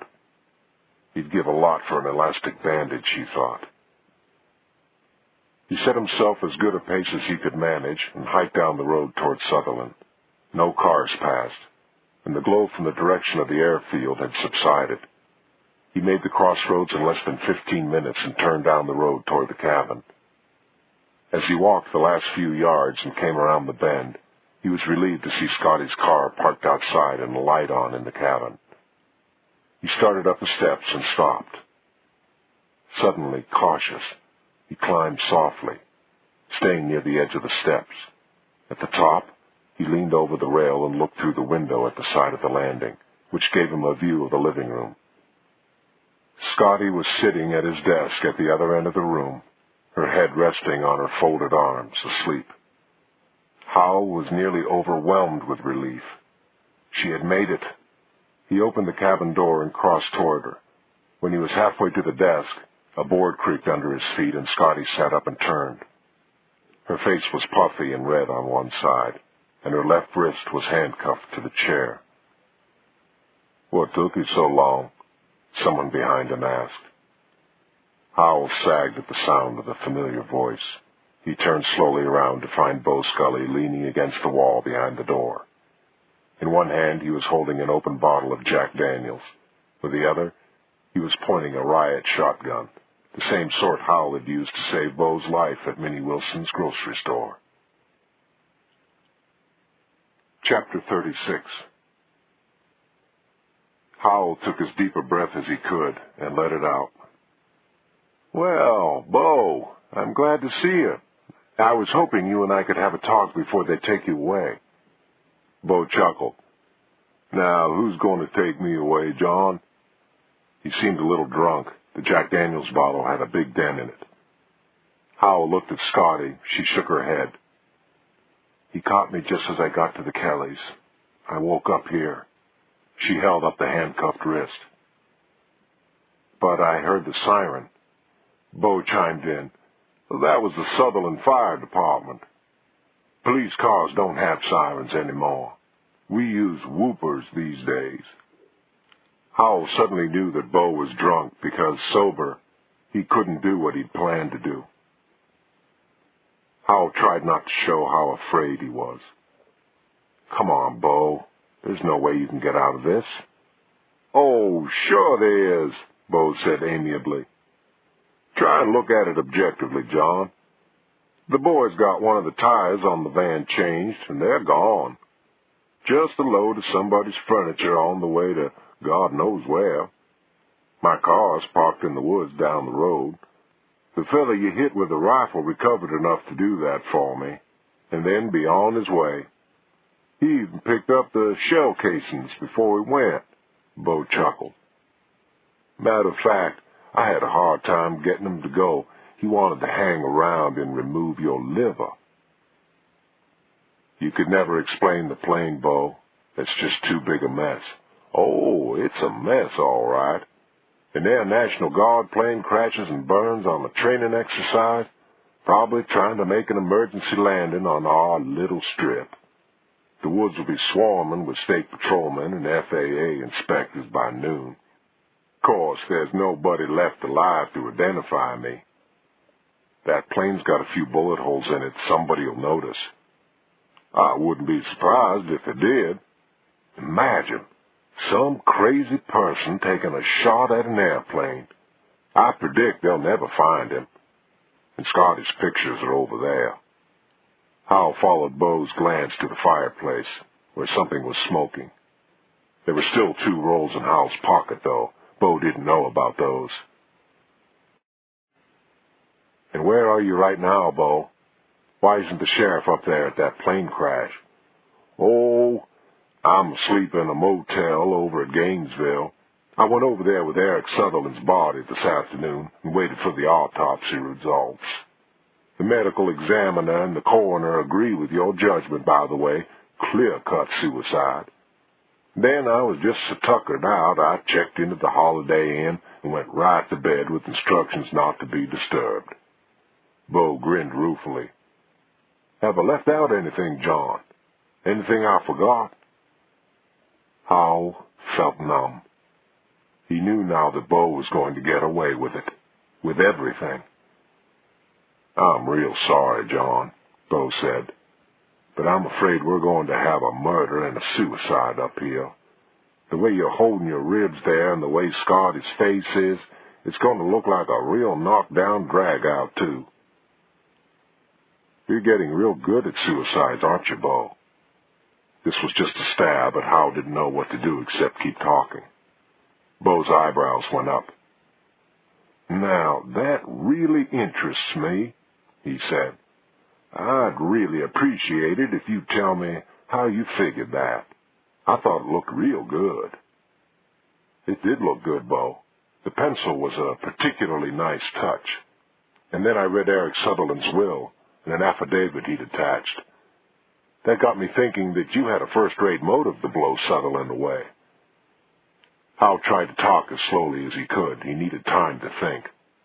"Then I began to think that if Sutherland had put the shotgun into his mouth, only the back of his head would have been gone, not most of the front as well. It occurred to me that if I were going to kill myself with a shotgun, I wouldn't look right down the barrel as Sutherland apparently did. On the other hand, if I were going to kill somebody in the heat of the moment, I probably wouldn't take the time to stick it in his mouth. I just pointed at his head and pulled the trigger, which is what I reckon you did." Beau nodded thoughtfully. "And just how did you happen to read Eric's will?" "He kept the combination taped to the edge of a stenographer's shelf in his desk. Who the hell could ever remember the combination to a safe?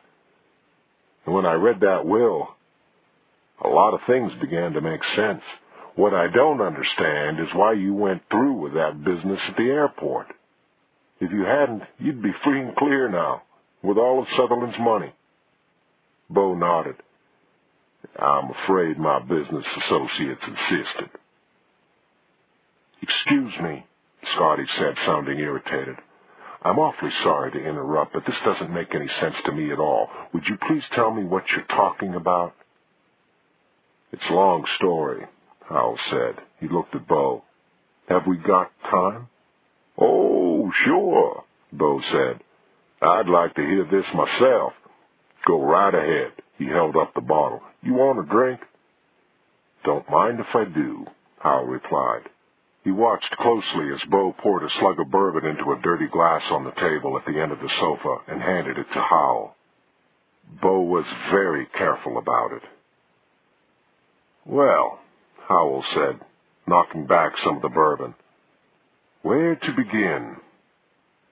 A long time ago, I think, the middle of the last century, when the original settlers of the valley started putting down roots here, they had an idea that they were establishing something permanent, something that would live on. They expected to proliferate. They were Irish, after all. That every time their numbers began to build, something would happen to set them back again. War, disease, that sort of thing. Father Harry brought me up to date on that. Well, nearly up to date anyway. Do you mind if I sit down, Beau? These ribs are giving me hell." Howell moved around to the sofa and sat down. Beau didn't stop him, but moved around with him, leaving his back to the fireplace.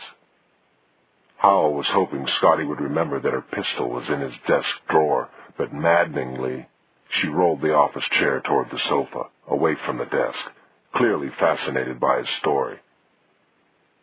When she moved, though, He saw on the desk behind her the red glow of the on light of his tape recorder.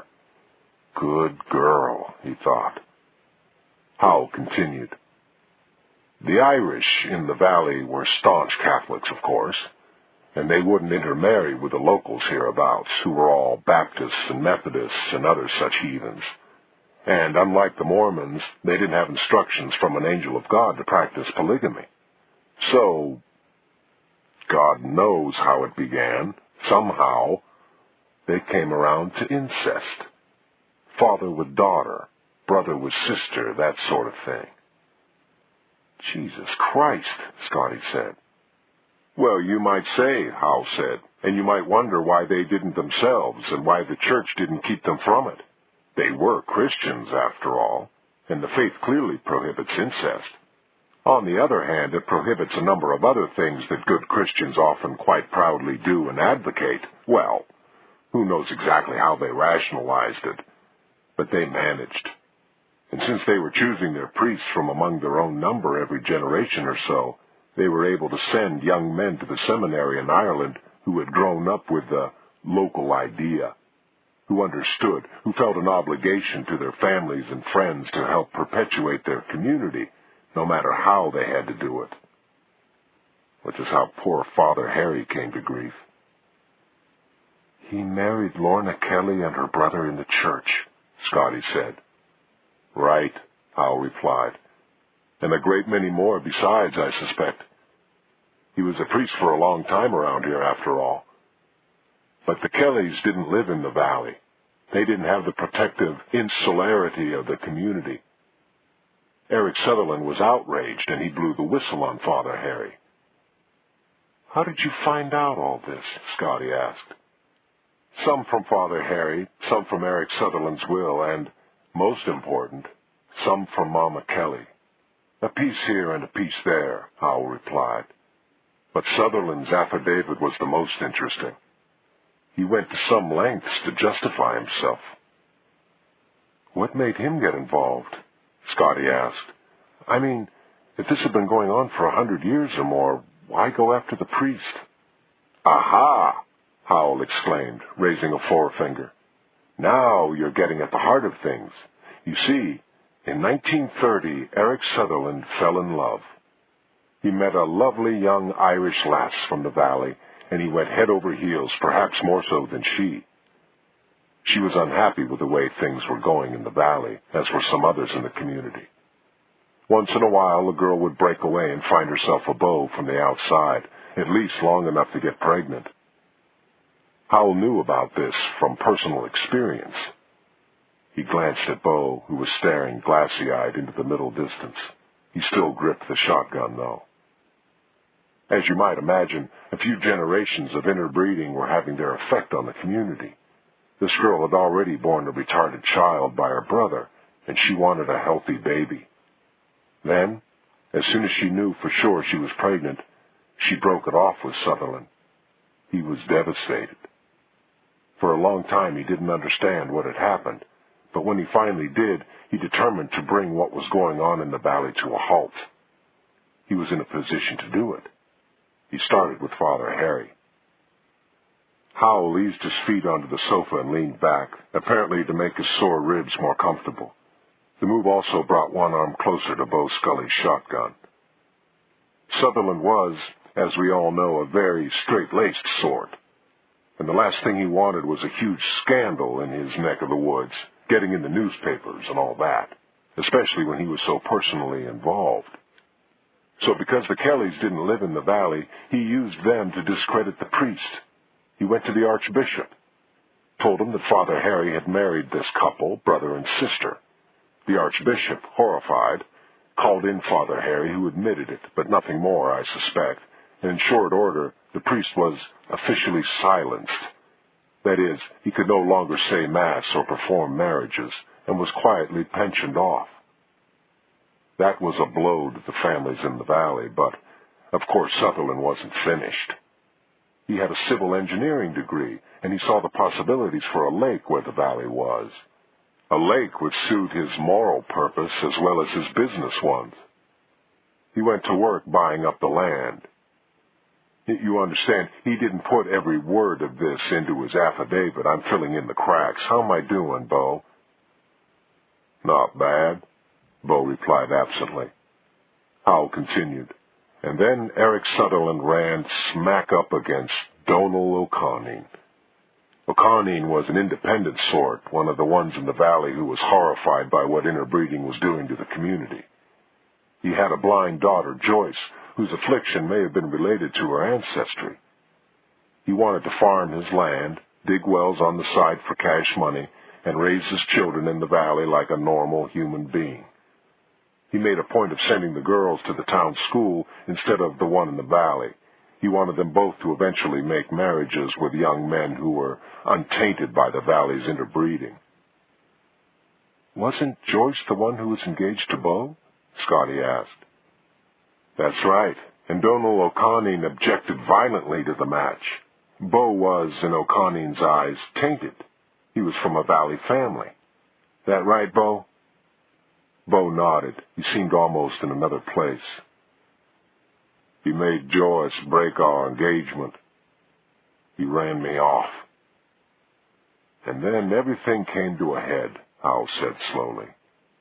Sutherland had bought all the land in the valley except Donal O'Conning's.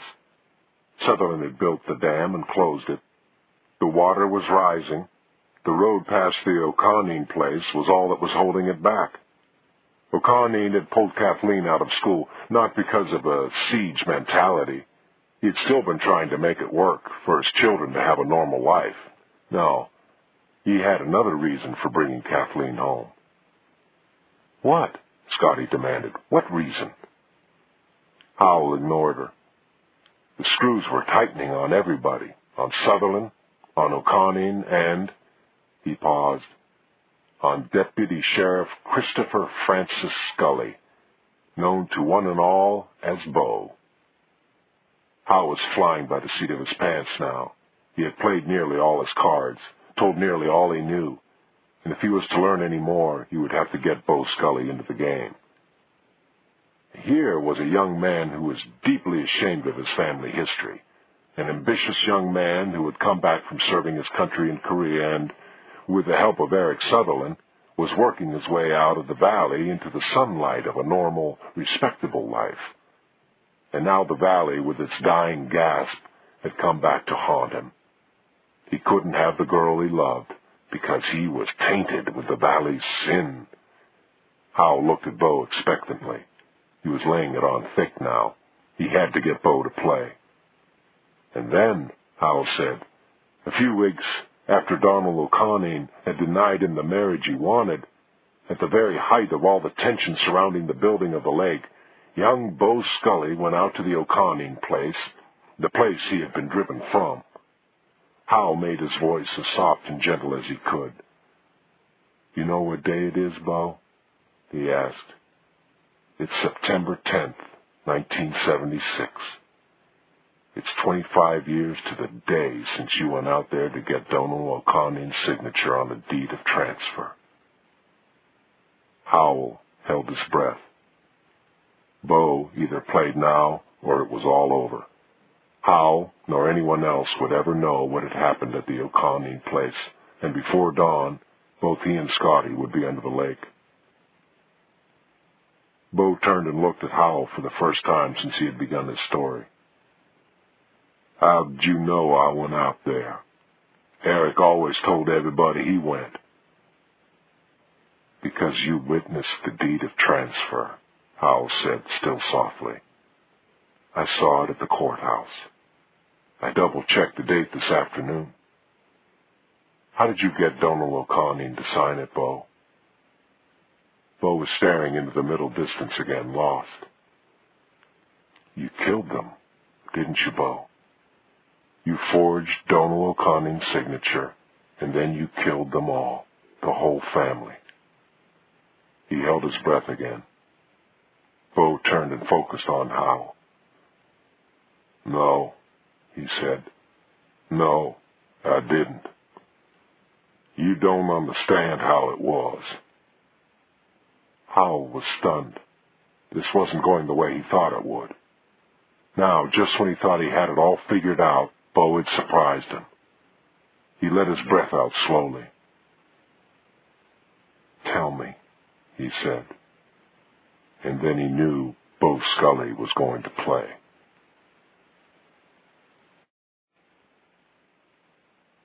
Chapter 37. When I came back from Korea, Joyce and I got engaged. Well, we knew Donald objected to us getting married, but I was doing all right and expected to do even better. Eric Sutherland had taken an interest in me when I was in high school, and when I got out of the Marines, he fixed up the deputy sheriff's job and told me that one of these days I'd be sheriff. But Uncle Martin had shot Mama by this time, and that reminded Donald that I was Valley, and always would be. Still, he'd let me see Joyce, and just about every night we were out on the front porch swing, necking. But necking was all she'd do, and I was about to go crazy. I was engaged to a girl who wasn't going to do anything until we were married, and her papa didn't want her to marry me. That's when Kathleen came into it. When I left for Korea, she was just a skinny little girl, but when I got back, it had all happened. God, she was something.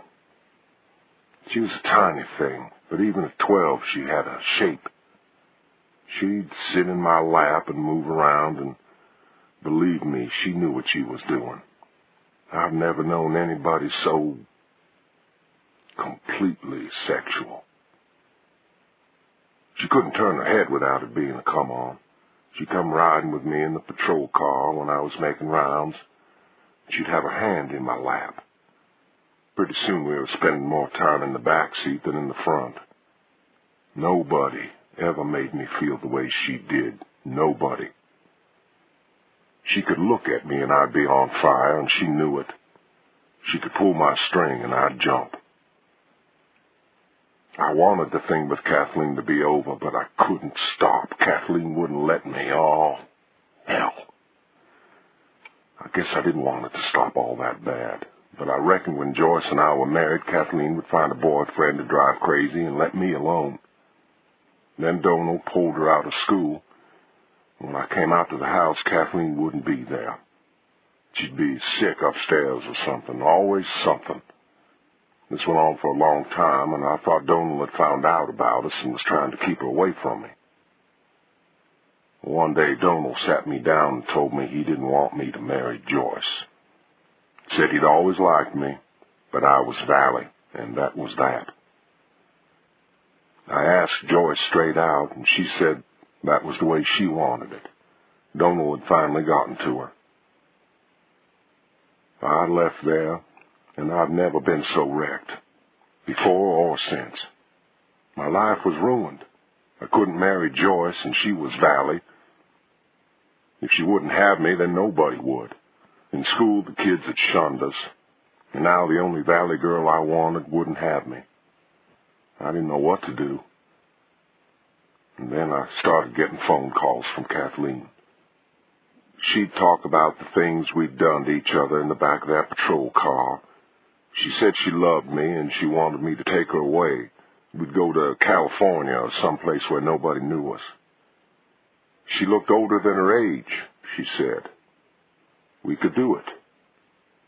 She really was getting to me. I began to think that if I couldn't have one O'Conine girl, I might have the other one.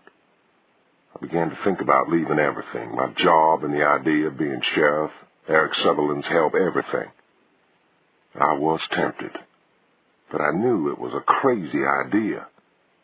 I liked hearing from Kathleen, though, so I never told her I wouldn't take her away.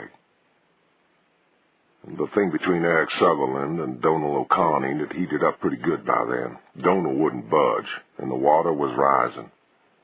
I knew Eric wouldn't flood him out, but Donald didn't know that. They were at an absolute stalemate, and I knew that before long something had to give.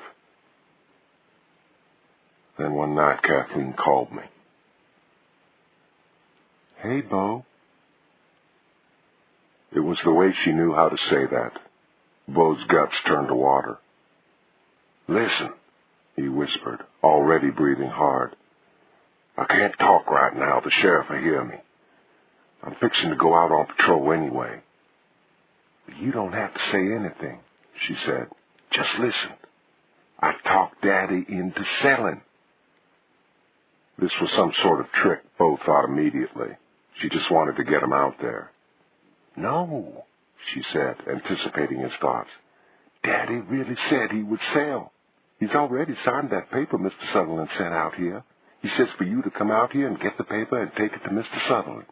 He wants Mr. Sutherland to put the money in his bank account in the morning. Let me talk to Donald, Bo said. He doesn't want to talk, Kathleen replied.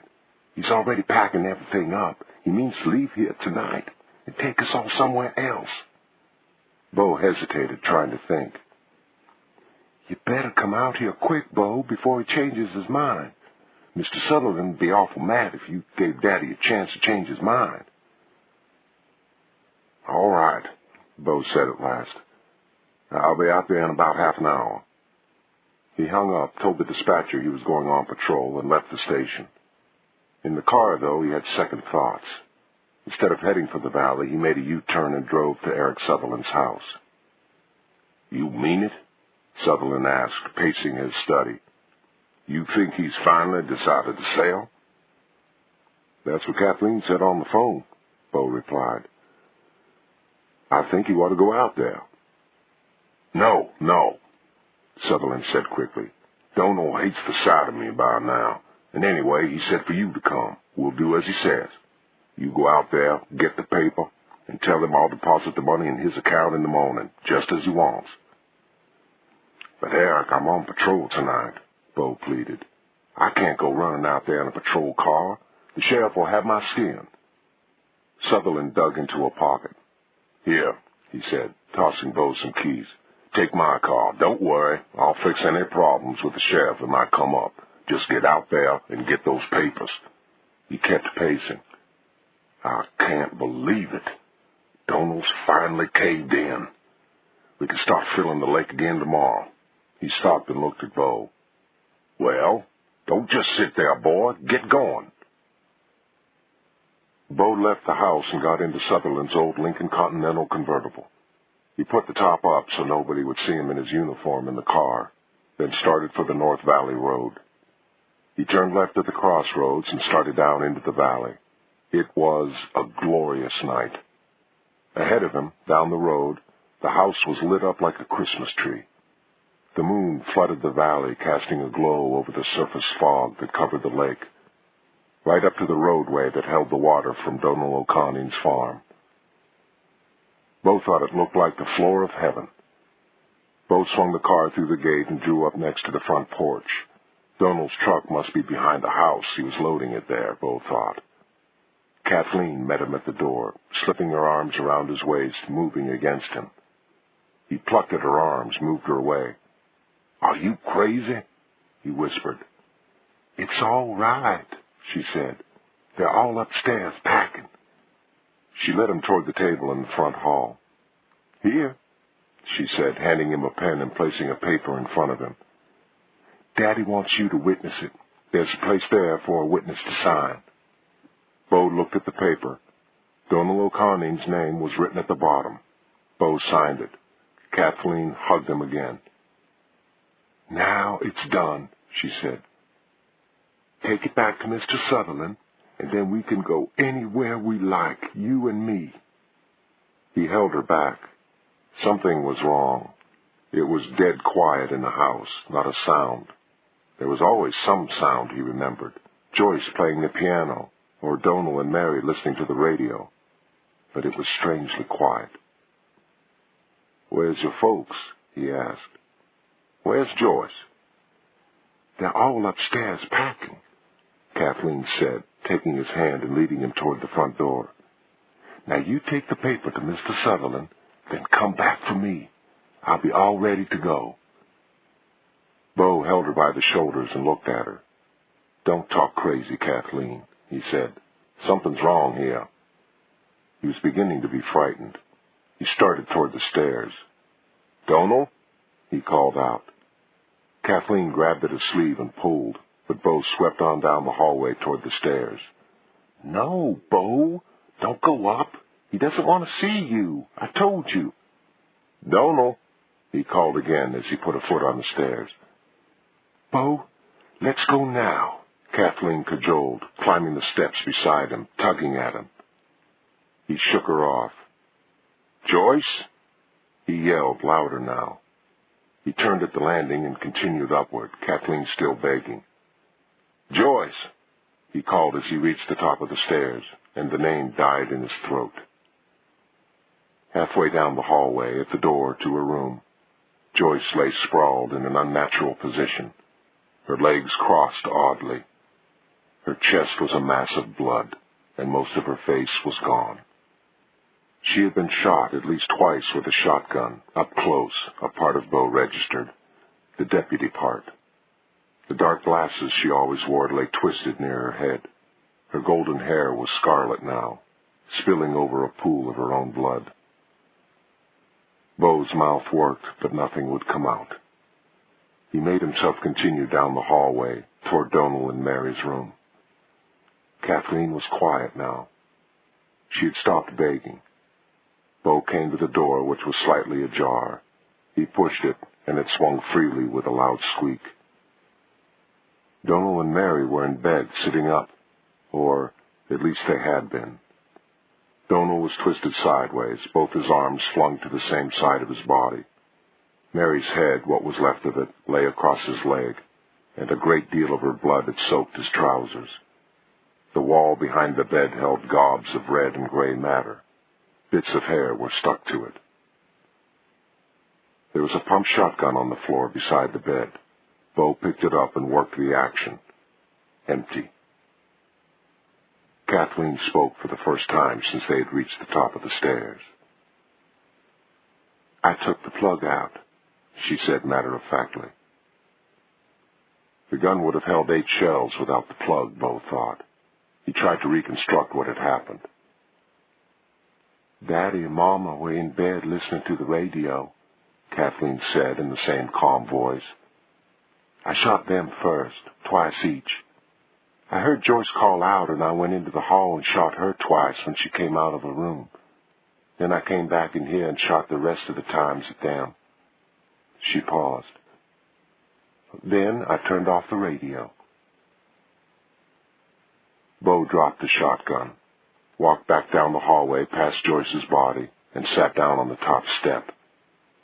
He was very tired, it seemed. He felt numb, almost drowsy, and the feeling didn't square with the beating of his heart, which was rapid and hard. Kathleen sat down beside him and put her head in his lap. You see, she said, it's all right now. She stroked his thigh the way she had done in the car so many times. I practiced Daddy's signature from his canceled checks for a long time. Then I signed the paper. Her voice was soothing. Nobody in the world would think it wasn't his signature, believe me. Bo held her wrist. He was becoming excited, even now, after what he had just seen. Her power over him was that great. Now, here's what we do, Kathleen said, still in her soothing voice. There's some dynamite out in the shed. Daddy used some dynamite under the road. We'll get my things into the car. I'm all packed. And when we drive off, you'll blow up the road. You did that stuff in Korea, so you'll know how to do it. Then the lake will come in, and the house will go under. She raised her head. Oh, I nearly forgot. We'll put Daddy and Mama and Joyce in the well. There's some cement bags in the shed, too. We'll put the cement in the well on top of them. That way, when the lake comes in, they won't float up. Bo, you're hurting my wrist. Bo was surprised that he was gripping her wrist so tightly. He tried to hold it more gently. It was hard. We'll take Daddy's typewriter with us, Kathleen continued, resting her head in his lap again, nuzzling his crotch. I'll write letters to people from him, saying we all moved away. I always typed his letters. I'll know what to say. We'll take his checkbook, too. I can write the checks just the way he did. And I'll write letters to people from Joyce, too. I've always written her letters for her. Nobody will think that's funny. Remember how I used to write letters to you from her when you were in Korea? It was me who put in the sexy parts. Bet you didn't know that. Bet you thought it was Joyce all the time. Bo nodded dumbly. He had thought it was Joyce, but when he thought about it, it made sense. It would have been Kathleen saying those things, wouldn't it? It made sense. He had to make some sense now. He had to. We're going to be so happy, Bo, Kathleen said, rubbing her ear against his crotch. We'll get us a nice house on a beach out there. There's lots of beaches in California. At night, we'll take a blanket out on the beach and lie out there naked, and I'll do nice things to you. Really nice things. Kathleen, Bo managed to say. He had to make some sense. I'll do things you never even dreamed about. Kathleen, shut up, Bo said. He put his hand on her neck and held her still. And stop doing that. I've got to talk to you, and I can't talk to you if you're doing that. All right, Bo, she said quietly. Talk to me. This is all completely crazy, Bo said, keeping his hand on her neck, holding her head still. Nobody will believe any of this, and there isn't enough money. Houses and things cost a lot more in California than they cost here. The money would be gone in no time. It just isn't all that much. I'll figure it all out, Bo, she said. Don't you worry. It'll be wonderful. No. You can't figure it out, Bo replied. It can't be figured out. I can't disappear on the same night your whole family does. They'll come looking for us, and they'll find us, and they'll bring us back. They were both quiet for several minutes. Then Kathleen tried to move her head, but Bo tightened his grip a little and held her still. Bo, she said, we have to go away tonight. We have to do it just like I figured it out. If we don't, they'll put you in the electric chair. What? He said. No, that's not what will happen. They'll send you away for a few years. You're only 13. They won't put you in the electric chair. Not me, Bo, she said. You. Even before she spoke, Bo knew what was coming. He made a small whimpering noise. I'll tell them you did it, Bo, she said, and her voice took on an edge she had never heard. You better take me to California, or I'll tell them you did it, and they'll believe me. I'll make them believe me. You know I can do it. Bo felt a great sadness. He knew she could do it, this little slip of a girl. She'd tell them every sort of lie, and they'd believe her. She'd sit in a courtroom and deny she'd ever called him and asked him to come out there. She'd say he'd made her do the things they'd done in the patrol car. She'd say it, and they'd believe her. You know what I could tell them, Bo, Kathleen said. He knew. He knew the fix he was in and what he had to do to get out of it. After all, she had laid the whole thing out for him. Not the money, of course. He couldn't do anything about the money. But the rest of it made perfect sense. Bo, she said. It was her last word. He tightened his grip, put his other hand on the back of her neck to help. He took a deep breath and did it. It didn't take long, only an instant. She didn't feel much, no more than a chicken felt when you wrung its neck. The crunching of bone transmitted itself up his wrists, and then she was limp, gone. He sat there and stroked her hair for a few minutes, running through it all in his mind. Then he got up and did the things that Kathleen had told him to do. A little under an hour later, he stopped the car near the top of the hill, got out, and waited. He had timed it nicely. There was a whoomp. Not much of a noise, really, and a flash. and the fog moved on the water as it ran through the gap in the roadbed. Soon the gap widened, and a rushing noise reached him. After a few minutes, the rooftops had vanished. Donal O'Connor and his family were under the lake. Chapter 38. For a long moment, it was quiet enough to hear the crickets. Then Howell spoke. "All of them, Bo?" he asked. He took a deep breath and asked the question he had been waiting all night to ask. "What about the baby?" Bo winced as though he'd been struck. Scotty came to life. "What baby?" "Kathleen O'Connor was pregnant," Howell said. "That's why Donal pulled her out of school." "How the hell did you figure that out?" she asked, dumbfounded. "Lorna Kelly told me. She and Mary O'Connor were sisters, remember? Kathleen had her baby a couple of weeks before the family disappeared. What happened to the baby, Bo?" Bo made a vague gesture. "I didn't know about the baby," he said heavily. "Honest to God, I didn't. Not until after Kathleen was dead." "Tell us about the baby, Bo," Howell urged. "It can't hurt to tell us now." Bo looked defeated. "I'd finished at the well and set the charge at the road, but I damn near forgot to get the transfer deed. I went back into the house for it, and the baby started to cry. I went upstairs.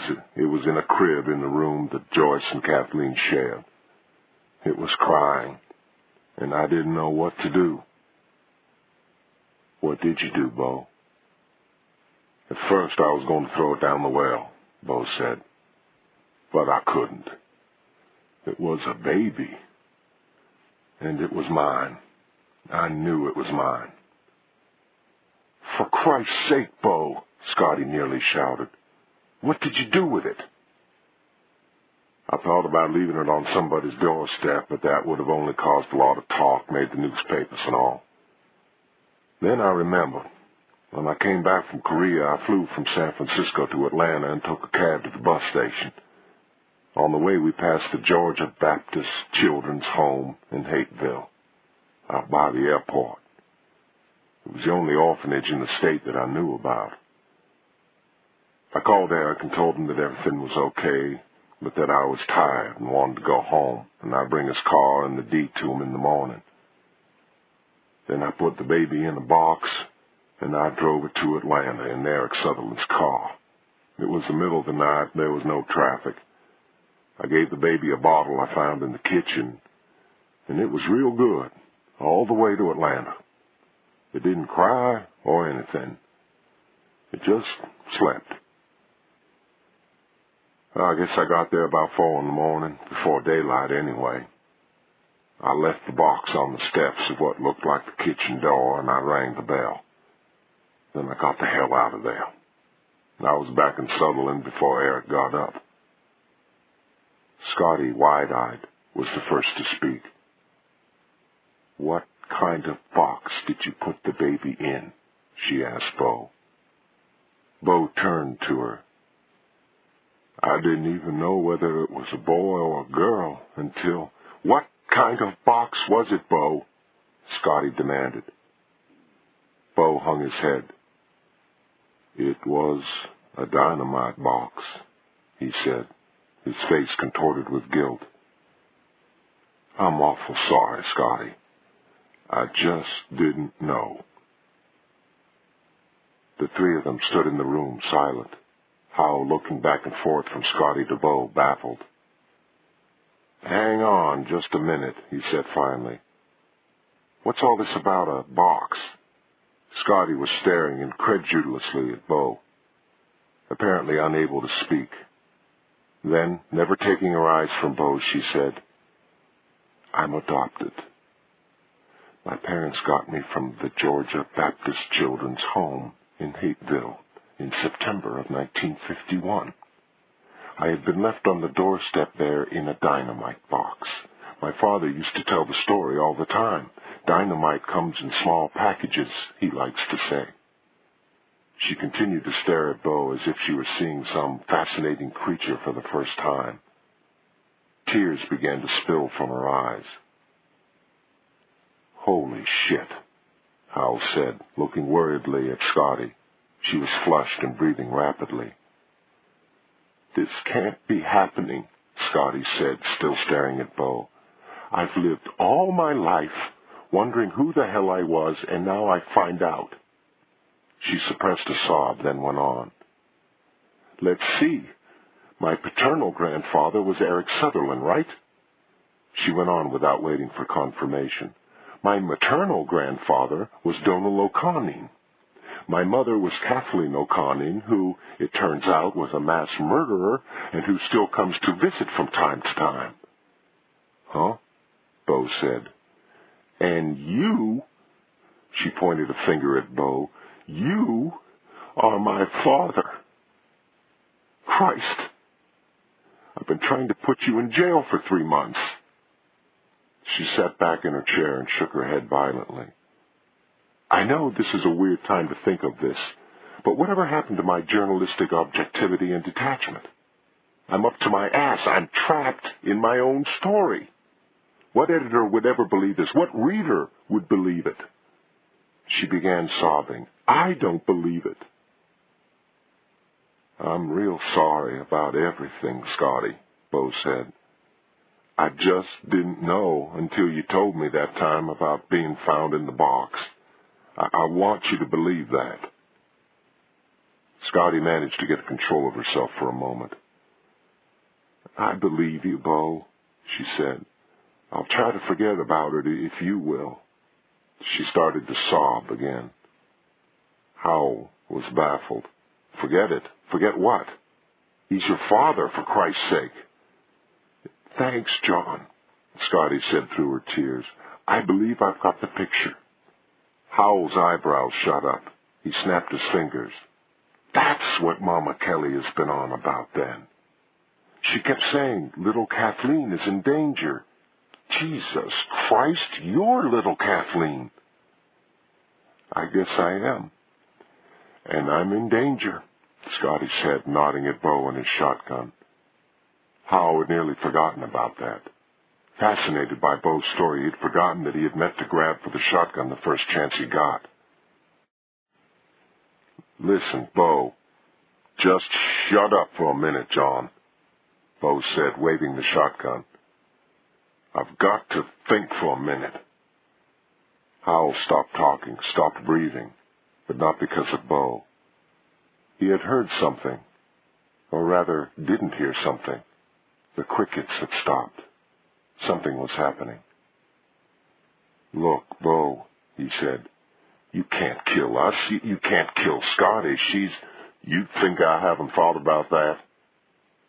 If you just stayed away from the airport tonight, everything would have been all right. That was the last delivery here, ever." "No, Bo," Howell said, shaking his head. "Nothing would have been all right.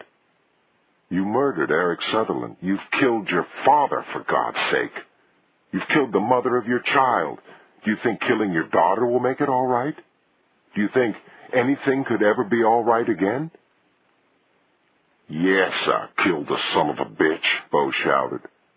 "He played me along all my life. He never told me. If he told me, not when I was a kid, but even as late as when I came back from Korea, then I could have married Joyce. I wasn't tainted, but I didn't know that. None of this would ever have happened if he'd only told me. Can't you see? It wasn't until I figured it out on my own, when I found out he'd been having my mother's grave tended all these years, that he admitted it. Then he tried to buy me off, showed me his will and how everything was left to me. That's when I killed him." "He didn't tell you, just like you didn't tell Scotty," Howell said.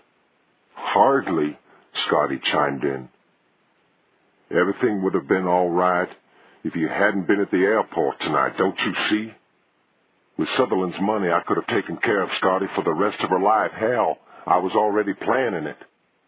"It's got nothing to do with our being at the airport, Bo," Howell fired back.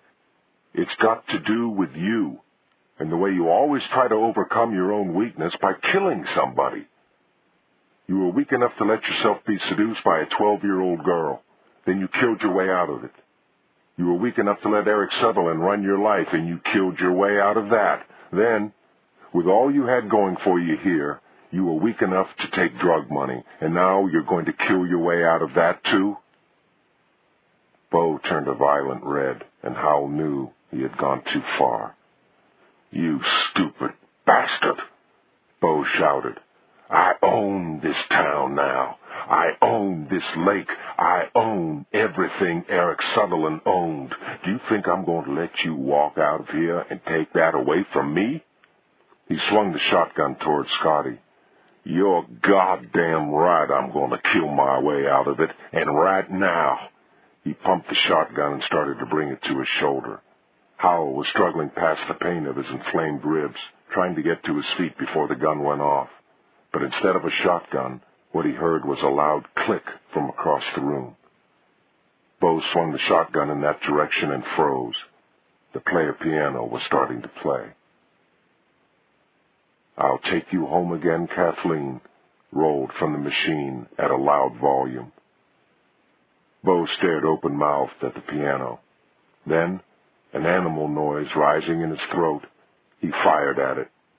Bits of wood flew everywhere, but the piano played madly on. He fired again, then spun to his left. Howell turned to follow his stare. She looked different, more womanly. The childish overalls were gone, and she wore a simple, virginal white dress, tied at her small waist with a narrow sash. Her dark hair fell in long waves around her shoulders, and there was a suggestion of lipstick, stark against her white skin.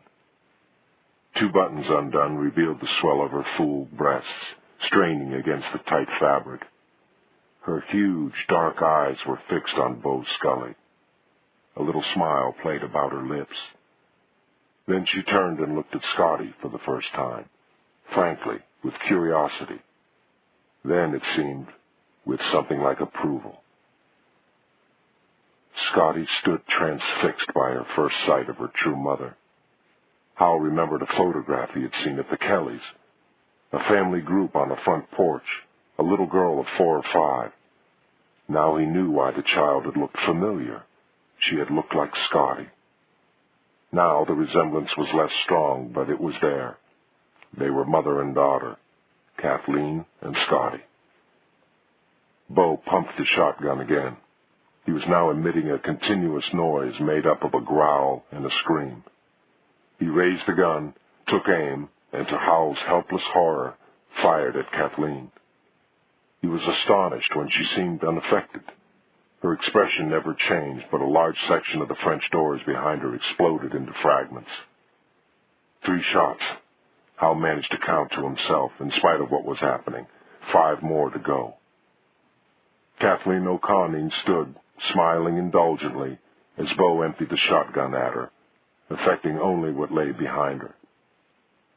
Howell hurled himself across the room toward the desk, clawed the drawer open and found Scotty's pistol, its shells lying next to it. Frantically, he began loading the gun. He had 2 shells into the chambers when Kathleen turned gracefully, glanced beckoningly at Bo, and walked out of the house onto the deck. Bo threw the shotgun through what was left of the French doors and ran after her. Howell saw him stop on the deck, staring out at the lake. Howell finished loading the pistol and went after him, then stopped as he reached the door. Scotty was right behind him, dragging the chair to which she was handcuffed. Bo gazed, wide-eyed, out over the valley. Howell gazed with him. It was just as in the dream. The house ablaze with light, the fog on the rising lake, and all of it lit by a large moon. Bo said something, not quite a word, and started moving down the steps from the deck. "Wait a minute, Bo," Howell said, and pointed the gun at him. Bo glanced back, then continued down the steps. "Stop, Bo," Howell said, louder this time. Bo had reached the bottom of the steps and was moving toward the road to the valley. Howell lowered the gun and screamed as loudly as he could. "Bo, don't go down there! For Christ's sake, come back!" Howell moved to follow him, but Scotty had squeezed her chair through the door and grabbed at him, getting hold of his belt. No, Johnny. Don't follow him. Howell struggled on down the steps, dragging Scotty after him, she dragging the chair. They reached the bottom and moved a few steps toward the road before Scotty was able to stop him. You can't follow him. You can't. Howell realized she was right and stopped. They stood in front of the cabin and watched Bo run down the road toward the house as fast as his legs could move him. Occasionally he shouted something, but they couldn't make it out. They saw him reach the house and run through the front door. Suddenly the valley was gone, and the lake was back at their feet. They stood silently, unable to react. Then, as they watched, a soundless explosion of light came from under the lake, rising to a brightness that hurt their eyes, then, pulsating erratically, faded slowly into darkness, until they were left staring once again at dark and peaceful waters. There was no moon. The crickets began to chirp again. A touch of dawn had begun to light the sky. Howell turned to lead Scotty back into the cabin and stumbled over Denham White's double-barreled shotgun, lying at the lake's edge. Where did that come from? Scotty asked. Howell picked up the weapon and broke it to inspect the chambers. Empty. It's something I misplaced, he said. Chapter 39. Tell me again how this tape recorder works. The Georgia State Patrol captain's voice came down somewhere between skepticism and outright incredulity. It's voice-activated, Howell explained again. Once it's turned on, it records only when it hears something, and it automatically controls the recording level. Miss McDonald managed to turn it on when I arrived at the cabin, when Scully was occupied with me. Okay, I'll take your word for that, the captain said. The late afternoon sunlight reflected off his collar insignia. And you say that right after this shooting, on the tape, Sheriff Scully threw down the shotgun, ran out onto the deck, ran down the steps out there, and jumped into the lake. Jumped in and started swimming away, Howell said. I tried to stop him, but he wouldn't listen to me. He just kept going. We found his body nearly a mile along the lake, the captain said, shaking his head. I expect we'll get a suicide by drowning verdict from the coroner. Wasn't a mark on him. He seemed to hear the piano and see something outside on the deck before he started firing, Howell said. I think he must have been hallucinating. He'd had a lot of bourbon. Well, there's no piano on the tape, the captain said. I guess maybe he must have been. I'll tell you, though, I'd have said that Bo Scully was just about as level-headed a fella as I ever knew. It sure don't fit him. I guess every man has his breaking point, Howell said. He'd been under a lot of pressure, I think, what with having killed Sutherland and having the drug delivery aborted. I wouldn't say exactly aborted, the captain came back. We're still looking for that furniture van. The GBI have picked up an Air National Guard lieutenant colonel down at Dobbins Air Force Base, though. Maybe they'll get something out of him. I'd be willing to bet that his training logs jive with the schedule from Scully's files. The captain put his hands on his knees and stood up. Well, Counselor, he said to Enda McAuliffe, I can't see any reason to detain your clients. Everything they've told me seems to be backed up by the evidence we have. He put on his Stetson hat and squared it carefully. I don't mind telling you, though, this is the damnedest thing I've investigated in 19 years on the job. I don't doubt it, McAuliffe said, shaking the man's hand. Just as long as they're available if we need to know anything else, the captain said, and took his leave. McAuliffe came back to the fireplace and flopped into a chair. I think we did the best thing, he said to Howell and Scotty.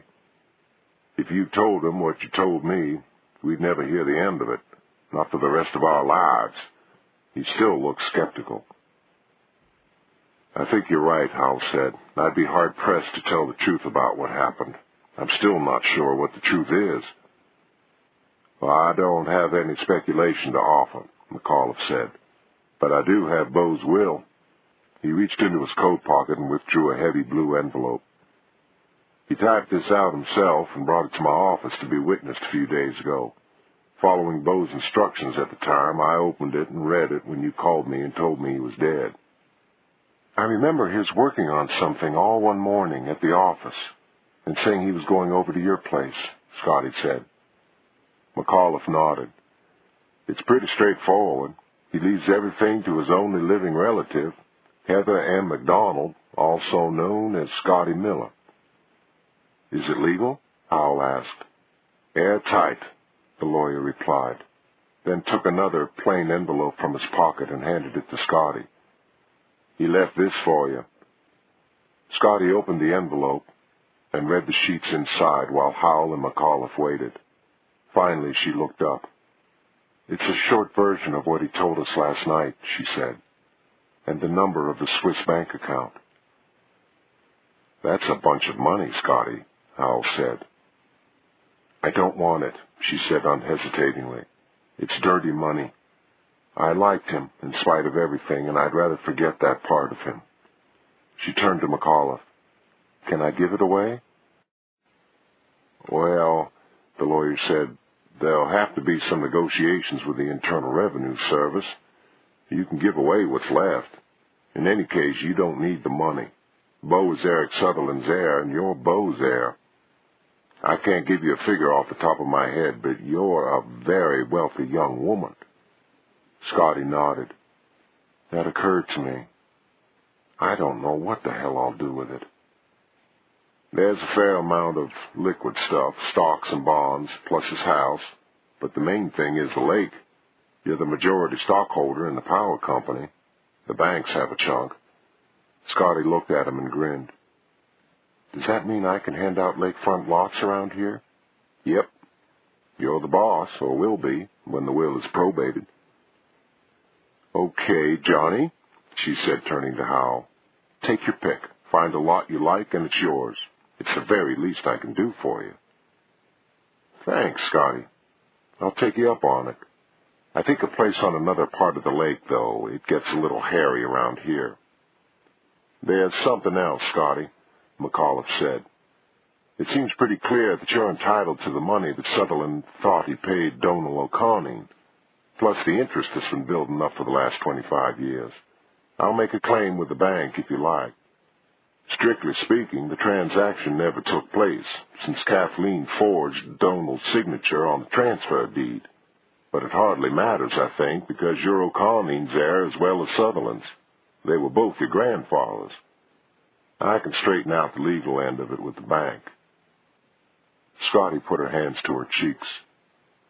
This is getting to be too much for me to handle. Can I make a suggestion, Scotty? Howell asked. Sure, I could use a suggestion. Before you start thinking too much about your inheritance, why don't you let Max sort things out for you here? Just go back to Atlanta. Write your story and be a reporter. I think you'd be very unhappy doing anything else for quite a while, speaking as somebody who left the profession before he should have. That's good advice, Scotty replied. Mac, you want to be my lawyer? McAuliffe grinned. Sure. I'm already working for the power company anyway, for my sins. He closed his briefcase and stood up. Well, I've got things to do. We'll talk later. He left Howell and Scotty alone. Scotty came and put her arms around Howell. He winced. Ouch. Sorry, I forgot about the ribs. Listen, why don't you come back to Atlanta with me? I've gotten sort of used to having you around. Howell put his hands on her shoulders. That's very tempting. But you and I have different fish to fry for a while. When this story breaks, you're going to have to spend some time dealing with fame, not to mention fortune. Me, Well, I think I've got a shot at recapturing something I thought I had lost. I'm not sure I could do it if anyone were watching. I guess you're right, she replied, and kissed him lightly. I'll miss you, though. That's nice to hear, Howell said. Listen, Scotty, there was something going on between you and Bo last night that I never got a handle on. What was it? Scotty grinned ruefully. Well, that was something between father and daughter, I guess you'd have to say. Maybe I'll tell you about it one of these days. She sighed. I'm going to have him buried in his family plot next to his mother. There's nobody else to do it, and I guess it's my job. Howell nodded. You might think about putting Eric Sutherland alongside them. The three of them never found much peace together in life, but somehow it seems right. That makes sense. I'll get Mac to make the arrangements. There was a knock at the cabin door. Howell went to answer it and found Leonie Kelly standing there. He turned to Scotty. Will you excuse us for a few minutes? He walked her out onto the deck. I heard about Bo, she said. It's all over town. But what happened here? She asked, picking her way through the broken glass. Howell told her about his and Scotty's experiences of the night before. You're the only person I know, apart from your mother, who would believe it, he said. I don't think Mac does. And we gave a laundered version to the State Patrol. Mama died early this morning, Leonie said, just before dawn. I'm sorry. She was quite a lady. It was a relief. She took a long time about it. She was waiting for things to be resolved here. Leonie looked out over the lake. It's a peculiar thing, Howell reflected, following her gaze. The symmetry of everything that's happened here is remarkable. The same things kept repeating in each generation. What went on in the valley, the steps two women, Bo's mother and you, took independently to avoid it. Murder. Bo's mother, the O'Conning family, Sutherland, and now, within the past 48 hours, 3 of the principals, Sutherland, Bo, and your mother, have died. 2 of them leaving written accounts in a last-minute attempt to set things straight. Mama wouldn't have found that remarkable, Leonie said. She would have regarded a lot of what happened as evil, but all of it as natural, as human nature. And she would have regarded the outcome as the most natural thing of all. Perfect justice. In fact, she said something like that just before she died. What did she say? She looked at us, we were all in a room, and smiled and said, I can go now. It's all been put right. Not quite, Howell said, but it will be put right before the day's out. I've already talked with Enda McAuliffe about setting something up for the baby. I've told you, by the way, was Denham White once in love with you? She nodded. His family wouldn't let us marry. I don't blame them, really. I don't blame Denham either. I suppose I was trying to use him to find a way out of here. That was before I realized that this is where I belong. I still have a family to take care of. But I don't need your... No, listen to me. You were right last night. I've always found it too easy to move on and let other people sort out my responsibilities. It's time I stopped that. In a few days, I'm coming into a bunch of money for a job I'm doing, and it's going to Mac's office to help the child later on. Mac knows it's my baby, and I've told him I don't care who else knows. I may not be able to be a perfect father to him, but I can give him my name and find ways to help him get through his life. He took her shoulders and turned her to him. I want to do that. Do you understand? He didn't want Lurton Pitts' money anymore, and doing this for Leonie made him feel less ashamed of the way he had earned it. She nodded and put her arms around his waist. He yelped in pain. Watch it. I think I've cracked something in there. She put a hand on his ribs at the center of the pain. Yes, you have, she said.